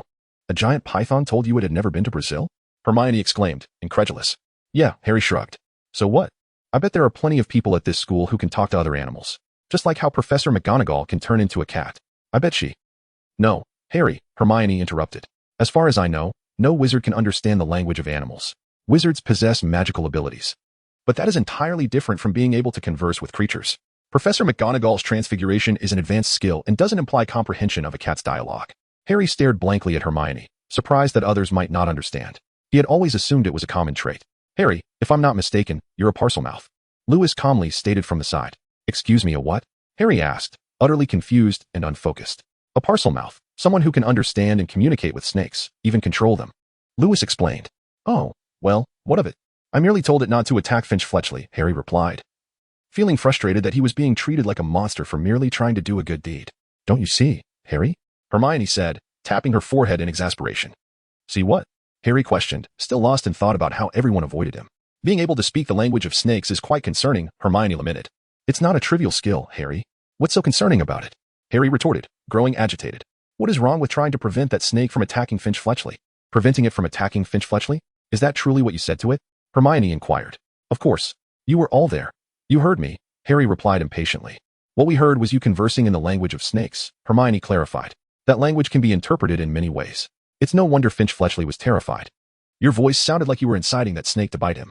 It was quite frightening, you know. Harry stared at Hermione in disbelief. I was speaking a different language? How did I not realize? How could I possibly speak another language without knowing it? Hermione shook her head, unable to comprehend it herself since she was not a Parselmouth. She looked troubled, as if she had just lost points for her house. Can you tell me what's wrong with commanding a hideous snake to bite off Finch Fletchley's head? Is he so eager to join the ranks of the Headless Horseman? If not, then why should I care if people talk about me? Harry exclaimed, as if the ability to converse with snakes was an abhorrent trait he had no control over. Harry, do you know why the emblem of Slytherin is a snake? Lewis queried. Oh, who knows? Perhaps they simply adore snakes, Harry replied casually, unaware of the deeper implications, just as he did not comprehend why his own house was represented by a lion. The founder of Slytherin, Salazar Slytherin, was a Parselmouth, which is why the emblem of Slytherin is a serpent. Additionally, you are the only other known wizard besides Slytherin who can speak Parseltongue. Lewis calmly spoke of terrifying matters. Harry was momentarily stunned by Lewis's words. It was the first time he had heard such a thing. In light of the current events, Lewis remarked that everyone would undoubtedly assume you are a distant descendant of Slytherin. But I'm not, Harry exclaimed in a panic. As Lewis's words instilled an inescapable fear within him, you will find it exceedingly difficult to prove otherwise. Especially since you have no evidence to demonstrate that you are not Slytherin's heir, Lewis shrugged and continued, and there may be even worse implications. Worse? What could be worse? Harry asked, his face rigid. He thought that even if Snape were to trouble him, it could not be as dreadful as this. People might suspect that you opened the Chamber of Secrets and unleashed the monster within it, Lewis stated indifferently. Hey, why would I open the Chamber of Secrets and release a monster? Harry replied incredulously. You resent Filch for bothering you, so you retaliated against his cat, Mrs. Norris. And Colin Creevey has been persistently pestering you for photographs, which you found exceedingly annoying, so you petrified him as well, Lewis reasoned convincingly. That is not true. I never, Harry stammered. However, Lewis interrupted him directly. What you believe is irrelevant. What matters is what others think. My assertions are quite persuasive, are they not? Harry gaped, staring blankly at Lewis. Subsequently, he turned to Hermione, hoping to find some support from her. While we all believe you, Lewis's points are quite valid. If it were a stranger, I would certainly suspect him too, Hermione said helplessly. You must understand, Slytherin has been around for over 1,000 years. And given the current circumstances, it is highly likely that you are his heir. But I truly am not his heir. Nor did I open the chamber and release a monster, Harry lamented, clutching his head in despair. Even if we believe you, many students will likely view you as Slytherin's heir, and you are perceived as a significant threat, Lewis shrugged. Moreover, explanations will be futile.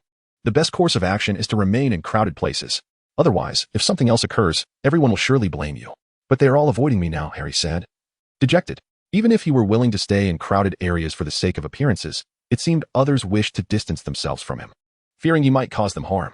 The following morning, the light snowfall from the night transformed into a fierce blizzard. Consequently, the last herbology class of the term was cancelled. Professor Sprout was now attending to the mandrakes. She would have allowed the students to assist her, but since the attack, these mandrakes were crucial to Colin Creevey's survival, and she could not trust them to anyone else. Due to the frigid weather, many students gathered around the fireplace in the Slytherin common room for warmth. Lewis, who preferred solitude, accompanied his young maid to the library. The library was bustling with people. A group of Hufflepuffs occupied the last row of seats, who should have been attending herbology but appeared to be engaged in whispered conversations instead. So, I said, I had Justin hide in our dormitory. I mean, if Potter wants to eliminate him, it would be wise for him to stay hidden, a burly boy stated. You know, ever since Justin claimed Potter is a pure muggle, he should have been prepared for this. Justin even claimed that Potter attended Eton, which must be a perpetual insult to Slytherin's heir, right? So, I always thought. At the very least, one shouldn't say it in front of Potter. So, Ernie, you are certain Potter is responsible? A blonde girl with a ponytail asked eagerly. Hannah. The burly boy replied seriously, he is a Parselmouth. Do you not comprehend what that signifies? Everyone knows it is a mark of dark wizards. Have you ever heard of any righteous wizard who speaks Parseltongue? Not even Professor Dumbledore does. And they refer to Slytherin himself as the serpent speaker. Is that not sufficient evidence? But he always appears so friendly. The girl, known as Hannah, seemed hesitant. True, he was the one who made the Dark Lord vanish, right? So he cannot be that wicked. No one knows what happened then. Only he and the Dark Lord were present, the burly boy muttered. He should have been obliterated. Of course, I do not wish to imply that I hope for his demise. At that time, he was merely an infant. And many powerful adult wizards fell victim to the Dark Lord's grasp, yet he survived. I have heard that only the most malevolent dark wizards can escape such curses. He then leaned in, feigning mystery, and whispered, I've heard the Dark Lord was so intent on killing Potter because he knew Potter would become another dark wizard. Therefore, he sought to eliminate him. No one wishes for rivals, do they? Even the girl named Hannah did not defend Harry, clearly swayed by the burly boy's rhetoric. Lewis believed it a travesty that the child did not pursue a career in novel writing, for such remarkable imagination was being squandered. However, a fortuitous event unfolded. Harry unexpectedly emerged from behind a bookshelf. If all went as anticipated, he had undoubtedly overheard their discussion regarding a dark wizard comparable to the infamous Voldemort. Harry appeared to be attempting to elucidate the matters at hand, yet it was evident that the Hufflepuff students were utterly disinclined to absorb his words. The stout boy loudly proclaimed to Harry that he had lineage of wizards stretching back 9 generations. Lewis nearly burst into laughter, questioning the relevance of tracing back 9 generations to determine whether one is a wizard or not. It seemed Harry was equally provoked by his words, and their voices crescendoed, drawing the attention of others in the library. As anticipated, Madame Pants stormed over in a fit of rage, nearly brandishing a feather duster to strike them. Harry, visibly irate, fled the library without a glance back, while Madame Pants continued to bellow at him to refrain from running within the library's confines. I had thought Harry might retaliate. How disappointing, Lewis lamented, believing he was in for a grand spectacle. Young master, you thrive on chaos, the little maid remarked, her expression filled with exasperation. Your use of the phrase thrive on chaos is commendable. I award you full marks.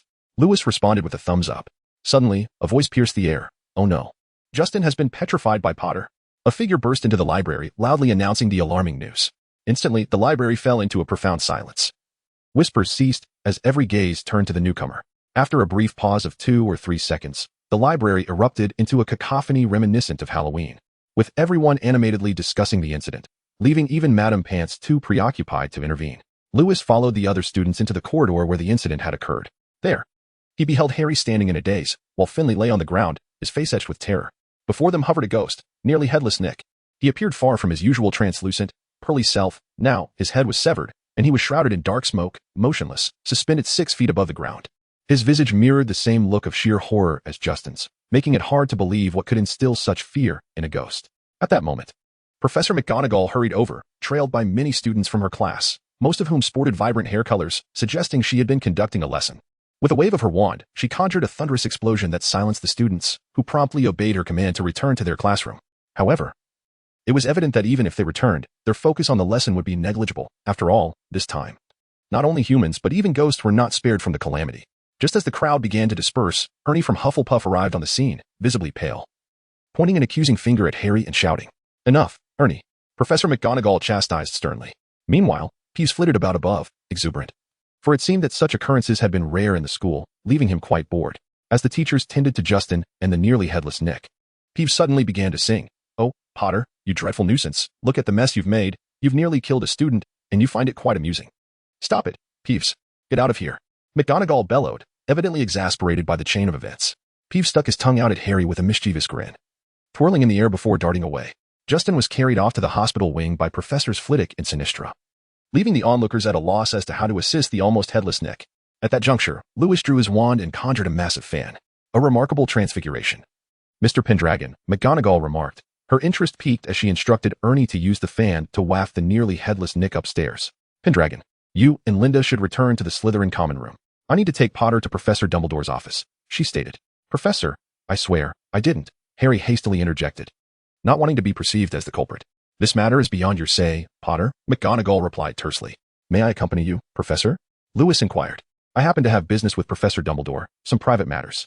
McGonagall hesitated momentarily before consenting. Of course. Return to the Slytherin common room first, and I will speak with you upon my return. Lewis instructed Linda, who nodded and departed on her own. Thus, Lewis and Harry followed Professor McGonagall to Dumbledore's office. She instructed them to wait inside while she stepped out alone. Harry appeared quite intrigued by Dumbledore's office, peering around. Eventually, he noticed a tall, gilded branch behind a door, atop which sat an elderly-looking bird resembling a plucked turkey. Lewis, do you know what kind of bird that is? Harry asked, pointing at it in confusion. Before Lewis could respond, the bird emitted a sharp cry, bursting into flames. Harry looked utterly terrified. fearing it was his pointing that had provoked such a reaction. Water. Where's the water? Lewis. Harry exclaimed in a frenzy. Lewis gazed at the flustered Harry with a sense of exasperation. Had this boy never ventured beyond the pages of his textbooks? How could he possibly fail to recognize such a creature? Hey, Harry, don't be so anxious, Lewis said, placing a reassuring hand on his returning shoulder. This is a phoenix. A phoenix? Harry replied, his expression one of utter bewilderment. Louise helplessly rubbed his forehead. Harry's depth of knowledge was truly impressive. At that moment, the office door suddenly swung open, and Dumbledore entered.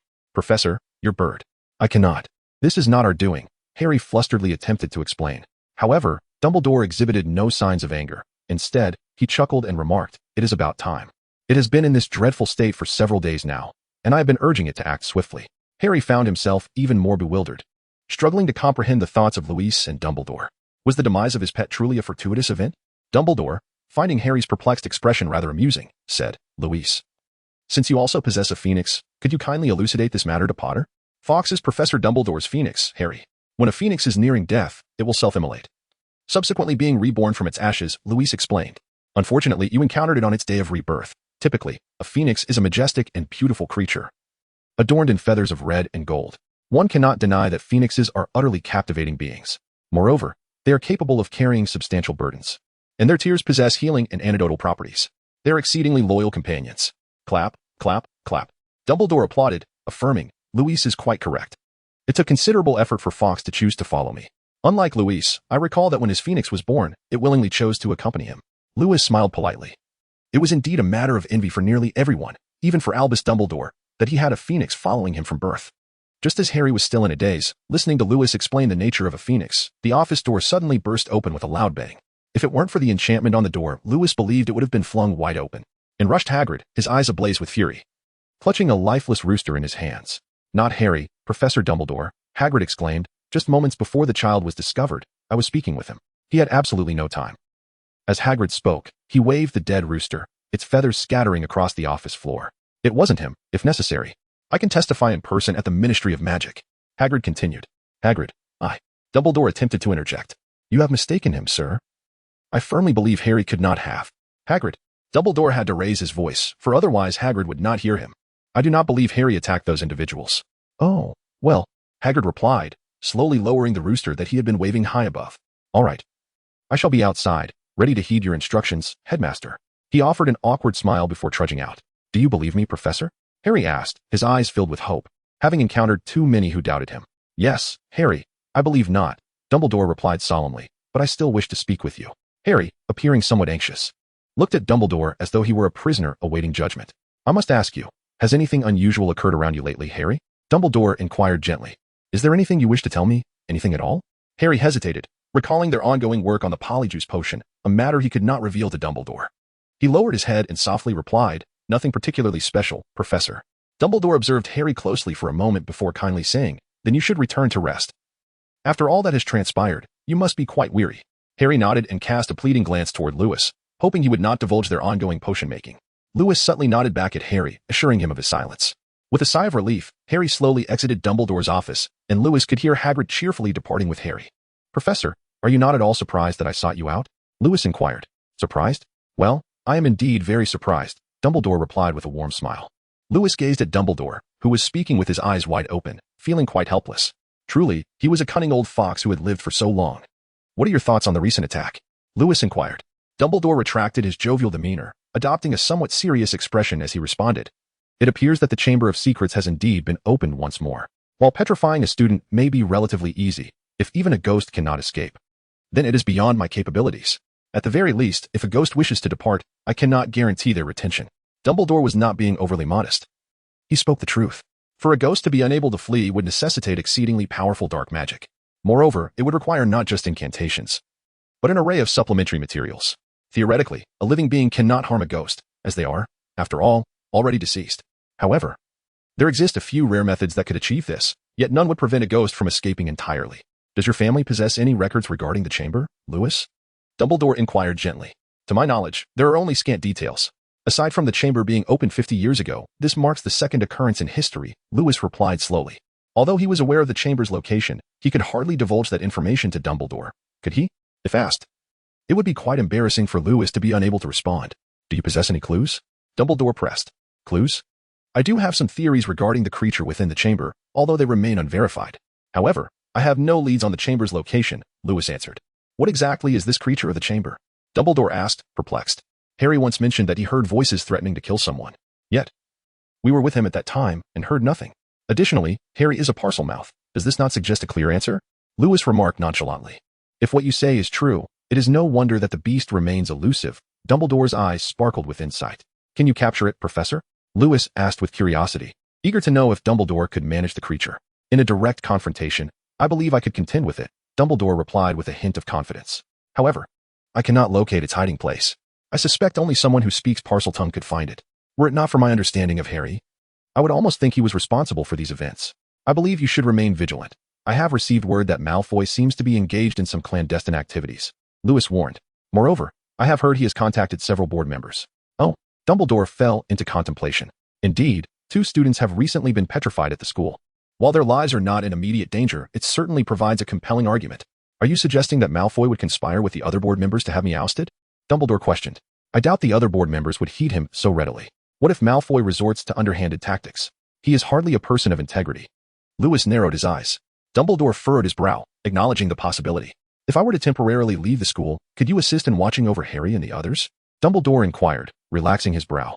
Of course, Lewis readily agreed. What reward might you offer me, Professor? What could an old man like me possibly provide? Dumbledore chuckled. If there is something you desire, simply state it. It is my honor to assist a wizard of your caliber, Lewis smiled faintly. You have made the 12 uses of dragon's blood available to everyone. I must say, your generosity is truly commendable. However, if possible, could you transfer this patent to the Pendragon family? It is hard to determine whether to label Dumbledore as great or foolish. The 12 uses of dragon's blood. Imagine the galleons he could accumulate if he chose not to share it. It would be an unfathomable fortune, squandered so liberally by Dumbledore. The Pendragon family had long desired this patent, but lacked the suitable opportunity. After all, this belonged to Dumbledore, and in this world, few could take anything from him by force. Not even Voldemort could claim such certainty. Furthermore, the Pendragon family is known for valuing harmony, since it belongs to him. They would certainly not resort to theft, right? Even if it were in the hands of a mediocre half-blood wizard, they would. Likely. Probably. Not resort to theft, right? Oh. Dumbledore adjusted his crescent-shaped glasses. It is feasible, but might 12 uses be somewhat excessive? The wily old fox. Lewis mused inwardly. Just as he was silently praising Dumbledore, the man suddenly became rather calculating, despite his earlier claims of disinterest in fame and fortune. What do you think, Professor? Lewis asked. I would also like to request 3 additional favors, of a personal nature, Dumbledore replied slowly. 3. Lewis hesitated. Indeed, Dumbledore affirmed. Rest assured, I shall not impose any unreasonable demands upon you. If, at that time, you are unwilling, you may refuse my request outright. Very well, Professor, may our collaboration be fruitful. Lewis smiled, relieved that he could choose the nature of the 3 requests. His concern lay in Dumbledore possibly asking him to confront Voldemort directly. Although this would not directly implicate his family, as the heir of Pendragon, every action he took would reflect upon them. The following morning, the school was abuzz with discussions regarding nearly headless Nick and Justin. After all, who would not fear someone capable of inflicting harm upon a ghost? People were inquiring among themselves what sort of power could harm one who was already deceased.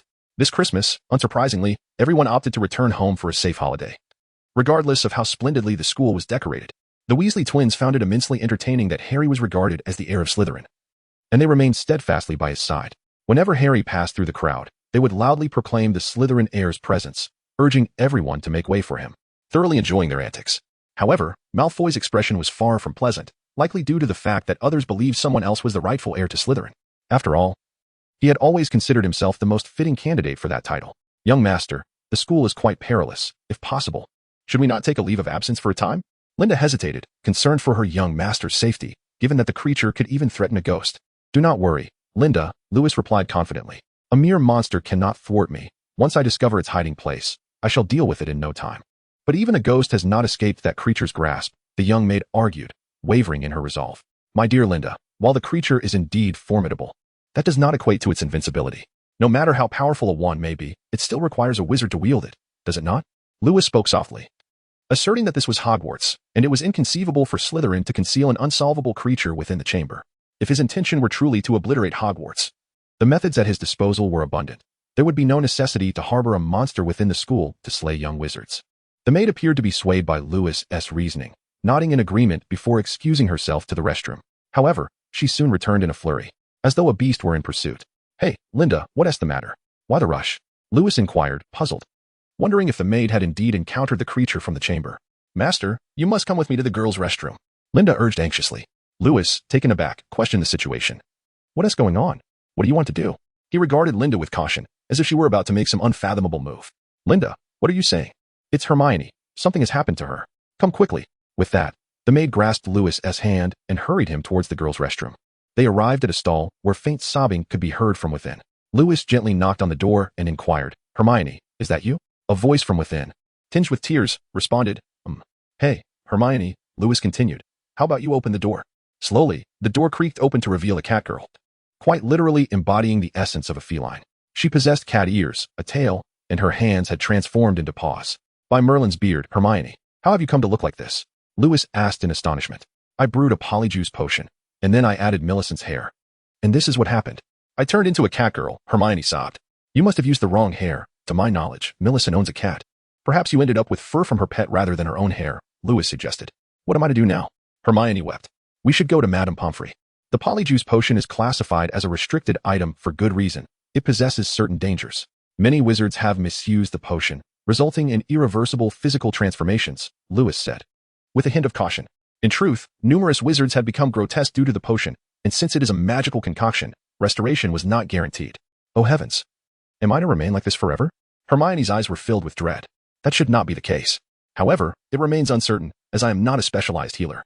Let us first visit Madame Pomfrey for a thorough examination, Lewis replied, furrowing his brow. He was quite experienced when it came to injuries caused by dark magic, as his family was well versed in that realm. However, if it pertained to the polyjuice potion, the outcome was less assured. Transformations were the most unforgiving.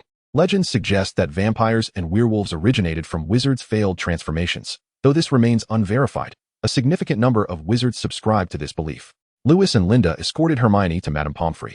And although Lewis conjured a cloak in an attempt to conceal her, the news of Hermione's transformation into a cat quickly spread. For several weeks, people deliberately strolled past Madame Pomfrey's infirmary, eager for a glimpse of Hermione. Madame Pomfrey was compelled to separate Hermione from the other patients, otherwise, her infirmary would never enjoy a moment's peace.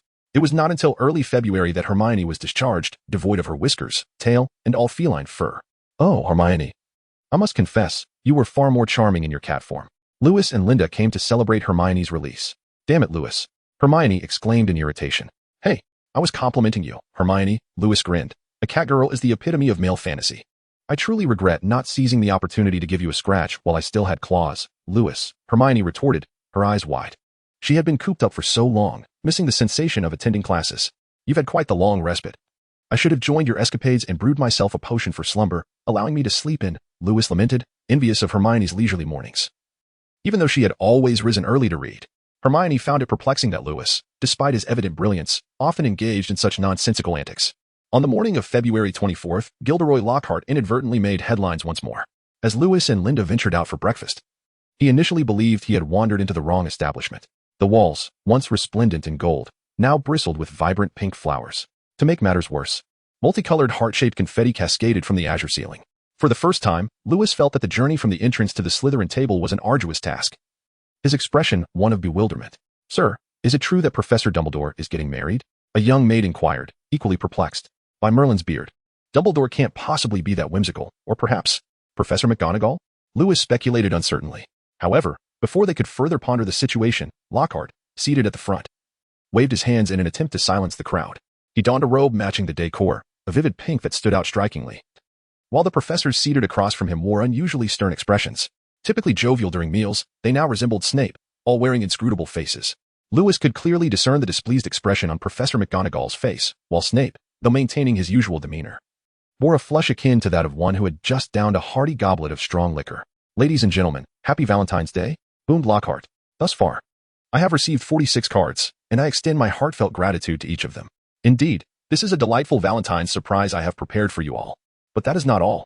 With a clap of his hands, Lockhart strode through several doors leading to the foyer, followed by 12 dar-faced cherubs. Not mere children, but diminutive figures adorned with golden wings and clutching harps. Coughing violently, Lewis struggled to regain his composure, while the maid beside him gently patted his back. By Merlin's beard. What on earth are these abominations? Lewis muttered under his breath. Perhaps, the god of love? Linda replied uncertainly to Lewis's inquiry. What on earth is this supposed to be? Lewis exclaimed incredulously. If this is indeed the god of love, then I shall. my friendly cherubs of love. Bearing heartfelt cards. Lockhart appeared utterly delighted. They shall roam the school today, delivering Valentine's cards to you all. Naturally, the day's merriment does not end there. Since everyone has joined in the festivities, why not invite my charming colleagues to partake as well? You may solicit Professor Snape to concoct some captivating potions for you. And of course, you can consult Professor Flitwick on how to wield enchanting spells. He is the most adept at charming others I have ever encountered, truly cunning. Professor Flitwick buried his head in his hands, striving to render himself invisible. While Snape's expression suggested that anyone daring enough to seek his counsel on love potions would likely be compelled to swallow an entire vial of poison. By Merlin's beard. This may well be the most dreadful Valentine's Day I shall ever endure, Lewis lamented woefully. Sir, have you ever celebrated Valentine's Day? The maid inquired, perplexed. For she had always been by her master's side, yet had never witnessed him going on a date. It appeared that Lewis indeed had never celebrated, as each Valentine's Day seemed no different from any ordinary day. Observing her despondent master, the maid felt compelled, as a dutiful servant, to uplift his spirits. Sir, do not lose heart. Perhaps you will receive a card today, she said earnestly, gazing at Lewis with sincerity. Throughout the day, the cherubic harbingers of love incessantly invaded the classrooms of the professors, much to their annoyance. In the afternoon, as Lewis and Linda ascended the stairs for their charms class, he spotted a cherub rushing towards Harry. Hey, you, Harry Potter. The cherub shouted darkly, elbowing past other students as it charged toward Harry. Among the onlookers was Ginny Weasley, Ron's sister. Linda had mentioned that Ginny was quite smitten with Harry. Perhaps this card was from her? Though Harry heard the cherub's call, he appeared intent on fleeing. Yet before he could take more than a few steps, the cherub had caught up with him. I have a musical message to personally deliver to Harry Potter, it declared imperiously, plucking at its harp, producing an irksome tune. Harry looked exceedingly flustered, clutching his backpack as if to escape.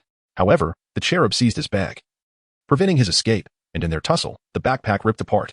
Books, wands, parchment, and quills tumbled to the ground, and most unfortunate of all, an ink bottle shattered, staining his books.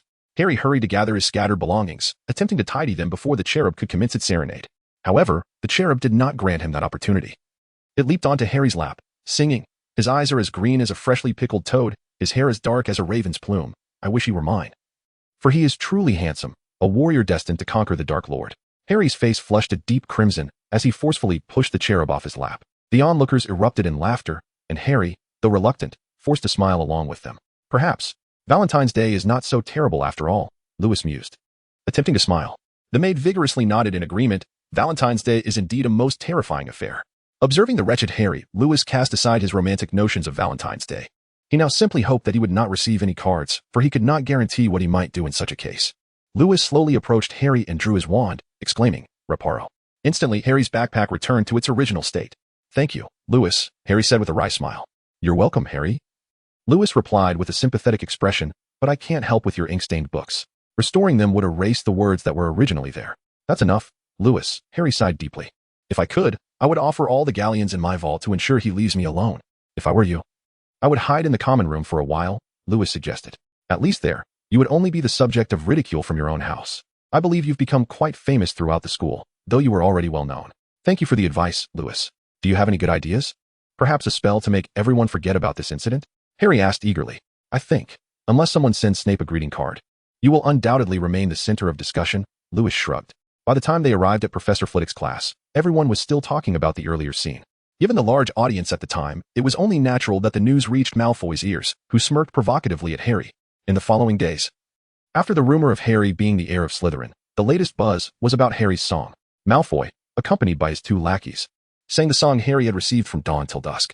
Everyone seemed to believe that Ginny had written it for Harry, causing her to walk with her head down, trying to avoid attention. Lewis, do you have a moment? Harry, along with Hermione and Ron, approached Lewis. What is the matter? Lewis inquired. I think I know who opened the Chamber of Secrets and released the monster within, Harry stated seriously. You know who opened the chamber? You should inform Professor Dumbledore. Lewis replied, bewildered. If you already know, why come to me? Just let Dumbledore cast a few spells to handle it. But it was Hagrid, Hermione interjected. Hagrid? That's impossible, Lewis asserted. It's true. I saw it with my own eyes, Harry insisted anxiously. You saw Hagrid open the chamber and release the monster? Lewis asked skeptically. Well, not exactly, but I got my hands on a notebook belonging to Tom Riddle. He told me it was Hagrid who released the monster. And Hagrid was expelled because of it, Harry confessed, struggling with his disbelief. He wished it weren't true, but the evidence was overwhelming. Harry had long known of Hagrid's fondness for extraordinary creatures. Last year, he had even tried to raise a dragon in his hut. Furthermore, there was a massive three-headed dog he referred to as Fluffy. Harry could easily picture Hagrid hiding a colossal creature and walking it around the school when no one was watching. However, Harry was certain Hagrid never intended to harm anyone. He now even wished he had never discovered Riddle's diary, as it brought him unnecessary distress. All right, Harry, I don't know the riddle you speak of. But you should trust those you are familiar with, rather than just a diary, Lewis said slowly. We certainly believe Hagrid wouldn't intentionally harm anyone. But he was expelled for that incident. Moreover, the attacks at the school ceased after his expulsion, Hermione lamented. It's all too coincidental. If Hagrid had no connection to this, it would be hard to believe. Regardless, Harry, it is unreasonable to place faith in a magical object over your friends. If possible, I would like you to give it to me for examination, Lewis calmly suggested, eager to obtain Riddle's diary but lacking a solid rationale. According to the original storyline, it would be some time before the diary was stolen by someone else, so Lewis wished to seize this opportunity. Harry hesitated. The diary had proven immensely helpful, serving as a portable tutor with its vast knowledge. However, with Hagrid's safety at stake, he couldn't afford to be selfish. All right, Lewis, I'll go retrieve it, he replied hastily, rushing back to the Gryffindor common room. Lewis, do you truly believe Hagrid is innocent? Hermione asked with concern. All the evidence pointed to Hagrid. Yet she wished to protect both the students and Hagrid himself. If Hagrid was not involved, that would be for the best. While I agree he is indeed a strong suspect, don't forget he was a Gryffindor. Slytherin wouldn't choose a Gryffindor as their heir, Lewis said, shrugging his shoulders. More importantly, I trust Dumbledore's judgment. If Hagrid had released the monster, Dumbledore would not allow him to remain at Hogwarts. Hermione nodded in agreement. Indeed, with Dumbledore's wisdom, he would not permit someone harmful to the students to stay at the school. Moreover, he trusted Hagrid so much that he arranged for him to bring Harry to Hogwarts in the first place. The simplest solution is, you should just go ask Hagrid directly, Lewis suggested. That sounds splendid. It would surely be a delightful visit, Ron mocked. Hello, Hagrid. Have you let out that furry monster again for a stroll? Ron seized the opportunity to ridicule without mercy. Oh, be quiet, Ron. If you have a better idea, just say it instead of making foolish comments, Hermione scolded, her patience wearing thin with Ron's antics. Just then, Harry rushed in, empty-handed. Something's wrong. My dorm was ransacked. And the diary is missing, he said, his expression darkening. Did you tell anyone about the diary, Harry? Lewis asked. I only told Hermione and Ron. I didn't mention it to anyone else, Harry replied. Lewis scrutinized Ron, as if attempting to glean some hidden truth from him. Do you suspect that I am the thief? What would I want with it? Ron retorted, his voice tinged with indignation. Lewis, Ron could never commit such an act. If he truly desired the diary, he could simply ask me, and I would gladly hand it over, Harry interjected in Ron's defense. No, you misunderstand me, Harry. I do not believe that the diary was taken by Weasley. After all, it holds little value for him, Lewis clarified. Did you not mention that the diary was discarded in the girls' restroom and subsequently retrieved by you? Are you suggesting that its original owner might have taken it back? Harry inquired. Precisely, Lewis affirmed. While Weasley would not steal your diary, if only the three of you were privy to its existence, it is plausible that he inadvertently leaked information. Consequently, the original owner could have stealthily pilfered it from your bedroom. Upon hearing Lewis's reasoning, both Harry and Hermione turned their gazes toward Ron. Although they held an unwavering trust in him, believing he was incapable of such wrongdoing, they recognized that, much like Hagrid's initial intent to unleash creatures was not to cause harm, Ron might have unintentionally disclosed details regarding Harry's diary. Moreover, it is almost certain that it was someone from your Gryffindor house who committed the theft, Lewis asserted once more with conviction. That is impossible. Gryffindors would never engage in such behavior. It must have been a Slytherin who, upon hearing of it, stealthily infiltrated the Gryffindor dormitory to steal Harry's diary, Ron exclaimed. His face flushed with anger. Lewis regarded Ron with a look of incredulity and remarked, Weasley, I truly question your intelligence. How could a Slytherin student gain access to the Gryffindor common room? Ron, undeterred, retorted, so what? Harry and I have visited the Slytherin common room as well. TSK. Sneaking into another house's common room. Weasley, it seems you were yearning for home, Lewis said, clicking his tongue. I initially thought you were brewing Polyjuice potion merely to deceive Malfoy, yet here you are, having ventured into Slytherin's common room. Ron's face flushed crimson. His lips moved, but no words emerged. Harry, observing Ron's gaping expression, realized that the diary was likely the source of his indiscretion. Once again, I must commend your intellect. Weasley, as far as I'm aware, you needed Polyjuice potion to infiltrate Slytherin. Currently, Snape is scouring the entire school for the individual who pilfered his supplies. Do you truly believe anyone could steal from his office under these circumstances? Lewis cast a disdainful glance at Ron. Snape now possesses a perpetual gaze that seems to catch thieves among the students. They might have sneaked in after acquiring the password. They needn't have used Polyjuice potion. Ron countered. We only used it to trick Malfoy. It was not essential for entering the Slytherin common room. You could simply inquire with the portrait that guards your entrance whether anyone from another house has visited your common room, Lewis suggested with exasperation. The crux of the matter is, if that diary was indeed in the possession of a Slytherin student, the rumor about Hagrid releasing the monster would have spread long ago. If, as you claim, it was a Gryffindor student, then who could it be? Harry hastily interjected, eager to retrieve the diary. For if others discovered that Hagrid was responsible for unleashing the monster, he could not guarantee their silence. Harry, I am a Slytherin. Why would you ask me about Gryffindor matters? Have you caught Weasley's foolishness? Lewis rolled his eyes. Harry found himself momentarily speechless. Indeed. It was absurd to inquire about Gryffindor affairs from a Slytherin. What shall we do now? Even if we remain silent, someone else might expose Hagrid, Hermione said anxiously, as she did not want her friend to be apprehended. For the moment, I doubt any trouble will arise. The original owner of that book must have been aware of this matter long ago. Since they haven't revealed it, we need not worry, Lewis replied nonchalantly.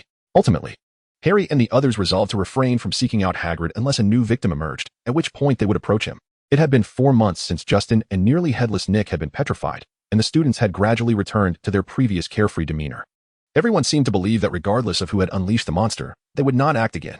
In March, the Mandrakes held a lively ball in the third greenhouse, indicating their imminent maturity, which delighted Professor Sprout, as those petrified could finally be restored. As Easter approached, second-year students faced new decisions. They needed to select their courses for third year, a matter of considerable importance, as it would influence their future careers. Louise, I believe we must converse, Harry said gravely, approaching Lewis alongside Ron. What troubles you, Harry? I thought today was the Quidditch match between Gryffindor and Hufflepuff? Lewis inquired, puzzled that Harry, the Seeker, had foregone appearing on the pitch, which was uncharacteristic of him. The Quidditch match has been cancelled. The entire school is under lockdown. You weren't aware? Harry asked. Lewis, I have been right here and did not hear about such events. What has transpired? Why isn't Hermione with you? Lewis surveyed the surroundings, noting that Hermione would typically accompany Harry rather than Ron. We came to find you regarding Hermione. She has been attacked, Harry said somberly. Attacked? Lewis frowned. Are you suggesting she has been petrified like the others? Indeed, not only Hermione but also a Ravenclaw prefect has been petrified, Harry replied. Then, what is it you wish to discuss with me? I genuinely do not know where the Chamber of Secrets is, Lewis said, relaxing his brows. Though Hermione had been petrified, her life was not in danger, and with Professor Sprout's mandrakes nearing maturity, it meant Hermione would soon recover. I hope you will join us in seeking out Hagrid to resolve this matter, Harry urged. Lewis pondered for a moment. Indeed, this matter needed resolution, lest an unforeseen accident harm those around him. Very well, but there is no need for Wesley to accompany us. His presence would only complicate matters, Lewis remarked, crossing his legs. Who was the troublemaker? Ron exclaimed, drawing his wand in a fit of anger. Ron, calm down, Harry implored, grasping Ron's arm. I believe it would be prudent to bring Ron along. Trustworthy allies are scarce, and an additional hand could prove beneficial. Wouldn't you agree? Fine, but if danger arises, I want to take responsibility for him, Lewis waved dismissively. Thus, under Ron's piercing glare, Lewis and Harry arranged for Harry to don his invisibility cloak and stealthily come to Slytherin to collect Lewis that evening. After Harry and Ron had wandered off, the young maid inquired, Master, are you truly intent on joining them tonight? The castle is perilous enough, and venturing near the Forbidden Forest seems exceedingly dangerous. Fear not, Linda. I shan't be intimidated by a mere creature that dares not show its face, Lewis replied with a cheerful grin. But this is different. That monster is capable of petrifying even the faceless ghosts, and it remains elusive even to Professor Dumbledore, the maid expressed, her face marked with deep concern. Just wait for my return in the dormitory. I shall be back promptly, Lewis assured her. With a heavy sigh, the maid implored, Must you truly go, Master? You need not take such risks. Even if Hogwarts were to close, you could attend another school, and I am certain the headmasters there would welcome you warmly. Regardless, that creature dares to threaten my friends, and such a transgression is unforgivable, Lewis stated with a hint of seriousness. Moreover, I am quite intrigued by it. After all, a creature that has lived for a millennium is an extraordinary subject of study. Seeing the resolute expression on her master's face, Linda understood that Lewis had made up his mind to proceed, and her attempts to dissuade him would be in vain. Then, I wish to accompany you, the maid declared earnestly. If danger arises, I shall ensure that you are not harmed, even at the cost of my own life.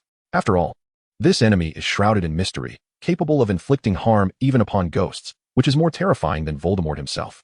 Lewis gently tapped the little maid's head with his wand and remarked, Foolish girl, if you were to perish, who would attend to my needs? The maid, clutching her head, looked at Lewis with a sense of grievance and replied, I merely wish to protect you. Lewis straightened his robes and confidently declared, If I were to be in a position where I required a girl as protection, what dignity would remain for me as the heir of the Pendragon family?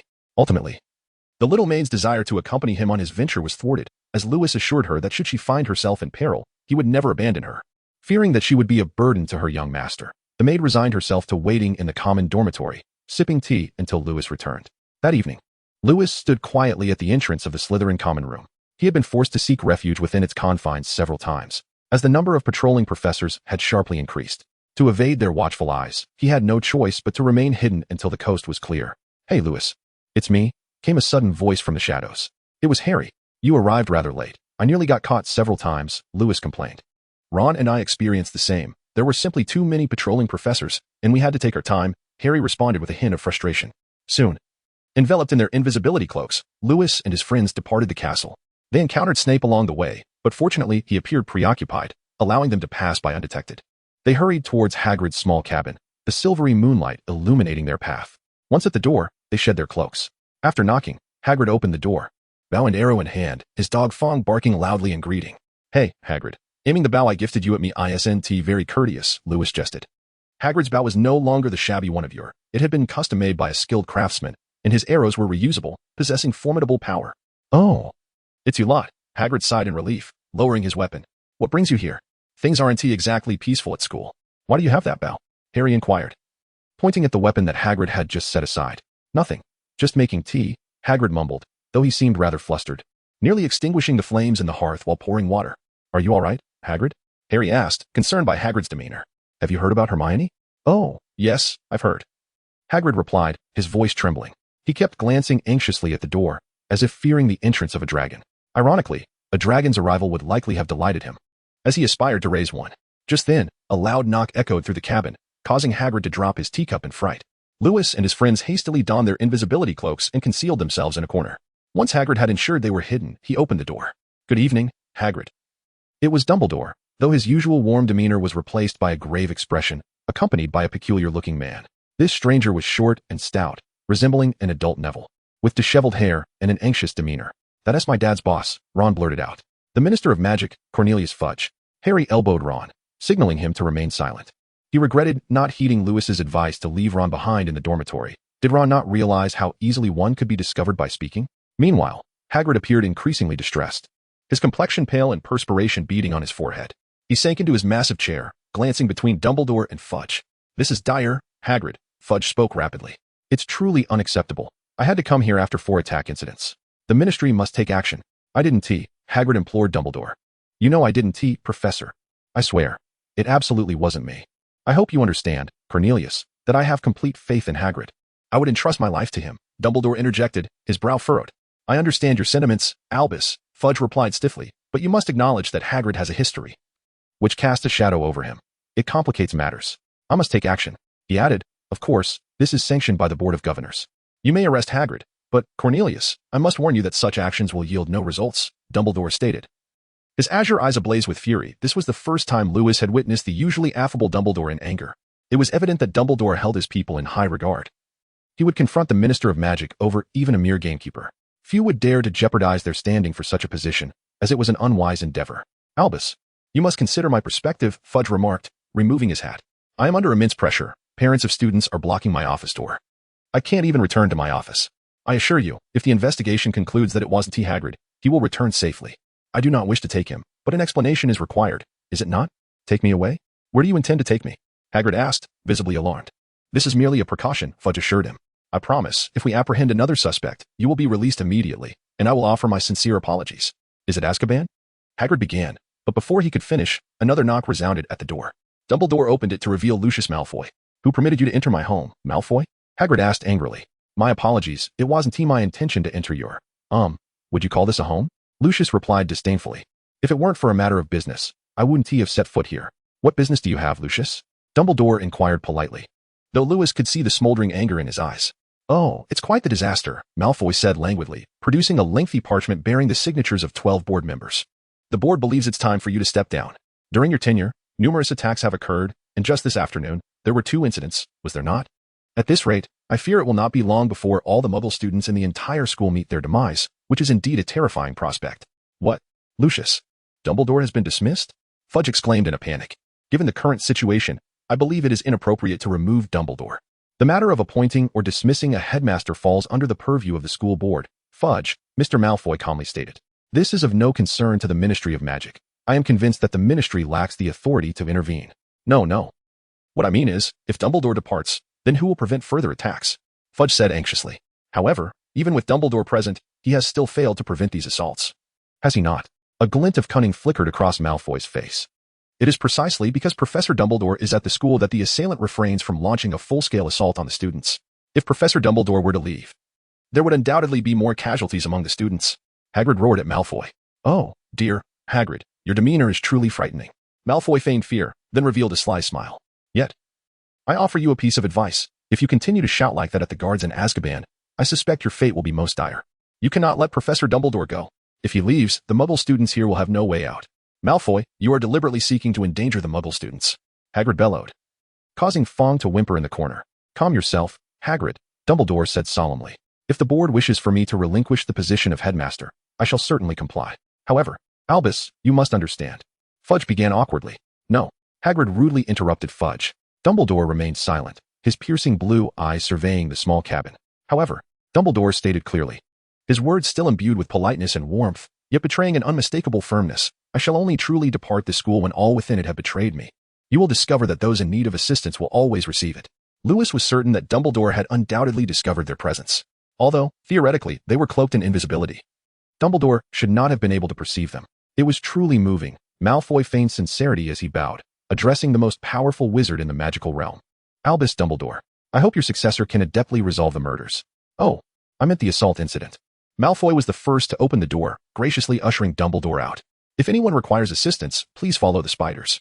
Hagrid paused at the doorway, adding, "And I need someone to help me feed Fong." With that, he exited. Fudge stood there, dumbfounded, watching Hagrid depart. Dumbledore's comments were clearly intended to not yield to Lucius in terms of presence, but what was Hagrid trying to achieve with his words? Confounded. Fudge shook his head and followed suit.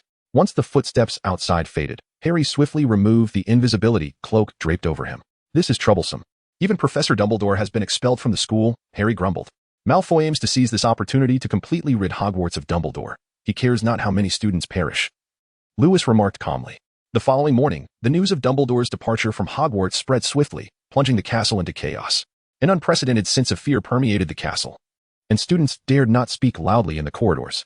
Students wore expressions of anxiety and apprehension, and even the teachers bore tense faces. Moreover, the faculty mandated that students must travel in groups within the corridors, forbidding solitary wandering through the castle. Yet, one individual seemed utterly indifferent to the atmosphere of dread, Lucius Malfoy's son, Draco Malfoy, who appeared to relish the current ambience of the school.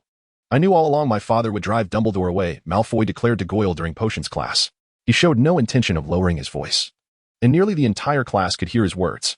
"Just wait and see, Professor McGonagall won't last long either. She's merely a placeholder." It seemed Malfoy believed McGonagall would soon be dismissed as well. Snape paced the classroom, inspecting the students' cauldrons. "Mr. Malfoy," he called out loudly, "why don't you apply for the headmaster position? I'd wager that if you ran, my father would surely cast his vote for you." "Oh dear, Malfoy. Do not speak so carelessly."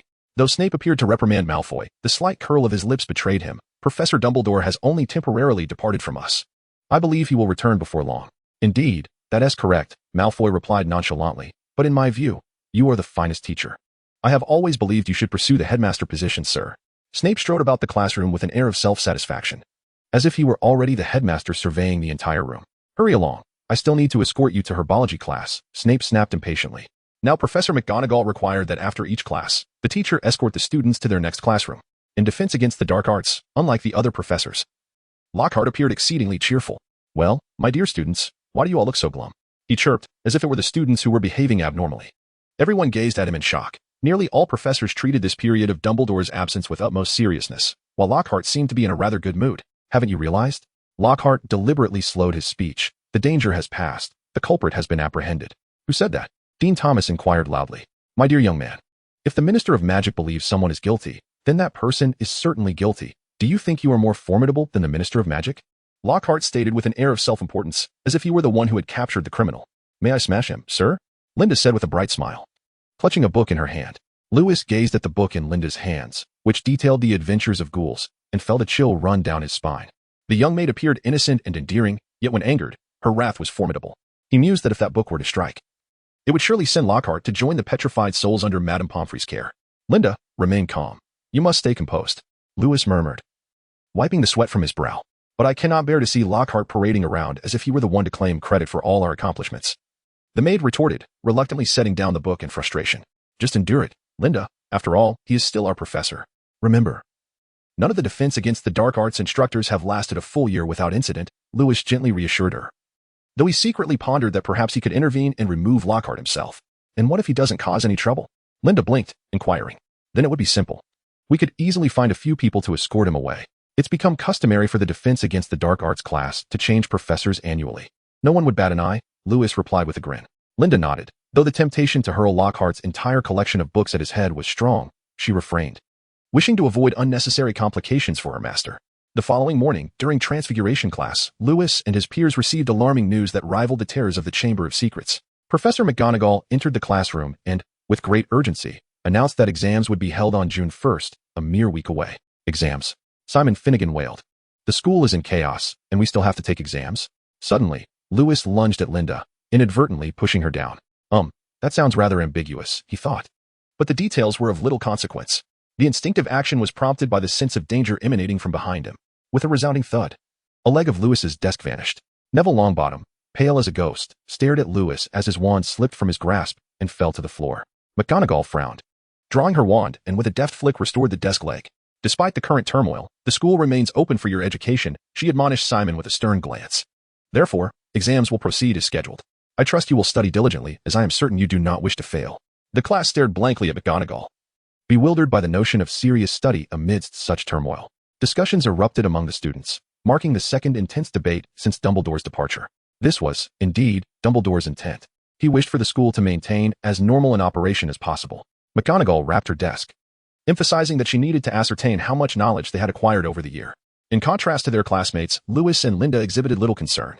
The prospect of examinations held little weight for them, given their exemplary academic prowess. With only 3 days remaining until the exams, while students enjoyed breakfast in the Great Hall, McGonagall entered with a new announcement. I have good news for you all, she declared, a rare smile gracing her features, as the stress she had endured since Dumbledore's forced departure had increased significantly. Is Dumbledore returning? Several half-blood wizards exclaimed. Have you finally captured the heir of Slytherin? A girl shrieked. Quidditch is back, shouted the captain of the Gryffindor team. Once the excitement subsided, McGonagall continued, Professor Sprout has informed me that the mandrakes have finally matured. This means that tonight, we can restore those who have been petrified. Once they recover, they will reveal who or what attacked them. This year will conclude with the capture of the culprit. Energized by McGonagall's words, the students appeared revitalized, shedding their previous despondency. Just as they believed the matter would be resolved the following day, circumstances shifted once more. All students, return to your respective dormitories immediately, all faculty members. Please return to the staff lounge and execute the necessary protocols. McGonagall's voice echoed through the halls, amplified by magic. Is there another crisis? Linda voiced her concern. It seems to be significant. Otherwise, McGonagall wouldn't issue such a directive, especially after just announcing the imminent capture of the perpetrator, Lewis calmly assessed. What should we do now? Return to the dormitory? Linda inquired. You head back first. I need to attend to a few matters, Lewis replied with a smile. Understood. Please be cautious, my lord. The maid hesitated, well aware that her master was about to engage in something perilous, yet she felt helpless to intervene. After Lewis escorted Linda back to her dormitory, he turned towards the ladies' restroom. Upon reaching the restroom, he discovered Harry and Ron detaining Lockhart while conversing with Moaning Myrtle. What are you doing, Harry? Lewis inquired. What are you doing here, Lewis? Harry exclaimed, astonished. I heard that Ginny Weasley was dragged into the Chamber of Secrets, and based on the clues I gathered, I believe the chamber lies within this vicinity. I intend to enter and rescue her, Lewis replied calmly. He then glanced at Ron, adding, despite the fact that that foolish Weasley has offended me, Ginny is innocent. I maintain a decent rapport with Mr. Weasley, and I would feel deeply remorseful if I stood idly by while Ginny perished. Of course, Lewis was merely deceiving them. He could not reveal that he had traversed time and was privy to the plot, could he? Ron, upon being called a fool for the first time by Lewis, could only tremble, struggling to articulate a response, yet his lips remained tightly sealed. I genuinely appreciate your help, Lewis, Harry declared excitedly. He had initially planned to enter with Ron and Lockhart, but Lewis' sudden appearance was a tremendous surprise. Since you have assistance now, I shall take my leave, Lockhart said with a smile, striding towards the exit as if he were a guest concluding a visit. Take another step, and you will surely regret it, Ron threatened, brandishing his wand, which was nearly broken and held together with tape, towards Lockhart. Lockhart raised his hands in surrender, saying, Hey, be careful, mate. It wouldn't be good if something went awry. Ron shot him a cold glare, remaining silent, and Lockhart, sensing Ron's disinterest, wisely ceased speaking. Why are you still with this fool? Do you honestly expect him to assist? Lewis remarked disdainfully at Lockhart. Mr. Pendergast is correct. I am of little use here. Am I not? I believe you ought to seek Professor Snape. He is quite formidable, Lockhart hastily suggested, eager to avoid the so-called Chamber of Secrets. Having no interest in playing the hero. Enough chatter. Who said you were useless? At the very least, you can serve as a shield or scout ahead, Ron retorted angrily, revealing how deeply Ginny's abduction affected him, making him even more irritable than usual. Lockhart lowered his gaze, mumbling inaudibly. Do you know how to enter the chamber? Lewis asked, Although he knew the method, one must speak Parseltongue to unlock it, and he could not do so. We just asked Moaning Myrtle. And we can confirm that the chamber is certainly here, Harry said, furrowing his brow. We also discovered that the creature within the chamber is a basilisk. But it must be quite large, and we haven't found a hole of that size. Take a look at this. Lewis pointed to a faucet adorned with the Slytherin emblem. Perhaps you should try your Parseltongue? Harry hurried to the faucet and commanded, "Open." Lewis, exasperated, remarked, "Harry, you are speaking in human language. I meant for you to try Parseltongue. If human speech could open it, the chamber would have been discovered countless times by now.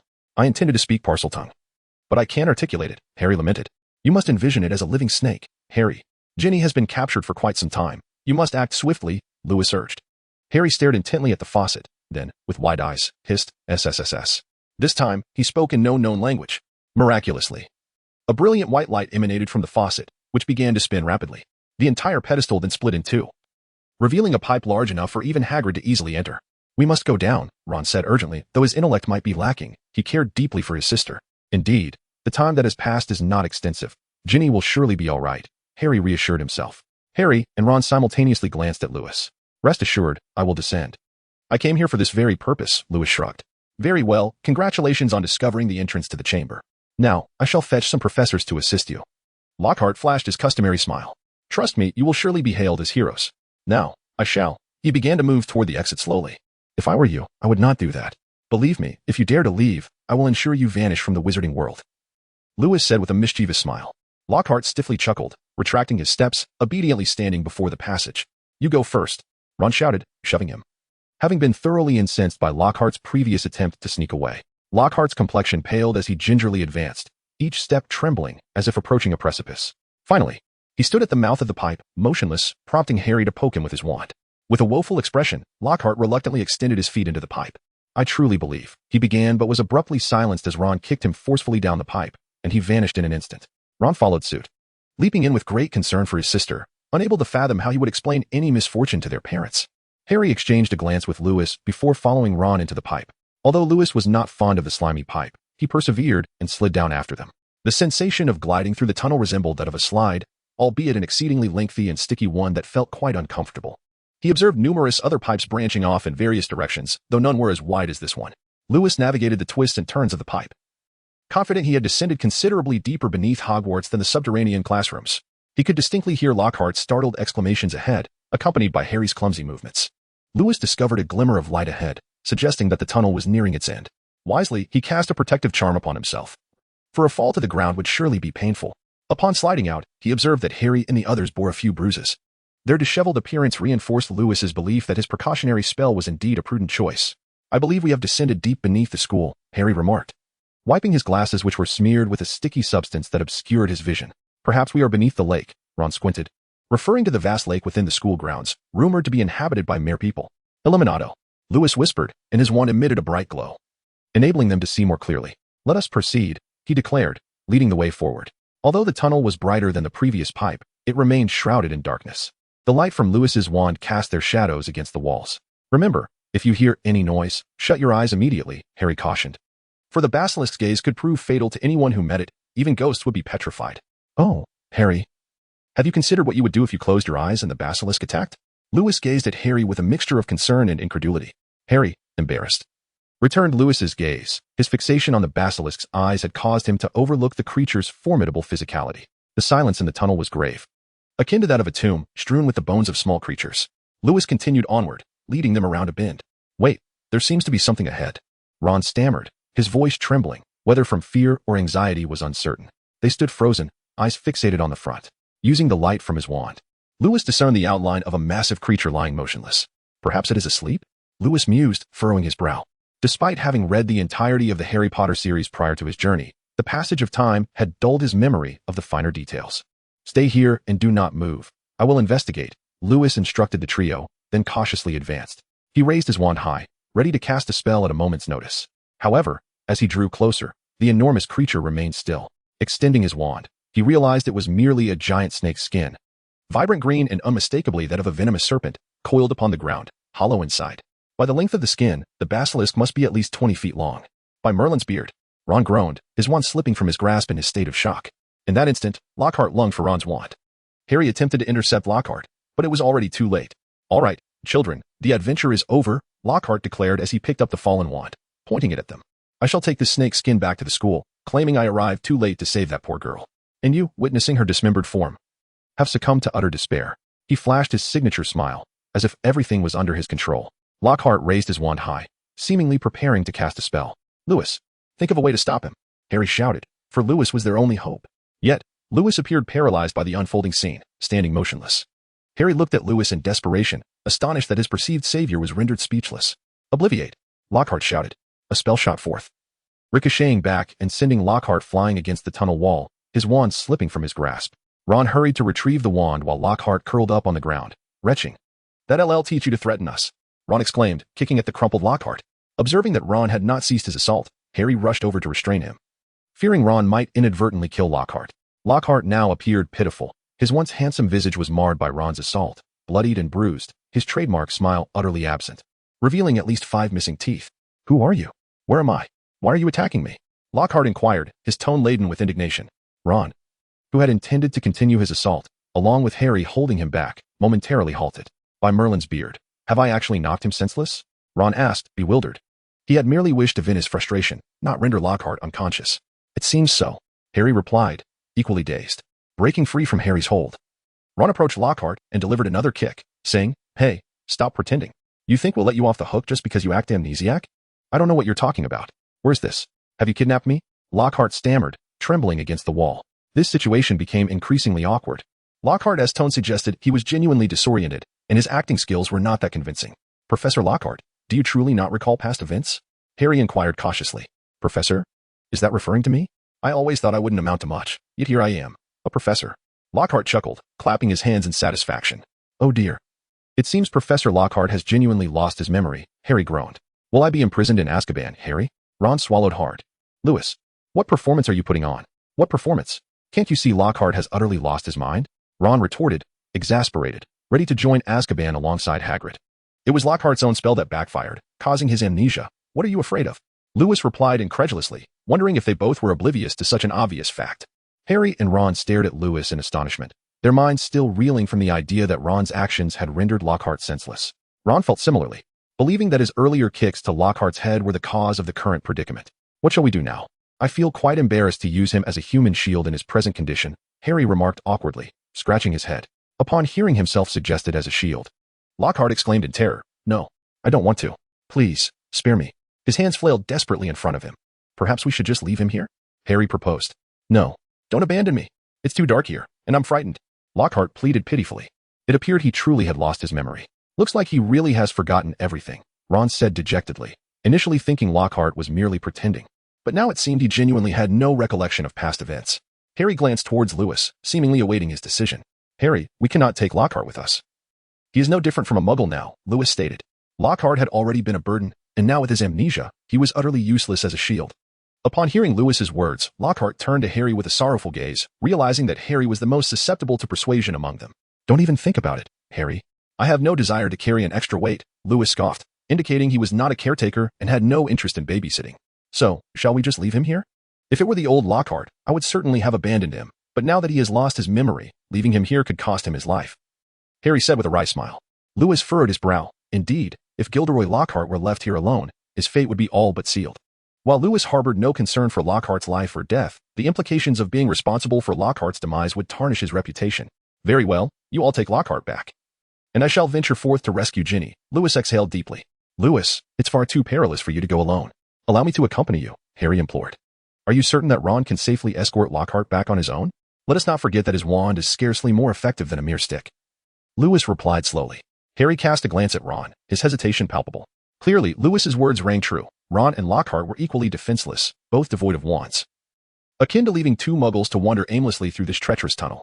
But Lewis, are you truly all right going alone? Harry asked, concern etched on his face. Rest assured. I shall return with Ginny unscathed, Lewis assured him. Suddenly, a thunderous roar echoed as massive stones cascaded from above.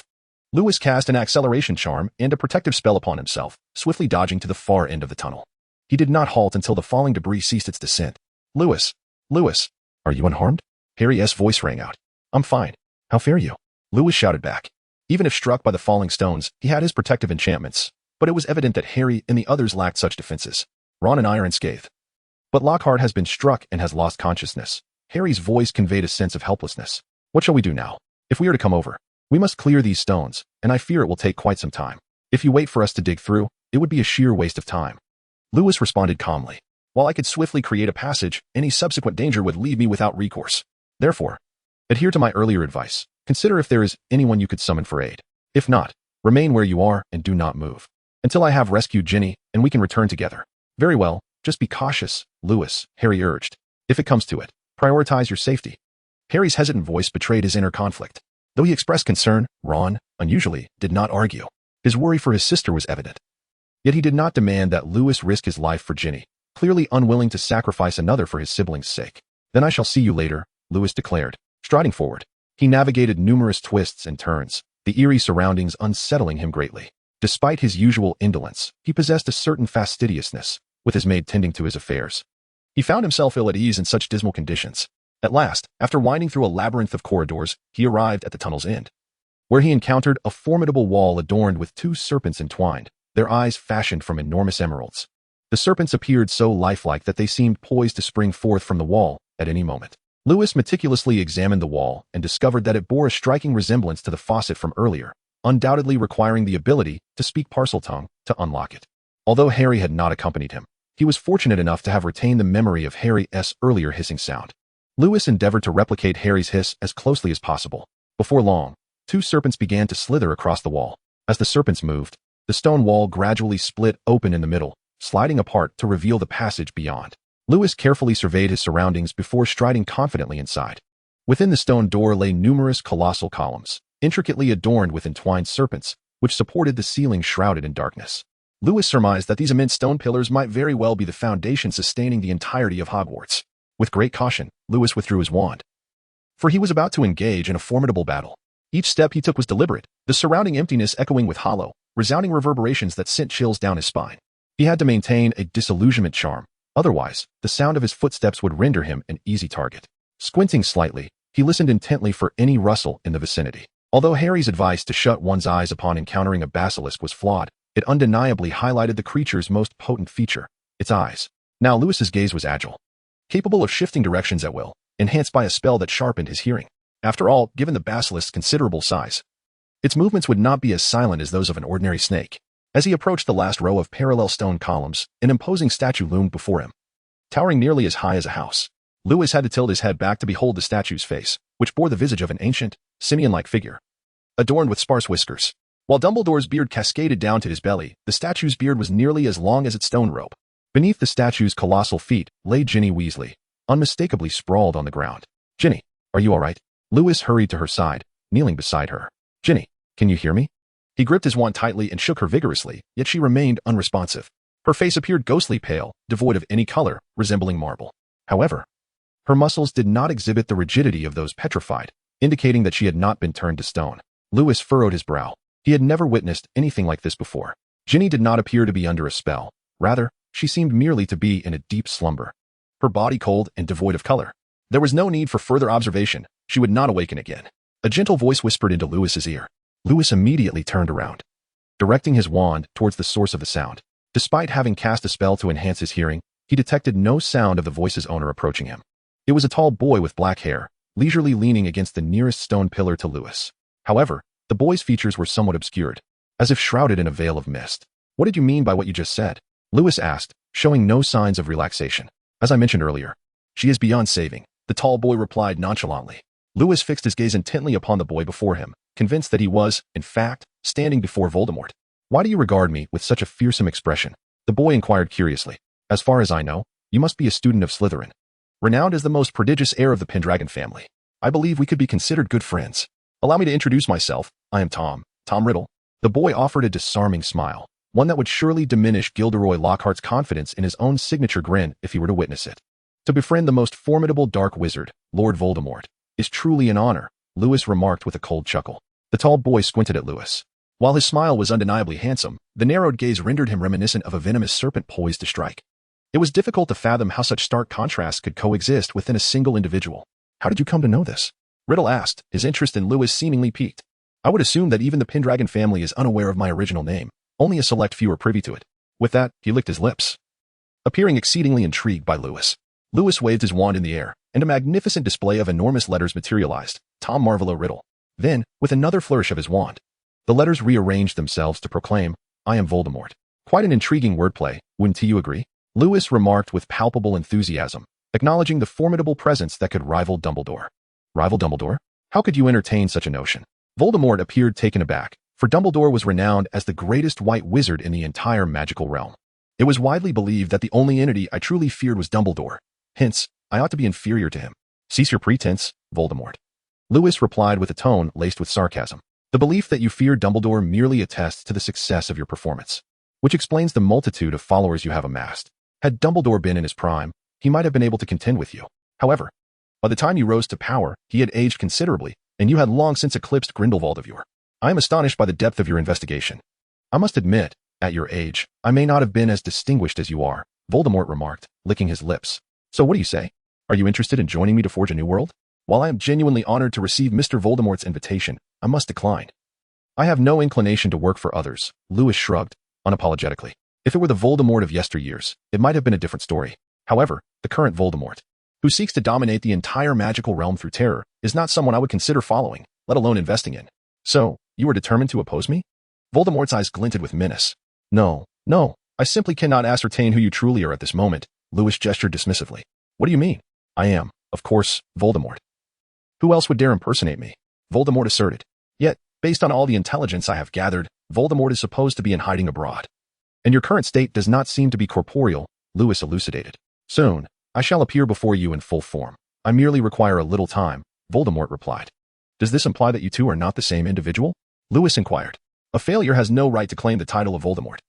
Since he was vanquished by a mere infant, his existence is rendered unnecessary. Voldemort stated calmly, as for me, I am the true Voldemort. Thus, you two are in a state of opposition? Lewis asked with curiosity. Opposition? What right does a failure have to oppose me? Voldemort scoffed. If I am not mistaken, you are currently siphoning Ginny's life force, are you not? The reason for your lengthy dialogue with me is merely to stall for time, Lewis analyzed. You are mistaken in one regard. I do not require to stall. My conversation with you stems from genuine interest. Consider this. If we were to unite, conquering the entire magical realm would be a trivial endeavor, Voldemort suggested enticingly. I think not. The Pendragon family has never desired to follow anyone, Lewis chuckled. To be candid, I value you more than the Pendragon family. They are but an afterthought, Voldemort stated earnestly. You surpass my former self. You should seek knowledge that is different, even if it is deemed undesirable by those hypocrites. I greatly appreciate your esteem, Lord Voldemort, Lewis replied. Yet, akin to yourself, would you tolerate a second, or even someone more exceptional than you? Voldemort's eyes flickered momentarily. He refrained from asserting his ability to tolerate, for he knew Lewis would not believe him regardless. It appears you have also recognized the truth. Not only you, but I too intend to supplant you, Lewis said with narrowed eyes. From the very beginning, Lewis's objective was to eliminate Voldemort. A singular antagonist sufficed.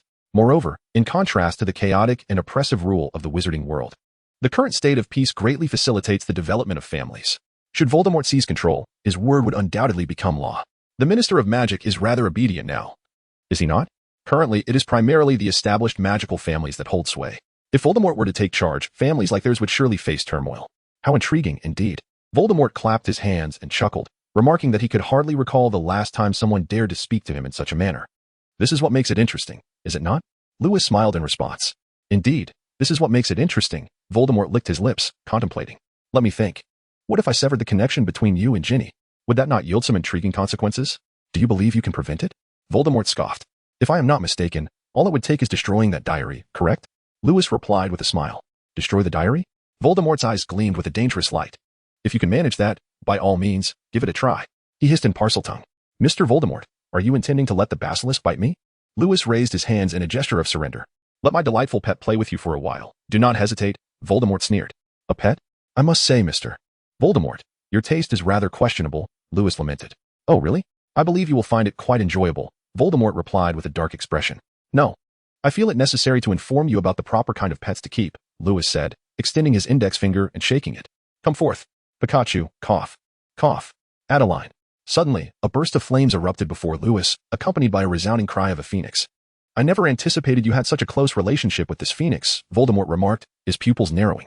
Is that what you call a relationship? Lewis sighed, as Adeline pecked at his head. However, this was Lewis's own fault. After all, calling out Pikachu was bound to provoke her. All All right, I admit my mistake, Adeline. Lewis said, raising his hands in a gesture of surrender. Lewis, you truly are quite amusing. You even have the leisure to play with your little pet, Voldemort remarked slowly. Moreover, you seem entirely unfazed by my presence, as if all of this is perfectly normal. Can you enlighten me as to why? Perhaps I am simply a bit slow to react? Lewis scratched his head, smiling. It must be noted that Voldemort's intuition was remarkably accurate. Had Lewis not traversed dimensions, he would never have recognized any of this. You must have known all along that Ginny released the basilisk, haven't you, Lewis? Voldemort fixed his gaze on Lewis. You also knew that it was she who smeared those terrifying words on the wall. Voldemort took a couple of steps forward, scrutinizing Lewis more closely. But I am curious as to why you have not made all of this public. I believe Dumbledore would be more than willing to resolve this matter, considering he has been investigating it for 50 years. That is inconsequential, is it not? Lewis shrugged. On the contrary, I must apologize. I believe you were meant to be waiting for Harry here, were you not? Very clever, Voldemort exclaimed. I must admit, I am somewhat reluctant to kill you, Lewis. Then I apologize, for I would feel no remorse in ending your life, Mr. Voldemort, Lewis smiled. Suddenly, Voldemort burst into laughter, turning around to roar loudly. The massive stone face of Slytherin began to move, its mouth widening into a cavernous void. Lewis felt a tremendous force as the basilisk landed heavily before him. Adeline, Lewis shouted. The phoenix cried out brightly and soared high into the air. Poor Lewis, look at your pet abandoning you to flee, Voldemort sneered. Perhaps, Lewis replied nonchalantly, trying to avoid making eye contact with the basilisk. Voldemort issued another command in a hissing tone, though unintelligible. It was undoubtedly an order for the basilisk to continue its assault. Without further thought, Lewis turned and sprinted away. He could feel the basilisk's heavy body scraping against the ground as he was driven to flee amidst Voldemort's triumphant laughter. Suddenly, it felt as though he had been struck by a truck, and he was sent flying. The basilisk, however, did not pursue. It appeared to be in agony, thrashing about wildly. Thank goodness I cast a protective charm on myself. Otherwise, I would be in dire trouble, Lewis mumbled softly. Chirp, chirp, Adeline shrieked, returning to circle above Lewis's head. Thank you, Adeline. Lewis opened his eyes and looked up at the phoenix soaring in the sky. Damn it, what have you done? How dare you? Voldemort roared in anger. It turned out that Adeline had blinded the basilisk, which writhed on the ground in agony. Oh, my apologies, Mr. Voldemort, Lewis said with a slight bow. My Adeline can be mischievous. She simply cannot tolerate other creatures displaying arrogance before her. You know how proud phoenixes are. I cannot fully control her. Meanwhile, Adeline continued to circle above Lewis, occasionally letting out a triumphant cry, as if to showcase her prowess. Voldemort, seething with rage, continued to issue commands. The basilisk, enduring its pain, adjusted its position and swiftly moved towards Lewis. Venom runs deep, Lewis shouted, directing his wand at the basilisk. A dark green spell shot forth, yet the basilisk merely paused for a brief moment, seemingly unaffected, and continued its advance. Lewis, it seems your spell lacks efficacy, Voldemort taunted. Sensing that Lewis had no further tricks up his sleeve, would you like me to teach you a few useful dark spells? At the very least, they could buy you a few seconds to contemplate your last words. He performed a dazzling flourish with his wand. I believe that will not be necessary, Mr. Voldemort. Lewis smiled. At some point, the basilisk became utterly still, resembling a lifelike statue. Its body retained an aggressive posture, as if poised to strike at any moment. Voldemort gazed at the basilisk in disbelief, shocked that Lewis's spell had indeed managed to incapacitate it. It was well known that the basilisk possessed magical resistance even greater than that of trolls, along with its formidable scales. The challenge of vanquishing a basilisk surpasses even that of defeating a dragon. After all, dragons are relatively numerous, whereas a 1,000-year-old basilisk may exist as the sole representative of its kind. You cannot possibly believe, Mr. Voldemort, that I entered this confrontation without any preparations, Lewis feigned surprise. A mere basilisk is hardly a concern for the Pendragon family, which has endured through the ages and encountered such creatures before. It appears you have indeed been preparing for quite some time. Voldemort's eyes glimmered with a perilous light. A basilisk is but a trivial matter. It hardly warrants my preparation. Lewis replied nonchalantly. You seem exceptionally confident. I wonder how you plan to confront me? Voldemort inquired coldly. At present, you exist in a liminal space between illusion and reality. In a direct confrontation, even Dumbledore would be powerless to harm you. The only potential source of injury to you lies, I fear, in the eyes of the basilisk. Indeed, I am not much different from a specter right now. But I shall soon be fully resurrected.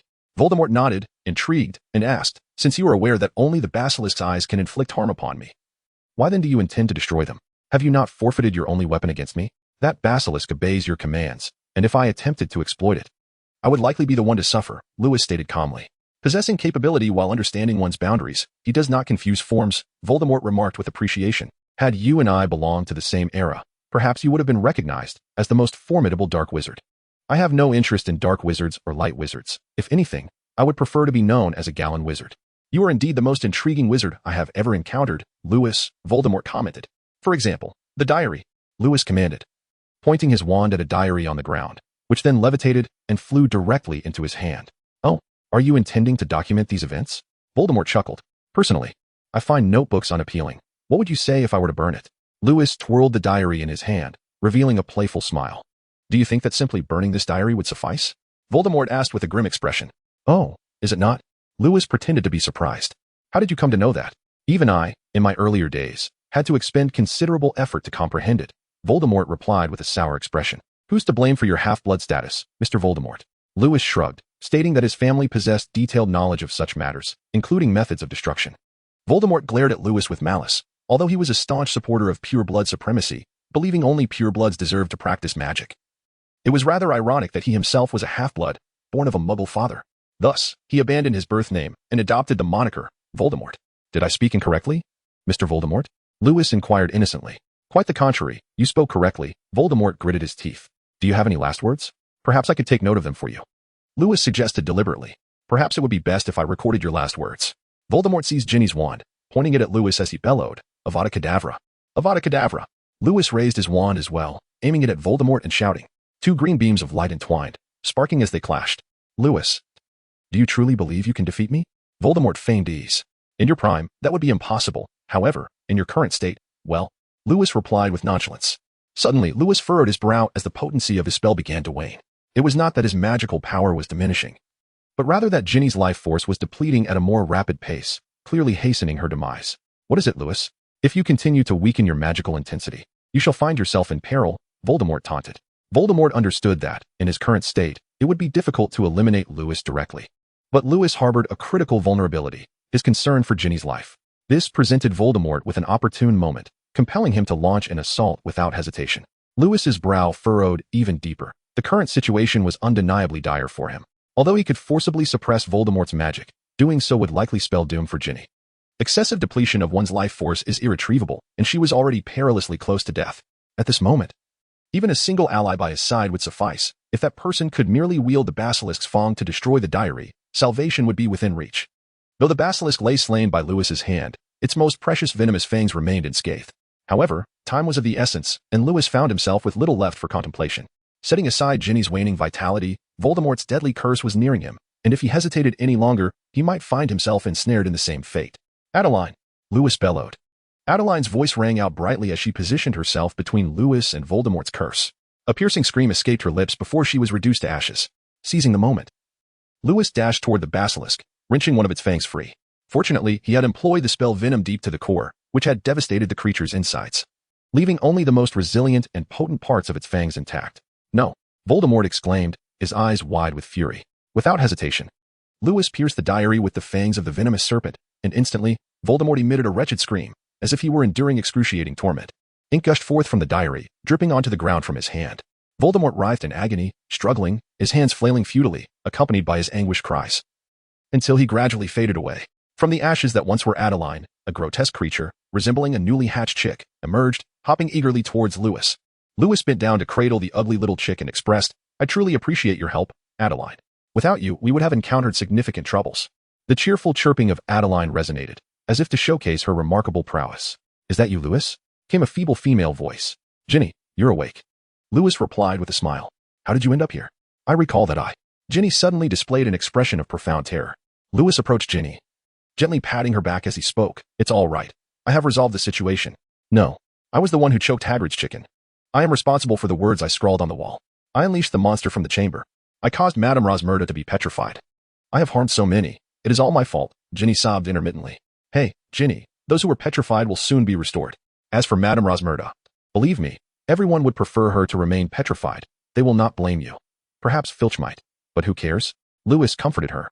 But I broke so many school rules, nearly causing harm to my classmates. I will surely be expelled. Ginny wiped her tears as she spoke. This was not your choice. You were merely under control, Lewis reassured her. You will certainly not be expelled. I maintain a good rapport with the governors. They will surely extend me this courtesy. So do not worry. If he were to lose the one he had painstakingly rescued, all his efforts would be in vain. Thank you, Lewis, regardless of the outcome. I am grateful for your help, Ginny said, dabbing at her eyes. Excellent, now we simply need to leave this place, Lewis said cheerfully. After all the effort it took to defeat the boss, it is time to bask in the applause. Ginny said timidly. What is it, Ginny? Rest assured. I will not let you be expelled. You need not worry, Lewis assured, patting his chest. I meant to say, didn't I say not to worry? You must trust me. What I mean is, I understand. You must be quite anxious at this moment, but trust me, everything will be fine. Listen to me. Ginny exclaimed. I was asking how we are supposed to escape this wretched place. Lewis cast an awkward glance at Ginny. Initially believing her fears stemmed from the possibility of expulsion, he had been reassuring her to remain calm, only to discover that her inquiry was of an entirely different nature. Rest assured, I have already considered this matter thoroughly. A phoenix is capable of bearing substantial weight, even if you were to be exceedingly heavy. Adeline could effortlessly carry both of us away from here, he stated with a smile. As the heir of the esteemed Pendragon family, how could he overlook such concerns? He had meticulously prepared all contingencies for any eventuality. Ginny, she pointed to Adeline, who was perched upon Lewis's head. Are you referring to it? Of course. Do not underestimate its capabilities, Lewis replied with a grin. Yet, it appears so small now. Is it truly capable? Ginny asked, her brow furrowed in uncertainty. So diminutive? How could that be? It is not. Oh dear. Lewis remarked, his words trailing off. Lewis was momentarily lost in the euphoria of having vanquished Voldemort, inadvertently forgetting about Adeline, who had just undergone her rebirth. This oversight left him in an awkward predicament. For with his current reserve of magical energy, escape was impossible. Thus arose the pressing question of how to contact someone for assistance. Chirp, chirp. Adeline pecked sharply at Lewis's head, displeased at being overlooked, as she believed she was the true protagonist. Adeline, we are both trapped now. Please refrain from pecking me, Lewis said with resignation. Chirp, chirp. Adeline tugged at Lewis's hair with her beak before hopping down to the ground.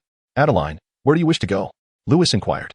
Suddenly, a melodious song filled the air, drawing one irresistibly into its enchanting embrace. It's a phoenix, Ginny exclaimed with excitement. Well done, Adeline, Lewis said, lifting her and stroking her feathers. Adeline bounced around on Lewis, exuding joy. Welcome, children, Dumbledore said kindly to Lewis and Ginny as they entered the headmaster's office. Harry and Ron were already standing before the desk. It is a pleasure to see you in the headmaster's office again, sir, Lewis stated. As long as there are students in need of my assistance, I shall always stand by their side, Dumbledore replied resolutely. Ginny, are you all right? Ron rushed to Ginny, scrutinizing her closely, fearing she might have lost even a single hair. I'm fine. Thankfully, Lewis arrived just in time to save me, Ginny said, her eyes red from tears. This term had been nothing short of a disaster for her. Enduring such prolonged torment without breaking down was quite an achievement. With a loud bang, the office door was flung open. Ginny, my Ginny, Mrs. Weasley shouted frantically. Mr. Weasley, standing beside her, mirrored her anxiety, though he did not call out Ginny's name. He was so flustered that he had not even noticed his shoes were on the wrong feet. Oh, my Ginny, Mrs. Weasley cried, rushing towards Ginny and embracing her tightly. Thank Merlin. I am so glad to see you safe and whole. Professor Dumbledore, thank you for rescuing Ginny. I don't know what I would have done without her, Mr. Weasley said, his eyes red and voice hoarse, like someone who had not slept for days, raising concerns about his imminent collapse. Mr. Weasley, please try to remain calm, Dumbledore said gently, striving to soften his tone, unwilling to add to the distress of the poor parents. Although Ginny had been rescued, it was regrettable that it was not he who had saved her. But, I thought, you were back, Mr. Weasley stammered. It was Lewis who saved me, Ginny sobbed. Mr. Weasley's eyes widened in astonishment as he fixed his gaze on Lewis and then approached him, enveloping him in a heartfelt embrace. Thank you, Lewis. I owe you my life.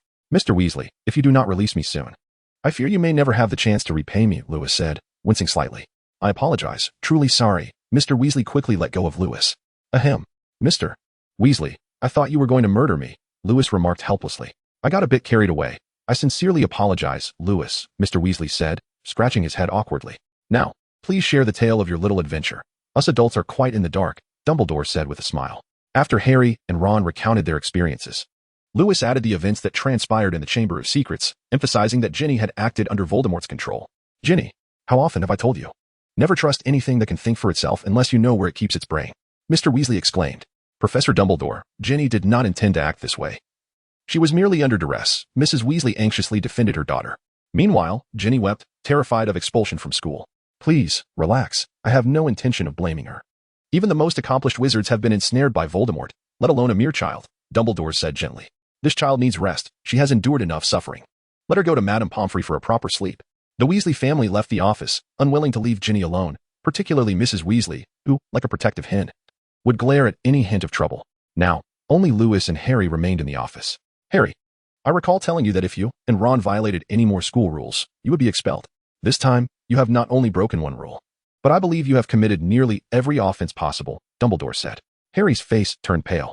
He had been so absorbed in the joy of Ginny's safety that he had completely forgotten about his numerous infractions. This illustrates that even the finest among us can find themselves in a position where their words carry little weight, Dumbledore continued with a smile. You four have each earned 100 points for your respective houses and will receive a special commendation from Hogwarts. Lewis curled his lip in disdain. Indeed. He was a cunning old fox, bestowing not only points upon Harry, but also extending the favor to Ron and Hermione. Perhaps you would be inclined to enlighten me. Professor Lockhart, as to why, amidst this harrowing ordeal, one individual has steadfastly maintained a humble silence? Dumbledore inquired, directing his gaze toward Lockhart. Lewis, astonished, turned his gaze to where Dumbledore was looking, only to realize that Lockhart had been in the office all along. Professor Dumbledore, something has transpired in the basement. Harry hesitantly remarked. Lockhart, well, to sum it up, he sacrificed his memory to protect us. He is a remarkable teacher. Lewis interjected eagerly. Since Lockhart had lost his memory, let him be a tale of valor, as long as he was not seen again. This way, Linda would cease her incessant nagging about getting rid of Lockhart. It seems our Professor Lockhart holds a deep affection for his students, sacrificing himself for their sake. Dumbledore remarked appreciatively, a hint of a smile curling at the corners of his mouth. Let me ponder this. I believe I must place another advertisement in the Daily Prophet seeking a professor for the defense against the dark arts class. The turnover for this position is astonishing. Is it not? After a moment's reflection, Dumbledore continued, Harry, Lewis, I think you should attend the school feast now and indulge in some delightful treats. I wager there are still pumpkin pasties left. I will compose a letter here. I believe our gamekeeper should be returning shortly. Just as Dumbledore was about to take a seat, the door was forcefully flung open, slamming against the wall behind it. Lucius Malfoy stood at the threshold, his face a mask of fury, accompanied by a trembling house elf, swathed in bandages, who followed closely behind him. Good evening, Lucius, Dumbledore greeted cheerfully. Malfoy stormed into the office, his house elf trailing in terror, eyes fixed on his master's robes, radiating helplessness and fear. This is quite splendid. Lucius Malfoy seethed, glaring at Dumbledore. I recall the board has decided to suspend your position. Why have you returned to Hogwarts uninvited? I demand an explanation, Dumbledore. Should you fail to provide one, I will notify the Ministry of Magic to apprehend the trespasser attempting to harm the students of the school. Oh, is that so, Lucius? Dumbledore feigned exasperation, tapping his forehead with a hand. Today, I was contacted by 10 other board members. To be frank, I thought it was raining owls. They descended one after another before me. They learned of the tragic demise of Arthur Weasley's daughter. You know, the first pureblood to be murdered. They seemed quite agitated. Thus, they concluded I am the most suitable for this position. After all, no pureblood has been attacked while I was in charge. Furthermore, they informed me that it was you who threatened them to dismiss me. Malfoy's face contorted further, his eyes seemingly ablaze. Did you prevent this incident? He taunted.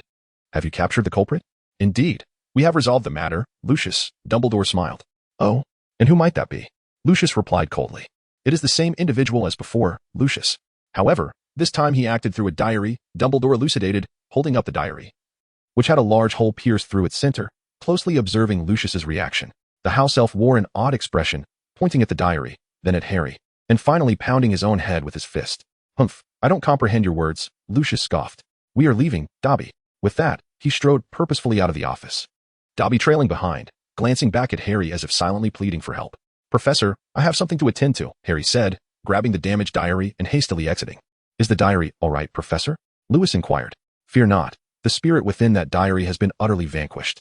It is merely a battered notebook now, Dumbledore chuckled. Professor, how did you return so swiftly? Lewis asked, puzzled. Hogwarts prohibits apparition. It's remarkable that you are back so soon.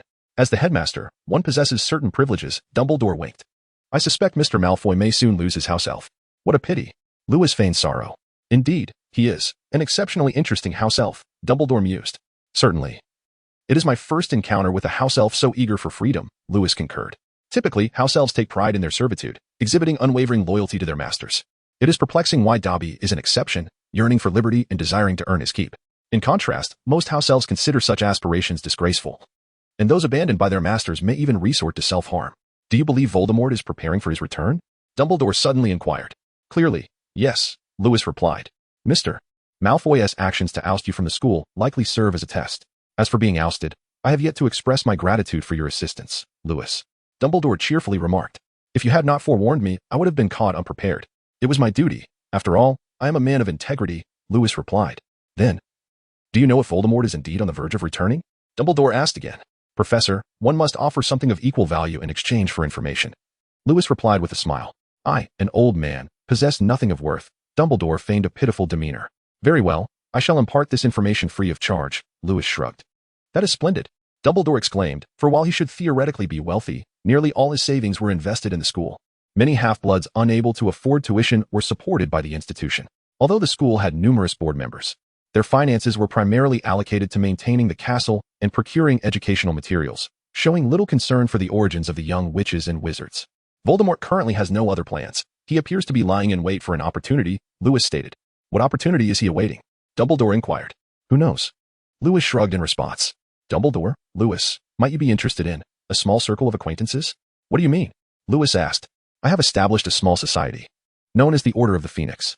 Dumbledore spoke slowly, asserting that it was merely a small group dedicated to mutual assistance, devoid of any hierarchy. Everyone therein supported one another.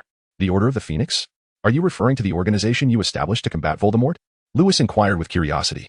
Although few were aware of the name of the order, it held considerable renown within certain circles, primarily because it was founded by the most formidable of wizards, Dumbledore himself. At a time when Voldemort's terror loomed over the entire magical realm, the order stood as the sole entity brave enough to confront him. Are you truly so confident in my joining? Is there no need for some form of test? Perhaps a soul extraction or a truth serum? Lewis remarked incredulously. The order was a clandestine organization, and should it be revealed, it could easily be eradicated. Surely, there should be some rigorous measures to verify its members. Lewis. I believe you may have misunderstood, Dumbledore clarified. I have already stated that this is merely a friendly and supportive group, not an institution for interrogating criminals. If I were to conduct such methods, then it would lose its very purpose. For what distinction would there be between that and Voldemort? Upon hearing Dumbledore's explanation, Lewis found merit in his words. The fundamental distinction between Dumbledore and Voldemort lay in their approaches to power. One pursued strength through any means necessary, while the other possessed the wisdom to restrain his desires and refrain from wielding forbidden power. If one were to inquire about the most formidable wizard in the entire magical realm, the majority would respond with Voldemort. Yet, only a handful of wizards comprehend that the true source of terror is not Voldemort, but rather Dumbledore himself. Voldemort seeks to dominate the magical world through sheer force, compelling all to submit to his will, whereas Dumbledore commands respect through his reputation and the unwavering trust bestowed upon him by others. The answer to who is more fearsome between the two is glaringly evident. Thus, the prominent families within the magical community harbor a profound apprehension towards Dumbledore. None wish to face the day when they might be toppled from the pinnacle of power, all striving to maintain their status within the ruling elite. The ease with which Voldemort garnered support from numerous pureblood families stems from this very understanding. They would rather see his influence grow. Fully aware that he could never truly seize control of the entire magical world, Dumbledore remains the greater threat. Very well, Professor, Lewis stated, I concede. I shall join your little mutual aid group. That is splendid news, Dumbledore beamed. Perhaps you should return to the banquet. I have kept you long enough. I would feel quite remorseful if my delay caused you to miss the final course. Lewis performed a slight bow and subsequently departed from Dumbledore's office. Upon entering the Great Hall, he was struck by the enchanting atmosphere that enveloped the space. Initially, Lewis presumed that he would find nothing to eat even upon reaching the hall. However, to his astonishment, the feast was still in full swing and was rumored to last the entire night. Although Lewis had successfully resolved the mystery of the Chamber of Secrets, he found himself unable to surpass Gryffindor in the overall standings, as 3 members of Gryffindor participated in this adventure, allowing them to reclaim the House Cup.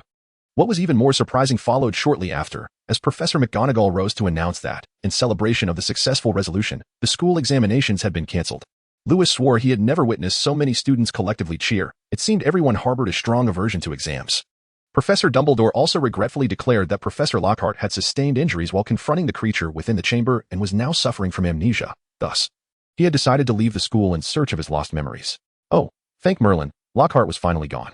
The cheerful house elf, enjoying her pudding, remarked that had he lingered any longer, she could not guarantee he wouldn't become the next victim of the chamber's monster. The remaining days of the summer term felt remarkably relaxed, akin to basking in the sun all day long. Hogwarts had returned to its usual state, albeit with a few minor changes. The defense against the dark arts class had been temporarily suspended due to Professor Lockhart's quest to reclaim his past memories. Additionally, Lucius Malfoy had been expelled from the board, which greatly soured Draco Malfoy's demeanor, evident in his daily morning glances of resentment directed at Harry. In contrast, Lewis was the most elated of all, for he could once again indulge in sunbathing and sipping tea. However, he felt perplexed by the recent occurrences of coincidentally encountering Ginny Weasley. Whenever he greeted her, she would hastily walk away, leaving Lewis quite disheartened. After all, he had risked his life to save Ginny, and now she seemed to avoid him as if he were the basilisk itself. Perhaps the comfort of these days passed swiftly, and before long, they would be boarding the Hogwarts Express to return home. Lewis, Linda, Hermione, Ginny, and Luna each occupied a separate corner of a private compartment. To be precise, Lewis and Linda were originally seated there, while Hermione, Ginny, and Luna entered together. Upon opening the door to the compartment and catching sight of Lewis, Ginny's expression froze, and her face flushed a deep crimson, leading Lewis to momentarily believe she was unwell. "Hey, Luna, how has this semester been treating you?" Lewis greeted Luna. "Oh, quite well, as I am adorned with my charm necklace to ward off any unwanted attention," Luna replied, deliberately showcasing the necklace she wore. "Ah well, it seems to be quite effective," Lewis remarked with a smile. "As long as you are happy, that is what truly matters, isn't it?" During their conversation, Ginny had already drifted off to sleep, or perhaps it would be more accurate to say she was merely pretending to be asleep. Lewis looked at Hermione with a puzzled expression, hoping she could enlighten him on why Ginny had suddenly taken to avoiding him. After all, he was not an intimidating figure. Hermione, however, confessed her ignorance on the matter, leaving her unable to provide any answers. Meanwhile, the young maid Linda gazed unhappily out of the window.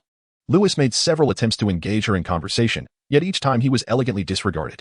Lewis silently sighed, reflecting on the adage that a woman's heart is as inscrutable as the depths of the sea. Indeed, the ancients did not deceive me. If only the ancients still existed. "Young master, for the first time, someone has escaped from Azkaban," Linda announced as she approached Lewis, who was basking in the sun in the courtyard. "Oh, someone actually managed to flee from Azkaban?" Lewis replied, intrigued.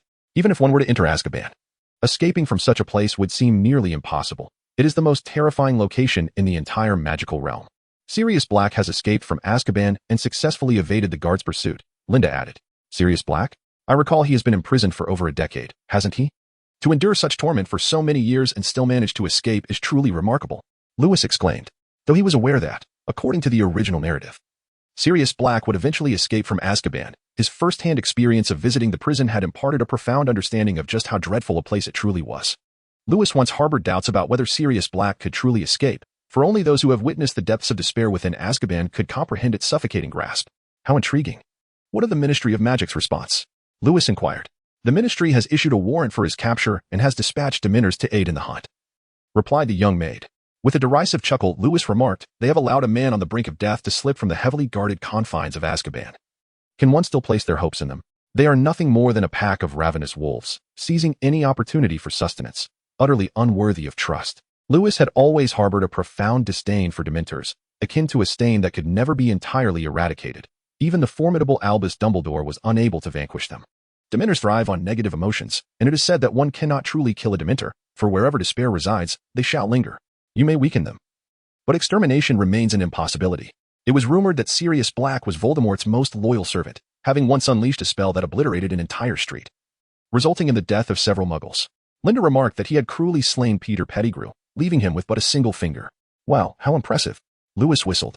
Linda rolled her eyes, thinking that perhaps only her own master would find such deeds admirable. The general reaction to Sirius Black's actions was one of horror. "By the way, Mr. Weasley has extended an invitation for you to visit their home," Linda reminded him. "If you are willing to go, we should begin preparations." "Oh? Why have they invited me?" Lewis inquired, perplexed. "Have you forgotten? You suppressed the Ministry's decision to expel Mr. Weasley," the young maid pointed out. "Furthermore, you rescued Ginny. I believe the Weasley family would be quite pleased with the idea of Ginny courting you." Gazing at the expressionless maid, Lewis swallowed hard. "I doubt Ginny would be inclined, considering she tends to run away upon seeing me," he replied, casting a furtive glance at Linda's face. "Heh," the maid let out a humorless chuckle. "Cough, cough." Lewis cleared his throat. "I think it would be best for me to decline the invitation. As a decent person, one should help others without expecting anything in return. Regardless, the Weasley family is among the rare pureblood families, although they have fallen from grace. It is courteous to accept their invitation." Linda's demeanor noticeably softened. Very well, then. Please arrange it for me," Lewis said, scratching his head. Watching Linda walk away to prepare his attire, Lewis exhaled in relief, thankful for his cleverness. Otherwise, he would have been in quite a predicament. However, this year marked the third, and the time had come to decide whether to alter the narrative. Lewis murmured to himself. Lewis had always harbored a profound fear of altering the narrative, for he firmly believed in the authenticity of this world. Disrupting the natural course of events could lead to uncontrollable outcomes. Although he hailed from a prestigious family within the realm of magic, this did not grant him the liberty to act recklessly. He was not one of those illustrious figures. Despite his arrival from another realm, he was still younger than Voldemort, not to mention Dumbledore. Moreover, this was not a whimsical fantasy. There were no damsels weeping and declaring their undying devotion to him. Nor did Dumbledore and Voldemort prostrate themselves before him. In fact, he often found himself at the mercy of the whims of his own young maid. Thus, the notion that fairy tales hold truth was a fallacy. The promise of raising a maid who would eventually bring forth a host of charming companions was nothing but a mirage. The expectation of engaging in playful escapades with the maid he had nurtured since childhood was equally far-fetched. Furthermore, as the heir of a prominent family, one would expect at least a handful of admirers, even if they were of the more superficial kind. "Oh, Lewis, my dear, you have finally arrived." As Lewis approached the doorstep of the Weasley residence, Mrs. Weasley emerged to greet him. Lewis politely embraced Mrs. Weasley and then followed her into the Weasley residence. Upon entering, he was struck by the modest dimensions of their home. Although it is quite effortless for wizards to magically enlarge their abodes, constructing a house does not entail significant expense for wizards. What truly matters is the house's concealment. Maintaining and enchanting the property incurs considerable costs. Lewis and Linda sat at the dining table, ready to indulge in dinner, while the other members of the Weasley family had already taken their seats prior to their arrival. "Lewis, I cannot express how grateful I am for all the assistance you have provided our family," Mr. Weasley remarked as he took a bite of roasted potatoes. "Even if I hadn't intervened, Professor Dumbledore would not have allowed you to suffer," Lewis replied humbly. "No, the thanks must go to you, Mr. Weasley said with a sense of deep appreciation. "Without your help, I cannot say whether I would have kept my job. I might very well be languishing in Azkaban instead of leisurely enjoying this meal." Upon hearing his father's words, Ron bowed his head in shame. Last year, he had caused considerable trouble by flying in Mr. Weasley's modified car with Harry to Hogwarts, an incident witnessed by numerous muggles, which led to Mr. Weasley facing a suspension inquiry. It is worth noting that Mr. Weasley was part of the Department for the Regulation and Control of Magical Creatures, which, while lacking in authority, nonetheless constituted an official position within the Ministry of Magic. Furthermore, Mr. Weasley had effectively broken the law, meaning he could have faced severe penalties. However, thanks to Lewis's intervention, he navigated the situation unscathed, leaving him profoundly grateful to Lewis. "Mr. Weasley, you truly make me feel bashful," Lewis said modestly. "More importantly, you saved Ginny's life," Mr. Weasley stated, his voice tinged with emotion. The other Weasley family members regarded Lewis with immense gratitude. "If it were possible, I would gladly have borne Ginny's suffering myself. At that moment, I was utterly helpless, while you risked your life to rescue her from the Chamber of Secrets." Ginny, her face flushed crimson, lowered her gaze as if the floor were strewn with a pile of galleons. "It was the least I could do, Mr. Weasley," Lewis replied earnestly. "First and foremost, Ginny is my classmate and a year below me. It is my duty to protect her. Moreover, while I do not place great importance on blood status, the few remaining pure-blood families are often interconnected. By that logic, Ginny is also a relative of mine, and I could not stand idly by while she was in danger. Regardless, I am immensely grateful to you," Mr. Weasley insisted. "From now on, if you require assistance with anything, I shall be there to help." "Indeed, so shall I." The Weasley twins chimed in unison. "Do not create a ruckus," Percy cleared his throat and said. "I am sincerely grateful to you for saving my sister, Lewis." "And I too. If you ever need anything regarding dragons, feel free to seek my help," Charlie added. He worked at a dragon sanctuary, confident in his ability to assist Lewis with any dragon-related matters, even if they were slightly unconventional.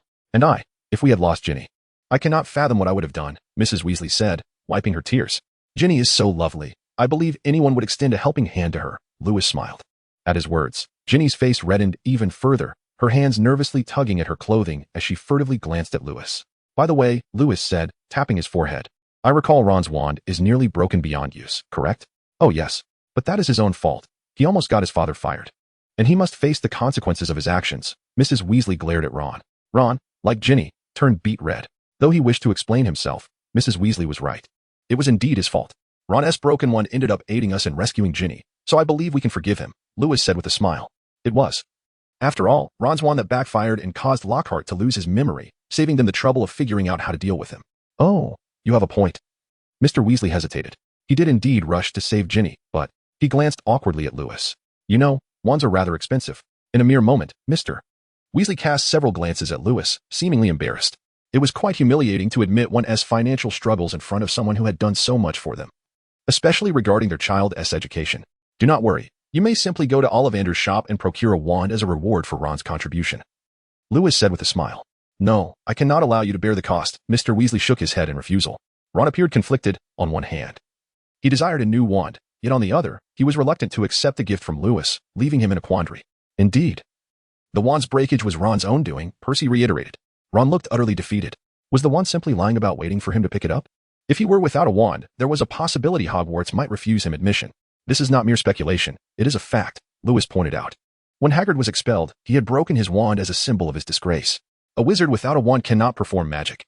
For wizards rise to power through their wands. Without one, they are akin to muggles or even slaves to magical creatures. Thus, wands hold a prestigious status in the wizarding world. Some even assert, a wizard may perish, but a wand must endure. In the past, Wands were not as plentiful as they are today, and wizards would willingly sacrifice their lives to protect their wands from harm. For they believed they were safeguarding not just a wand, but the very hope of wizardkind. Mr. Weasley found himself in a dilemma. On one hand, his son faced the potential crisis of being unable to attend school, while on the other, he felt reluctant to owe Lewis any further debts, as he felt he could never truly repay him for all he had done. I believe you will be of assistance to us in the future. Do not forget what Professor Dumbledore has said, Lewis remarked. Mr. Weasley became increasingly conflicted, fully aware of Lewis's implications. Very well, Lewis. Thank you, Mr. Weasley finally managed to say. There is no need for thanks, Mr. Weasley, Lewis smiled. In every aspect, we have ample reasons to assist one another, do we not? Mr. Weasley cast a grateful glance at Lewis. Without Lewis's intervention, he could hardly imagine how dire the situation might have become. Ginny, you ought to thank Lewis. If it were not for him, we might never have seen you again, Mrs. Weasley said. Thank you, Ginny mumbled, her voice barely above a whisper. Ginny, weren't you just incessantly talking about Lewis when you were at home? Now that he is here, why the silence? Mr. Weasley asked, puzzled. Indeed. I have endured quite a bit of torment over the holidays, Lewis responded. Ron also complained, wondering if Ginny was oblivious to the fact that incessantly uttering Lewis's name in his presence would render him quite uncomfortable. If it were possible, he would have long since gone to school to escape Ginny's relentless chatter. Ginny's face flushed an even deeper shade of crimson, resembling someone who had consumed an excessive amount of alcohol. Nevertheless, she endeavored to feign indifference, attempting to project an image of nonchalance to those around her. Meanwhile, Linda squinted slightly, scrutinizing Ginny as if she were conducting some form of inspection. Have you all heard about Sirius Black's escape from prison? Lewis attempted to divert the conversation. What? Mr. Weasley asked, astonished, causing the fork in his hand to clatter to the floor. According to reliable sources, Sirius Black has successfully broken out of prison. Lewis stated with a hint of seriousness. That is impossible. Mr. Weasley vehemently shook his head. He was imprisoned in Azkaban. No one has ever escaped from there. Just because it has never happened before doesn't mean it can't happen now, does it? A mischievous smile curled at the corners of Lewis's mouth. But this is simply inconceivable. Mr. Weasley still found it hard to believe. Working at the Ministry of Magic, he was familiar with Dementors, and he firmly believed that if he were captured and sent to Azkaban, there would be no chance of escape. Moreover, Sirius Black had spent over a decade within those walls. The notion of escaping under such circumstances was utterly preposterous. Yet it is true, my information is infallible, Lewis affirmed, knowing that his family had numerous connections within the ministry, ensuring the accuracy of his intelligence. I must notify Professor Dumbledore at once. This is terrifying. Mr. Weasley exclaimed in a flurry, hastily rising from his seat and knocking over his chair in the process. Calm down, Mr. Weasley, Lewis said. I'm confident that Professor Dumbledore is already aware of the situation and has devised a plan. Upon hearing Lewis's words, Arthur Weasley managed to regain a semblance of composure. If Lewis was privy to this information, then it was reasonable to assume that Dumbledore was also well informed about Sirius Black's escape. What does Sirius Black have to do with us? Percy inquired. How does his escape affect us? Were you the one who imprisoned him? It was the first time Percy had witnessed his father in such a state of panic, even when his father had been taken away by the ministry. He had not appeared this distressed. Sirius Black is a notoriously brutal criminal. He once used magic to murder an entire street of people, Mr. Weasley said, his voice trembling. Moreover, he was ultimately aligned with Voldemort. If he has escaped, the consequences could be dire. Yet there were unspoken truths, such as his membership in the Order of the Phoenix. Should Sirius Black indeed be free, he would undoubtedly seek vengeance against Voldemort, which would place their family in grave danger. Most importantly, Mr. Weasley was concerned for Harry's safety, believing that if Black had indeed escaped, Harry would be his primary target due to his role in Voldemort's downfall. Observing Mr. Weasley's distraught expression, Lewis offered comfort, regardless of how perilous Sirius Black may be. Do not forget that we have Professor Dumbledore on our side. Even Voldemort himself fears him, let alone someone like Sirius Black, who is merely a subordinate. The others, save for Linda, regarded him with expressions of trepidation. What's wrong? Do I have potato on my face? Lewis jested. You actually dared to utter the Dark Lord's name. Ron stared at Lewis in disbelief, as if he were meeting him for the first time. Lewis. A name is merely a label. Calling him by his name does not invite his wrath upon me. You are remarkably brave, Lewis, Mr. Weasley remarked as he sat back down, a wry smile emerging. You are the first person I have encountered, born into the wizarding world, who is unafraid of Voldemort. At my age, I find myself envious of your courage. I believe your fear is not of Voldemort himself, but rather of what he might do to your family. Lewis said earnestly. Mr. Weasley nodded in agreement, recognizing the truth in Lewis's words. If he truly feared confronting Voldemort, he would not have joined the Order of the Phoenix. His apprehension stemmed solely from the potential harm that could befall his loved ones. For himself, he would face anything without fear. I'm not as noble as you suggest. I simply wish to protect my children from harm, Mr. Weasley said, his face reddening as he waved his hand dismissively, just as Lewis was about to speak again. Annelle suddenly swooped in, dropping a letter onto his dining table before flying away. With an apologetic nod to Mr. Weasley, Lewis opened the envelope he held in his hand. This was about to get intriguing. I imagine Fudge must be in quite a predicament, Lewis remarked with a grin. What is the matter? Has something happened with the minister? Mr. Weasley inquired. He had caught Lewis mentioning Fudge again, although he harbored no fondness for him. He did not wish to see Fudge in trouble. It's not Fudge, it's Harry, Lewis replied, closing the letter. Harry? Mr. Weasley asked in confusion. Indeed. Harry has gotten himself into a bit of a mess, Lewis chuckled. He magically transformed his aunt into a gigantic balloon. The chaos only ceased when the ministry's staff arrived to handle the situation, and he, in the meantime, took a night bus to the leaky cauldron. My goodness, Mr. Weasley exclaimed in shock. What shall we do? I recall Harry has already been warned once. This incident is far more serious. Can you assist him, Lewis? Of course. He is my friend, and I shall certainly help him if needed, Lewis assured him. However, he then shifted his tone, but I don't believe Harry requires my assistance. My information suggests that Fudge is already en route to the leaky cauldron. Then hurry and help Harry. Fudge will undoubtedly apprehend him, Mrs. Weasley exclaimed sharply. She had always considered Harry as one of her own, and now that she learned he was about to be captured, she was beside herself. Do not worry, Mrs. Weasley, Lewis said calmly. If it were a matter of capturing Harry, Fudge would not be the one to go himself. Under different circumstances, Harry might indeed be in trouble. But let us not forget that Sirius Black has just escaped. Upon hearing Lewis's words, the Weasley couple nodded thoughtfully. Indeed. They had been so anxious that they had overlooked this fact. Meanwhile, their children gazed at Lewis and the Weasley couple in bewilderment, puzzled by their cryptic conversation, unaware of the connection between Sirius Black's escape and Harry. After dinner at the Weasley home, Lewis and Linda took their leave and returned to their castle. Master, do you think Sirius Black will go to Hogwarts? The young maid inquired. Certainly. Otherwise, he would not have escaped from prison, Lewis stated confidently. But he should not be able to enter Hogwarts. The entire place is protected by magic, the maid replied. All magic has its limitations. There is no enchantment without its flaws. Therefore, it is not impossible for Sirius Black to gain entry to Hogwarts, Lewis shrugged. The maid poured Lewis a cup of red tea and asked, will they inform Potter? After all, Potter seems to have a penchant for trouble. Lewis grinned. It appears our little Linda has a keen interest in Potter. Heh, the maid replied with a cold laugh. Miss Linda isn't upset, is she? I was merely jesting, Lewis chuckled awkwardly. As long as you find it amusing, Linda smiled sweetly. Although Linda appeared to be smiling. Only a fool would believe it was genuine. Pray tell, is it too late for me to retract my words? Lewis remarked with a bitter smile. What are you saying? Master? You have no reason to be at fault, the maid said gently. Could we not do this? I feel quite uneasy, Lewis lamented. The maid chose to remain silent, offering a slight smile and a formal curtsy before withdrawing. Merlin's beard, Lewis muttered in frustration. This truly exemplifies the adage that one should not court disaster. Had I known better, I would not have teased the maid, and now I fear I am in for misfortune. On the eve of the school term, Lewis, accompanied by the maid and Hermione, made their way to the Leaky Cauldron. The Leaky Cauldron was an unassuming pub located in London, virtually unknown to the residents of the city. Lewis, are you saying Harry is currently residing at the Leaky Cauldron? Hermione asked incredulously. She had received an owl from Lewis the previous day, inviting her to join him in Diagon Alley to purchase new textbooks and supplies. However, upon their meeting, Lewis had unexpectedly revealed that Harry was at the Leaky Cauldron, suggesting they could visit him on the way. Indeed, Potter has turned his aunt into a massive balloon. The ministry was quite busy that day, with many employees rushing out of their homes to help clean up his mess, Lewis remarked, clicking his tongue. Oh. Hermione sighed. How could he transform his aunt into a balloon? I mean, we are not allowed to use magic outside of school. Rest assured. The ministry has been exceedingly busy lately. They do not have the time to monitor Harry's actions, Lewis assured her. What? The ministry 1T punish Harry? Hermione asked, bewildered. But last term, Harry received a warning. They once threatened to expel him. Hermione, Lewis replied exasperatedly, the ministry has no authority to expel any student.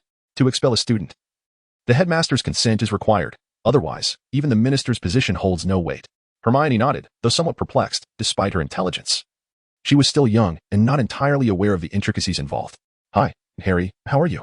Lewis called as he stepped into the Leaky Cauldron and spotted Harry, who was enjoying a meal.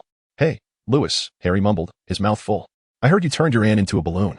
How could you not invite me to such a delightful escapade? Lewis feigned disappointment.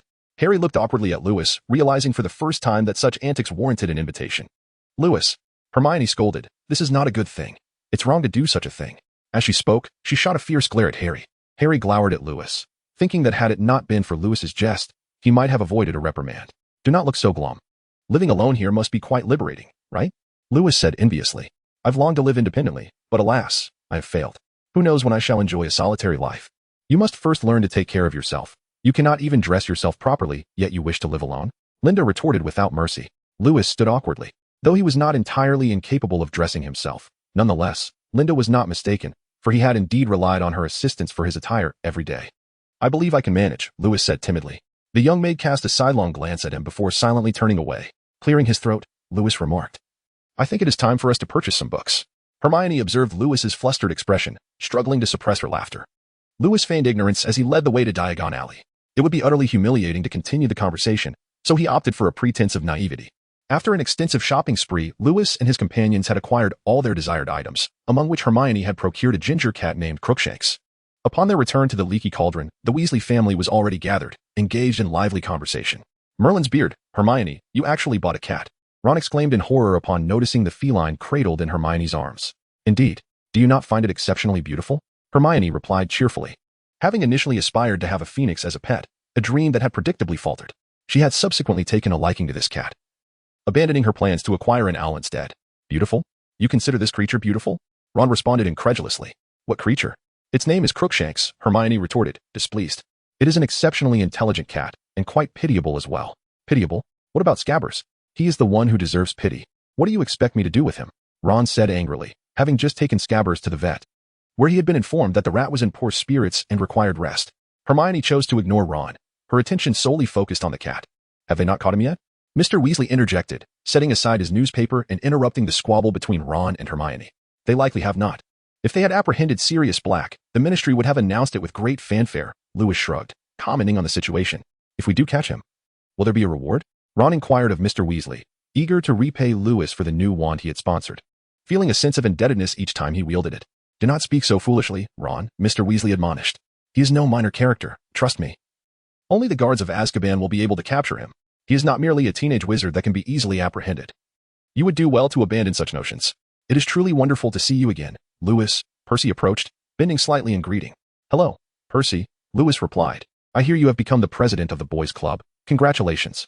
I believe this will serve you well in your future endeavors at the Ministry of Magic. Thank you. Lewis, Percy said with palpable excitement. While he was thrilled to hold such a prestigious title, the genuine recognition from Lewis mattered far more to him. After all, the presidency of the boys' club was an honor that could be obtained repeatedly, but Lewis's acknowledgement was rare and significant, suggesting a secure future at the ministry. Possibly even in a ministerial role. Indeed, Ginny truly requires a role model, Mrs. Weasley remarked with satisfaction. Her 3 brothers have been rather disappointing. But thankfully Percy can provide her with a proper example. Do not worry, Mother, Percy stated, standing tall. I will set a commendable example for Ginny, ensuring she understands what she ought to pursue. After bidding farewell, Percy ascended the stairs to change his attire, as this would be his first appearance before the Hogwarts students as the president of the boys' club. We had intended to lock him inside the pyramid, but alas. Mother discovered our plan, George lamented. During the holidays, the Weasley family had received a considerable monetary reward, enabling them to embark on a magical journey to Egypt. They visited numerous ancient magical structures, with the pyramids being a must-see. Percy, buoyed by his new status, had become somewhat arrogant, which did not sit well with the twins, who planned to confine him within the pyramid for some self-reflection. However, their scheme was thwarted by Mrs. Weasley, who caught them in the act. The evening's feast was exceedingly joyous. Tom, the pub owner, had combined several tables to accommodate their large gathering. Mr. Weasley insisted on footing the bill since he considered himself the adult, but the abundance of their meal, which included some rather expensive dishes ordered by Lewis, resulted in Lewis ultimately settling the tab. Hello, Neville, Luna, Lewis greeted as he and Linda entered one of the compartments on the Hogwarts Express, where Neville and Luna sat amidst an awkward atmosphere. It seemed that only Neville felt the tension, while Luna appeared unperturbed. Hello, Lewis, Neville exclaimed, relieved at Lewis's timely arrival, as he had nearly been overwhelmed by the oppressive atmosphere. Hello, Lewis, Luna responded in her ethereal voice, as serene as ever. Lewis smiled at Luna, then took a seat beside Neville and inquired, How has your holiday been, Neville? Neville shivered, his face a mask of terror, and replied, My grandmother, in an effort to bolster my courage, confined me within the depths of a pyramid in Egypt. Lewis sympathetically patted Neville's shoulder, acknowledging the considerable challenge of having such a stern grandmother. However, it was evident that Neville's grandmother acted out of concern for his well-being. Without her strictness, given Neville's disposition, it was conceivable that another pure-blood family might have vanished. Suddenly, the train came to an abrupt halt, akin to a sudden break. The 4 of them exchanged bewildered glances, as this was their first encounter with a train stopping mid-journey. Don't you feel a bit chilly? Has the temperature dropped suddenly? Luna remarked softly. Dropped in temperature? Lewis mused, casting a curious gaze around. Under normal circumstances, the Hogwarts Express was enchanted, ensuring that no external cold could penetrate its interior. Lewis cast a warming charm for everyone. Yet it seemed to have little effect, as Neville's teeth chattered uncontrollably. Flames roared. Lewis unleashed a fire spell, In a shocking turn of events, the blaze from Lewis's wand diminished to a flicker until with a soft pop, it vanished entirely. Lewis's countenance darkened, revealing that the issue was not the weather, but rather an odious presence that had infiltrated the train. An eerie silence enveloped the entire carriage, as if it were devoid of any living beings. At that moment, Lewis rose slowly to his feet and approached the door, seemingly intent on opening it to venture outside. "Master, I believe it is safer for us to remain inside the carriage," the young maid said, her face pale from the cold. Unsure of the situation outside, she suggested they await assistance from the Ministry of Magic. "Given that the Ministry is likely responsible for this predicament, I find it almost impossible to rely on them." Lewis replied softly. "Are you suggesting the Ministry orchestrated this?" Neville exclaimed, his eyes wide with disbelief. In his understanding, the Ministry was a protective organization, and he had never considered the possibility of being attacked by its members. "Have you heard of Dementors?" Lewis inquired. "By Merlin, are you saying the Ministry has unleashed Dementors upon our train?" Neville shouted in shock. "Hey, calm down, Neville," Lewis urged, shaking him firmly. "I will step outside to assess the situation. You all stay in the compartment and do not venture out." Terror etched across Neville's face. He huddled in the corner of the compartment, attempting to conceal himself from the Dementors. In contrast, the two young ladies, while shivering from the cold, exhibited little fear. Lewis couldn't help but reflect that although Gryffindor represented courage, Neville appeared to be the most timid among them. "Expecto Patronum," Lewis whispered, and a silvery phoenix emerged from the tip of his wand, swirling within the compartment and providing them warmth. Dementors are malevolent creatures that feed on human happiness. Wherever they roam, life withers away, accompanied by an overwhelming sense of cold and despair. They passively drain energy from their surroundings, which is why the flames conjured by Lewis quickly extinguished. The cold they bring is not merely a drop in temperature, it consumes one's life force, leading to a sensation of despair and an icy grip on the soul. What is even more disheartening is the fact that few spells can harm them, with the only effective incantation for repelling or even banishing them being the Patronus charm. However, this charm is a highly advanced spell, one that students of their age are unlikely to master. Even if they could wield it, it would be a challenge to cast it in the midst of a Dementors attack. Currently, the train was mostly populated by students, and even if a couple of professors were present, it would likely be of little help. Although Dementors are ostensibly under the jurisdiction of the Ministry, they are creatures unworthy of trust. They obey the Ministry only because it has appointed them as guards of Azkaban, allowing them to feast on the happiness of the imprisoned. Louise slowly opened the door to the compartment, revealing an expanse of darkness beyond, where the faint presence of some creature could be sensed wandering. At that moment, a cacophony of anguish cries suddenly echoed from a distance. With a swift motion of his wand, Lewis summoned the silver phoenix that had been gracefully circling within the compartment, and it burst forth into the air. The brilliance of the silver phoenix expanded instantly, resembling a diminutive silver sun that dispelled the surrounding darkness. The anguished and furious cries of the Dementors echoed around them. While they could not be vanquished, the Patronus would inflict upon them immense sufferings, a fate more unbearable than death itself. The silver phoenix glided slowly through the corridor, and wherever its light shone, the Dementors recoiled in fear, akin to Ron's pet Scabbers avoiding Hermione's Crookshanks. Only when all the Dementors had been expelled from the train did Lewis exhale slowly, sinking onto the ground in exhaustion. "Young master, are you all right?" Linda, the young maid, was the first to rush out of the compartment, anxiously helping Lewis to his feet. "Fear not. I am merely a bit fatigued," Lewis replied, his voice weak. Expelling such a multitude of Dementors in one breath had drained him considerably. Although Dementors were most fearful of patron uses, the effectiveness of the Patronus was relative. Only a sufficiently powerful Patronus could repel them. For Lewis, being able to precisely control his Patronus to drive away all the Dementors was already a remarkable feat. Linda gazed at the weakened Lewis with concern, feeling regretful for not having been able to assist him. At that moment, a ragged middle-aged man approached, producing a chocolate frog and offering it to Lewis. "Quick, eat this. It will help you feel better." "Thank you, Professor." Lewis accepted the chocolate frog, biting into it and feeling a warm surge of energy coursing through him, restoring some of his strength. "Was that Patronus yours?" the man inquired with curiosity. "Indeed, I have a phoenix named Adeline," Lewis nodded in response. "Since I first learned to cast the Patronus charm, it has always taken this form. You truly are a prodigy of the Pendragon family.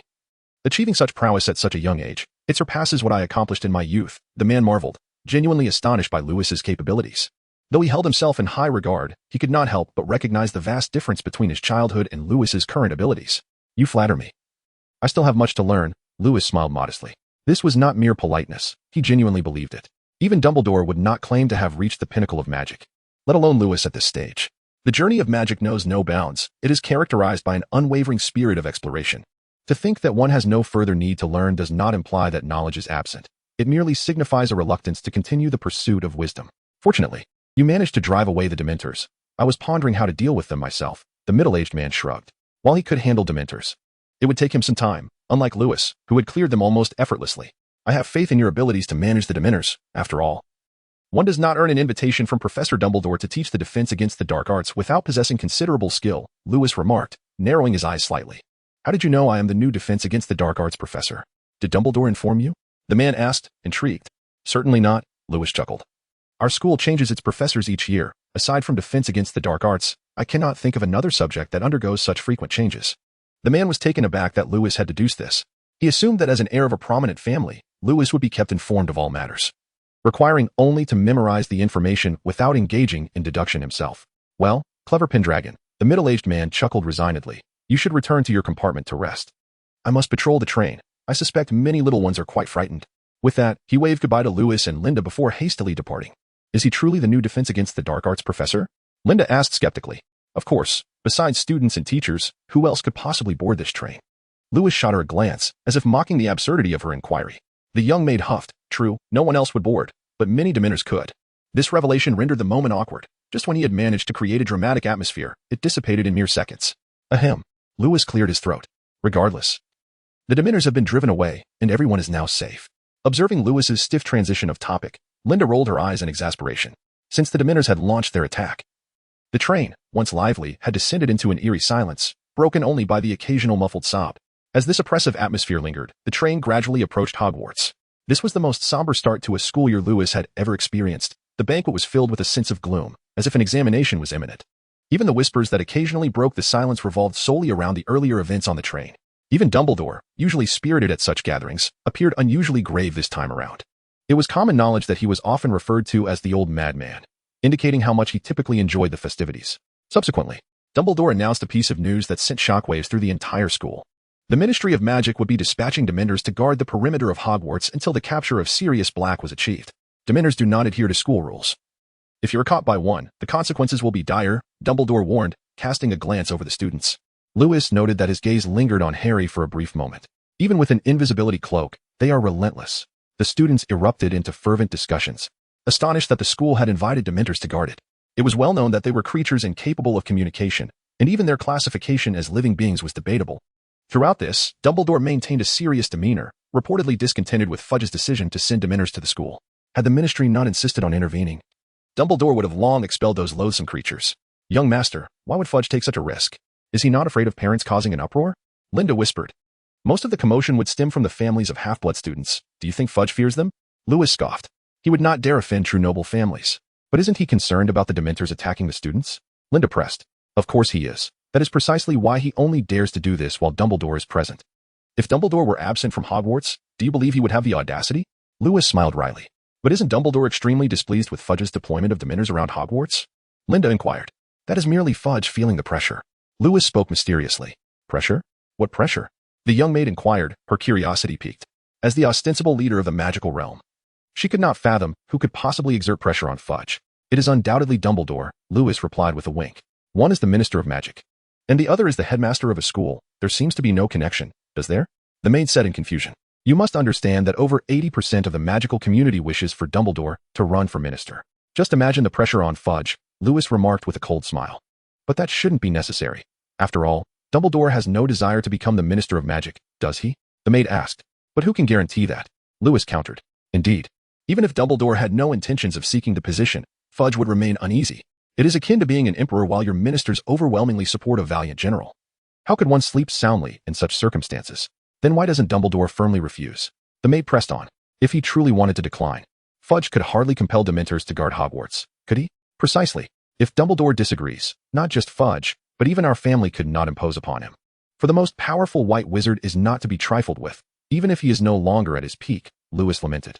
However, a firm rejection of Fudge might provoke him to take extreme measures against Dumbledore. Dumbledore's current reluctant acceptance is merely an attempt to step back and avoid provoking Fudge further. So, the pursuit of Sirius Black is merely a ruse?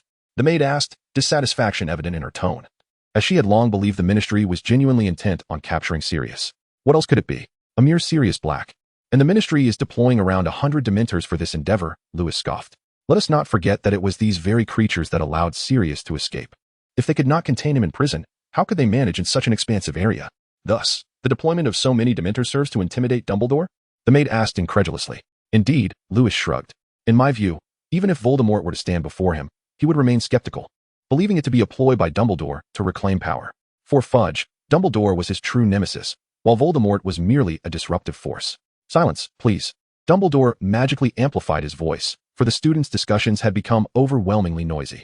Gradually, the murmurs subsided as everyone anticipated what astonishing revelations Dumbledore would impart next. First, let us welcome our new professor, Remus Lupin, Dumbledore announced. He has graciously accepted the vacancy in our defense against the dark arts class. Please give him a warm welcome.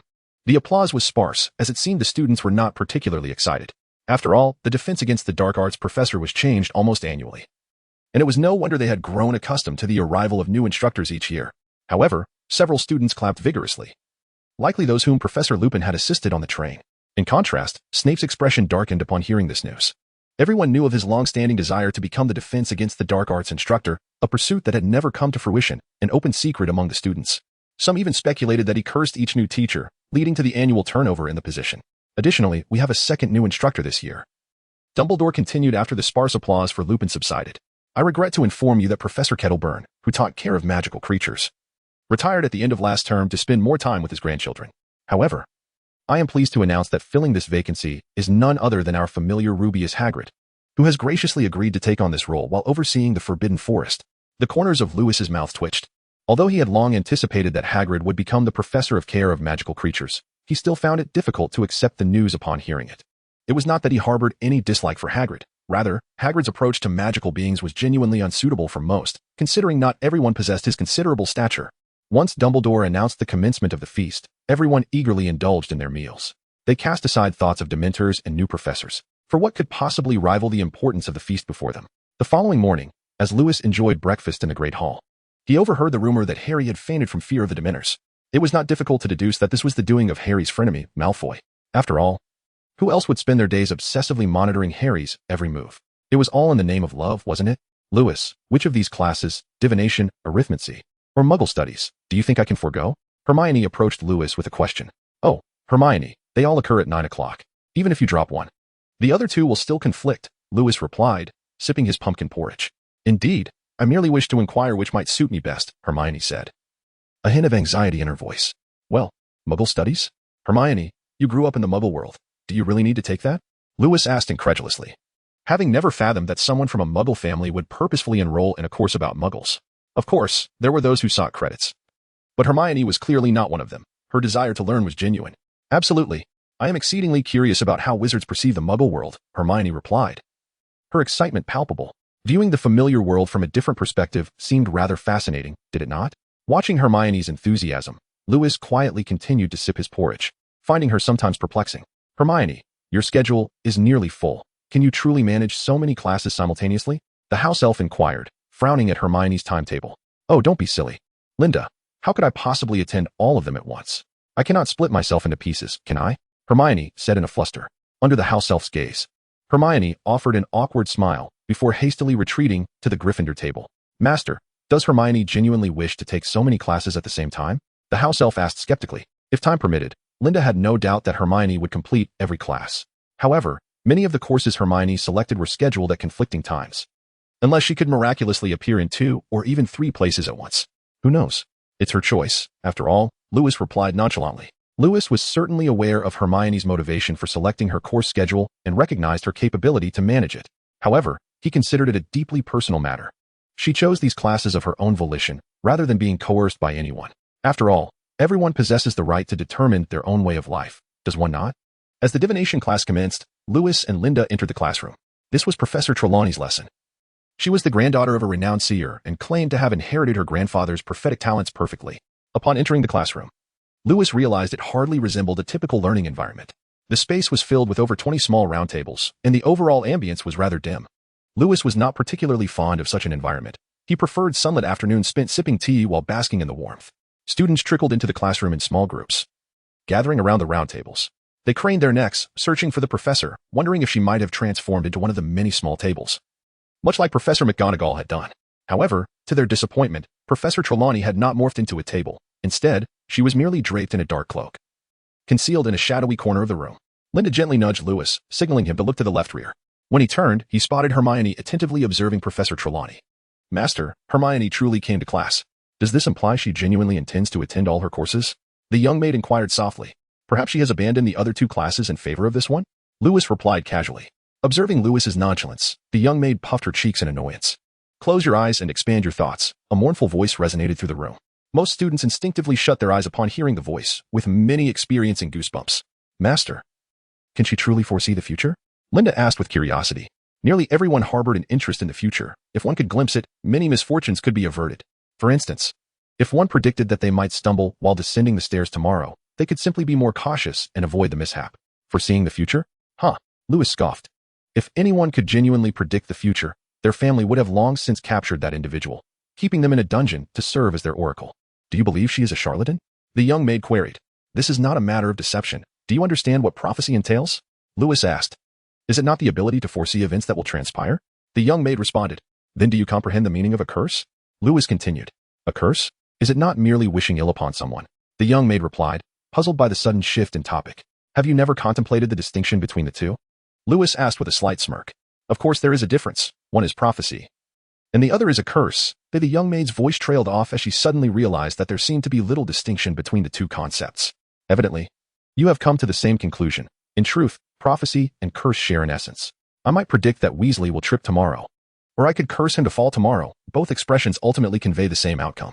Whether you describe it as prophecy or curse is inconsequential. The result remains unchanged.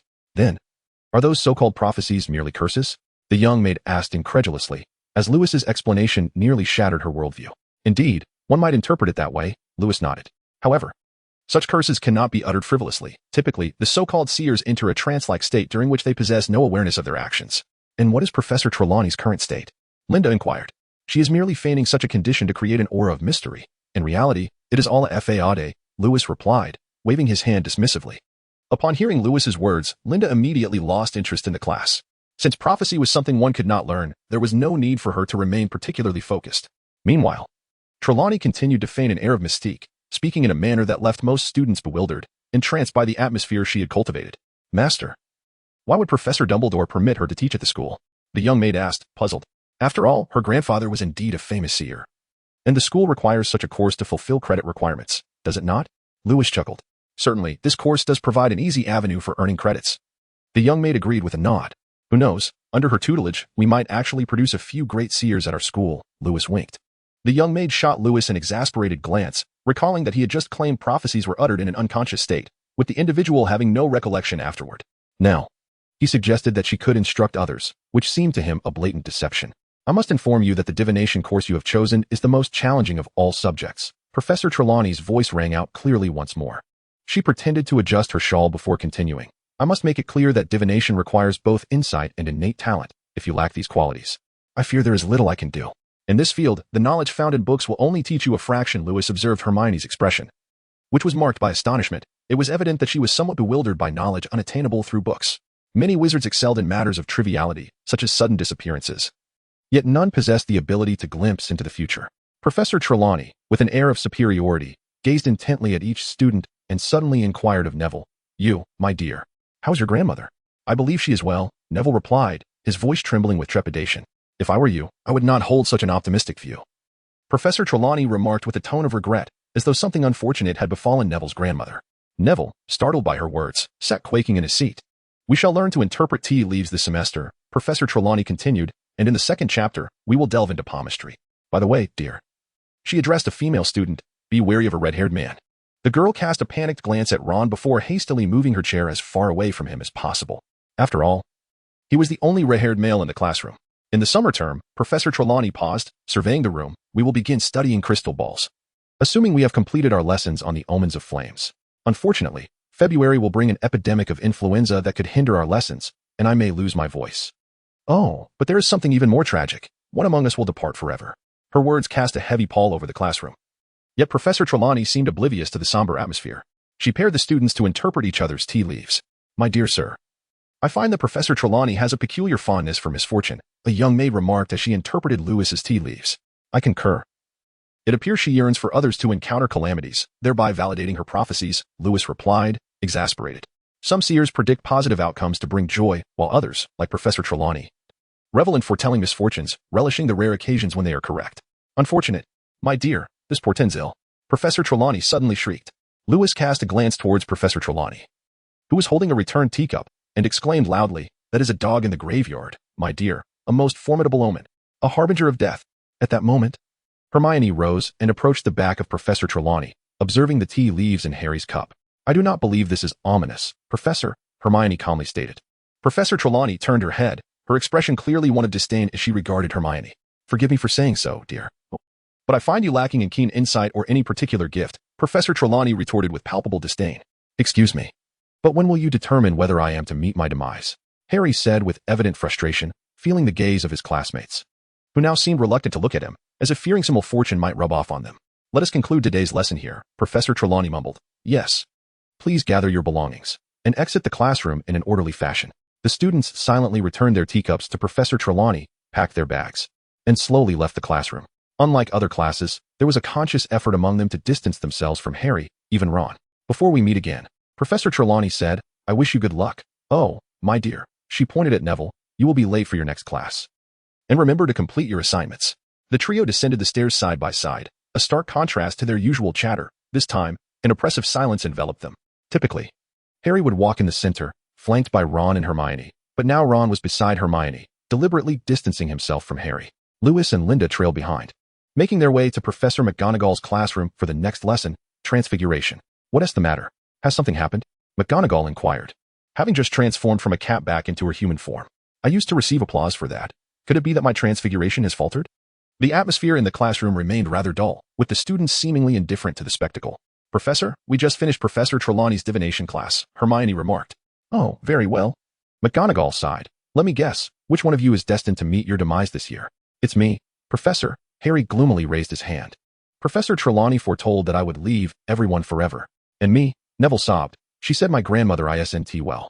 She warned me to be cautious of red-haired individuals." The girl cast a fearful glance at Ron. "All right, I believe I understand." McGonagall clapped her hands to restore order. She thoughtfully continued, "While I find it rather unbecoming to speak ill of others, I must assert that prophecies are, not particularly reliable. Moreover, Professor Trelawney predicts a student's death every year, yet, to my knowledge, not a single student has perished due to her predictions." McGonagall furrowed her brow. "It seems she has adopted this as a peculiar method of welcoming new students. However, I remain uncertain, for among the staff, Trelawney is the most enigmatic. No one truly comprehends her thoughts." "Does that mean I want to die?" Harry asked, his expression blank, as his emotions had fluctuated dramatically within moments. "I suppose unless you have a penchant for self-destruction, you shall remain safe," McGonagall quipped, displaying rare humor. Her words resonated with the students, who gradually regained their composure. "Now, please take diligent notes. Otherwise, when examinations arrive, you may find yourself wishing for a few more prophecies from Professor Trelawney," she jested, though her tone was not particularly severe. The students understood the gravity of her words, considering the possibility that someone might indeed seek Trelawney for additional predictions. Perhaps that is why she remains employed at Hogwarts? After Transfiguration class concluded, the students surged towards the Great Hall for lunch, evidently rejuvenated by McGonagall's remarks. I've never witnessed McGonagall express disdain for another professor. It's clear she holds a genuine aversion for Trelawney, the maid remarked while elegantly sipping her soup. Professor McGonagall is a person of great rigor, much like Hermione. Thus, she harbors disdain for matters that lack concrete evidence, Lewis explained. I find divination to be utter nonsense. It's merely random conjecture, Linda said with displeasure, having initially held interest in the subject but now completely disenchanted after today's class. Not entirely. A select few can indeed perform divination, but it appears Professor Trelawney is not among them, Lewis countered. Oh, compared to arithmancy, divination is sheer drivel. Reading prophecies from tea leaves is nothing but her fanciful nonsense. Hermione's voice erupted from the Gryffindor table, after which she angrily snatched her bag and stormed off. It was no wonder Hermione was so enraged. She had been labeled by Trelawney as devoid of any divinatory talent. Lewis observed Hermione's flustered state and remarked, moreover, Trelawney believes that one cannot learn divination from books, which must be a significant blow to Hermione, considering her proficiency in studying. Master, isn't that somewhat beside the point? The maid replied, exasperated. What? Isn't that the crux of the matter? Lewis retorted, bewildered. Master, have you not been concerned about the schedule of other classes? The maid inquired. Why should I care about that? Lewis rolled his eyes. I'd rather take a moment to rest. I believe you have rested quite enough, master. The maid reminded him. Lewis straightened his posture, directing his gaze towards Linda, and remarked with a hint of seriousness, what defines a wizard is his wisdom. Those who rely on brute force are but ogres. The little maid cast a sidelong glance at Lewis and retorted, I've never heard anyone so eloquently disguise laziness. Why not simply admit your indolence? She was well aware of her young master's true nature. Lewis awkwardly gazed at the little maid, recalling how, in his childhood, a mere display of seriousness would leave her utterly bewildered. Why did the tactic no longer work? Young master, did you not notice that Hermione mentioned the arithmancy class? The little maid reminded him. Oh, what of it? Lewis queried, puzzled. Wasn't it entirely normal for Hermione to show interest in her classes? The arithmancy class conflicts with the divination class. Hermione is currently in divination. How could she possibly be attending both? The maid explained. Perhaps she purchased a book for reference? Lewis averted his gaze, uncertain. Young master, are you aware that you have a habit of diverting your eyes when you lie? The maid inquired. Surely not. How could I be unaware? Lewis replied, astonished. Believe me, I never deceive, Linda. He feigned seriousness, fixating on Linda's forehead. Indeed, he dared not meet her eyes, fearing exposure. Linda, observing Lewis's pretense of ignorance, chose not to press further. If her young master wished to keep secrets, so be it. After Lewis and Linda finished their lunch, they strolled down the grassy slope towards Hagrid's hut. With the retirement of the previous professor for care of magical creatures, Hagrid had taken over the course. Lewis felt a twinge of anxiety about Hagrid potentially causing a stir. It wasn't a question of trust, but rather the peculiar nature of Hagrid's thought process. Would an ordinary person consider a three-headed dog as a mere pet? Would anyone think of raising a dragon? Hagrid was already waiting at the door of the small hut, clad in a coat made of moleskin, while Fong stood eagerly at his feet. Come on, students. Hurry up, Hagrid bellowed. I have something rare to show you today. Everyone follow me. Hagrid led them towards the forbidden forest, prompting some students to speculate he might take them inside. Fortunately, Hagrid had enough sense to veer off, guiding them instead to a fenced area. Gather around the enclosure. Hagrid continued to call out, Now, please open your books. How do we open them? Malfoy questioned nonchalantly, although his father was no longer a school governor. The Malfoy family still held significant power in the wizarding world, and he remained the heir to the Malfoy legacy. Hagrid appeared momentarily flabbergasted. He hadn't anticipated anyone would ask how to open the book. I meant, how do we open this cursed book? Malfoy retorted, visibly annoyed. Pulling out his bound copy of Magical Creatures, a guide, the other students also produced their tomes, including Lewis and Linda, all similarly secured. While Lewis knew how to open the book, he couldn't very well leave it open indefinitely. Once closed, it could become as ferocious as a rabid dog, tearing apart anything within reach. Thus, the best course of action was to keep it bound, lest one wake up to find everything shredded. None of you have ever opened this book? Hagrid seemed disappointed, having prepared thoroughly for the lesson. I have, Professor, Lewis stated, unable to bear Hagrid's forlorn expression. It was not sympathy for Hagrid, but rather the sight of a scruffy giant looking pitiful made Lewis feel nauseated. Oh, splendid, Lewis.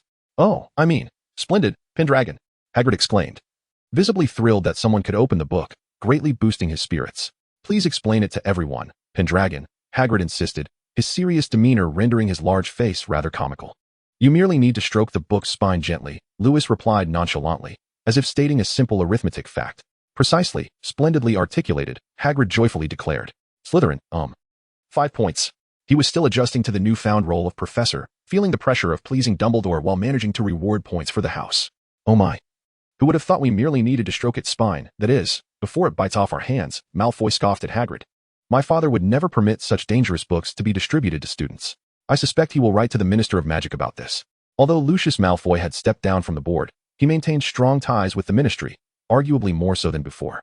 After all, Fudge was keen on weakening Dumbledore's influence, a sentiment shared by Lucius, leading to a conspiring alliance. Shut up, Malfoy, Harry hissed, not wishing for Hagrid's first lesson to be disrupted. However, it appeared Hagrid had lost his train of thought, stammering, splendid. Everyone will open their books. Now, let me think. Yes. We need a magical creature. I'll go fetch one.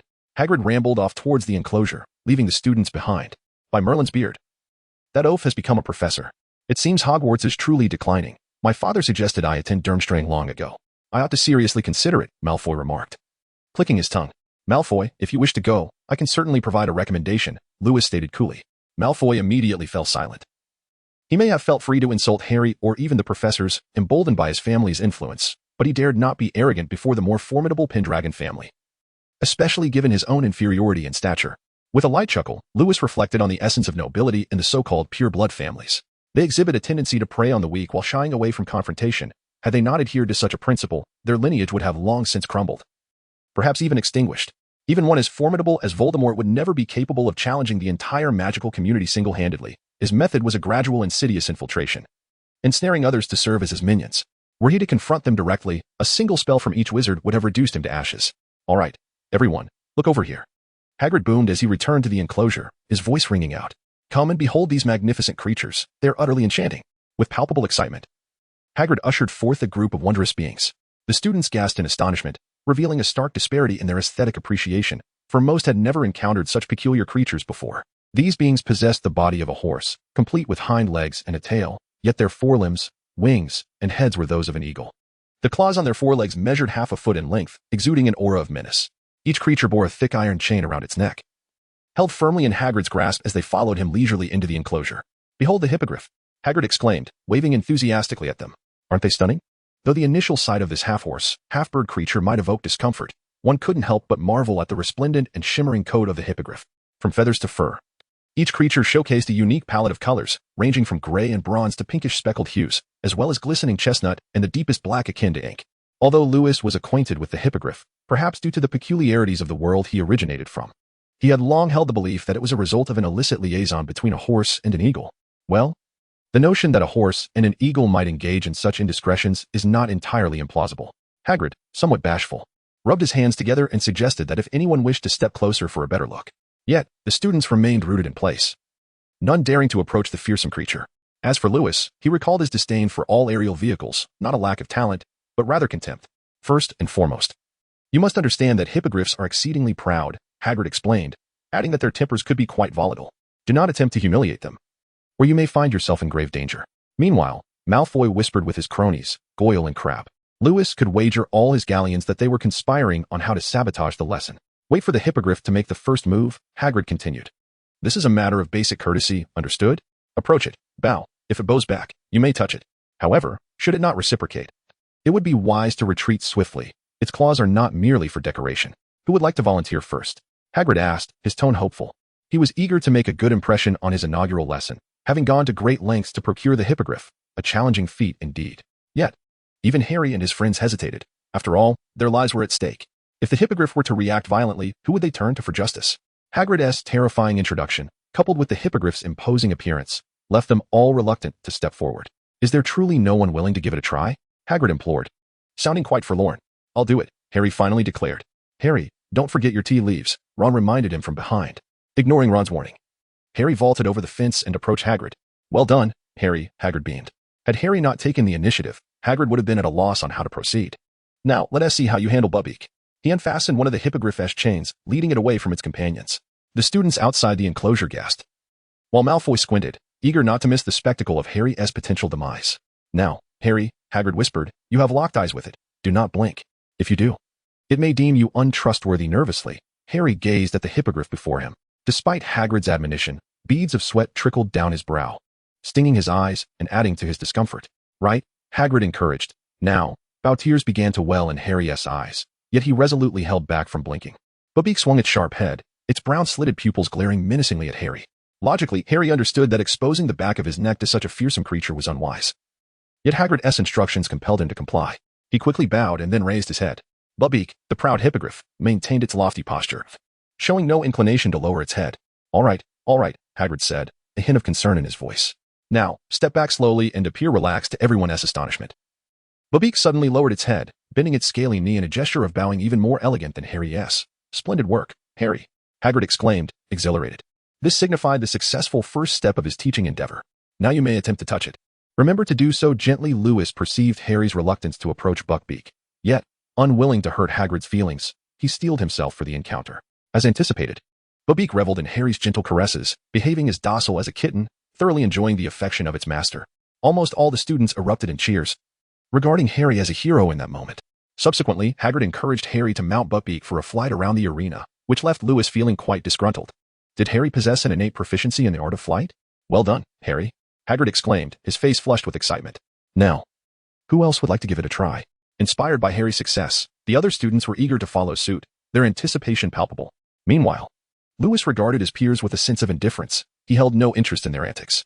Although the hippogriff was indeed a rare creature, could it possibly rival the magnificence of a phoenix? Soon, the entire gathering was engaged in bowing practice with their chosen hippogriffs. Malfoy, evidently unwilling to be outdone by Harry, had selected Buckbeak for himself. Just as Lewis was lost in his thoughts, meditation, a sudden scream pierced the air. "Ah, I'm going to die. Someone help me. I'm perishing." Lewis turned his gaze and beheld the blood still dripping from Buckbeak's sharp claws. Meanwhile, Malfoy writhed on the ground, clutching his arm in agony, screaming, "I'm going to die. Look at it. That monster has taken my life." The entire class was engulfed in panic. The once orderly exercise descended into chaos, agitating all the hippogriffs. "You will not die," Hagrid said, his face ashen. He had not anticipated such an occurrence. Someone help me, I need to get him away from here. Everyone scattered from Malfoy. Although his injury was not fatal, if the bleeding did not cease, he would surely succumb to blood loss.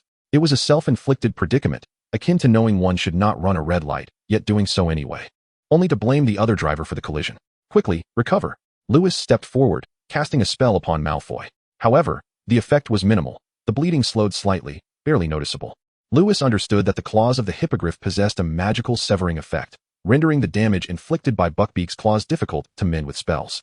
Yet, he was taken aback by the stark ineffectiveness of his magic. Though he did not exert all his strength, the results should have been more apparent. I think you must hasten to take Malfoy to Madame Pomfrey, Professor, Lewis urged, furrowing his brow. At this rate, he will soon bleed to death. Upon hearing Lewis's words, Hagrid's complexion grew even paler. If it were merely Malfoy's condition, he might have assumed he was feigning serious injury. But if Lewis, who had no reason to deceive him, was saying so, it had to be true. And you, Malfoy, Lewis turned to him. If you wish to avoid an early meeting with Merlin, cease your incessant movement. You truly will perish. Malfoy, now stricken with fear, curled up on the ground, motionless, let alone vocalizing his cries. His initial dramatics stemmed from the belief that he had only sustained a physical injury, one that could be remedied with a spell. However, upon witnessing the ineffectiveness of Lewis's magic, his heart sank. He did not wish to meet Merlin so soon, particularly for the trivial reason of causing Hagrid to lose his job. Observing that Malfoy had finally ceased his squirming, Lewis waved his wand, summoning a silvery bordered strip of fabric that tightly wrapped around Malfoy's injured arm. All right, Professor, quickly take him to Madame Pomfrey, he urged. Though Lewis could not heal Malfoy, he could at least assist in staunching the bleeding. Despite Malfoy's insufferable demeanor, he belonged to a pureblood family with a certain standing in the wizarding world. Failing to render aid would tarnish Lewis's reputation. Hagrid hurriedly scooped up Malfoy and strode towards the castle, while their classmates anxiously trailed behind. Slytherin students were particularly vocal in their complaints about Hagrid. He should be expelled immediately, Pansy Parkinson cried, wiping her tears. It was well known among Slytherins that she held affections for Malfoy, and both families had intentions of uniting their houses. It's all Malfoy's fault, Dean Thomas interjected bluntly. Malfoy's companions, Goyle and Crabbe, stepped forward, flexing their muscles menacingly. Seeing the immature squabbling between the two factions, Lewis sighed. Merlin S. Beard, would you all cease your bickering? The school will address this matter. It is not for you to concern yourselves. Both sides fell silent. Slytherin quieted, for Lewis was a true authority within the house, feared and revered in equal measure. As for Gryffindor, though they embodied courage, they were not foolish. On the contrary, they were exceptionally astute. For instance, Dumbledore, the cunning old fox, was far too talented to be relegated to Slytherin. I'll go see how he is, Pansy declared as she dashed up the marble staircase.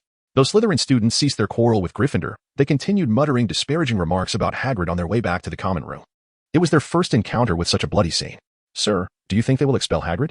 A young maid asked, observing the fervent discussion surrounding Hagrid's potential dismissal. Certainly not. Remember, Hagrid is Dumbledore's man, Lewis replied. I suspect the most they might do is put down that hippogriff. That would be the most sensible resolution. Why? It's innocent. Isn't it? The maid questioned, puzzled. If it had been an ugly monster, it would be one thing, but she found the hippogriff to be quite beautiful and felt a pang of sympathy. Simply because it harmed a wizard, Lewis stated calmly. Regardless of the circumstances, if a magical creature injures a wizard, and the injured wizard seeks retribution, that creature will inevitably face death. That seems utterly unreasonable, the maid remarked, somewhat dissatisfied. That is a decree agreed upon by all wizards in times past, which has persisted to this day, Lewis explained slowly. During the Dark Times, wizards had no dignity under the oppression of magical creatures. After painstakingly conquering nearly all beings, wizards would not permit their descendants to be harmed by them again. But now they can no longer pose a threat to us, can they? Linda asked, perplexed. Perhaps. But back then, magical creatures believed wizards could inflict no harm upon them, much like how we regard them now, Lewis replied with a calm demeanor.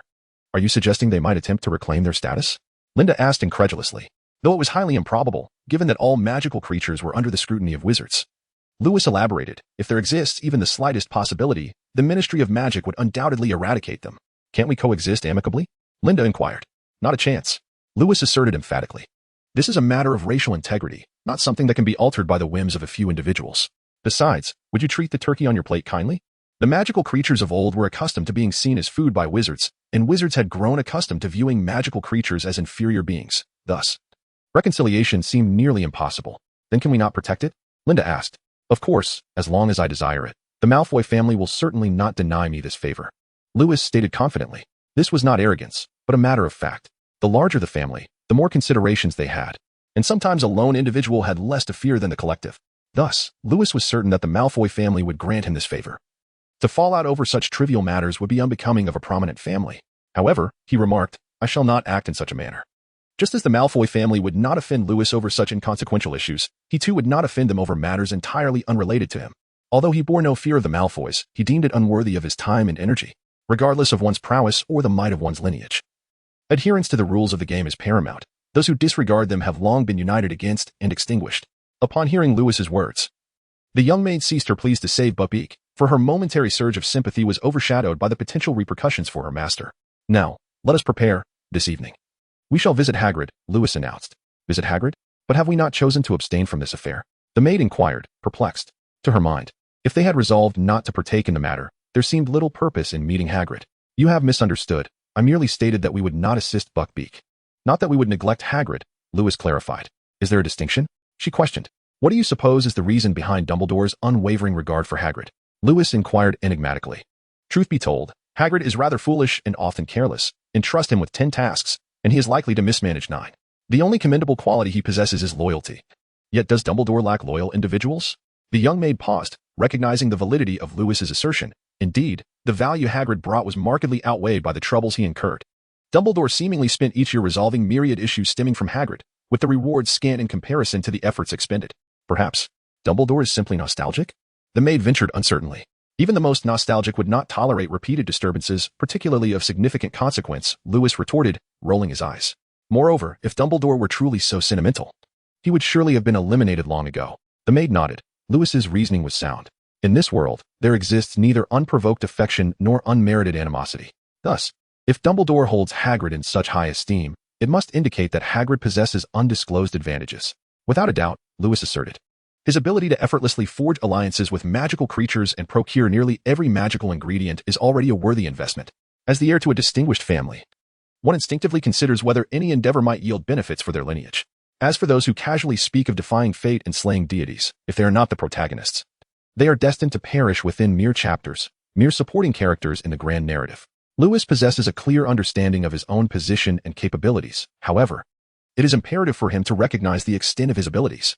For him, self-preservation takes precedence, and the heroic endeavor of confronting the formidable boss is best left to the protagonists. His focus lies in astutely managing investments to reap the benefits.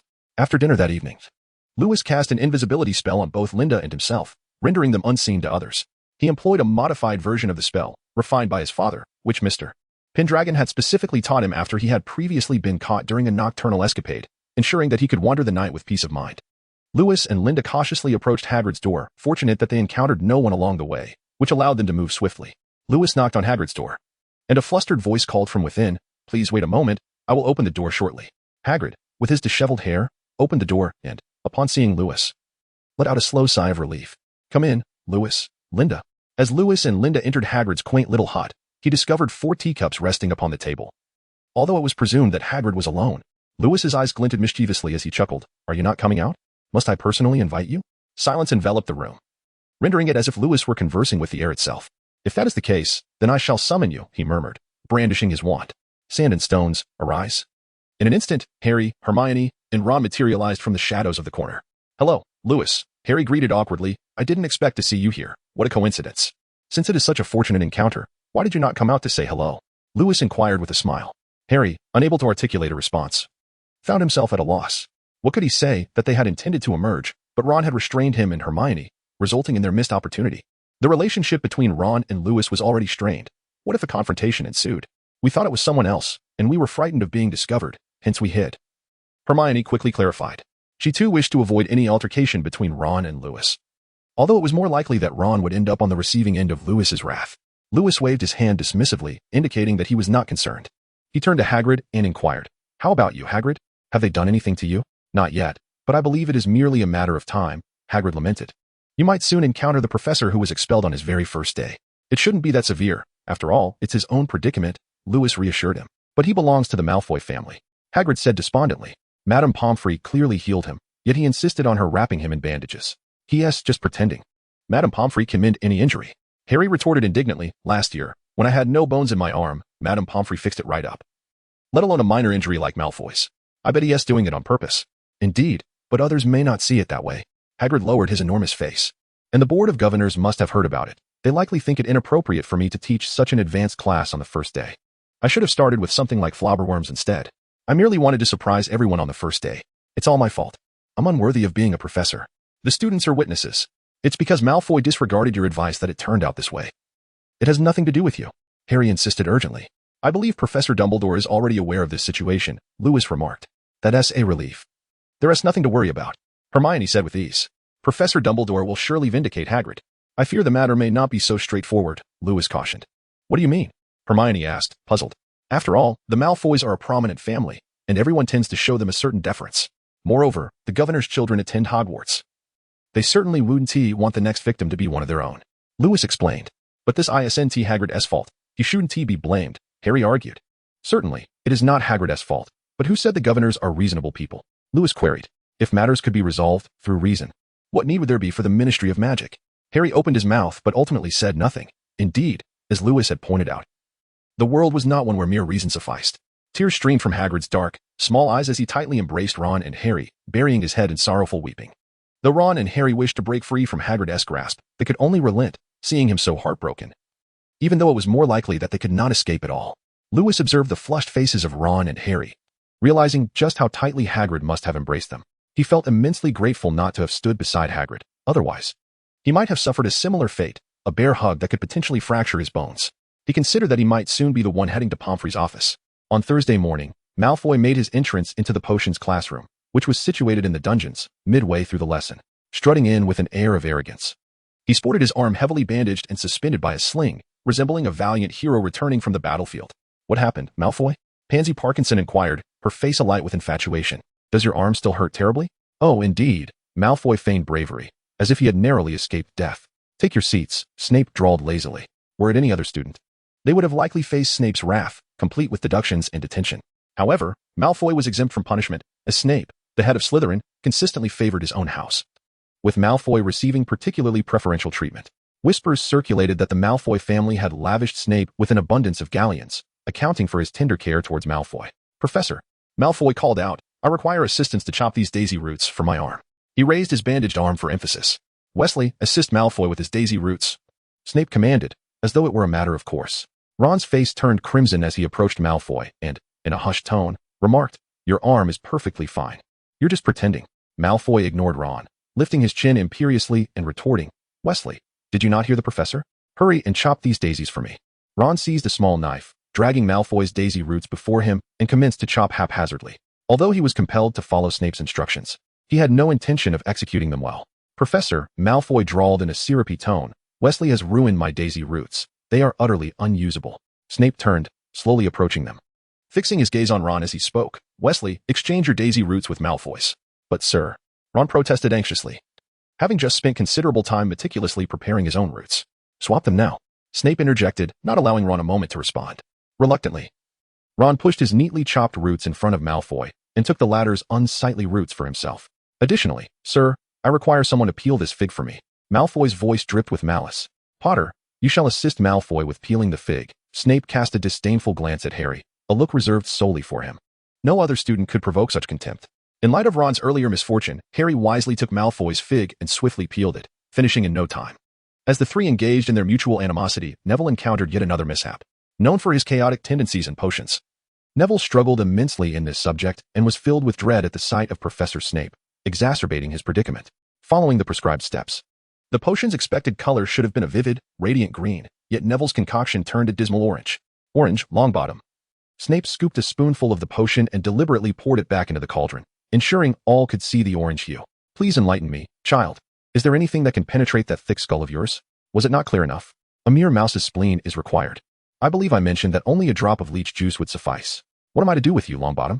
Neville's face flushed crimson, on the verge of tears. Perhaps, at the end of this lesson, I shall feed a few drops of this potion to your toad and observe the outcome, hopefully.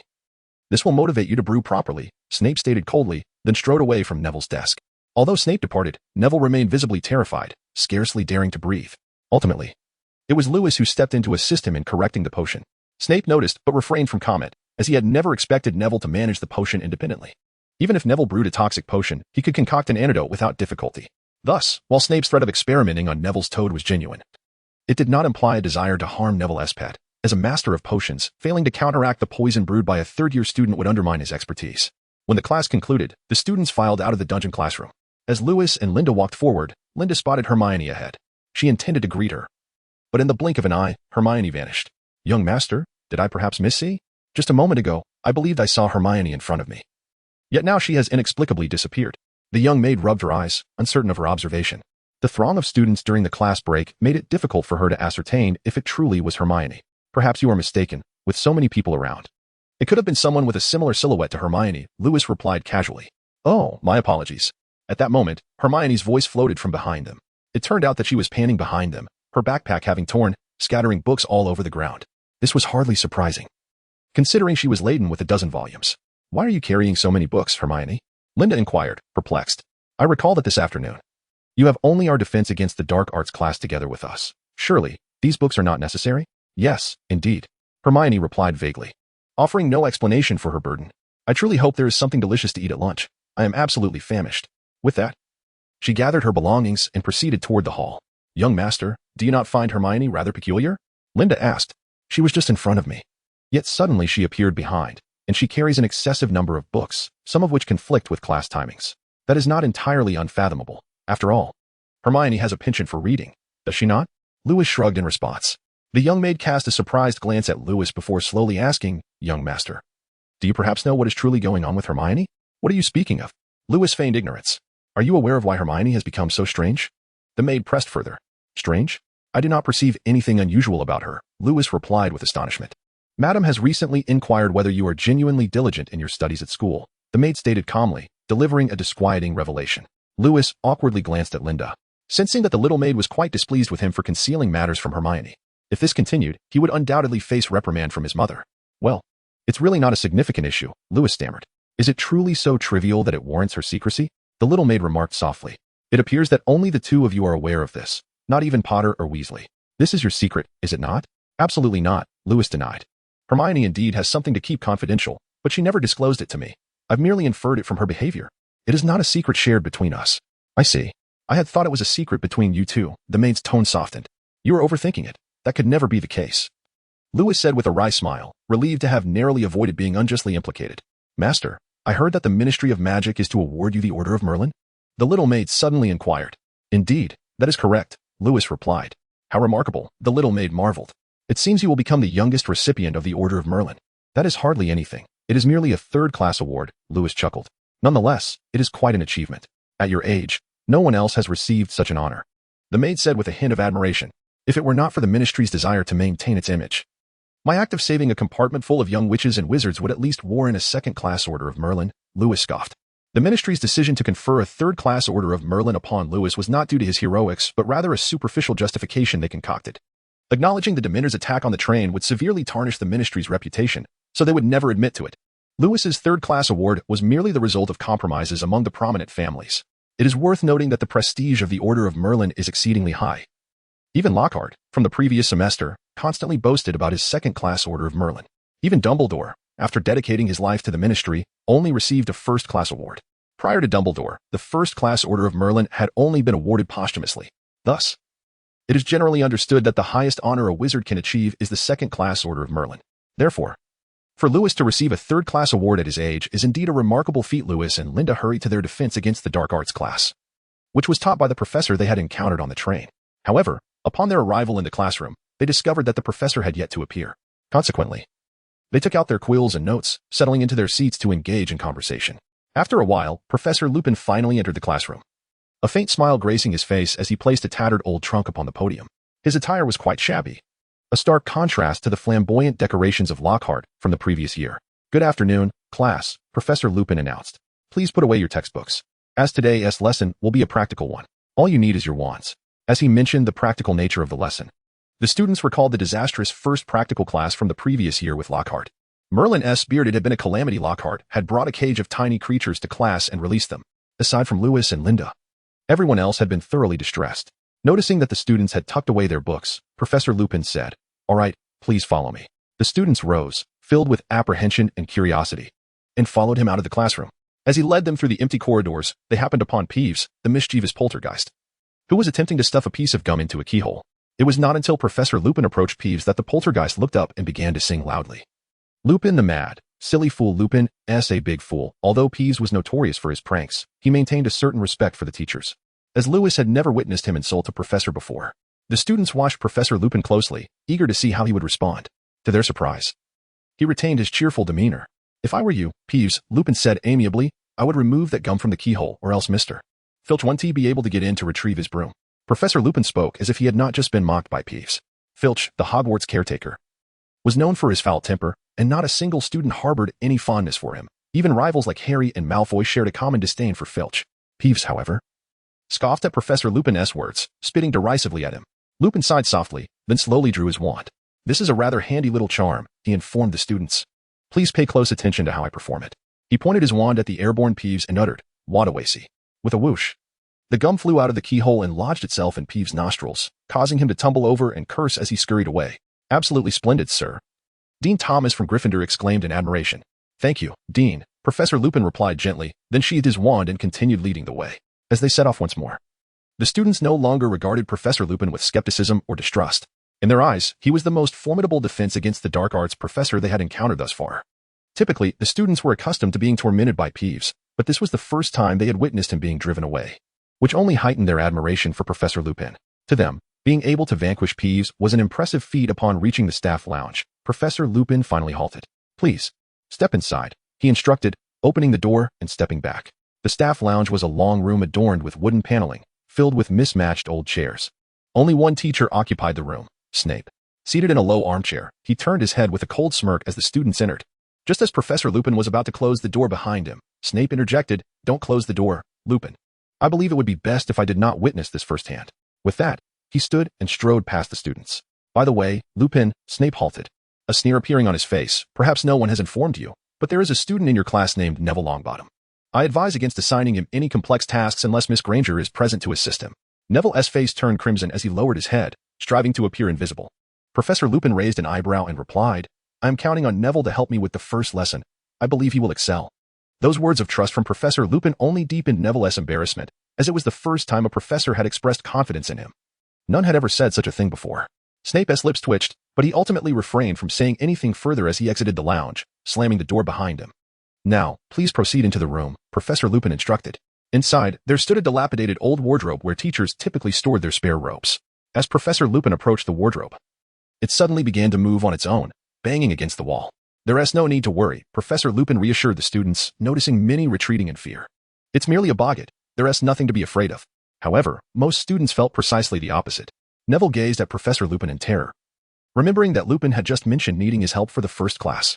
A boggart thrives in dark and confined spaces, Professor Lupin explained to the class. Wardrobes, under beds, cupboards beneath sinks once. I even encountered a boggart in an old grandfather clock. It was just moved here yesterday, and I specifically requested Professor Dumbledore to allow us to keep it for my third-year lesson. Now, what we need to ascertain is, what exactly is a boggart? Professor Lupin queried. No sooner had he finished speaking than Hermione's hand shot up. It's a shape-shifting creature that becomes what it perceives will frighten us the most. Hermione eagerly responded. I don't think I could explain it any more thoroughly. Indeed, I believe you've articulated it quite well, Professor Lupin said with a touch of humor, which left Hermione beaming with excitement. Thus, the boggart in this wardrobe does not yet have a distinct shape, as it is unaware of what terrors await beyond the cupboard doors. Of course, no one knows what a boggart looks like when isolated, as it transforms into our greatest fears the moment I release it.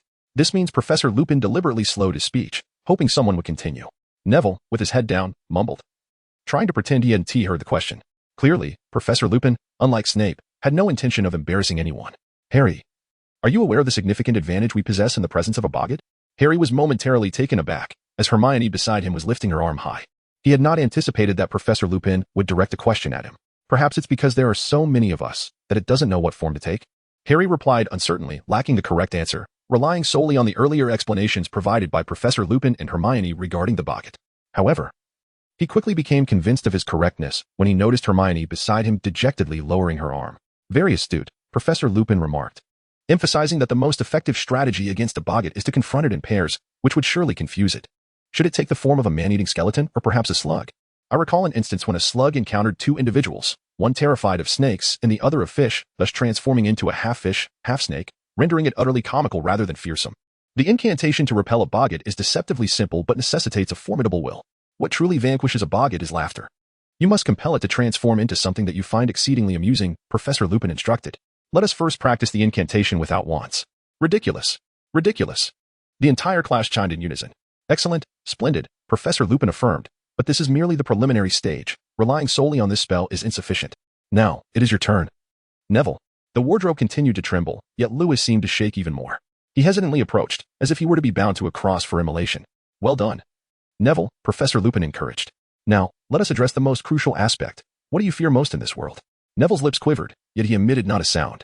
He was exceedingly anxious, preferring a reprimand from Snape over the weight of such collective expectation.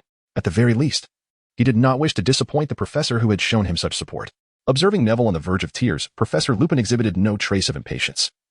His teaching style was the antithesis of Snape's. Do not be distressed, Neville, Professor Lupin said, lowering his voice to a gentle tone. Simply share with us what you fear most. Relax, my child. With the professor's comforting words, Neville gradually calmed down, at least on the surface. As his body ceased to tremble, Professor Snape. Neville whispered. I'm sorry, child, what was that? Keep in mind that your professor is rather advanced in years and has somewhat impaired hearing, Professor Lupin replied. Professor Snape. Neville's voice rose slightly, enough for Lewis, standing at the front, to discern that he was speaking of Snape. Very well, Neville, you were raised by your grandmother, correct? Professor Lupin inquired. Yes, but I do not wish for the boggart to take her form, Neville hastily replied. All right, Neville, Professor Lupin continued, can you describe what your grandmother typically wears? She usually dons a tall hat, adorned with a quill, a long, blue robe, sometimes wrapped in a red fox scarf around her neck. Neville recounted. Is there more? Professor Lupin prompted. Oh, she also carries a red bag, Neville added. A red bag, is it? Professor Lupin inquired. Indeed. A red bag, Neville confirmed. Very well, I shall now release the boggart, and you are to utter, ridiculous. Professor Lupin instructed. All right, sir, Neville stammered. Professor Lupin approached the wardrobe, grasping the handle, while the boggart within seemed to sense its impending exit, causing the entire wardrobe to quiver even more violently. Prepare yourselves. 3, 2, 1. Professor Lupin abruptly flung the door open. What emerged was not a fearsome creature, but rather Professor Snape, who had just left the classroom. Were it not for the knowledge that Professor Snape possessed no sense of humor whatsoever, one might have thought it a jest orchestrated by Lupin and Snape together. Nevertheless, Neville appeared exceedingly frightened, instinctively retreating a couple of steps. Do not fear, Neville. Professor Lupin encouraged. Cast the spell at it. Ridiculous. Ridiculous. Neville shouted, pointing his wand at Snape, as if expending every ounce of his strength. With a bang, Snape suddenly transformed, donning Neville's grandmother's attire. The sight elicited laughter from everyone present, even Neville shyly scratching his head in embarrassment. As each classmate took their turn, the boggart morphed into various terrifying creatures. Next, Lewis, step forward, Professor Lupin cheerfully called. As Lewis approached, speculation arose among the classmates regarding his greatest fear. For he typically exhibited no apparent vulnerabilities, seemingly impervious to fright. The boggart then transformed into Lewis himself. Indeed, it took the form of his own likeness. Lewis gazed with great interest at the boggart that had transformed into himself. After all, witnessing a living replica of oneself standing right before one's eyes was indeed a fascinating experience. His classmates were equally perplexed, accustomed to fearing monsters. They were witnessing for the first time someone who was afraid of themselves. The young maid blinked, initially curious to uncover what her young master truly feared.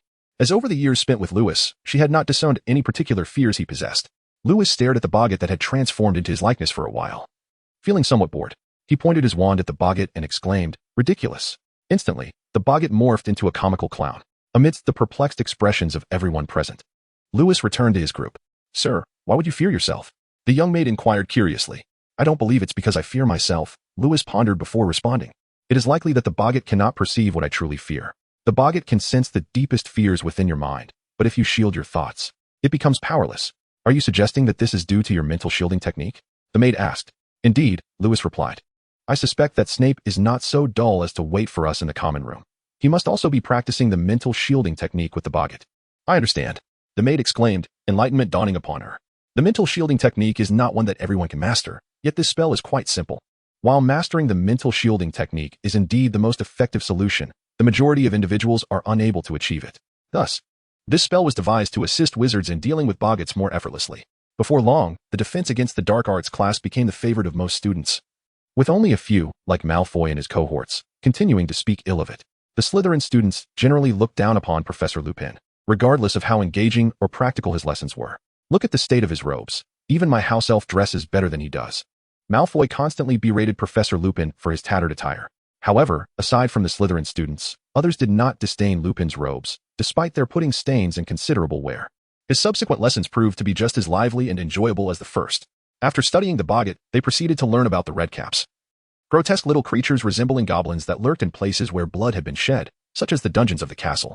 Lewis recalled that their own castle's dungeons were home to many redcaps, which concealed themselves in darkness, awaiting the opportunity to strike intruders with their clubs. They also studied the kappa, a water-dwelling reptilian creature akin to a scaled monkey with webbed hands. In the water, they were incredibly powerful, capable of easily overpowering even a water buffalo. They preferred to hide in the water, ambushing unsuspecting passersby. It could be said that Professor Lupin's classes were the most engaging they had experienced at school, which explained the abundance of students who enjoyed them. Conversely, the potions class was notoriously dreadful. Compared to the Slytherin students, Snape's treatment of students from other houses could only be described as atrocious. As for the reason, everyone was well aware. The boggart had transformed into Snape's likeness, and Neville had dressed it in his grandmother's clothing. A piece of news that spread through the school like wildfire. Unfortunately, Snape seemed to find no humor in this. At the mere mention of Professor Lupin's name, he would glare fiercely, and his scrutiny of Neville intensified. Now, in potions class, Neville would be docked at least 5 points, exacerbating his condition known as Snape syndrome, a state of trembling upon encountering or hearing Snape.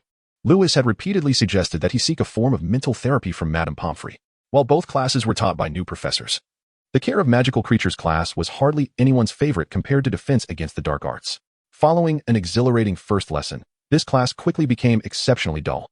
Students even found themselves reminiscing about the hippogriff, despite its inherent dangers.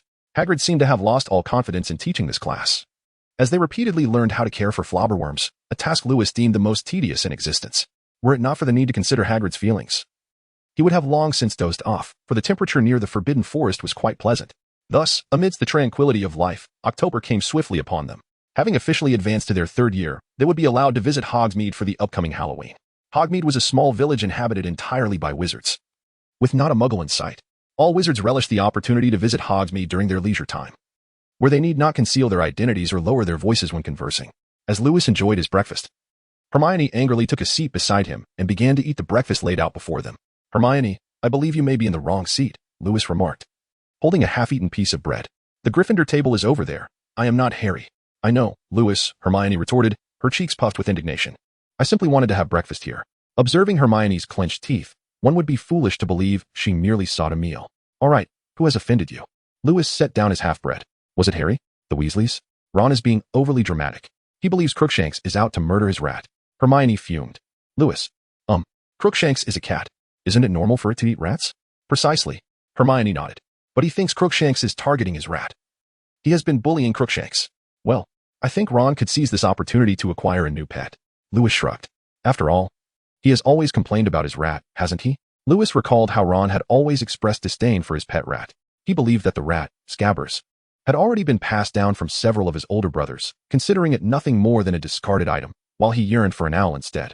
However, Ron suspected that Hermione was deliberately allowing Crookshanks to chase Scabbers relentlessly.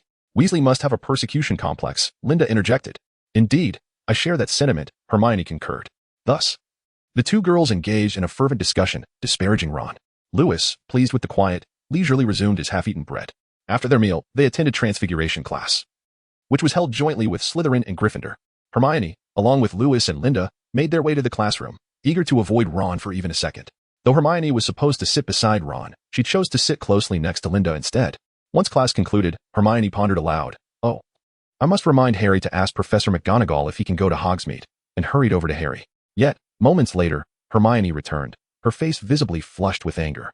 "Let me guess, has Weasley upset you again?" Lewis inquired, exasperated. "Indeed. He spoke ill of Professor McGonagall behind her back. He even insulted her." Hermione's lips trembled with indignation. She held Professor McGonagall in high regard, considering her a paragon of learning. The very fact that Ron would slander her in her presence infuriated her. What could McGonagall have done to provoke such anger? Lewis queried, puzzled. While McGonagall was known for her stern demeanor, she had never harmed a student. Simply because she declined Harry's request to visit Hogsmeade, Hermione exclaimed, irritated, adding, according to regulations, Professor McGonagall did nothing wrong. Though I too wish Harry could go, it's not her fault he cannot. You are absolutely right. It is indeed Weasley who is in the wrong, Lewis agreed. While McGonagall may be strict, her intentions are ultimately for our benefit. She genuinely cares for her students and is a teacher deserving of respect. Hearing Lewis's words, Hermione's expression softened. Exactly, Professor McGonagall's actions are in Harry's best interest. After all, there is still a fugitive at large. You know how Weasley is. He never adheres to reason, Lewis shrugged. If he were a tad more intelligent, he wouldn't consistently seek trouble with me. I've told him as much, but he never listens. Hermione lamented, having consistently urged Ron to cease his antagonism towards Lewis, who had never initiated conflict with him. Weasley is obstinate. Once he has set his mind on something, right or wrong, he will pursue it relentlessly, Lewis remarked. Thus, I have never taken him seriously. To me, he is not worth my time. If someone of equal standing were to target you persistently, you would certainly retaliate. Yet, if an ant crawls beneath your feet, attempting to disrupt your path, most people wouldn't even notice it and would continue on their way. If fortunate, the ant may escape unharmed, but if it is crushed, it is of little consequence. After all, it is merely an ant. He is exceedingly narrow-minded, always perceiving the worst in others, Hermione commented. Indeed, he is rather petty, Lewis concurred. If it weren't for Harry, I genuinely cannot fathom who else would choose to befriend him. The only reason he and Harry are friends is that they met first.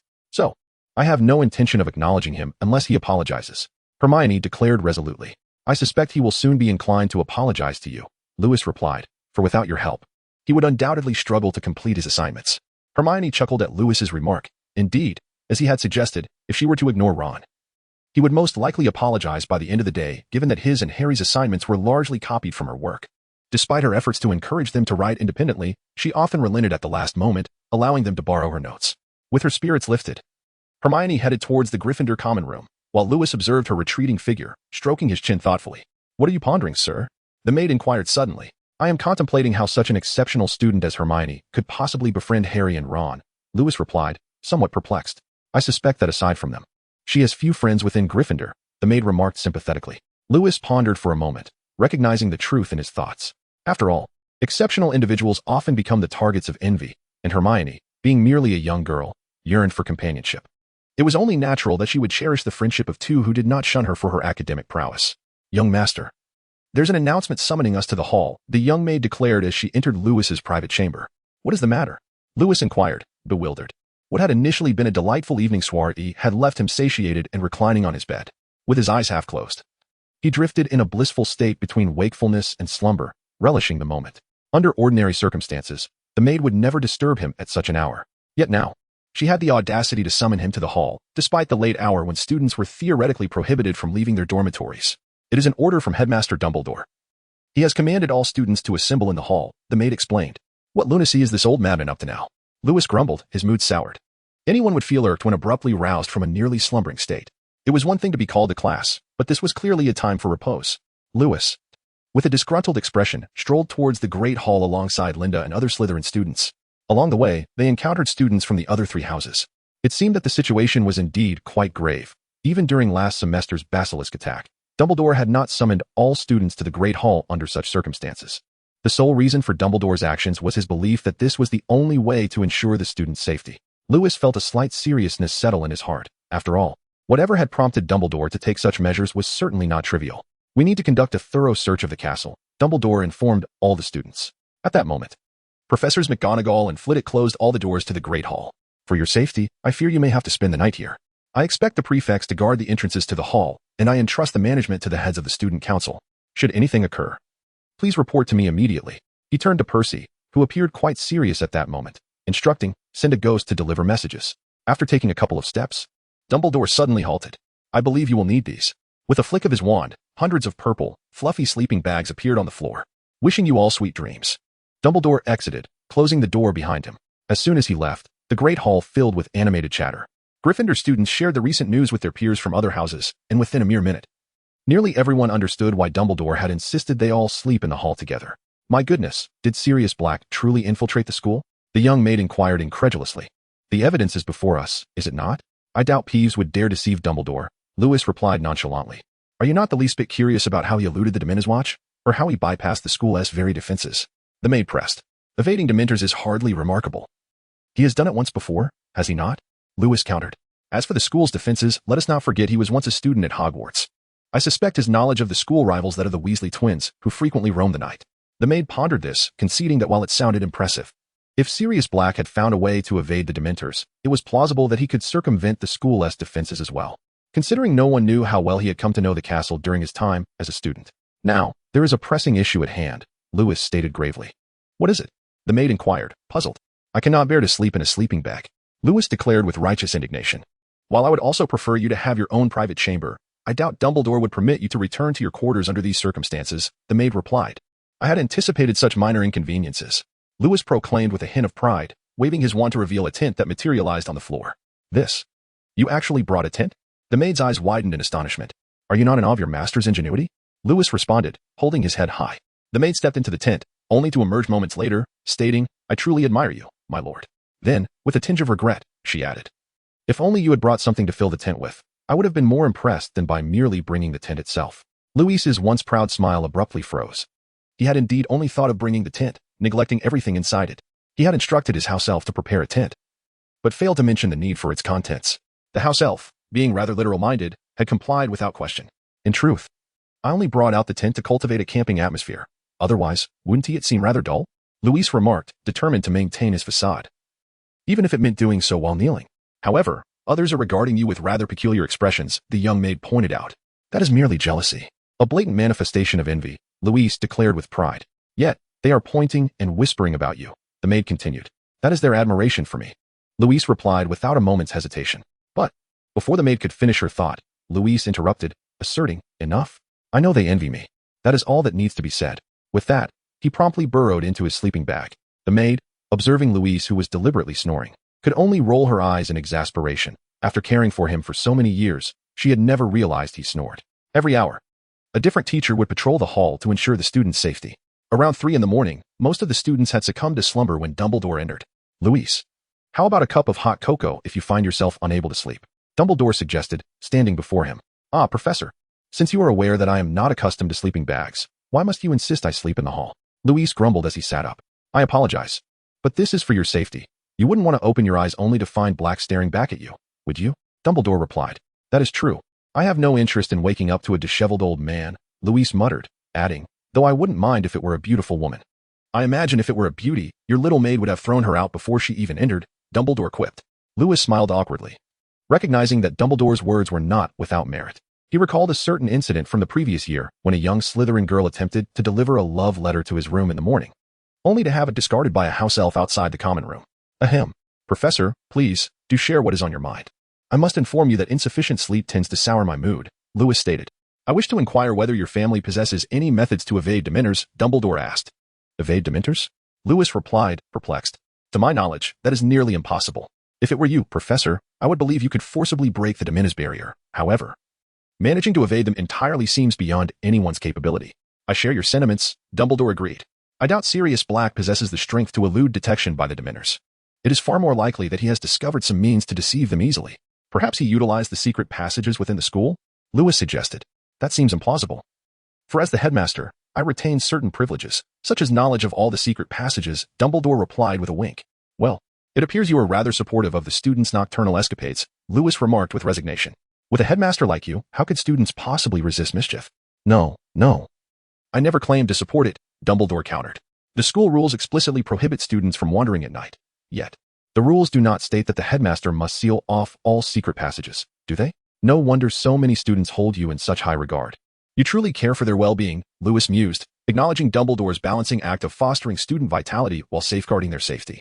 He seemingly regarded the students' night excursions as a playful challenge, though he remained responsible for their security. Oh, Louis, I believe you should reserve such compliments for the fairer sex rather than an old fool like me, Dumbledore chuckled. Do you possess any inkling as to how he managed to enter? Louis inquired.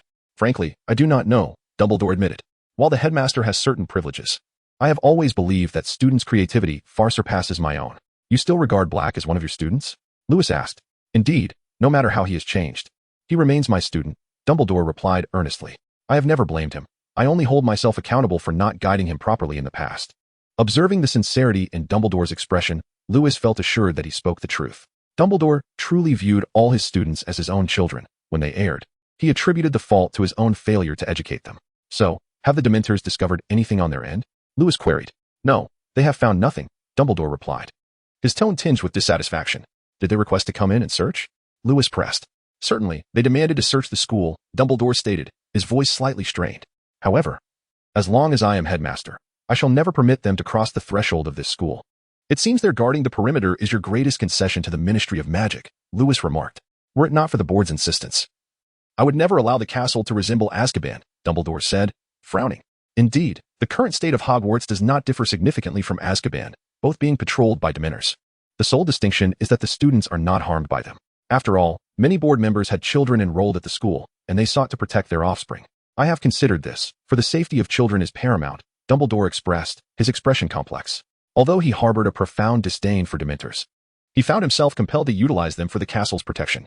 So, does Potter know? Lewis asked suddenly. As of now, no, he does not, Dumbledore replied.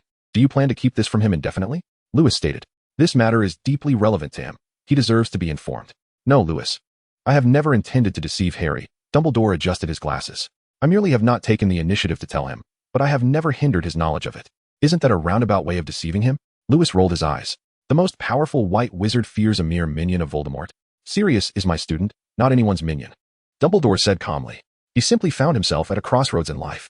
Furthermore, my concern is not for myself. I worry for Harry, as not everyone possesses your cleverness. I suppose you could directly say I am cunning, Lewis replied with exasperation. I have never heard of compliments being delivered with such ambiguity. Forgive an old man's faltering mind, Dumbledore said insincerely. Compared to you young folks, I am but a decrepit relic, and thus my speech may occasionally falter. If you are a decrepit relic, then Fudge would not regard you with such trepidation, Lewis countered. Fudge, well, he is a very serious person, Dumbledore pondered, searching for the right words. Observing Dumbledore struggle to praise Fudge, Lewis rolled his eyes, thinking that if Fudge possessed Dumbledore's intellect, he would not be used as a pawn by the larger families. Professor, do you truly believe Black is guilty? Lewis asked earnestly. Does it matter? Dumbledore countered. If he has been wronged, you could certainly seek justice for him. Lewis pressed. Or have you already given up on him? Lewis. I will never abandon anyone loyal to me, Dumbledore declared, raising his head to gaze at the translucent ceiling. If Black claims his innocence, I will undoubtedly advocate for him. However, he asserts his guilt. Thus, even if I were to rescue his body, I cannot reclaim his heart. Listening to Dumbledore's words, Lewis fell silent. Indeed, given Dumbledore's capabilities, extricating Sirius Black would merely be a somewhat challenging endeavor. The sole reason for his inaction rested upon the fact that Sirius Black himself professed to be the perpetrator, rendering Dumbledore powerless. In the following days, discussions among the populace shifted to the enigmatic figure of Sirius Black. Speculations regarding how he had infiltrated the castle grew increasingly bizarre. Some even claimed that he could transform into a cluster of flowers. If a Dementor were to pass by, he would metamorphose into Flora. The portrait of the fat lady that once adorned Gryffindor's common room was replaced by that of Sir Cadogan and his grey steed. For the fat lady was terrified when Sirius Black infiltrated the castle. Consequently, the other portraits, having heard of this incident, dared not guard Gryffindor, leaving only Sir Cadogan willing to take on the task. However, this change proved to be a calamity for the Gryffindor students, as Sir Cadogan spent nearly half of his time provoking others to duel him, while the other half was consumed in concocting bizarre passwords, with rumors suggesting that Gryffindor had changed its passwords 4 or 5 times in a single day. Percy trailed closely behind Harry, resembling a police dog on a mission, which led all Slytherin students to affectionately nickname him Police Dog Percy. It was said that this was a task assigned to him by Dumbledore. The following day, as the students prepared to commence their defense against the dark arts lesson, Severus Snape entered instead. Your defense against the dark arts instructor is feeling slightly unwell, so I shall be taking over the class, Snape declared with a hint of pride. May I ask what has happened to Professor Lupin? Hermione raised her hand high to inquire. Silence, Miss Granger, Snape replied impatiently. I apologize for being late, Professor Lupin. The classroom door was abruptly pushed open as Harry hurried in. Due to your tardiness of 10 minutes, Gryffindor loses 10 points. Potter, Snape remarked with disdain. Wait. Isn't this defense against the dark arts? Where is Professor Lupin? Harry asked incredulously. Return to your seat immediately. Potter, Snape narrowed his eyes. If you are not seated before I finish my next sentence, Gryffindor will lose another 40 points due to your insolence. Reluctantly, Harry made his way to his seat, thinking that if he did not see Hermione and Ron there, he would surely believe he had entered the wrong classroom. Next, we will be studying werewolves. Snape cleared his throat. Professor, we just finished with the red cap. We should. Hermione interjected. Be quiet, Miss Granger, who considers herself exceedingly clever, Snape coldly replied. Gryffindor has lost 5 points for your presumption. I hardly require your guidance on how to conduct a class, know-it-all. Hermione sat there, visibly distressed, her eyes reddening as she gazed at the ceiling as if on the verge of tears. Now, turn to page 473, Snape commanded. The students dutifully flipped to the indicated page. Today, we shall learn how to identify and kill werewolves, Snape said slowly. As time passed, the students diligently took notes. It must be noted that while Snape was indeed difficult to approach, his teaching was remarkably clear, making it easy to grasp the content presented. When the bell rang to signal the end of class, Snape closed the book and announced, Today's assignment is how to kill a werewolf. Each of you must write 2 full sheets of parchment. This class requires proper management. Look at how lazy you've all become. Professor Lupin teaches splendidly, Ron retorted. Oh really? Perhaps only you think so, Snape scoffed. At least he teaches far better than you, Ron persisted. Detention, Weasley, Snape said coldly. Should I hear any more of your critiques regarding my teaching methods, I assure you, you will regret it. The students were intimidated by Snape's demeanor, and none dared to refute his words. Class dismissed, Snape said darkly. Weasley, remain behind. I need to discuss your detention. Almost all the students quietly vacated their seats and made their way towards the exit. Hey, Lewis, Harry called out. Do you know why Professor Lupin isn't here? I heard he is unwell and is barely managing with potions from Professor Snape. Lewis shrugged in response. Oh, if it were me. I would never drink anything Snape offered, Harry said with disgust. Who knows what he has concocted in there? I bet he has definitely slipped something into Lupin's potion. But why is Snape so antagonistic towards Lupin? He doesn't seem to treat the other defense against the dark arts teachers that way, Hermione said anxiously. There's a reason for that, Lewis explained. Lupin and Snape were classmates, much like our relationship. Then why does Snape target Lupin so specifically? Harry asked, puzzled. Well, all right, let me clarify. It's more akin to the relationship you have with Malfoy, Lewis said helplessly. This revelation dawned on Harry. Should he ever have to work alongside Malfoy, he would not be inclined to extend him any kindness. If Malfoy were to request potions from him, he would ensure that it came with a bitter lesson. Lupin will be killed by Snape, Harry fretted. I believe that as long as Professor Dumbledore is here, such a fate will not befall him, Lewis reassured. At worst, Lupin might have to endure some unpleasant potions, but he won't lose his life. Harry and Hermione exchanged glances, fully aware of the dire consequences of crossing Snape. The thought of Lupin continuously consuming potions brewed by Snape made it all too clear how much he would be tormented. It was remarkable that he even had the energy to teach. Master, there's a Quidditch match today. You ought to get up. The maid called out from beside Lewis's bed. Well, it's not a match involving Slytherin, Lewis murmured, still half asleep, and it's pouring rain outside. I have no intention of rising, but everyone is going to watch, the maid insisted. Just because they are going doesn't mean I have to. I still need to study new potion recipes, Lewis replied before drifting back to sleep. Watching Lewis use studying potion recipes as an excuse to sleep in. The maid could only shake her head in resignation, knowing she had to prepare some snacks. Otherwise, her master would surely wake up hungry. After a considerable time, Lewis finally awoke, rubbing his eyes and staring blankly ahead. At that moment, his door swung open, and the maid entered, carrying a tray of snacks. Master. Here's your afternoon tea, she said. Afternoon tea? Has that much time passed? Lewis yawned, feeling increasingly drowsy the longer he slept.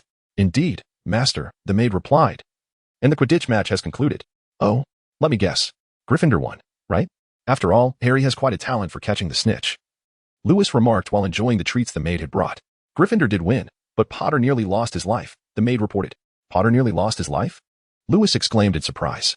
Was Dumbledore present? Could it be that Voldemort has breached the defenses? It is solely due to Professor Dumbledore's presence that Potter managed to escape with his life.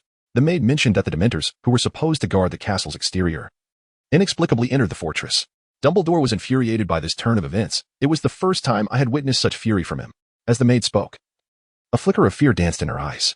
After all, he is the most formidable white wizard in the world, and his wrath is indeed terrifying. Such a pity. I could have witnessed Dumbledore's anger firsthand, Lewis remarked, clicking his tongue.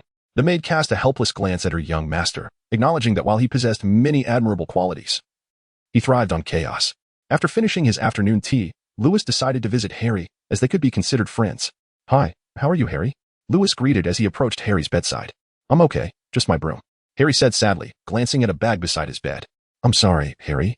If I had been there at the time, I could have saved your broom, Lewis remarked. If he hadn't been so reluctant to get out of bed. Controlling a flying broom would have been a trivial task for him. It's my own fault. It's all because of my broom that things turned out this way, Harry said, a hint of pain in his voice. I heard there were many Dementors around? Lewis shifted the topic.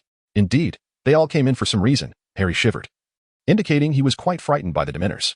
Well, it seems they were quite famished, Lewis said. Sorry, what does famished mean? Harry asked, perplexed. Dementors survive by feeding off people's happiness. For them, the exhilarating atmosphere of a Quidditch match, with its intense emotions, is their favorite sustenance, Lewis explained. Noting that guarding Hogwarts Castle outside must feel like perpetual hunger for them. They are truly terrifying creatures, Harry murmured. Indeed, their lack of weaknesses makes them even more formidable. Lewis shrugged. Weaknesses?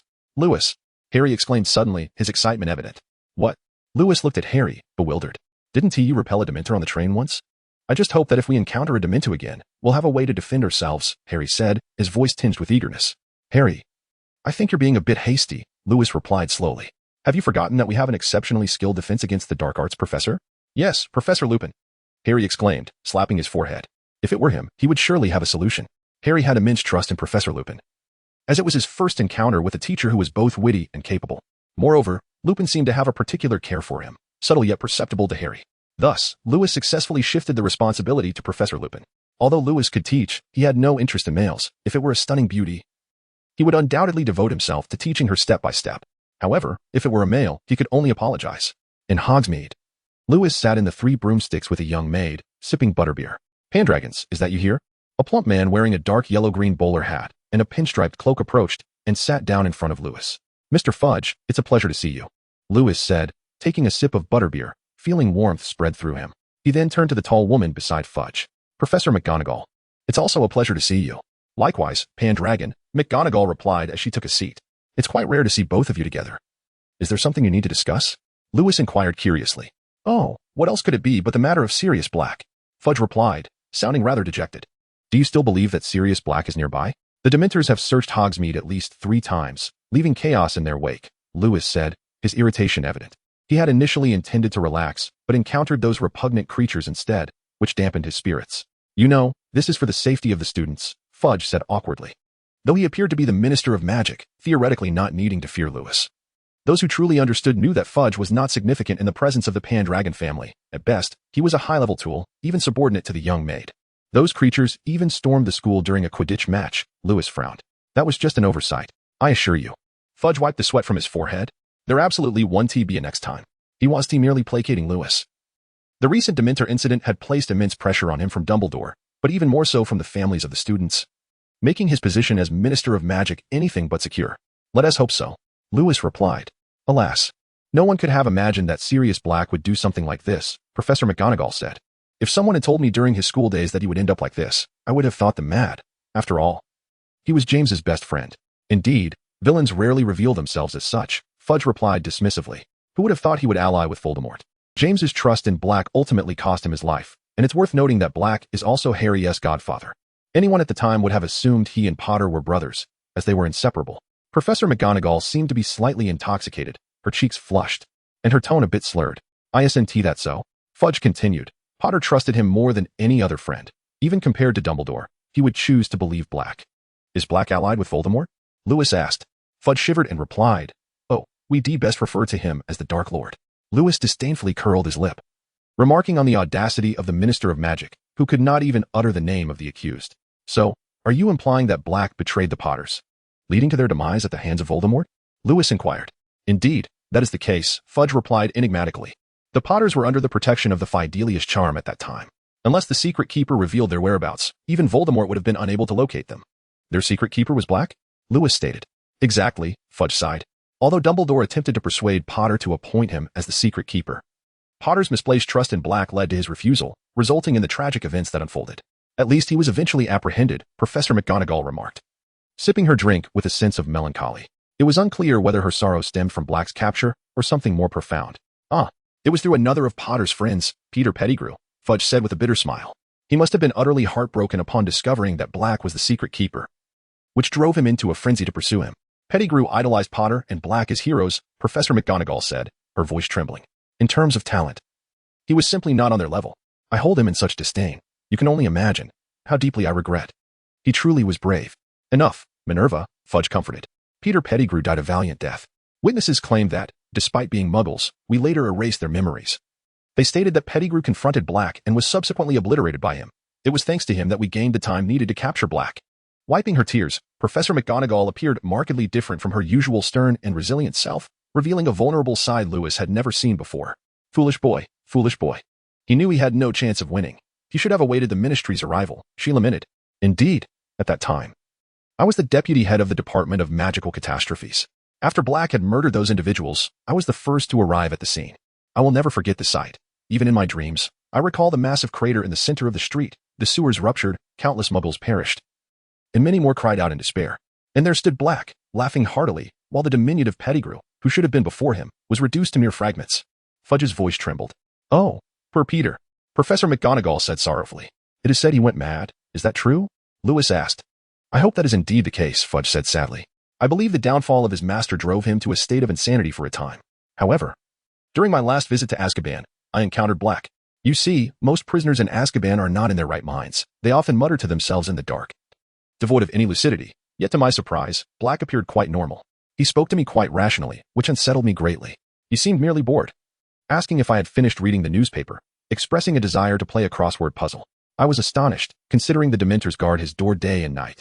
Yet it seemed they had little effect on him. He remains one of the most closely monitored prisoners there. But what could his escape possibly be for? Professor McGonagall asked, sniffing. Who knows? Fudge replied, somewhat irritated. All I know is that he was heading toward Hogwarts. But his intentions remain unclear. Perhaps he seeks to fulfill what his master longed to accomplish, Lewis mused, taking a hearty sip of butterbeer. Are you suggesting Harry? Fudge seemed reluctant to accept. Otherwise, why would you station so many Dementors around the school? Is it not to protect the chosen one? Lewis scoffed. I simply acted out of caution. I never anticipated it would actually be Harry, Fudge said with a wry smile. Though he suspected that Sirius Black had escaped to kill Harry, he was unwilling to confront the grim reality of it. If the chosen one, Harry, were to fall at the hands of a fugitive from Azkaban during his tenure as minister, it would spell the end of his career. He wouldn't. He couldn't possibly do that. He is his godson, Professor McGonagall said incredulously. In Britain, a godson held a formal position akin to that of a second father, with the potential to inherit everything from their godfather, akin to a biological child. Alas, he must be mad, Fudge lamented. He had indeed found himself in a precarious position, living under the constant pressure of Dumbledore, always fearful of being supplanted. Furthermore, Dumbledore had grown increasingly active lately, having attempted to oust Dumbledore alongside the school's board last semester, only to fail. As time passed, Lewis excused himself back to the castle, having come to revel rather than engage in discourse. However, fate had other plans, as just as he settled for a brief respite, Hagrid invited him to his small hut. Hagrid, what is the matter? Lewis inquired, pushing open the slightly ajar wooden door, revealing Hagrid seated inside, looking utterly despondent. Lewis, you must help me, Hagrid wept. What has happened, Hagrid? Lewis asked, furrowing his brow, for it was the first time he had seen Hagrid in such a state. Even during Hagrid's previous incarceration in Azkaban, he had not displayed such a loss of composure. Hagrid's sobs grew louder as he pointed to an envelope on the table. A young maid stepped forward, picking up the envelope and reading aloud. Dear Mr. Hagrid, following further investigation into the incident involving the hippogriff attacking a student in your class, we have accepted Professor Dumbledore's assurance that you bear no responsibility for this regrettable incident. Isn't that wonderful? You haven't faced any punishment, Lewis remarked. Yet Hagrid continued to weep, gesturing for the maid to read on. However, we must express our concern regarding the hippogriff. We have decided to support Mr. Lucius Malfoy's formal complaint and submit this case to the Committee for Dangerous Creatures. The hearing is scheduled for April 24th, and you are to bring the hippogriff to the committee's London office. In the meantime, the hippogriff should be securely tethered and isolated. This is quite troublesome, Hagrid, Lewis said resignedly. He was not omnipotent. Handling a half-blood wizard or a muggle-born wizard posed no challenge, but when it came to a pure-blood family of considerable influence, the situation became precarious. You will accompany me, won't you, Lewis? Hagrid pleaded with his eyes full of despair. If it were a charming beauty, that might have sufficed, however. The presence of Hagrid, with his bushy beard, sent a chill down Lewis's spine. I fear I can no longer assist you in court, Hagrid, Lewis remarked. Had it been you on trial, I would certainly lend my support. But alas, for the sake of a winged creature with the head of an eagle and the body of a horse, I must express my sincerest apologies. Lewis's words seemed to drain all the strength from Hagrid, who slumped helplessly in his chair. Suddenly, a rustling sound emanated from the corner of Hagrid's small hut. Lewis and Linda turned to see Buckbeak, the winged creature with the body of a horse and the head of an eagle, lying in the corner of the room, voraciously chewing on something bloody. I cannot leave him tied outside, alone in the snow, on Halloween. Hagrid choked back tears as he spoke. Oh, Hagrid, I think. Just as Lewis was about to say something, the small wooden door of Hagrid's hut swung open once more, revealing Harry and his companions. Hagrid, we came to see. Harry's words trailed off as he spotted Lewis and Linda inside the hut. Lewis, Linda, you are here too? Yes, Harry, Lewis replied. Hagrid invited me to help, but unfortunately, I am unable to assist him. There was a tinge of regret in Lewis's voice. What has happened, Hagrid? Hermione quickly inquired. The house elf handed an envelope to Hermione, who read it aloud again before stating, You must prepare a robust defense for this, Hagrid. Taking a seat, Hermione added earnestly.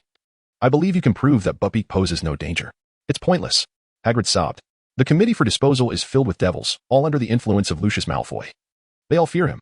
If I lose the case, Buckbeak will. At this point, Hagrid buried his head in his hands and wept. What did Professor Dumbledore say, Hagrid? Harry asked. He has already done enough for me, Hagrid cried. He still has to keep the Dementors at bay outside the castle. And Sirius Black is lurking nearby. Lewis sensed that Harry had something to express, yet ultimately, Harry remained silent. I once witnessed a case involving a hippogriff gone mad, Hermione pondered before stating, in the end, that hippogriff was acquitted. I will look into it for you. Hey, let us not forget that the heir of the Pendragon family is standing right before us, Ron remarked sarcastically. His family wields more influence in the Ministry of Magic than the Malfoys. If he speaks up, Buckbeak will undoubtedly be exonerated. Hermione shot Ron a glare, believing he had become increasingly paranoid and peculiar, akin to his pet rat. Indeed, It would be a mere utterance for me to send someone to Azkaban, Lewis declared generously, casting a sidelong glance at Ron, clearly implying that dealing with Ron was a matter of mere words.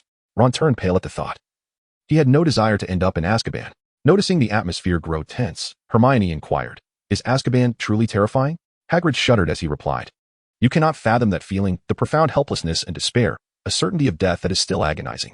Observing Hagrid's terrified demeanor, Harry and the others exchanged glances, having never seen Hagrid so frightened.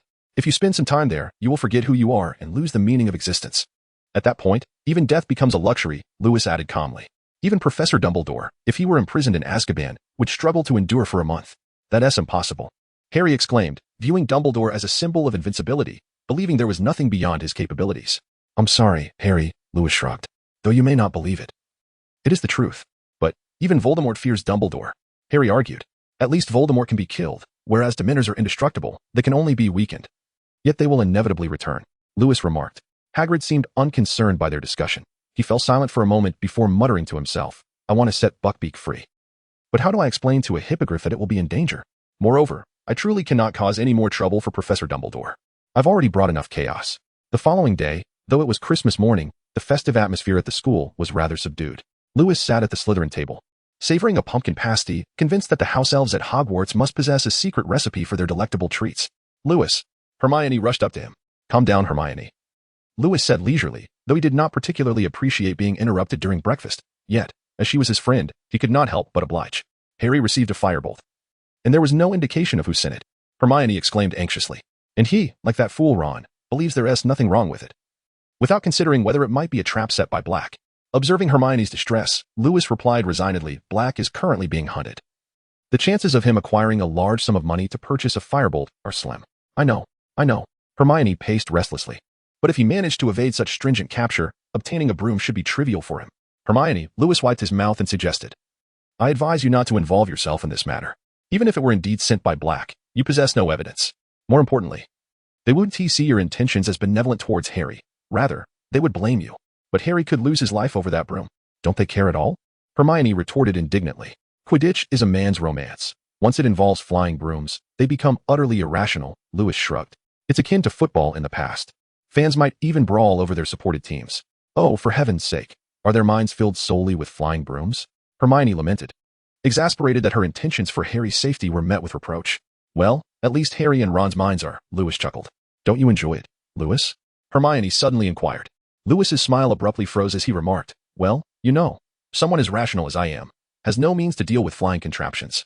At that moment, the little maid, who had gone to fetch some snacks, approached and said, "Ahem, it's not that there is no way. It's simply a matter of disliking." Lewis emphasized this point intentionally. "Then let it be considered as mere dislike," the little maid responded nonchalantly.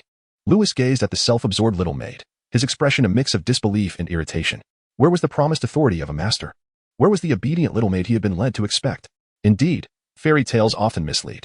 During lunch, Lewis and the maid descended to the hall, only to discover that the school's dining tables had been pushed against the walls, leaving a single table for 12 set at the center. Professors Dumbledore, McGonagall, Snape, Sprout, and Flitwick occupied their seats alongside the caretaker, Filch. Only 3 students were present, a pair of exceedingly nervous first-year newcomers and a rather unwell-looking fifth-year Slytherin. Upon taking their seats, Lewis and Linda were joined by Harry and his friends. "Firecracker!" Dumbledore exclaimed cheerfully, handing the end of a silver firecracker to Snape, who reluctantly pulled the string. With a loud bang, the firecracker exploded, revealing a pointed witch's head adorned with a taxidermied vulture. This evoked memories of the Boggett and Lupin's class, which had transformed into Snape, clad in Neville's grandmother's attire. The sight had incited uncontrollable laughter among the students whenever they encountered Snape thereafter. Neville, the unwitting instigator of the incident, had lost several points and endured Snape's ongoing torment, though he was often subjected to such trials. Snape, visibly displeased, shoved the hat towards Dumbledore, who, unfazed, removed his own wizard's hat and donned the one with the vulture. "Everyone, please indulge in the feast," Dumbledore said with a warm smile. As Lewis enjoyed a giant potato, the hall's doors swung open once more, revealing Professor Trelawney, gliding towards them as if on roller skates. "Sybil, what a delightful surprise!" Dumbledore exclaimed, rising. This was not an act of feigned astonishment. Such an appearance from Trelawney was indeed rare. Typically, she sequestered herself in her dim tower, evading all but her classes, and she never graced gatherings such as this, having never attended the opening feast. Thus, witnessing her outside her tower was a remarkable event. "I was gazing into the crystal ball, Headmaster," Trelawney intoned in her characteristic ethereal manner. "To my astonishment, I abandoned my lunch to join your gathering. How could I resist the call of destiny? I hurried down from my tower and beg your forgiveness for my tardiness. Of course, Dumbledore replied, smiling. Allow me to fetch you a chair. He conjured a chair that spun momentarily before settling between Professors McGonagall and Snape. Trelawney, however, did not take her seat immediately. She surveyed the table with apprehension. Forgive me, Headmaster. If I were to sit at the table, I would become the 13th person. That is most inauspicious. Do not forget, when 13 dine together, the first to rise shall depart from us. Trelawney exclaimed in alarm. We are willing to take that risk. Sybil, McGonagall replied impatiently. Sit down, or the turkey will be as hard as stone. After a moment's hesitation, Trelawney slowly settled into the empty chair, her eyes shut tight. Lips pursed, as if awaiting judgment. Would you care for some tripe, Sybil? McGonagall inquired. Trelawney ignored the question, her eyes fluttering open as she scanned the room. But where has Professor Lupin gone? I fear poor Lupin must be ill again, Dumbledore lamented. What a pity, especially on Christmas. I suspect Sybil has foreseen this. McGonagall raised an eyebrow. I certainly have, Minerva, Trelawney shot back coldly. However, I shan't boast of my omniscience. I must feign ignorance to alleviate the tension among you all. Such thoughtfulness, McGonagall retorted sarcastically. If you must know, I foresee poor Professor Lupin's days are numbered. He seems aware of his dwindling time. I have seen him fleeing Hogwarts in disarray through my crystal ball. Ah, one can easily imagine, McGonagall responded coolly. I doubt Professor Lupin has any urgent matters necessitating his resignation from the defense against the dark arts position. Dumbledore cleared his throat. Severus, you have brewed him a potion. Haven't you? I have, Headmaster, Snape replied. Excellent. I trust he will soon regain his vigor, Dumbledore said cheerily. Drake, have you sampled these sausages? They are exquisite.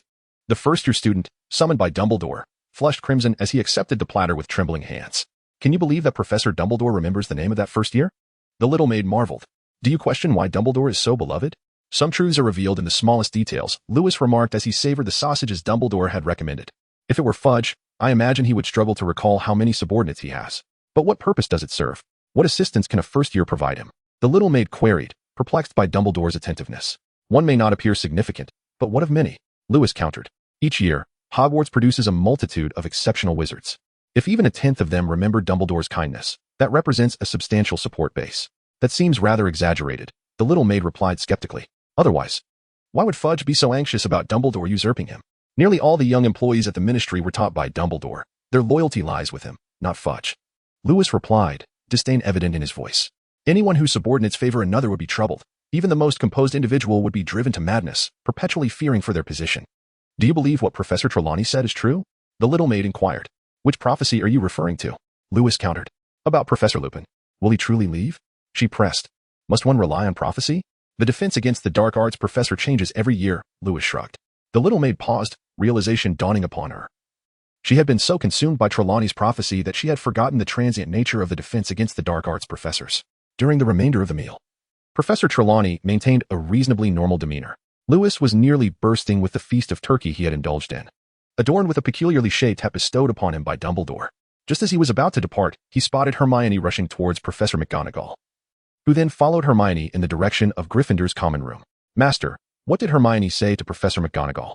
Linda inquired with curiosity. Well, perhaps it was concerning Harry's flying broomstick?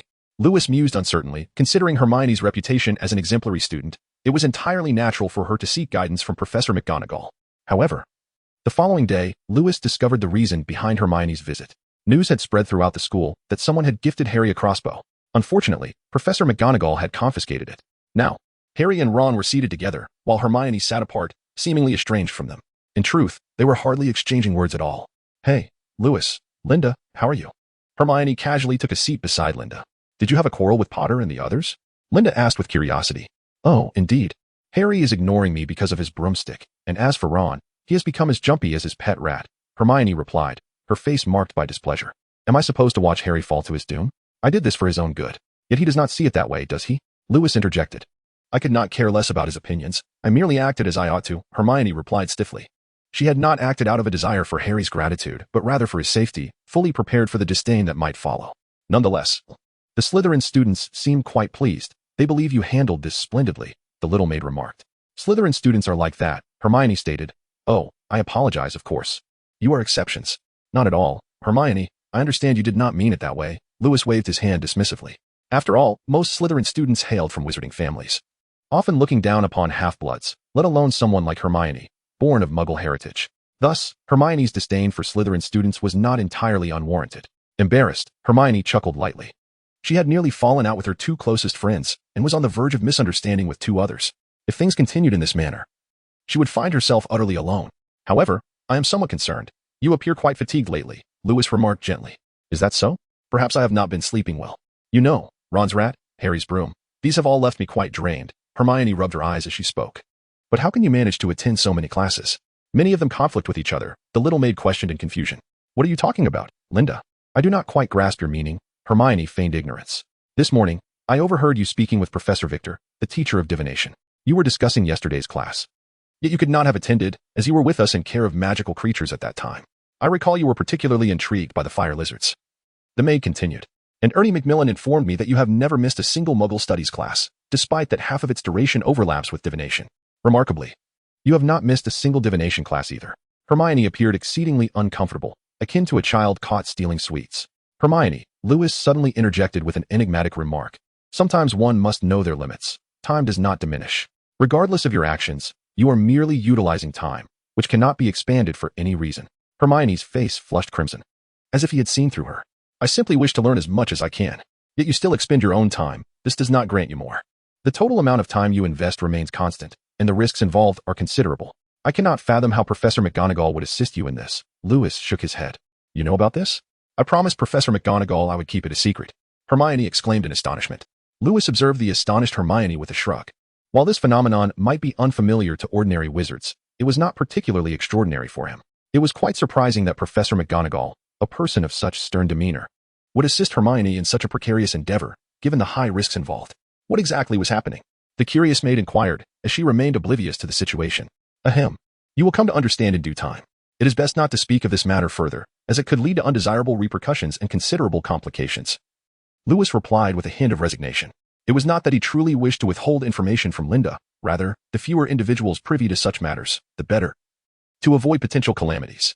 Very well, the maid responded somewhat reluctantly. As the time for class approached, Hermione hurriedly departed, appearing to have a plethora of books to prepare.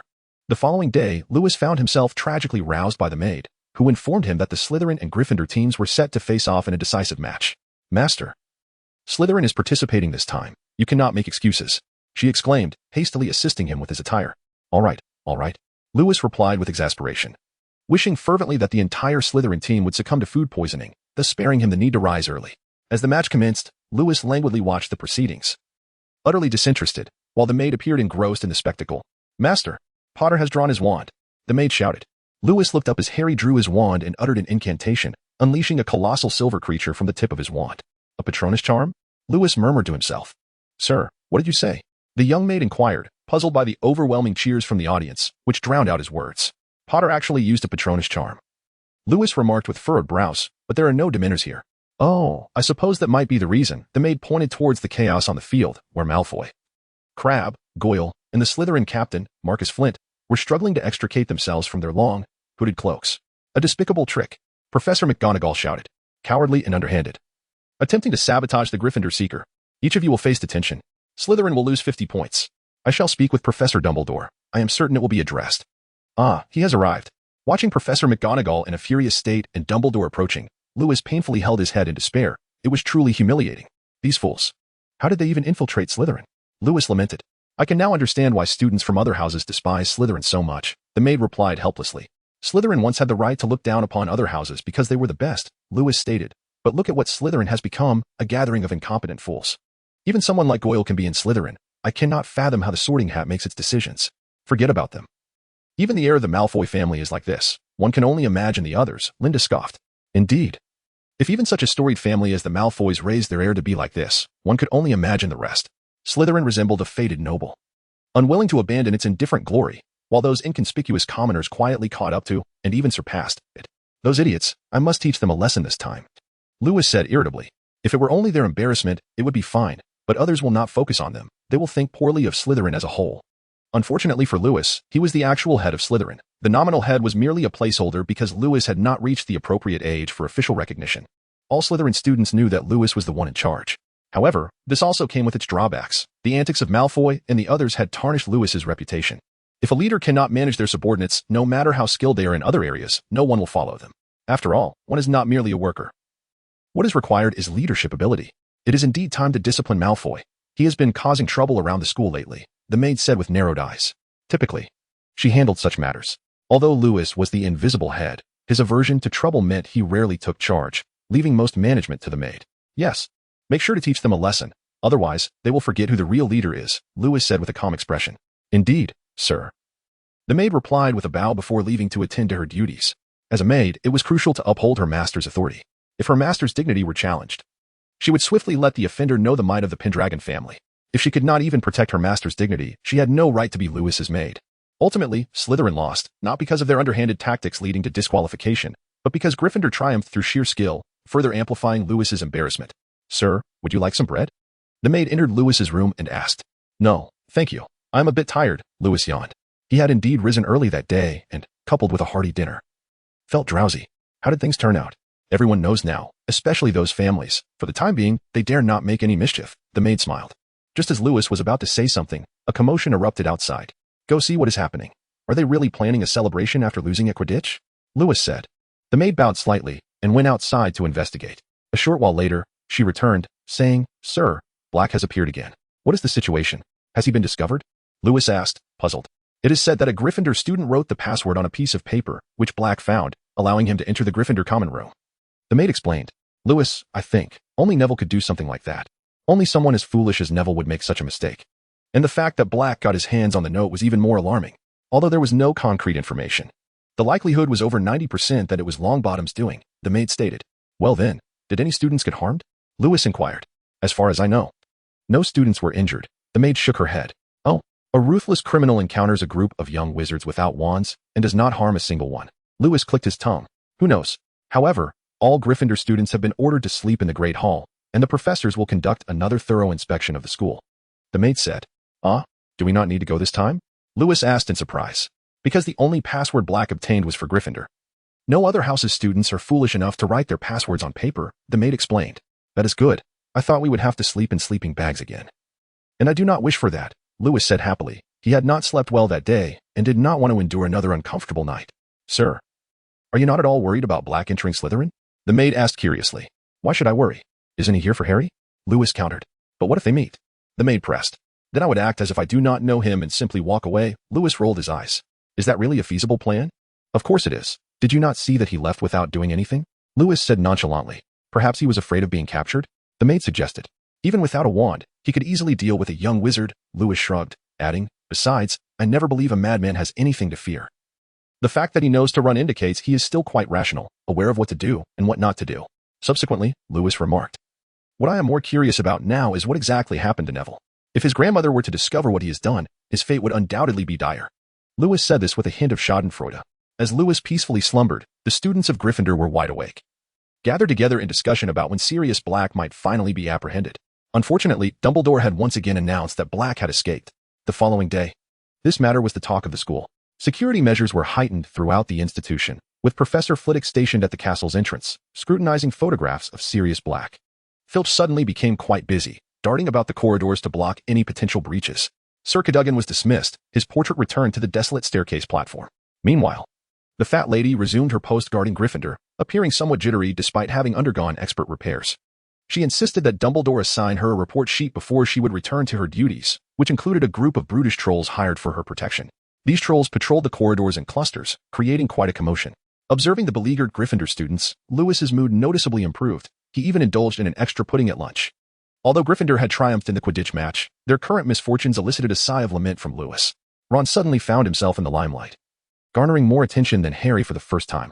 It was evident that Ron relished this newfound fame, despite still being rattled from the previous day's events. He eagerly recounted his adventure to anyone who inquired. I was asleep when I suddenly heard the sound of something being torn apart, and I thought I was dreaming. Then, a cold wind swept through. I woke up to find one side of my curtain ripped down.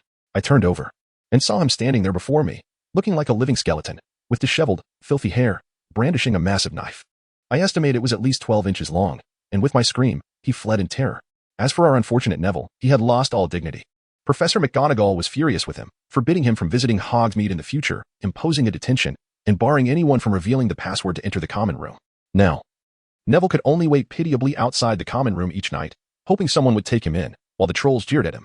However, compared to the punishment his grandmother would deliver, these troubles were trifles.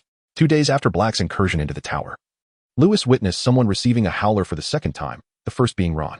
His grandmother harshly reprimanded him for bringing indelible shame upon the Longbottom family, declaring that if there were a next time, he would be expelled from the family altogether.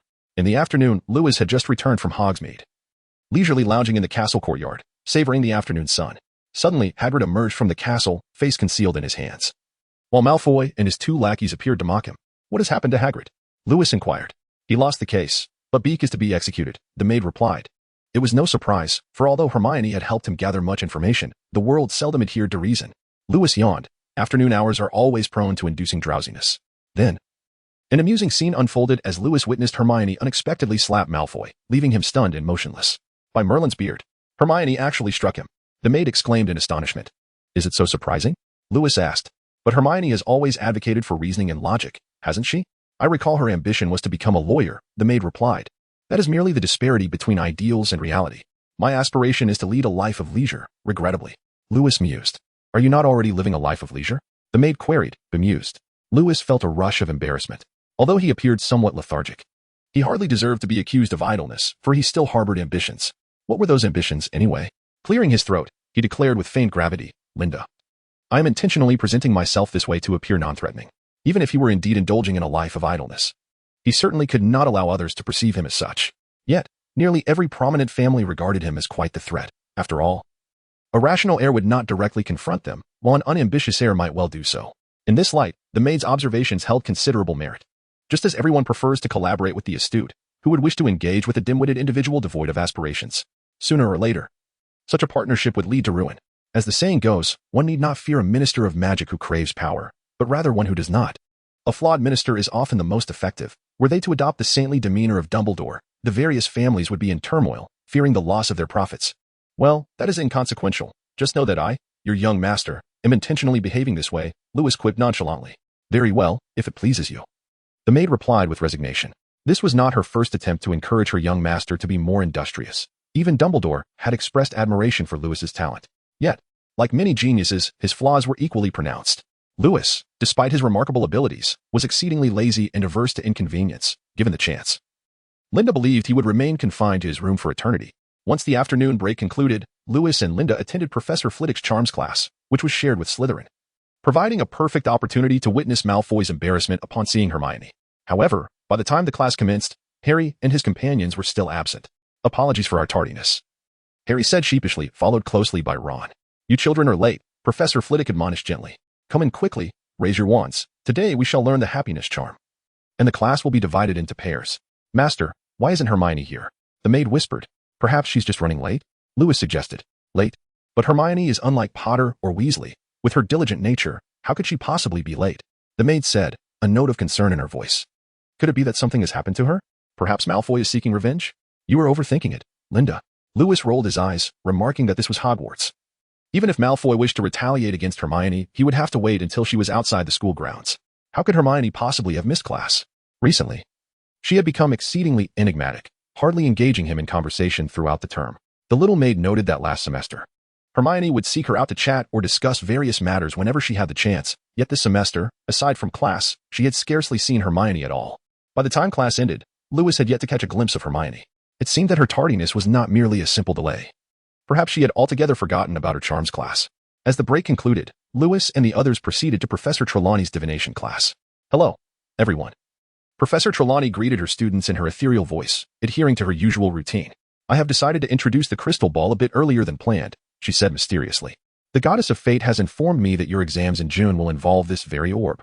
Isn't she the one who sets the exam questions?" the little maid inquired. Perplexed, if she was indeed the one to create the questions, then why wouldn't the content be entirely within her own purview?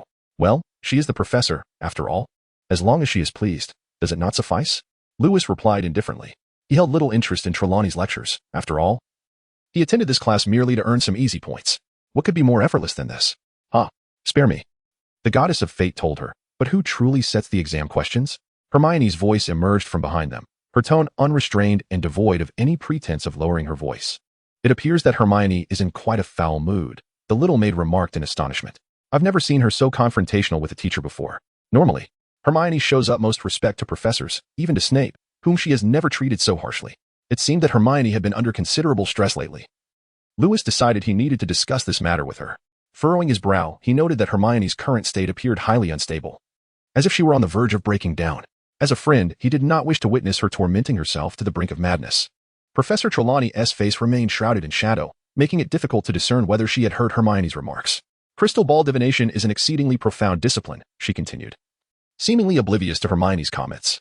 I do not expect any of you to perceive anything upon your first gaze into the infinitely deep orb. We must first practice relaxing our third eye. Perhaps, by doing so, some fortunate students may glimpse something before class concludes. Lewis, following Professor Trelawney's guidance, relaxed his mind and gazed into the crystal ball. Ah, indeed, daydreaming during class was the most delightful experience. He wondered how others felt, but at that moment, Lewis found himself profoundly enamored with the course. Was there any other class that allowed him the freedom to daydream so unabashedly? Even if he were to close his eyes and take a nap, upon awakening he could claim to have had a prophetic dream filled with ominous visions. He believed that Professor Trelawney would wholeheartedly endorse his perspective. Just as Lewis was lost in his own reverie, a commotion erupted in the classroom between Hermione and Professor Trelawney. Enough.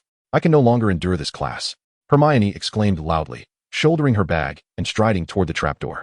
With a swift kick, she sent it swinging open and hurried down the stairs, vanishing from sight. Lewis gazed in bewilderment at the scene before him, utterly unable to fathom that just as he began to cough relax his mind, Hermione had erupted into a quarrel with Professor Trelawney, even storming out of the classroom mid-discussion. Young master, have I been struck by a confundus charm? Is it possible that I am witnessing a false Hermione? The young maid inquired incredulously. Lewis, that seems unlikely. For what I perceive aligns with your observation, he replied. Had anyone previously suggested to me that Hermione would engage in a dispute with a teacher and then sulkily exit the class, I would have deemed them foolish, the young maid murmured. Lewis nodded in agreement, sensing that Hermione was indeed suffering, otherwise she would not appear so anxious. On the day of the Quidditch match, Lewis surprisingly did not indulge in a late slumber. Instead, he rose early. My lord, this is the first time I've seen you awake so early on a day off. Have you suddenly developed an interest in Quidditch? The little maid remarked while assisting Lewis with his attire. Merlin's beard. Why would I be interested in such a barbaric sport? Lewis retorted disdainfully. Then why are you up so early today? Do you have something to attend to? The little maid inquired curiously. It was her first time witnessing Lewis rise early for a particular purpose. Even in times of urgency, he always preferred to linger in bed. Oh well, you know. I wish to have a word with Hermione. I have been unable to catch her lately, not even during meals. Lewis shrugged as he spoke. He had longed to converse with Hermione, fearing that if things continued this way, she might truly collapse under the pressure. The little maid paused momentarily, striving to maintain a neutral tone as she asked, what could possibly make you so anxious? It's just a trivial matter. Lewis replied awkwardly. Before striding out of the room, the little maid gazed at Lewis's departing figure, her eyes filled with frustration. This was the first time her young master had concealed something from her. Although he had withheld matters in the past, they had never pertained to a girl. This time, however, it was different. Lewis was keeping secrets for a girl, despite her numerous inquiries. I will figure it out, the little maid murmured quietly. Upon Lewis's arrival at the Quidditch pitch, the match was already underway. He glanced toward the Gryffindor seating area and spotted Hermione in the front row, donning a red hat emblazoned with Gryffindor champions. Hey, Hermione, I think we need to have a serious talk, Lewis said, finally making his way through the throng of Gryffindors to reach her side. I'm sorry, Lewis. What did you say? Hermione blinked in confusion. The noise from the pitch was deafening, and Lewis's voice was barely audible, causing her to miss his words. Observing the fervent atmosphere around them, Lewis chuckled helplessly. He detested shouting. He gestured toward the exit of the pitch, signaling for Hermione to follow him outside. Lewis, what do you want to discuss? Hermione asked curiously as she trailed him, not believing he would pull her from the pitch without a reason. Well, how should I put this? I wanted to talk about your recent situation. Lewis hesitated. Me? What situation? I'm doing just fine, Hermione replied, forcing a smile. She had promised Professor McGonagall that she would not disclose anything to anyone. Hermione, I am the heir of the Pendragon family, remember? Some things are clearer to me than they are to you, and I have noticed something is amiss, Lewis reminded her. Lewis, what are you talking about? Hermione attempted to divert the conversation. The time turner. Lewis interjected decisively. Upon hearing the mention of the time turner, Hermione fell silent, since Lewis was aware of its existence. Coupled with her recent unusual behavior, she was now certain that he had discovered her use of the time turner. Seeing Hermione's silence, Lewis rubbed his temples in frustration. I suspect Professor McGonagall assisted you in obtaining it, correct? I asked Professor McGonagall for help. I wanted more time to learn, Hermione defended softly. Professor McGonagall should have warned you that a time turner does not grant you additional time. You still need to invest the corresponding hours in your studies, Lewis explained. I know. But I thought I could manage. Hermione replied. Hermione. Lewis interrupted again. I believe you are exceptionally talented. But you must understand that even Professor Dumbledore would not use a time turner lightly. Hermione lowered her head. She was aware of this, as Professor McGonagall had cautioned her when helping her apply, yet she still believed she could handle it. Hermione, Your current state is extremely perilous, Lewis stated. You must realize that your body is reaching its limits. More importantly, should you encounter your past self while using the time turner, you could be killed by your own past self, trapping you in a deadly cycle. But you are managing it, so I believe I should be fine too, Hermione whispered. Lewis stared at her in bewilderment. What do you mean I'm managing it? What have I done? Haven't you also used a time turner? Otherwise, how can you be so lazy yet still achieve such excellent grades? Hermione questioned, visibly frustrated. Lewis sighed in exasperation. Who told you I used a time turner? I simply enjoy sleeping in. That's impossible. Hermione shook her head. If you truly weren't using one, how could your grades be so good? Most of the time, you seem to be daydreaming or napping. Lewis cast a surprised glance at Hermione, taken aback by the meticulousness of her observation. I assure you, I have not employed a time turner. Do you truly believe I have any reason to deceive you? He said, raising his hands in a gesture of sincerity. Then enlighten me, how did you manage to learn so much? Hermione queried, skepticism lacing her tone. Success is comprised of 99% perspiration and 1% talent. Thus, diligence is of utmost importance, Lewis replied slowly. I understand that, and I have been striving tirelessly without respite, have I not? Hermione exclaimed, a hint of agitation in her voice. Though both Harry and Ron hailed her as a genius, she alone recognized that she was no prodigy. Rather, she simply exerted more effort than her peers. Unlike Ron, who hailed from a pureblood family and was well-versed in the magical world from a young age, or Harry, the quintessential hero often dubbed the Chosen One, she was merely an ordinary girl from a Muggle family, devoid of any unique talents or privileged background. All she possessed was her unwavering determination. This relentless dedication was precisely why Professor McGonagall admired Hermione and aided her in securing the time turner. But there is another aspect to consider, Lewis interjected thoughtfully. The significance of that 1% talent far surpasses the importance of 99% effort. After all, while hard work can yield results, a lack of innate ability cannot be compensated for, regardless of the effort expended. Even if my talent is lacking, I believe that with several times the effort of others, I can not only catch up but also surpass them, Hermione declared passionately. I never suggested that your talent is insufficient, Lewis gently countered, recognizing that his goal was to alleviate Hermione's tension. As she had been under immense stress for quite some time, everyone possesses different talents. It is illogical to compare your weaknesses to the strengths of others. Just as I would never compare my Quidditch skills to Harry's, nor my understanding of spells to Professor Dumbledore's mastery, or my proficiency in transfiguration to Professor McGonagall's, Lewis chuckled. If comparisons must be made, I would undoubtedly measure my charm against Ron's, and in that regard, victory would be assured. Gradually, Hermione's agitation subsided. Lewis's words rang true. It was indeed irrational to juxtapose her shortcomings with the strengths of others. Yet, she felt an overwhelming pressure not to disappoint Professor McGonagall. She was determined to persevere throughout the semester. She had never been one to abandon her goals. The time turner was a hard-won privilege granted to her by Professor McGonagall, and she could not let the professor down. Such a relentless pursuit will exhaust you, and the more unstable your mental state becomes, the greater the likelihood of mishaps. You might find yourself bewildered or even entangled in your own timeline, Lewis cautioned, aware of Hermione's stubbornness, yet still hoping she might reconsider her decision to use the time turner. I understand that, but I still wish to persist, Hermione asserted resolutely. Observing her unwavering determination, Lewis recognized that further persuasion would be futile if she were amenable to reason. She would no longer be Hermione. Here, he said, producing a vial of pale purple potion from his pocket. This is a tonic my family sent me. Just add a drop to your tea at mealtimes. It will alleviate your fatigue. Hermione took the potion, lifting it to scrutinize its swirling hues, which shifted from light purple to deep violet and back again in a mesmerizing cycle. What is this? She inquired, curiosity piqued by the unfamiliar substance. It's poison. One sip, and you would be done for, Lewis replied, rolling his eyes. Really? Hermione asked, uncertainty creeping into her voice. Lewis, you're impossible. This potion costs thousands of galleons. What kind of poison is that expensive? My goodness. Hermione nearly dropped the vial in shock. You needn't be so alarmed. The vial is sturdy. Even if you were to drop it from the highest tower at Hogwarts, it would remain intact, Lewis remarked, exasperated by her anxious demeanor. This is far too precious, Lewis. I cannot accept it, Hermione insisted, extending the vial back to him. It means little to me. But if you choose to persist, I fear you may end up like Professor Trelawney, mad as a hatter, Lewis shrugged. Hearing Lewis's mention of possibly resembling Trelawney caused Hermione to waver. The divination professor was, to date, her least favorite teacher. Even Severus Snape, with his unfriendliness, had undeniable expertise in potion-making, which Hermione respected. Trelawney, on the other hand, was a charlatan, coasting by on pretense, much to Professor McGonagall's chagrin and Hermione's disdain. Very well. I shall repay you in the future, Hermione hesitantly conceded, confident she would eventually earn 1,000 galleons. We are friends, are we not, Hermione? Lewis smiled. For Hermione, 1,000 galleons was a staggering sum, but for Lewis, it was inconsequential, akin to treating a friend to a beverage without a second thought.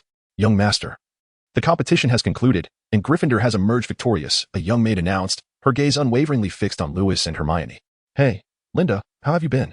I've been so busy this semester that I scarcely had the chance to see you, Hermione said, hurriedly concealing the potion within her robes, her embarrassment evident. Well. Thank you for your concern, Hermione. I just saw Potter and Weasley looking for you. Perhaps you should go speak with them, Linda replied. Oh my goodness. I must take my leave.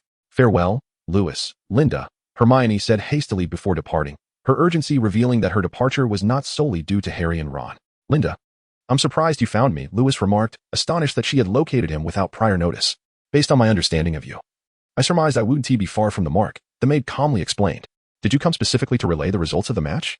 Lewis inquired. Of course. You were quite invested in the outcome, were you not? She replied. Well, I merely wished to speak with Hermione. The result of the match holds little significance for me, Lewis admitted, a tinge of embarrassment coloring his tone. The maid's demeanor seemed somewhat off, and Lewis endeavored to navigate the conversation carefully, avoiding any sensitive topics. Young master, should I henceforth refer to Miss Granger as young mistress? Hermione suddenly posed. Lewis, Linda, do not speak frivolously. Hermione and I share no such relationship. We are merely classmates, he clarified. It is the first time I have seen you bestow a potion crafted by Pendragon upon an ordinary friend. The young maid pouted and remarked. There was once a family willing to pay 80,000 gallons for a bottle, yet you refused to proceed with the transaction. I certainly know it was your invention. Lewis replied meekly. The maid responded calmly, however, as the heir of the Pendragon family, what you possess is intrinsically linked to what the Pendragon family possesses. These two are inseparable. What if I were to sever ties with my family? Lewis inquired curiously. He understood that his maid held a profound sense of honor towards the family, a sentiment undoubtedly instilled in servants raised within grand households. That is impossible. The maid shook her head. Would you truly turn against your own kin? You embody the Pendragon family. Your will is synonymous with that of the Pendragon family. Lewis nodded to himself, acknowledging the truth in the little maid's words. Even if Lewis's decisions were absurd, the entire Pendragon family would adhere to his will. Despite their awareness of the folly in such choices, with the conclusion of examinations, the atmosphere within the school transformed into one of exuberance. As if the heavy burden weighing upon the students had finally been lifted. While Lewis savored his breakfast, an owl suddenly swooped down, delivering a letter to him. Curious. Lewis opened the letter before him, for no one had informed him of any correspondence arriving lately. As he finished reading, a playful smirk graced his lips. Is there something amiss, young master? The maid inquired, her curiosity piqued. Fudge asked if I had time. He wishes to invite me to be a witness, Lewis replied. His tone laced with amusement. A witness? Witness to what? The maid pressed on. Do you recall the matter concerning Buckbeak? Lewis queried. Of course. Has the verdict been rendered? She asked. Not yet, as Hagrid's defense still needs to be heard. Lewis shook his head. Then why does he invite you, if a judgment has yet to be made? The maid questioned, puzzled. If a verdict is not yet established, what if Buckbeak is not sentenced to death? Would that not render my visit unnecessary?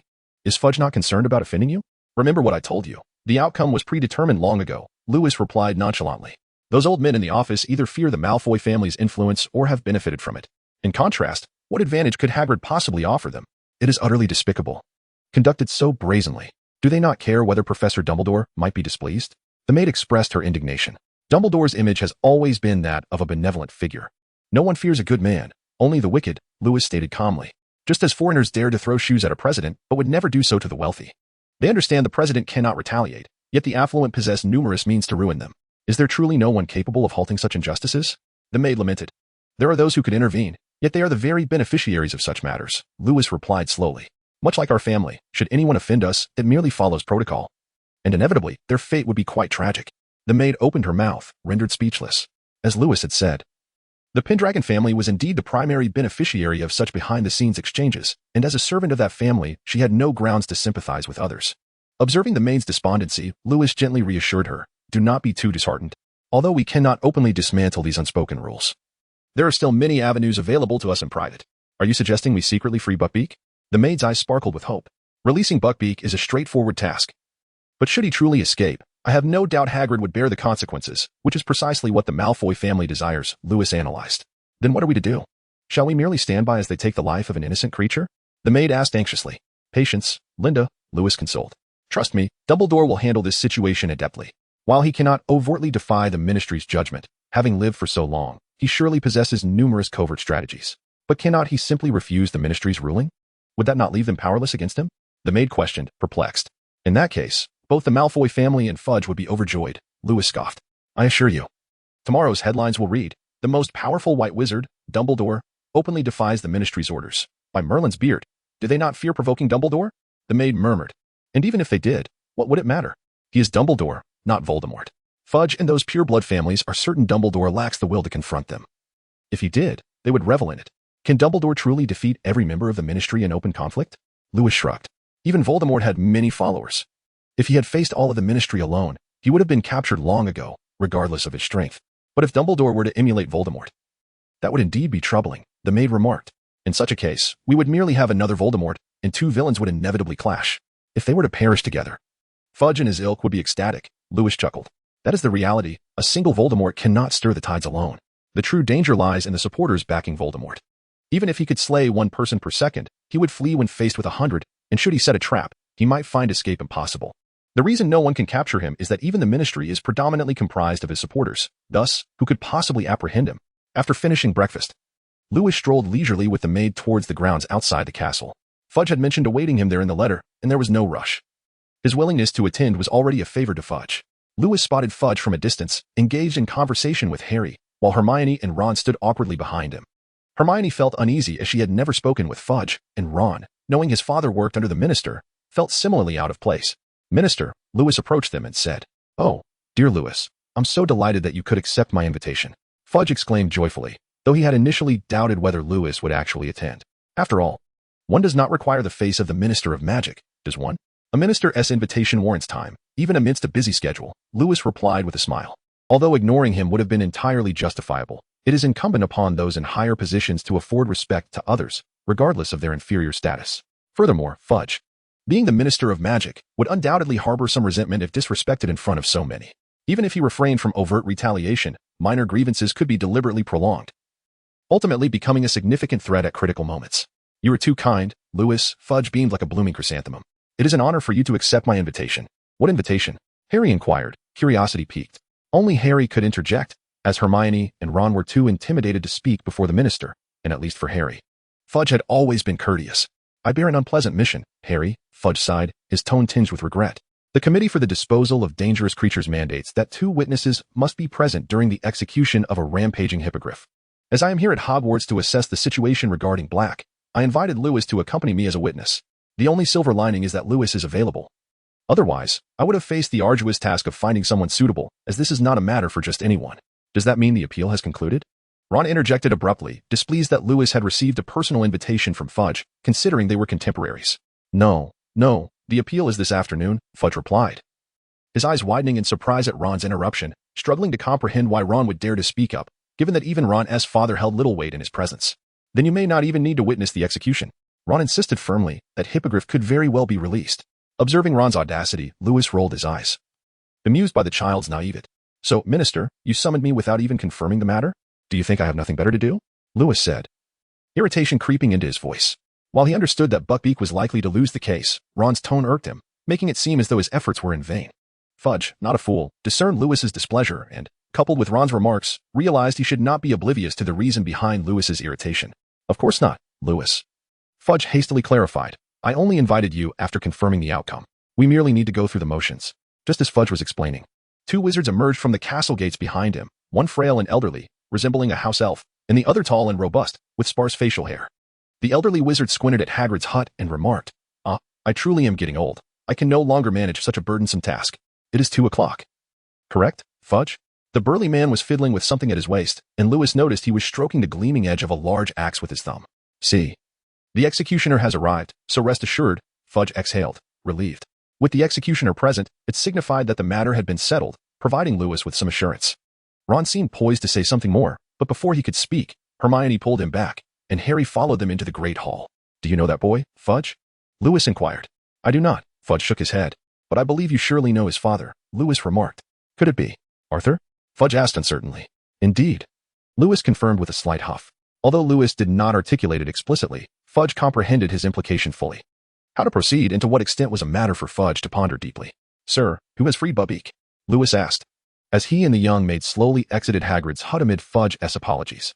According to the narrative, Lewis should have witnessed Buckbeak's execution after the verdict. However, the outcome was that Buckbeak had vanished, as if someone had secretly set him free. Fudge appeared exceedingly uncomfortable, suspecting that Hagrid had released Buckbeak, yet lacking the evidence to substantiate this claim. Who knows? What is certain is that whoever it was could command Buckbeak, a creature of great pride, Lewis remarked nonchalantly. It is truly astonishing that someone managed to free Buckbeak right under your nose, the maid observed, and not just you. Even Dumbledore did not notice.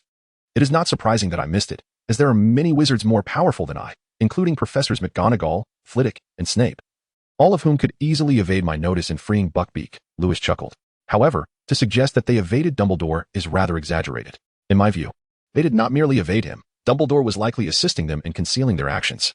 I wondered why Professor Dumbledore appeared in such good spirits today. He should have been quite displeased with Fudge and his associates, yet he was so warmly introducing them to the Forbidden Forest, the maid exclaimed, enlightened. Precisely, Lewis nodded.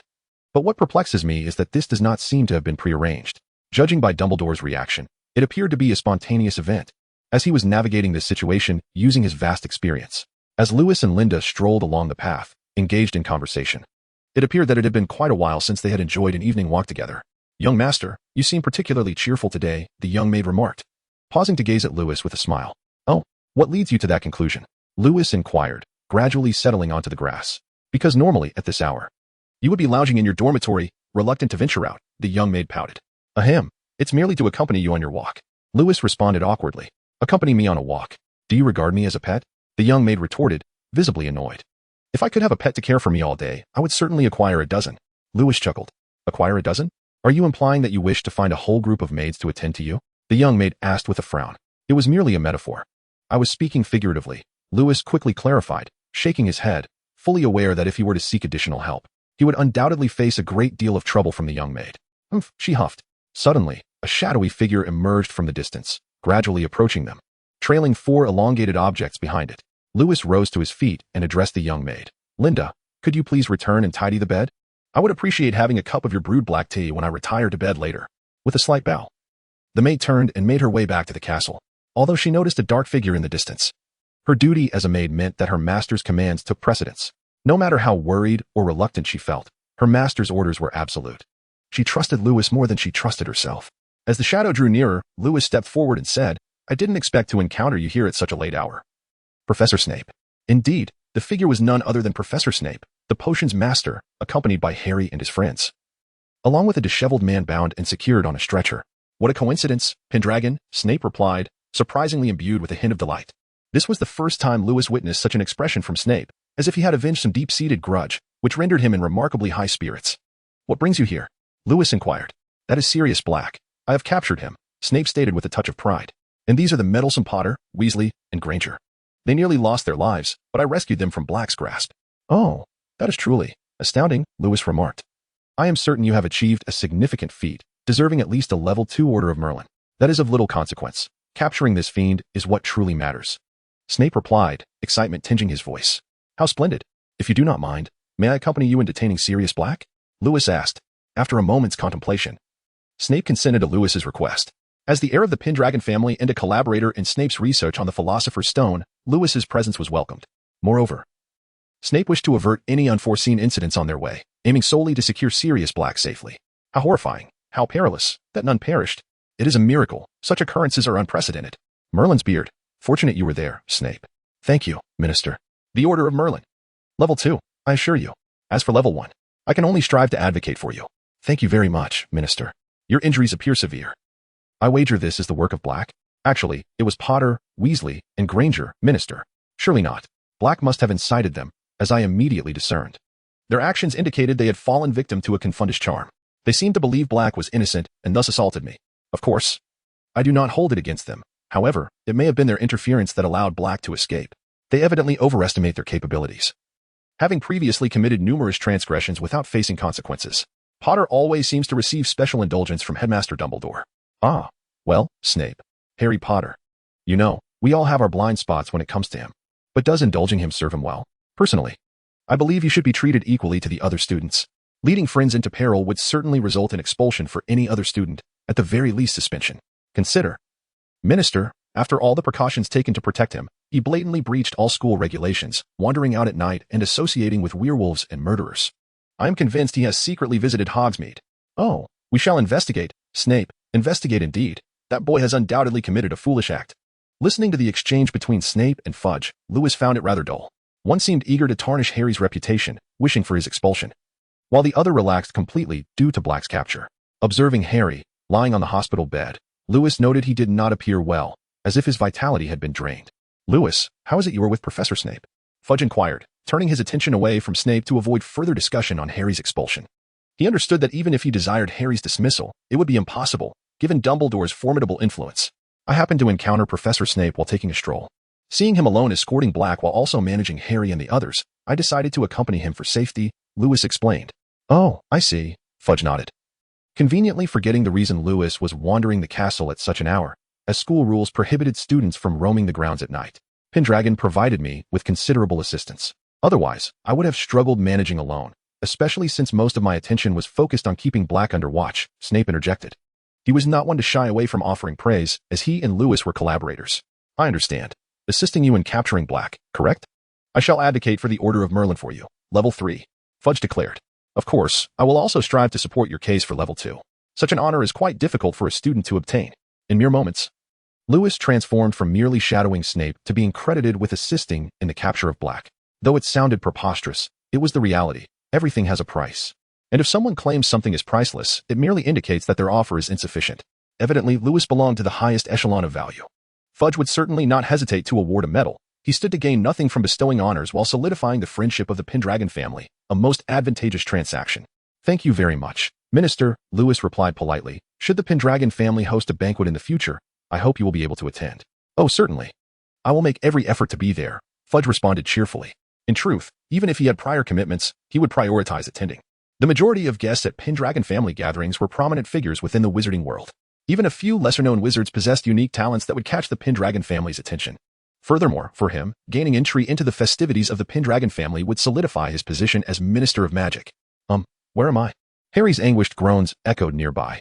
"You are safe now, my child," Fudge remarked. "It was Sirius who rescued you in the nick of time. You should be grateful he was there, or the consequences would have been dire." "What about Sirius Black? How is he?" Harry inquired. "Oh, rest assured. He has been imprisoned and can no longer harm you, and the Dementors are always ready to bestow a kiss upon him," Fudge replied cheerfully. "What? No. Black is innocent. It was Peter Pettigrew. He is not dead. He did it all," Harry shouted fervently, asserting that Black was wronged and that it was Pettigrew who betrayed his parents. "He left behind a finger during their final duel and escaped." "Oh, child. You have all been deceived by him. Of course, it is not your fault. Black is exceedingly cunning and cruel, so it is only natural you fell for his ruse," Fudge said sympathetically. "It is not like that.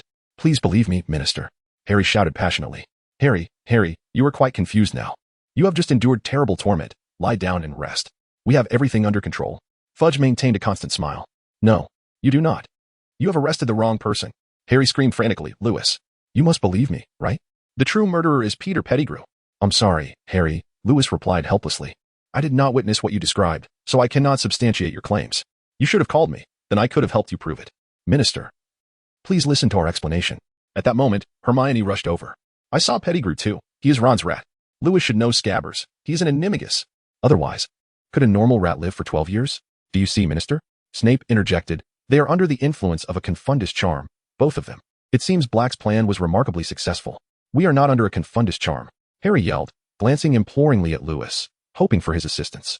"Sirius is Harry's godfather, meaning if he is proven innocent, Harry could live with him and escape the torment of his aunt and uncle. More importantly, he did not want his godfather branded as a murderer, especially facing imminent Dementor's kiss. The kiss of a Dementor is no trivial matter. It extracts one's soul, leaving the victim in a state akin to a living death. Harry, while Ron once mentioned that his pet Scabbers had been with him for at least 12 years, that does not prove anything. I could find another rat that lived for 12 years, Lewis said with a wry smile. If possible, I would certainly wish to validate your claims. But you presently have no evidence. Madame Pomfrey. At this moment, Madame Pomfrey interjected angrily. I must insist you leave. Potter is my patient. You cannot further agitate him. Just then, the door swung open, and Dumbledore entered. Merlin's beard. Is this not a hospital? Headmaster, I must, Madame Pomfrey exclaimed sharply. I apologize, Poppy. Dumbledore said calmly. I must have a word with Harry and Miss Granger. I just spoke with Black. I presume he regaled you with the nonsense he implanted in Potter's mind? Snape sneered. What of Pettigrew and the rat? He indeed mentioned that, Dumbledore replied, adjusting his half-moon spectacles and gazing intently at Snape. Is my testimony not valid? Snape shouted. Peter Pettigrew is not in the Shrieking Shack. I found no trace of him. That is because you were knocked unconscious, Professor, Hermione interjected quickly. You arrived too late to hear. Silence, Miss Granger. Snape roared. Oh, Severus. Fudge said nervously, this young lady's mind has been muddled. We must be lenient. I wish to speak privately with Harry and Hermione, Dumbledore suddenly stated. Lewis. Please stay as well, Fudge and Snape, I must ask you to leave for the moment. Headmaster, Madame Pomfrey exclaimed anxiously. They need treatment. They need rest. This matter cannot wait, Dumbledore insisted firmly. Madame Pomfrey's eyes seemed to blaze with fury as she marched into her office, slamming the door behind her.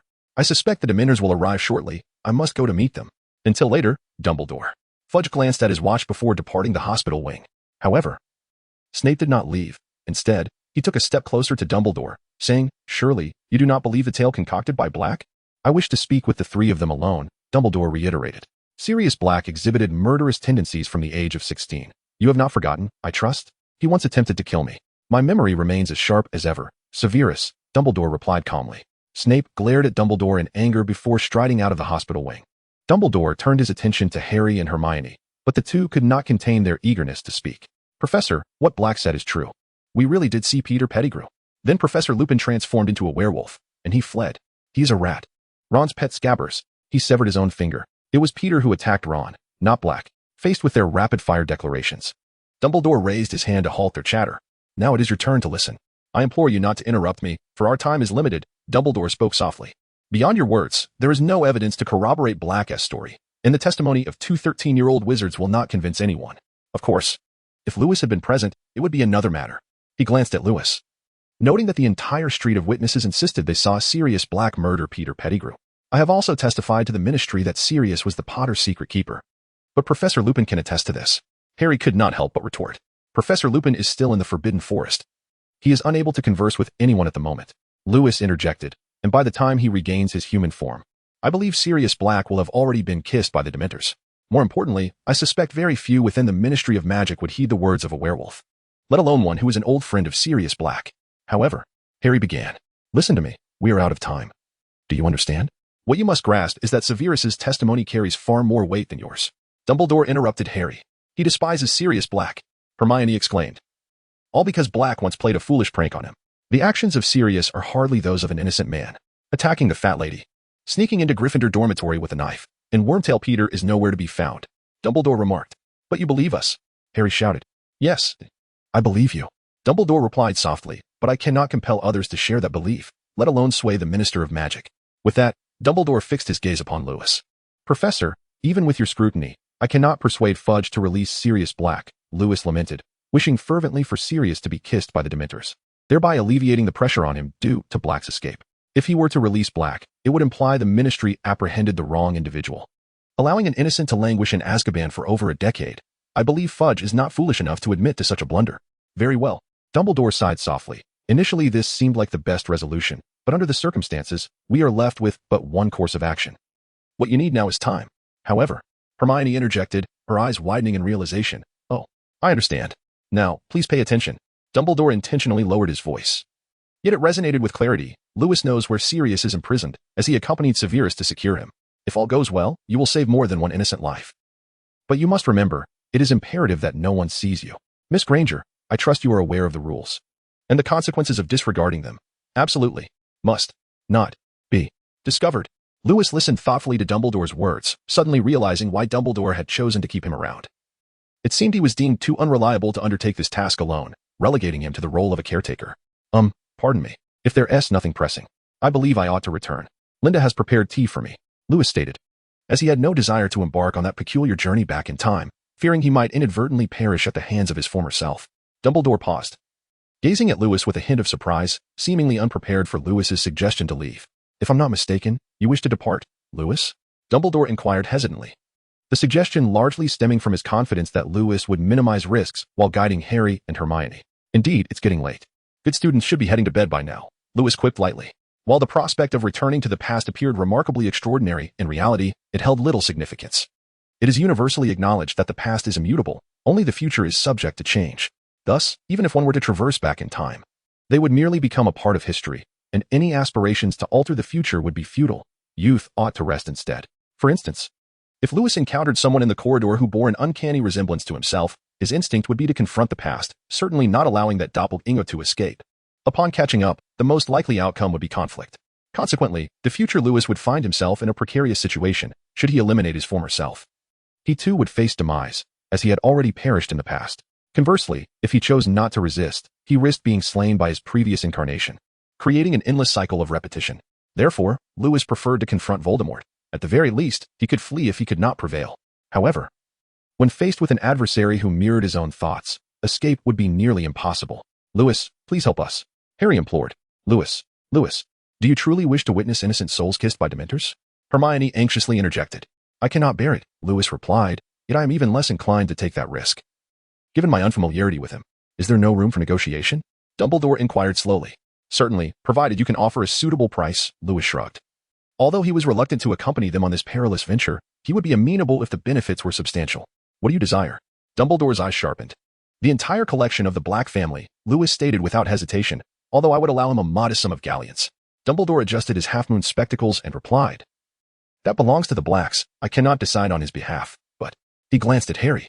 I can sin on his behalf. I am his godson. And I have the right to make decisions for him, Harry hastily declared, eager not to miss the opportunity to rescue Sirius Black. After all, no amount of money could replace a life. Then it is settled. Lewis smiled, aware that the Black family was a pure blood lineage, with the last heir being Sirius Black. Should he perish, according to tradition, all his assets would pass to his godson, Harry. Harry exhaled deeply. For him, the prospect of acquiring Sirius's possessions, even with his entire wealth of galleons, was a sacrifice he would gladly make. Although Harry was uncertain of the next steps, it was evident that Dumbledore was keen for Lewis to be part of this plan, confident that he had chosen wisely. Furthermore, Harry understood that Lewis was far more capable than himself, allowing him to feel a measure of reassurance. Now that we have reached an agreement, I must confine you, Dumbledore remarked, glancing at the clock, which indicated they had 5 minutes left. Miss Granger simply turned 3 times. Best of luck. Dumbledore winked at Hermione. Luck? The door clicked shut as Dumbledore locked them in the room. Harry, bewildered, asked, What do you mean, turn 3 times? Is Professor Dumbledore just leaving us like this? What should we do?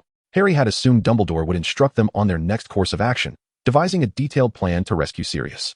Given his and Hermione's limited capabilities, they required Lewis's assistance. However, Dumbledore's abrupt departure left Harry perplexed, unsure of their next steps. While Harry remained in confusion, Hermione was not idle. She retrieved a long golden chain from her pocket. Harry, Lewis, come quickly, Hermione urged eagerly. Lewis was aware of the situation, so he naturally approached Hermione. Meanwhile, Harry was utterly perplexed, his gaze fixated on the shimmering little hourglass adorning the golden chain that Hermione had produced. Come here quickly, Lewis exclaimed, pulling Harry over with urgency. If he were to elucidate everything to Harry, it would be too late. Are you ready, Lewis? Hermione inquired, having completely disregarded Harry's input. For there was no time to hold a product briefing at that moment. Lewis nodded, indicating his readiness. Harry, however, inquired with a perplexed expression, what exactly is happening? Hermione chose not to respond to Harry's question. Instead, she grasped the hourglass pendant hanging from the gold chain and spun it 3 times. Instantly, the dim hospital room became a blur, and Lewis felt himself hurtling backward at an alarming speed. Vague colors and shapes flashed past him, causing a sensation of pressure in his eardrums. Perhaps a minute or merely a second later, Lewis sensed his feet firmly planted on the ground, and everything to his right came into sharp focus. Damn it, I knew this wouldn't be a pleasant journey, Lewis muttered irritably. What on earth is this? Harry gasped, his mouth agape. Had he not been aware that Hermione and Lewis posed no threat to him, well, at least he trusted Hermione not to play pranks at such a moment. He might have thought it was April Fool's Day. Come here. Hermione tugged at Harry's arm, dragging him to a broom cupboard, where she opened the door and pushed him inside. She then turned to Lewis, her eyes conveying a clear message. All right. I'll go in myself, Lewis shrugged before also squeezing into the broom cupboard. Once Lewis and Harry were concealed, Hermione followed suit and shut the door behind her. What is going on? Even if we are to take action, at least you should tell me what to do, Harry said in frustration, feeling utterly like a puppet, which made him uncomfortable. We've turned back time, Hermione whispered, 3 hours. Harry stared at Hermione in disbelief, momentarily convinced she had lost her mind. However, glancing at the calm Lewis beside him, he concluded that it was unlikely both Lewis and Hermione had gone mad together. The only possibility left was that he was dreaming, so Harry pinched his thigh hard. The pain confirmed that this was indeed reality, not a dream. But, Harry stammered. Shoo, quiet. Someone's coming, Lewis said gravely, stressing the importance of not being discovered. I think it might be me, Harry, and Ron, Hermione whispered. Are you saying we are both inside the cupboard and outside at the same time? Harry asked, bewildered. Exactly, I am quite certain that is us, Hermione replied, pressing her ear against the cupboard. It sounds like no more than 3 individuals. We must have been hiding under the invisibility cloak at that time. Lewis, I must say, even if you intend to sneak out, shouldn't you at least muffle your footsteps? It makes no difference from not wearing the cloak at all. Harry and Hermione exchanged awkward glances with Lewis, realizing they hadn't considered that aspect. They had merely assumed that wearing the cloak rendered them invisible. You were quite fortunate. I suspect this isn't your first time doing this, considering you haven't been discovered yet. Lewis remarked helplessly. If someone were to cast a curse in the direction of your invisibility, I wouldn't be surprised at all. I doubt it would be that fortunate. Harry replied, scratching his head. Lewis shrugged, not expecting much from Harry and his friends, considering they had Dumbledore backing them. All right, I suppose you have many questions, Harry? Lewis remarked. Indeed. What exactly is that small hourglass? Harry inquired, perplexed. It is called a time turner, Hermione explained softly. I obtained it from Professor McGonagall on the first day of school, and I have been using it to attend all my classes this year. Professor McGonagall insisted that I swear not to reveal it to anyone. She wrote numerous letters to the ministry to secure it for me. She had to prove that I was an exemplary student and would never use it for anything outside of my studies. I can turn it over and relive a period of time, allowing me to attend multiple classes simultaneously. Do you understand, Harry? Harry nodded foolishly, still struggling to grasp the situation. But I don't know what Professor Dumbledore wants us to do. Why does he want us to go back 3 hours? And how does that help Sirius Black? Hermione asked, frustrated. While she was well versed in textbook knowledge, Dumbledore's riddle left her utterly confounded. Something must have transpired during those 3 hours that he hopes we can change, Lewis mused, furrowing his brow. To him, it was history that had already occurred. He merely wanted us to repeat it. If that is the case, why doesn't he just tell us what to do? Harry questioned, perplexed. Because even Professor Dumbledore cannot be certain that his suggestions won't interfere with our choices and lead to undesirable outcomes, Lewis elucidated. Wait, Dumbledore just mentioned that we could save more than one innocent life. Hermione suddenly exclaimed. Buckbeak. We must save Buckbeak. Lewis, Merlin's beard. So that's it. No wonder. What is it, Lewis? Hermione asked, puzzled, now fully reliant on him. She was unsure of what to do if something happened to him. There's nothing wrong. But I also went to Hagrid's hut 3 hours ago, Lewis said sorrowfully. What did you go there for? We didn't see you, Harry queried. I went as a witness for Buckbeak's execution. Fudge invited me, Lewis shrugged. So what happened in the end? Was Buckbeak executed? Harry asked anxiously. No, he wasn't, Lewis replied. When we emerged, intending to execute him, he ran away on his own. Hagrid was inside at the time, so they couldn't accuse him of letting Buckbeak escape. Of course. The main reason was my presence, which prevented them from forcing Hagrid to take the blame. That's wonderful, Harry exclaimed, exhilarated. That means our instincts were correct. We must save Buckbeak first. Hermione nodded in agreement. Given that history indicated Buckbeak had not been executed, it meant they could indeed rescue him. Well, there's a small problem, Lewis said awkwardly. A problem? What problem? Harry asked, confused. We need to find a way to avoid encountering my past self. After all, I am quite perceptive. If I notice us, it could spell disaster, Lewis admitted sheepishly. Can't we just keep our distance? Hermione suggested. The problem is, Buckbeak is right next to Hagrid's hut. That distance wouldn't escape my notice. Lewis replied. Damn it, I should have brought the invisibility cloak, Harry lamented. The invisibility cloak isn't very helpful. It merely makes you invisible to others. Not to me, Lewis interjected. Harry and Hermione cast reproachful looks at Lewis, regretting his heightened senses that complicated matters. Noticing their disapproving gazes, Lewis quietly turned his head away. Indeed, the weather was splendid today, even if he couldn't see the sky from the broom closet. Do you have any way to avoid encountering yourself? Hermione inquired. It's precisely because I can't that I'm asking you. After all, any magic I know, my past self undoubtedly knows as well, Lewis replied helplessly. We haven't had much time to make significant progress. So how do we resolve this? Harry said, exasperated. Since Buckbeak has successfully escaped, it signifies that we can indeed accomplish this. Did you sense anything unusual while at Hagrid's? Hermione suddenly asked. Unusual? Professor Dumbledore was unexpectedly warm towards me. Does that count? Lewis pondered. I understand, Harry exclaimed. Dumbledore must have deliberately distracted you at that moment, preventing you from focusing. In Lewis's mind, 1,000 alpacas thundered past. He pondered why Dumbledore, that noble figure, suddenly showed such concern for him, even suspecting that Dumbledore might be plotting something sinister against him. Consequently, he focused most of his energy on Dumbledore, planning to cast a spell at the slightest hint of misunderstanding, to remind Dumbledore that Master Lewis had a preference for beautiful women. However, the most pressing matter was Sirius Black. Professor Dumbledore had asked, you know where he is imprisoned. Don't you? Hermione inquired of Lewis. Yes, he is confined in Professor Flitwick's office. It was Snape and I who escorted him there. Lewis nodded in affirmation. Surely someone is guarding the entrance. How shall we rescue him? Hermione continued. I recall there is a window in Professor Flitwick's office. Perhaps Professor Dumbledore intends for us to ride Buckbeak and rescue Black through that window, Lewis speculated. Knowing the plot, he was aware that ultimately, Black would escape on Buckbeak. But he needed to lead Harry and Hermione to this conclusion gradually to avoid arousing their suspicions. Hermione appeared quite fearful, as she felt she was already violating her promise to Professor McGonagall, even if Dumbledore had suggested such action. If we can truly accomplish this without being discovered, it would be a miracle, Hermione said with a wry smile. But we must try, Harry declared resolutely. We have no turning back now. It is either success or failure. I believe the coast is clear. We can proceed, Lewis remarked, listening intently to the sounds outside.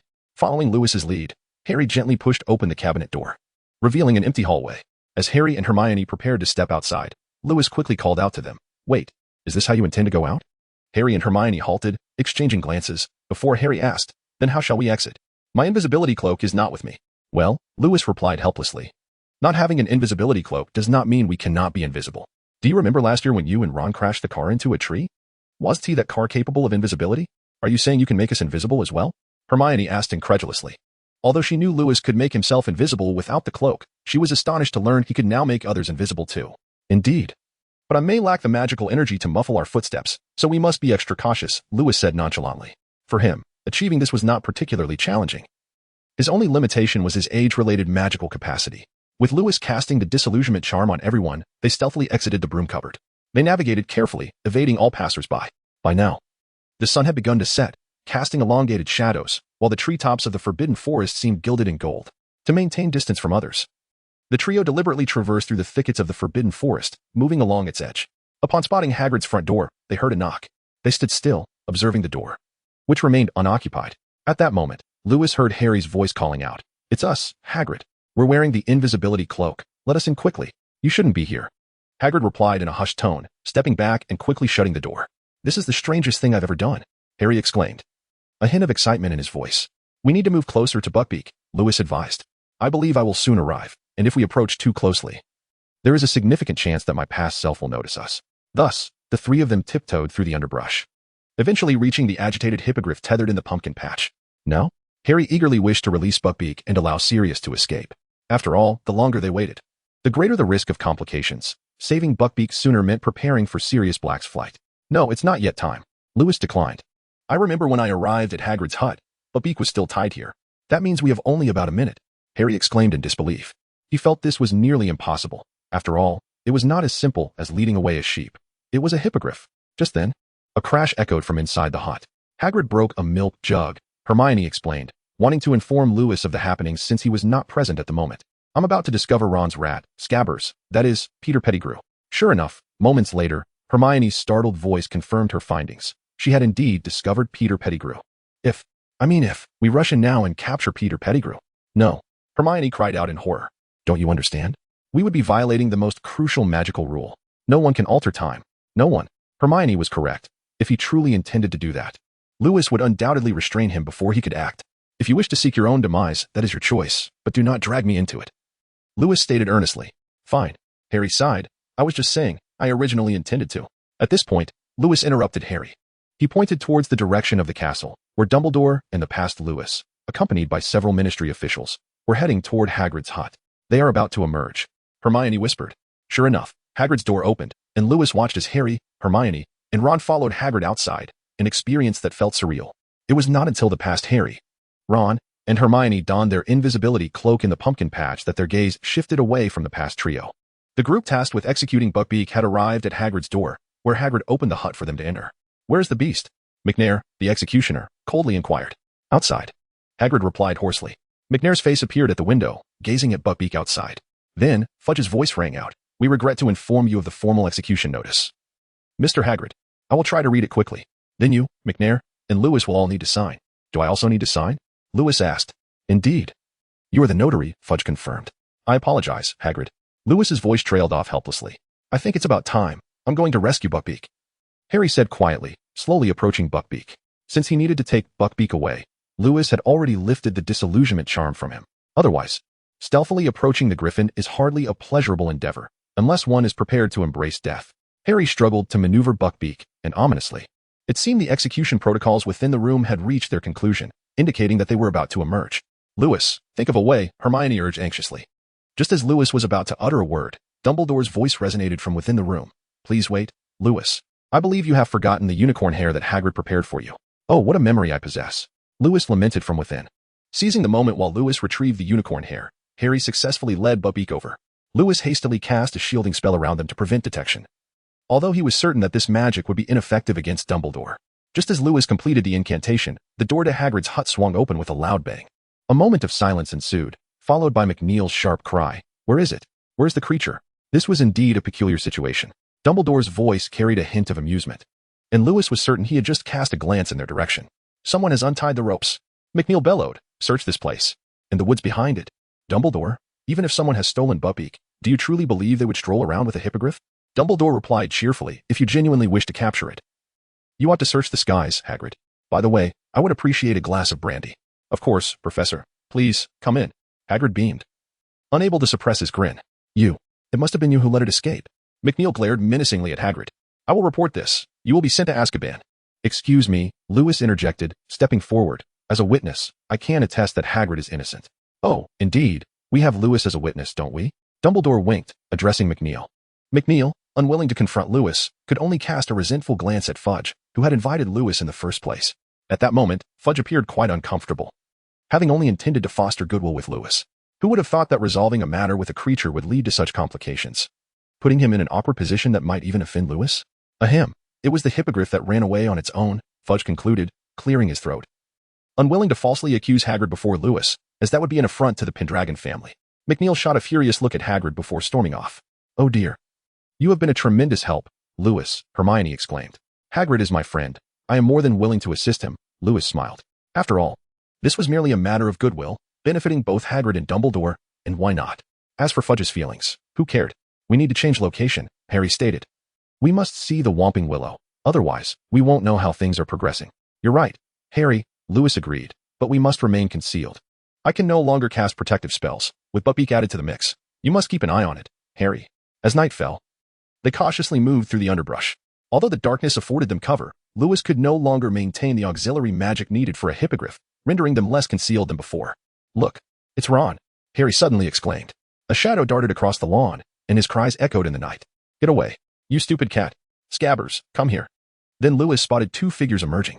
He saw Harry and Hermione chasing after Ron, who lunged forward. Got it. Oh, you wretched cat, get away. Sirius Black is coming, Harry stammered. Suddenly, a large black dog leaped out from beneath the Whomping Willow, sinking its teeth into Ron. You must admit, at this moment, Black does not appear to be a good person, Hermione remarked uncertainly, as Sirius was currently in his canine form, leaving her unsure of how to address him. Harry remained silent, but his expression conveyed his agreement with Hermione's assessment. The Whomping Willow, surrounded by so many creatures, seemed exceedingly agitated. Its branches crackled ominously, thrashing wildly. Lewis watched as Harry and Hermione danced around like performers in a circus. Abruptly, the Whomping Willow froze, as if under a body-bind curse. It's Crookshanks. He has pinned the knot beneath the tree, Hermione elucidated. Though the willow is formidable, it has a small knot beneath it. If prodded, it will cease its movements. See. Hermione and I are going in, Harry declared. They both ventured into the heart of the Whomping Willow, and after a moment, the tree resumed its furious thrashing. Harry. We just entered the tunnel, Hermione said, her eyes darting. If we inform Dumbledore now. Then Lewis interrupted her. If we do that, McNeil and Fudge will come too. Sirius Black would likely have no chance of escape. They would execute him on the spot. Hermione lowered her head, understanding that Lewis spoke the truth. More importantly, Dumbledore was not present at that moment, meaning he was unaware of the situation. What might happen if she revealed it was uncertain? What should we do now? Lewis inquired, as he had not been acting alongside Harry and Hermione.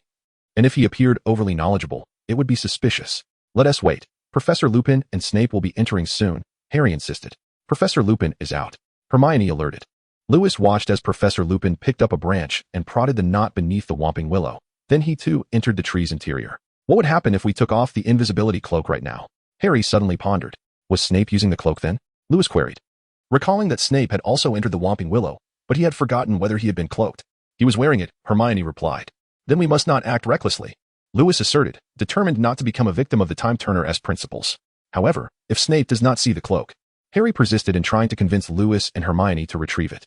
Seeing Harry's tenacity, Lewis sighed deeply, understanding Harry's anxiousness as it concerned his godfather's fate.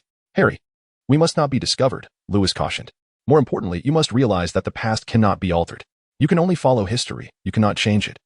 For everything you do is a part of history. Am I to simply stand by and watch? Harry retorted angrily. With that, he attempted to dash out and retrieve the invisibility cloak. Lewis gripped Harry's robe tightly, his wand firmly in hand, ready to act should Harry make a sudden move. At that moment, they heard a loud, boisterous singing. It was Hagrid, stumbling towards the castle, a bottle of brandy in hand. Did you see that? Hermione said anxiously. We almost got caught by Hagrid. We must remain hidden. Although Harry paused, the hippogriff beside him grew restless, eager to dart towards Hagrid. Harry strained against the rope, pulling Buckbeak back. Help me, Lewis. I can't hold it much longer, he exclaimed, his face flushed from the effort. Rooted to the ground, Lewis quickly waved his wand. As he completed the incantation, roots ensnared the hippogriff's feet, immobilizing it. Thank you, Lewis, Harry sighed in relief. Only those who had truly tried to restrain a hippogriff could understand the tremendous effort it required. Buckbeak finally ceased its struggles once Hagrid was out of sight. Lowering its head in apparent sorrow, suddenly the castle doors swung open, and Snape rushed out, making his way towards the Whomping Willow. He picked up the invisibility cloak from the ground and retrieved the branch that Professor Lupin had used moments before vanishing into the tree. Ron, Harry, and I are down here. We just need to wait for them to return, Hermione said slowly. To be honest, she was quite astonished by how events had unfolded, considering it was her first time using a time-turner. I don't understand, Lewis said, releasing the spell on Buckbeak and securing it to a tree. How did you and Sirius Black survive surrounded by so many Dementors? They don't show mercy. Their only aim is to deliver a Dementor's kiss. The only thing that can repel Dementors is a truly powerful Patronus, Lewis asserted confidently. Indeed, a massive silver figure charged across the lake and drove the Dementors away. Harry concurred. But who summoned it? Hermione queried, puzzled. I don't know. I didn't see its face, nor could I discern the shape of the Patronus, Harry replied, frustrated. Could it have been a teacher? Hermione speculated. It shouldn't have been a teacher. If it were, Snape wouldn't have been the first to find us. Harry shook his head. But it was undoubtedly a highly skilled wizard, capable of driving all the Dementors away, Hermione said in admiration. And it was such a bright Patronus. Couldn't you see it at all? Harry explained. It was so bright that I couldn't make out its form. Plus, my mind wasn't entirely clear at the time. I quickly lost consciousness. So, a powerful wizard was protecting you all along? Lewis frowned, contemplating. This exceeded his expectations. According to the narrative, Harry should have saved himself. Yet he claimed to have not seen who had rescued him. Could his mere presence have altered the course of events to this extent? That's impossible. Hermione immediately dismissed the idea. No matter how powerful a wizard, they couldn't roam freely within Hogwarts. We have Professor Dumbledore, regardless of his motives. He wouldn't allow anyone to follow Harry under his nose. Even Sirius Black managed to evade Dumbledore. Perhaps others could do the same, Lewis countered. The world is never short of geniuses. Perhaps someone could slip past both Dumbledore's and Hogwarts' watchful eyes. As for me, I have more than one method to evade Dumbledore's detection. Even if I were to blow up Hogwarts, Dumbledore wouldn't. He paused. Well, he certainly wouldn't have the power to destroy Hogwarts, which was constructed by 4 great wizards, not something one individual could demolish. Harry, who do you think it was? Hermione inquired. I think it might have been Professor Dumbledore, Harry said uncertainly, recalling that the massive Patronus resembled a phoenix, and Dumbledore had provided them with numerous hints. Harry's suspicion was quite reasonable. If everything had been orchestrated by Dumbledore, it would make sense. Although Lewis was perceptive, if Dumbledore had intended to remain hidden, Lewis would not have been able to detect him. After all, the most powerful white wizard does not reveal himself lightly. More importantly, Dumbledore seemed to have anticipated everything, offering them ample assistance, even timing it perfectly. If they had indeed been following Dumbledore's plan all along, it would explain why he appeared to know everything in advance. I find it unlikely that it was Professor Dumbledore. As I returned to the castle with him, he should be in his office right now, Lewis said, brow furrowed. Although Dumbledore possessed the ability to remain undetected by Lewis, he had indeed been with him at that time. Unless Dumbledore had also utilized a time-turner. He couldn't be in 2 places at once. What if Professor Dumbledore did use a time-turner? Harry suddenly suggested, echoing Lewis's thoughts. I think that is nearly impossible.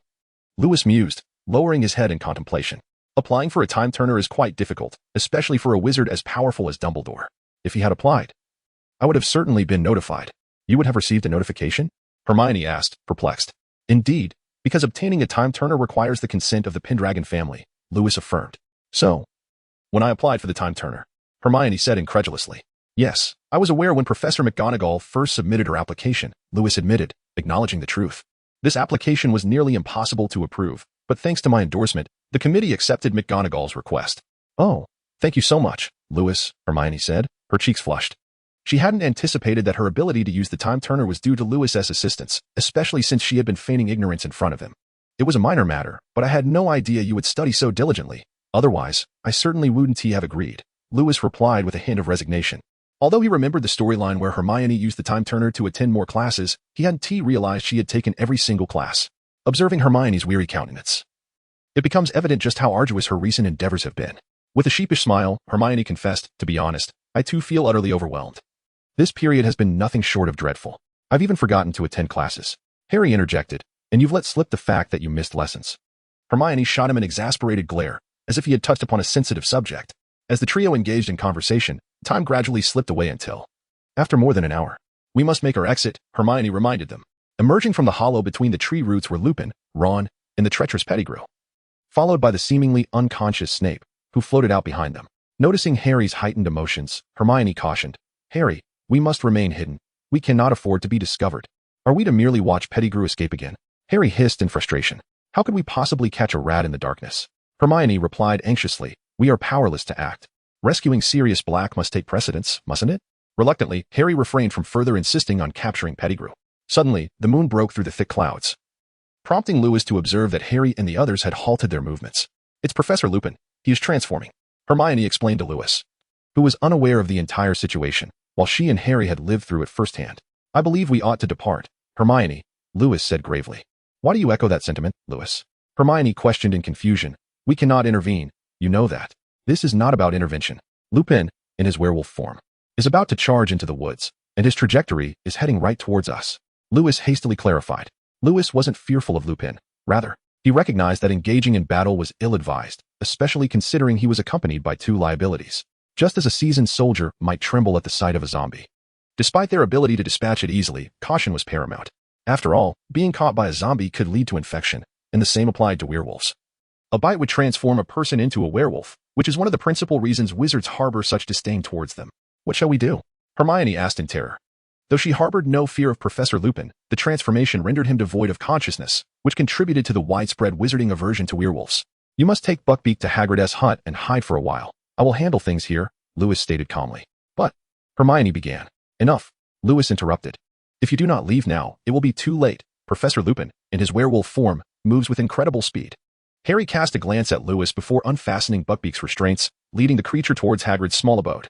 Be careful, Lewis, Hermione said with a tremor in her voice. And she joined Harry in escorting Buckbeak to safety. Once Harry and Hermione were out of Lewis's sight, he turned to face the approaching Professor Lupin and inquired. Though the chances are slim, I must ask, do you still possess your consciousness, Professor? The werewolf before him offered no response, fixating on Lewis as though he were a sumptuous meal. With a profound sigh, Lewis declared, Then I must apologize, Professor, for what is to come. In an instant, the werewolf lunged at Lewis with ferocity, as if intent on tearing him apart. Obstacles abound, Lewis shouted. At that moment, Lupin's forward motion abruptly slowed, as though ensnared in a quagmire. Armorus Protectus. Lewis swiftly cast a defensive spell upon himself. After all, one's life must take precedence, mustn't it? Observing the werewolf Lupin struggle to reach him, Lewis, despite the protective charm enveloping him, was unwilling to test whether his spell could withstand the werewolf's bite. Without hesitation, he pointed his wand at Lupin and shouted, Incendio. A torrent of flames erupted from the tip of Lewis's wand, surging towards Lupin like the breath of a dragon, seeking to incinerate all in its path. Letting out a pained howl, Lupin was engulfed by the flames, a testament to Lewis's restraint. As a wizard, one's greatest asset is undoubtedly their intellect. In the face of a mindless werewolf, maintaining composure generally prevents injury. After all, werewolves are driven solely by instinct, while wizards wield their wits. If Lewis wished to eliminate Lupin, there existed myriad means to achieve such an end without complicating matters unnecessarily. The current state of Lupin, devoid of consciousness, did not stem from a deliberate intent to harm or even kill Lewis. Thus, Lewis harbored no intention of taking Lupin's life, as doing so would yield him no advantage and, in fact, would only serve to cultivate numerous adversaries. As the flames subsided, the werewolf Lupin, amidst his anguished cries, scurried into the depths of the forbidden forest, tail tucked between his legs.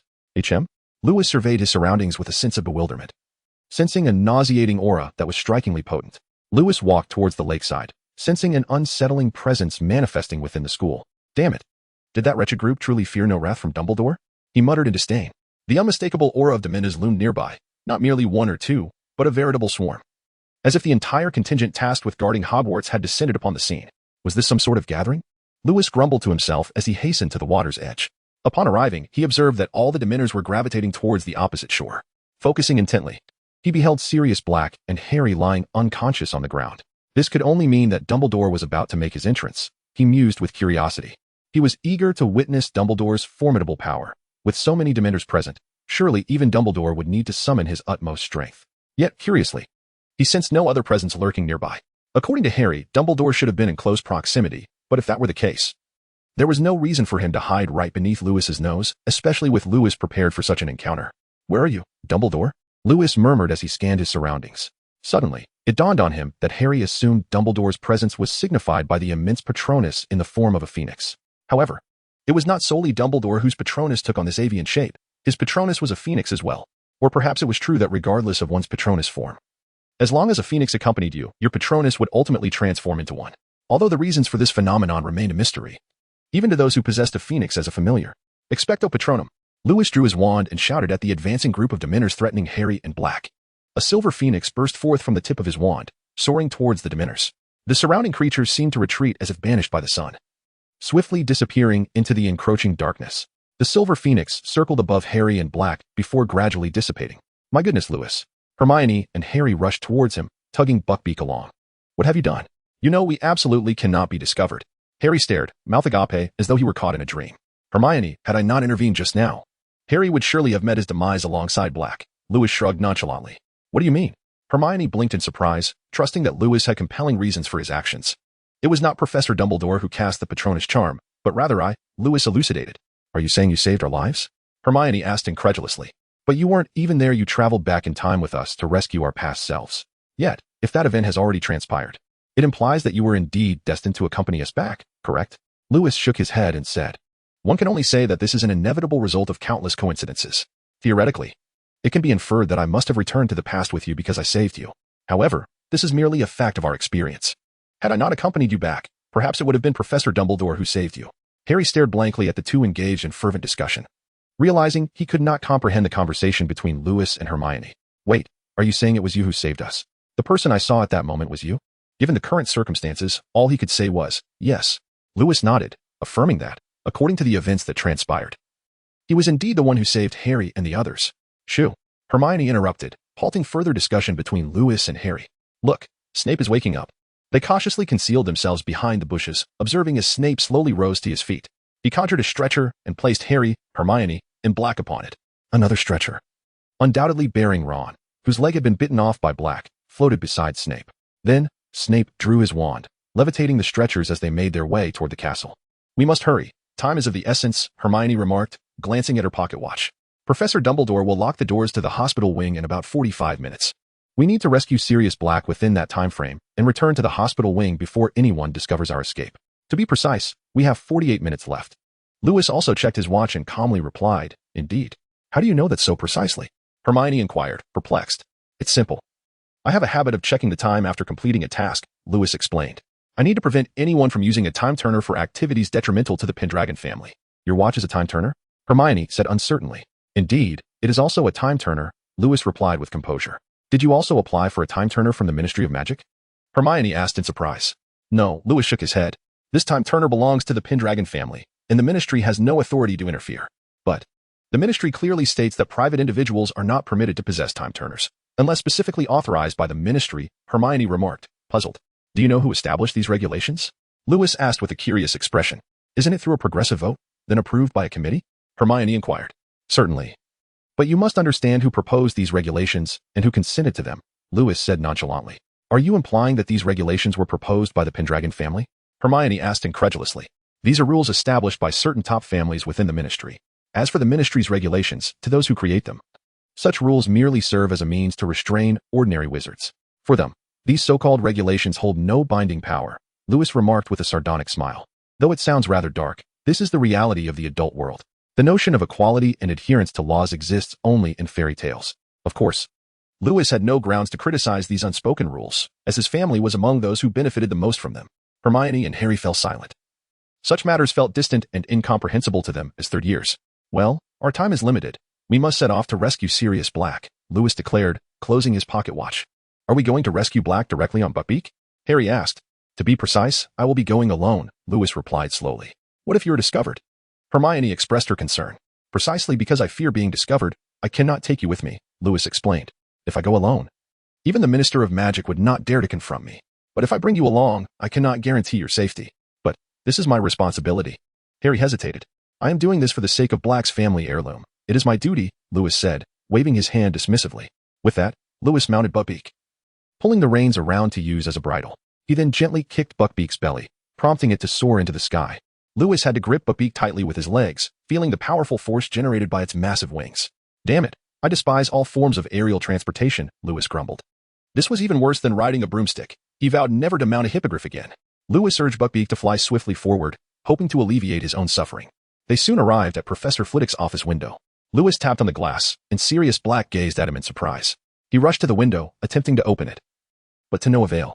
Alohomora, Lewis exclaimed, drawing his wand and pointing it at the window. Instantly, it swung open. You've come to rescue me? Black asked uncertainly. Having wandered outside for so long, he certainly recognized who stood before him. This made him question why the heir of the Pendragon family would risk so much to save him. Surely, he could not possess such value. Come on. There's no time to waste, Lewis urged. Someone will explain everything to you later. You must leave at once. The Dementors are about to arrive. Black nodded, bracing himself against the window frame before extending his head and shoulders through. Moments later, he was mounted on Buckbeak's back. Let us go, Pee-pee. Ahem, Buckbeak, Lewis called, tugging on the reins. The hippogriff flapped its wings and soared toward the tallest tower in the west. Shortly thereafter, they landed atop the tower. All right, Sirius Black, Lewis said sternly as he dismounted the hippogriff. You need to leave quickly. They will soon discover your absence. He felt somewhat dizzy from the bumpy ride. What about Harry? Is he all right? Black asked hoarsely. He is perfectly fine. Rest assured, Lewis replied. I truly appreciate your help, Pendragon, Black said gratefully. No need for thanks. It's merely an equitable exchange. Lewis waved his hand dismissively. Your godson Harry promised me all the financial records of your family as part of our deal. If you wish, I'll gladly provide them, Black replied nonchalantly. I have no interest in such matters, including the so-called family honor. He continued, of course. It would be best if you could leave the house to me. I wish to leave something for Harry. I only desire items of historical significance. As for your house, I have no interest, Lewis shrugged. His fascination lay with the inherited treasures, not a dilapidated building. Regardless, I owe you my life, Black stated earnestly. I'll remember that. Should the need arise, I will reclaim it, Lewis nodded. He would not behave like those so-called protagonists who feign indifference to what others owe them. A family's legacy is built upon the accumulation of wealth over time, let alone a person's life, which in critical moments can serve as a potent bargaining chip. Only a fool would refuse it. I expected you might try to decline, Black remarked, somewhat speechless. This is what I deserve. Why would I refuse? Lewis rolled his eyes. Truly the heir of the Pendragon family, Black mused. If possible, I hope you can look after Harry. As long as it does not infringe upon my interests, Lewis shrugged. Nonetheless, thank you again, Black said with a wry smile. He then urged Buckbeak forward with a nudge of his heels. Lewis watched as Black soared away on Buckbeak's back, exiting the castle. TSK, another profitable venture, Lewis mused, glancing in the direction of Sirius Black. For Lewis, this was a purely lucrative transaction. While others may experience losses in business, he was assured of a substantial gain. The worst-case scenario would merely involve being discovered, thus losing the opportunity for a windfall. As for being apprehended, did Fudge possess the courage to do so? Lewis returned contentedly to the hiding place of Harry and Hermione. Lewis, how did it go? Harry inquired eagerly upon seeing Lewis's return. Rest assured, the Pendragon family has never failed in their dealings, Lewis replied with a smile. Of course, those who knew the truth vanished under mysterious circumstances after any mishap. So no one is aware of any failures on the part of the Pendragon family. That's a relief. Harry exhaled deeply for him. Sirius Black was his only remaining kin, though he certainly did not count his aunt and uncle, who had always tormented him. We have little time left. We must return to the hospital wing immediately, before Professor Dumbledore closes the door, Hermione reminded. Indeed, we must act swiftly. With that, Lewis cast an invisibility charm, and they set off. The trio hurried towards the castle, fortunate that the path was devoid of people. As they passed a staircase, they overheard voices. Let us hope Dumbledore does not create any further complications. Severus Snape's somber voice resonated. The Dementors will soon carry out the kiss, I presume? I have instructed McNeil to bring the Dementors back. I had initially intended to go myself, but you know how it is. No one wishes to engage with them if they can avoid it. I cannot express how much I long to see our capture featured in the Daily Prophet. I imagine they would surely grant you an exclusive interview, once Potter regains his senses.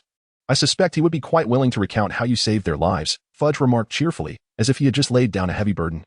As they passed the hiding place of Lewis, Harry, and Hermione, Lewis distinctly noticed a trace of a smile at the corner of Snape's mouth. 3 minutes remaining. We must hurry, Lewis exclaimed, glancing at his pocket watch. Lewis rushed towards the school hospital, leading the way with haste.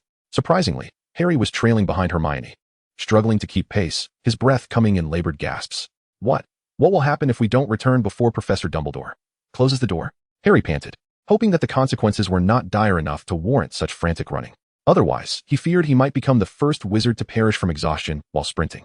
I doubt you would wish to know, Lewis replied solemnly. Although the notion of time reversal appeared exceedingly impressive in reality, it was not as miraculous as it seemed. The time turners in this world resemble the effects of saving and loading a game. Unlike other tales where one can return to the past and conquer all obstacles effortlessly, that notion is utterly impossible here. The act of going back merely allows one to repeat events that have already transpired, akin to practicing calligraphy by following a model. Should one exceed the bounds, the worst consequence would be a reprimand from the teacher. However, should one misuse the time turner to engage in actions that were never meant to occur, no one knows the ramifications, for those who might have understood are no longer part of this world. At long last, Lewis and his companions reached the end of the corridor, and I fancied I heard the voice of Professor Dumbledore. Hermione gasped, I must confine you. It is now. They heard Dumbledore declare, "There are but 5 minutes until midnight. Miss Granger, just turn 3 times. Good luck to you." Dumbledore exited the infirmary, closed the door, and withdrew his wand, intending to secure it. In a swift motion, Lewis dashed out. If Dumbledore were to lock the door, it would spell trouble. Before Lewis could take more than a few strides, Dumbledore suddenly turned, smiling, and inquired, "How goes the task?" Lewis halted his steps and waved his wand, dispelling the invisibility charm that cloaked him. "Everything went smoothly, Professor. However, I believe I must request a raise." This task proved far more challenging than I had anticipated, though Lewis was aware that his concealment would not elude Dumbledore. Being so easily seen through left him with an uncomfortable sensation. "Professor, we succeeded." Harry rushed over to announce, "Sirius Black escaped on Buckbeak." Dumbledore regarded Harry, who was flustered and attempting to explain, with a warm smile. "Well done. I believe it is time for me to secure you and Hermione in a safe place. As for you, Lewis, shall we indulge in a drink together?" Lewis shrugged indifferently. Since Dumbledore had invited him, it would not be a bother to attend. Dumbledore had locked Harry and Hermione in the hospital wing and had cast a spell as well. "Professor, regarding my request," Lewis said, rubbing his hands together. "Oh, of course," Dumbledore replied, realization dawning upon him. "I have decided to bestow upon you all my wealth as a token of gratitude for your assistance this time." "That is truly splendid," Lewis remarked, a slight twitch at the corner of his mouth, who was unaware that Dumbledore never kept money for himself. All his resources were devoted to maintaining the school's operations and subsidizing the allowances for impoverished students. Though the school had numerous board members, they were indifferent to whether Muggle-born wizards could afford to attend Hogwarts. If those without any support were unable to enroll due to the cost of galleons, it would only bring them greater delight. In their eyes, Hogwarts should never have permitted those of mud-blood heritage to study there, and even half-blood wizards were treated similarly. One might wonder why such board members, who were hardly virtuous, were allowed to complicate matters at Hogwarts. The answer is simple. It is because they possess wealth. Indeed, it is solely due to their affluence. As one of the oldest magical castles, Hogwarts is enveloped in an array of enchantments, the maintenance of which demands an immense sum of galleons. Relying solely on Dumbledore, even if he worked tirelessly around the clock, would not suffice to uphold the entire institution. This is not a matter that can be resolved solely through quality. Hence, it is only natural for those who contribute substantial funds for the upkeep of a castle to be granted corresponding rights. Otherwise, why would they invest such considerable amounts annually? Moreover, the food consumed by the entire school community in a single day amounts to a staggering figure. Some may argue, if one can wield magic, why not conjure food instead? Would that not eliminate the need for expenditure? Posing such a question suggests that the individual has not delved into the foundational texts of magic. These texts clearly state that magic is not omnipotent. It cannot create sustenance from nothing. To conjure a roasted fish, one must first possess a fish, and only then can magic transform it into a roasted delicacy. For further details, one may refer to fundamentals. How to make your family fall in love with your cooking. "Professor, if you were to proceed with that, Severus would likely go mad."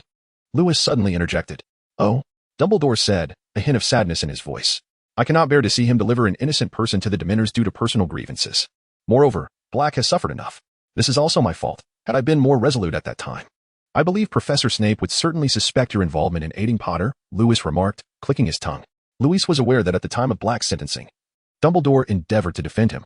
However, Black exhibited no reaction, fully accepting the accusations against him, showing no desire to contest them. Thus, no matter how diligently Dumbledore prepared his arguments, they would prove futile, akin to attempting to awaken one who was feigning sleep. To be precise, it was you who assisted Harry. Dumbledore adjusted his glasses and calmly remarked, "I did nothing of significance. It was merely an equitable exchange. Harry has promised to bestow upon me all the treasures of the Black estate." Louis responded with a knowing smile. Otherwise, who would dare offer assistance? It is imperative to recognize the inherent dangers involved. Furthermore, traversing the past cannot alter what has already transpired. If change is unattainable, then such time travel becomes utterly meaningless. I believe Black would be most willing to relinquish those possessions to you, for to him, they are merely a source of torment, Dumbledore stated. Suddenly, a thunderous roar echoed through the air. It was Snape. Lewis could easily envision the extent of Snape's fury at the present moment. After all, the opportunity to make Black's existence a living torment had finally arisen, yet it was now utterly disrupted. "I believe we must retrace our steps, Lewis." It seemed as though Dumbledore had anticipated all of this long ago. "Alas, we shall have to postpone our next tea together." Lewis shrugged indifferently to him. It was of little consequence. What piqued his curiosity was whether Snape had truly lost his temper. He quickened his pace towards the hospital wing. It must have been Potter. Surely he was behind this. Just as Lewis and Dumbledore arrived at the entrance of the infirmary, they witnessed Snape bellowing furiously at the doorway. "Professor Snape, this is the hospital wing. You cannot create such a ruckus here." Madame Pomfrey shouted sharply. "Calm down, Snape. Hasn't Potter been in the infirmary all along?" Fudge suggested gently. "What is happening here?" Dumbledore inquired as he stepped forward. "Headmaster, I demand that Professor Snape vacate this place immediately, Madame Pomfrey declared angrily. What on earth has transpired? Dumbledore feigned astonishment. This prompted Lewis to inwardly scoff. The old fox. The entire situation was clearly orchestrated by Dumbledore himself, yet he pretended to be oblivious. Sirius Black has escaped, Fudge lamented, his expression one of distress. What a predicament this is. They had captured Black, only to let him slip away. This is truly regrettable, Dumbledore remarked, his tone dripping with feigned sorrow, showcasing his theatrical prowess to its zenith. It was Potter. He aided Black's escape. Snape exclaimed with fury. I find that highly improbable, Dumbledore replied, furrowing his brow. I ensured the door was securely closed and enchanted it before I left the infirmary. Snape turned his gaze to Lewis, seemingly seeking confirmation of Dumbledore's words. Lewis nodded slightly, acknowledging that Dumbledore had indeed locked the door, though not before allowing them to rescue Black. Snape let out a cold huff and turned sharply to leave. I suppose I must take my leave as well. I still need to find a way to deal with that lot from the Daily Prophet, Fudge lamented, following Snape out. This time, one could say Fudge was digging his own grave. He had promptly informed the Daily Prophet the moment he apprehended Sirius Black. After all, having allowed Black to evade capture for so long, he was eager to restore the Ministry's credibility, more crucially, the public's perception of his leadership. Observing Fudge retreating into the distance, Lewis sighed. Poor Fudge, he may very well become the most unfortunate minister of magic in history. Even James was luckier than he. Oh, and why do you say that? A glimmer of wisdom flickered in Dumbledore's eyes. Because he will face the dual threat of the most malevolent dark wizard and the most formidable white wizard ever, Lewis replied, smacking his lips. The most sinister dark wizard is Voldemort. But who is this white wizard? Dumbledore inquired, astonished. Who else but you? Lewis countered. I believe I have never oppressed him. Dumbledore innocently shrugged. The corners of Lewis's mouth twitched. At his age, he still feigned innocence. Had he not been outmatched? He would have drawn his wand to enlighten Dumbledore on the reasons behind the vibrant bloom of flowers. Headmaster, I believe my patients require a tranquil environment for rest. Madame Pomfrey remarked with a stern expression, clearly on the verge of an outburst. Oh, my sincerest apologies. We shall take our leave, Dumbledore replied with a hint of regret. Then, disregarding Harry and Hermione's pleading gazes, elegantly turned and exited the infirmary. Once Dumbledore had departed, Madame Pomfrey's attention shifted to Lewis. Pendragon, do you feel unwell? Oh, not at all. By the way, I must attend to my hunger. I am absolutely famished. Lewis awkwardly responded, casting a look of self-preservation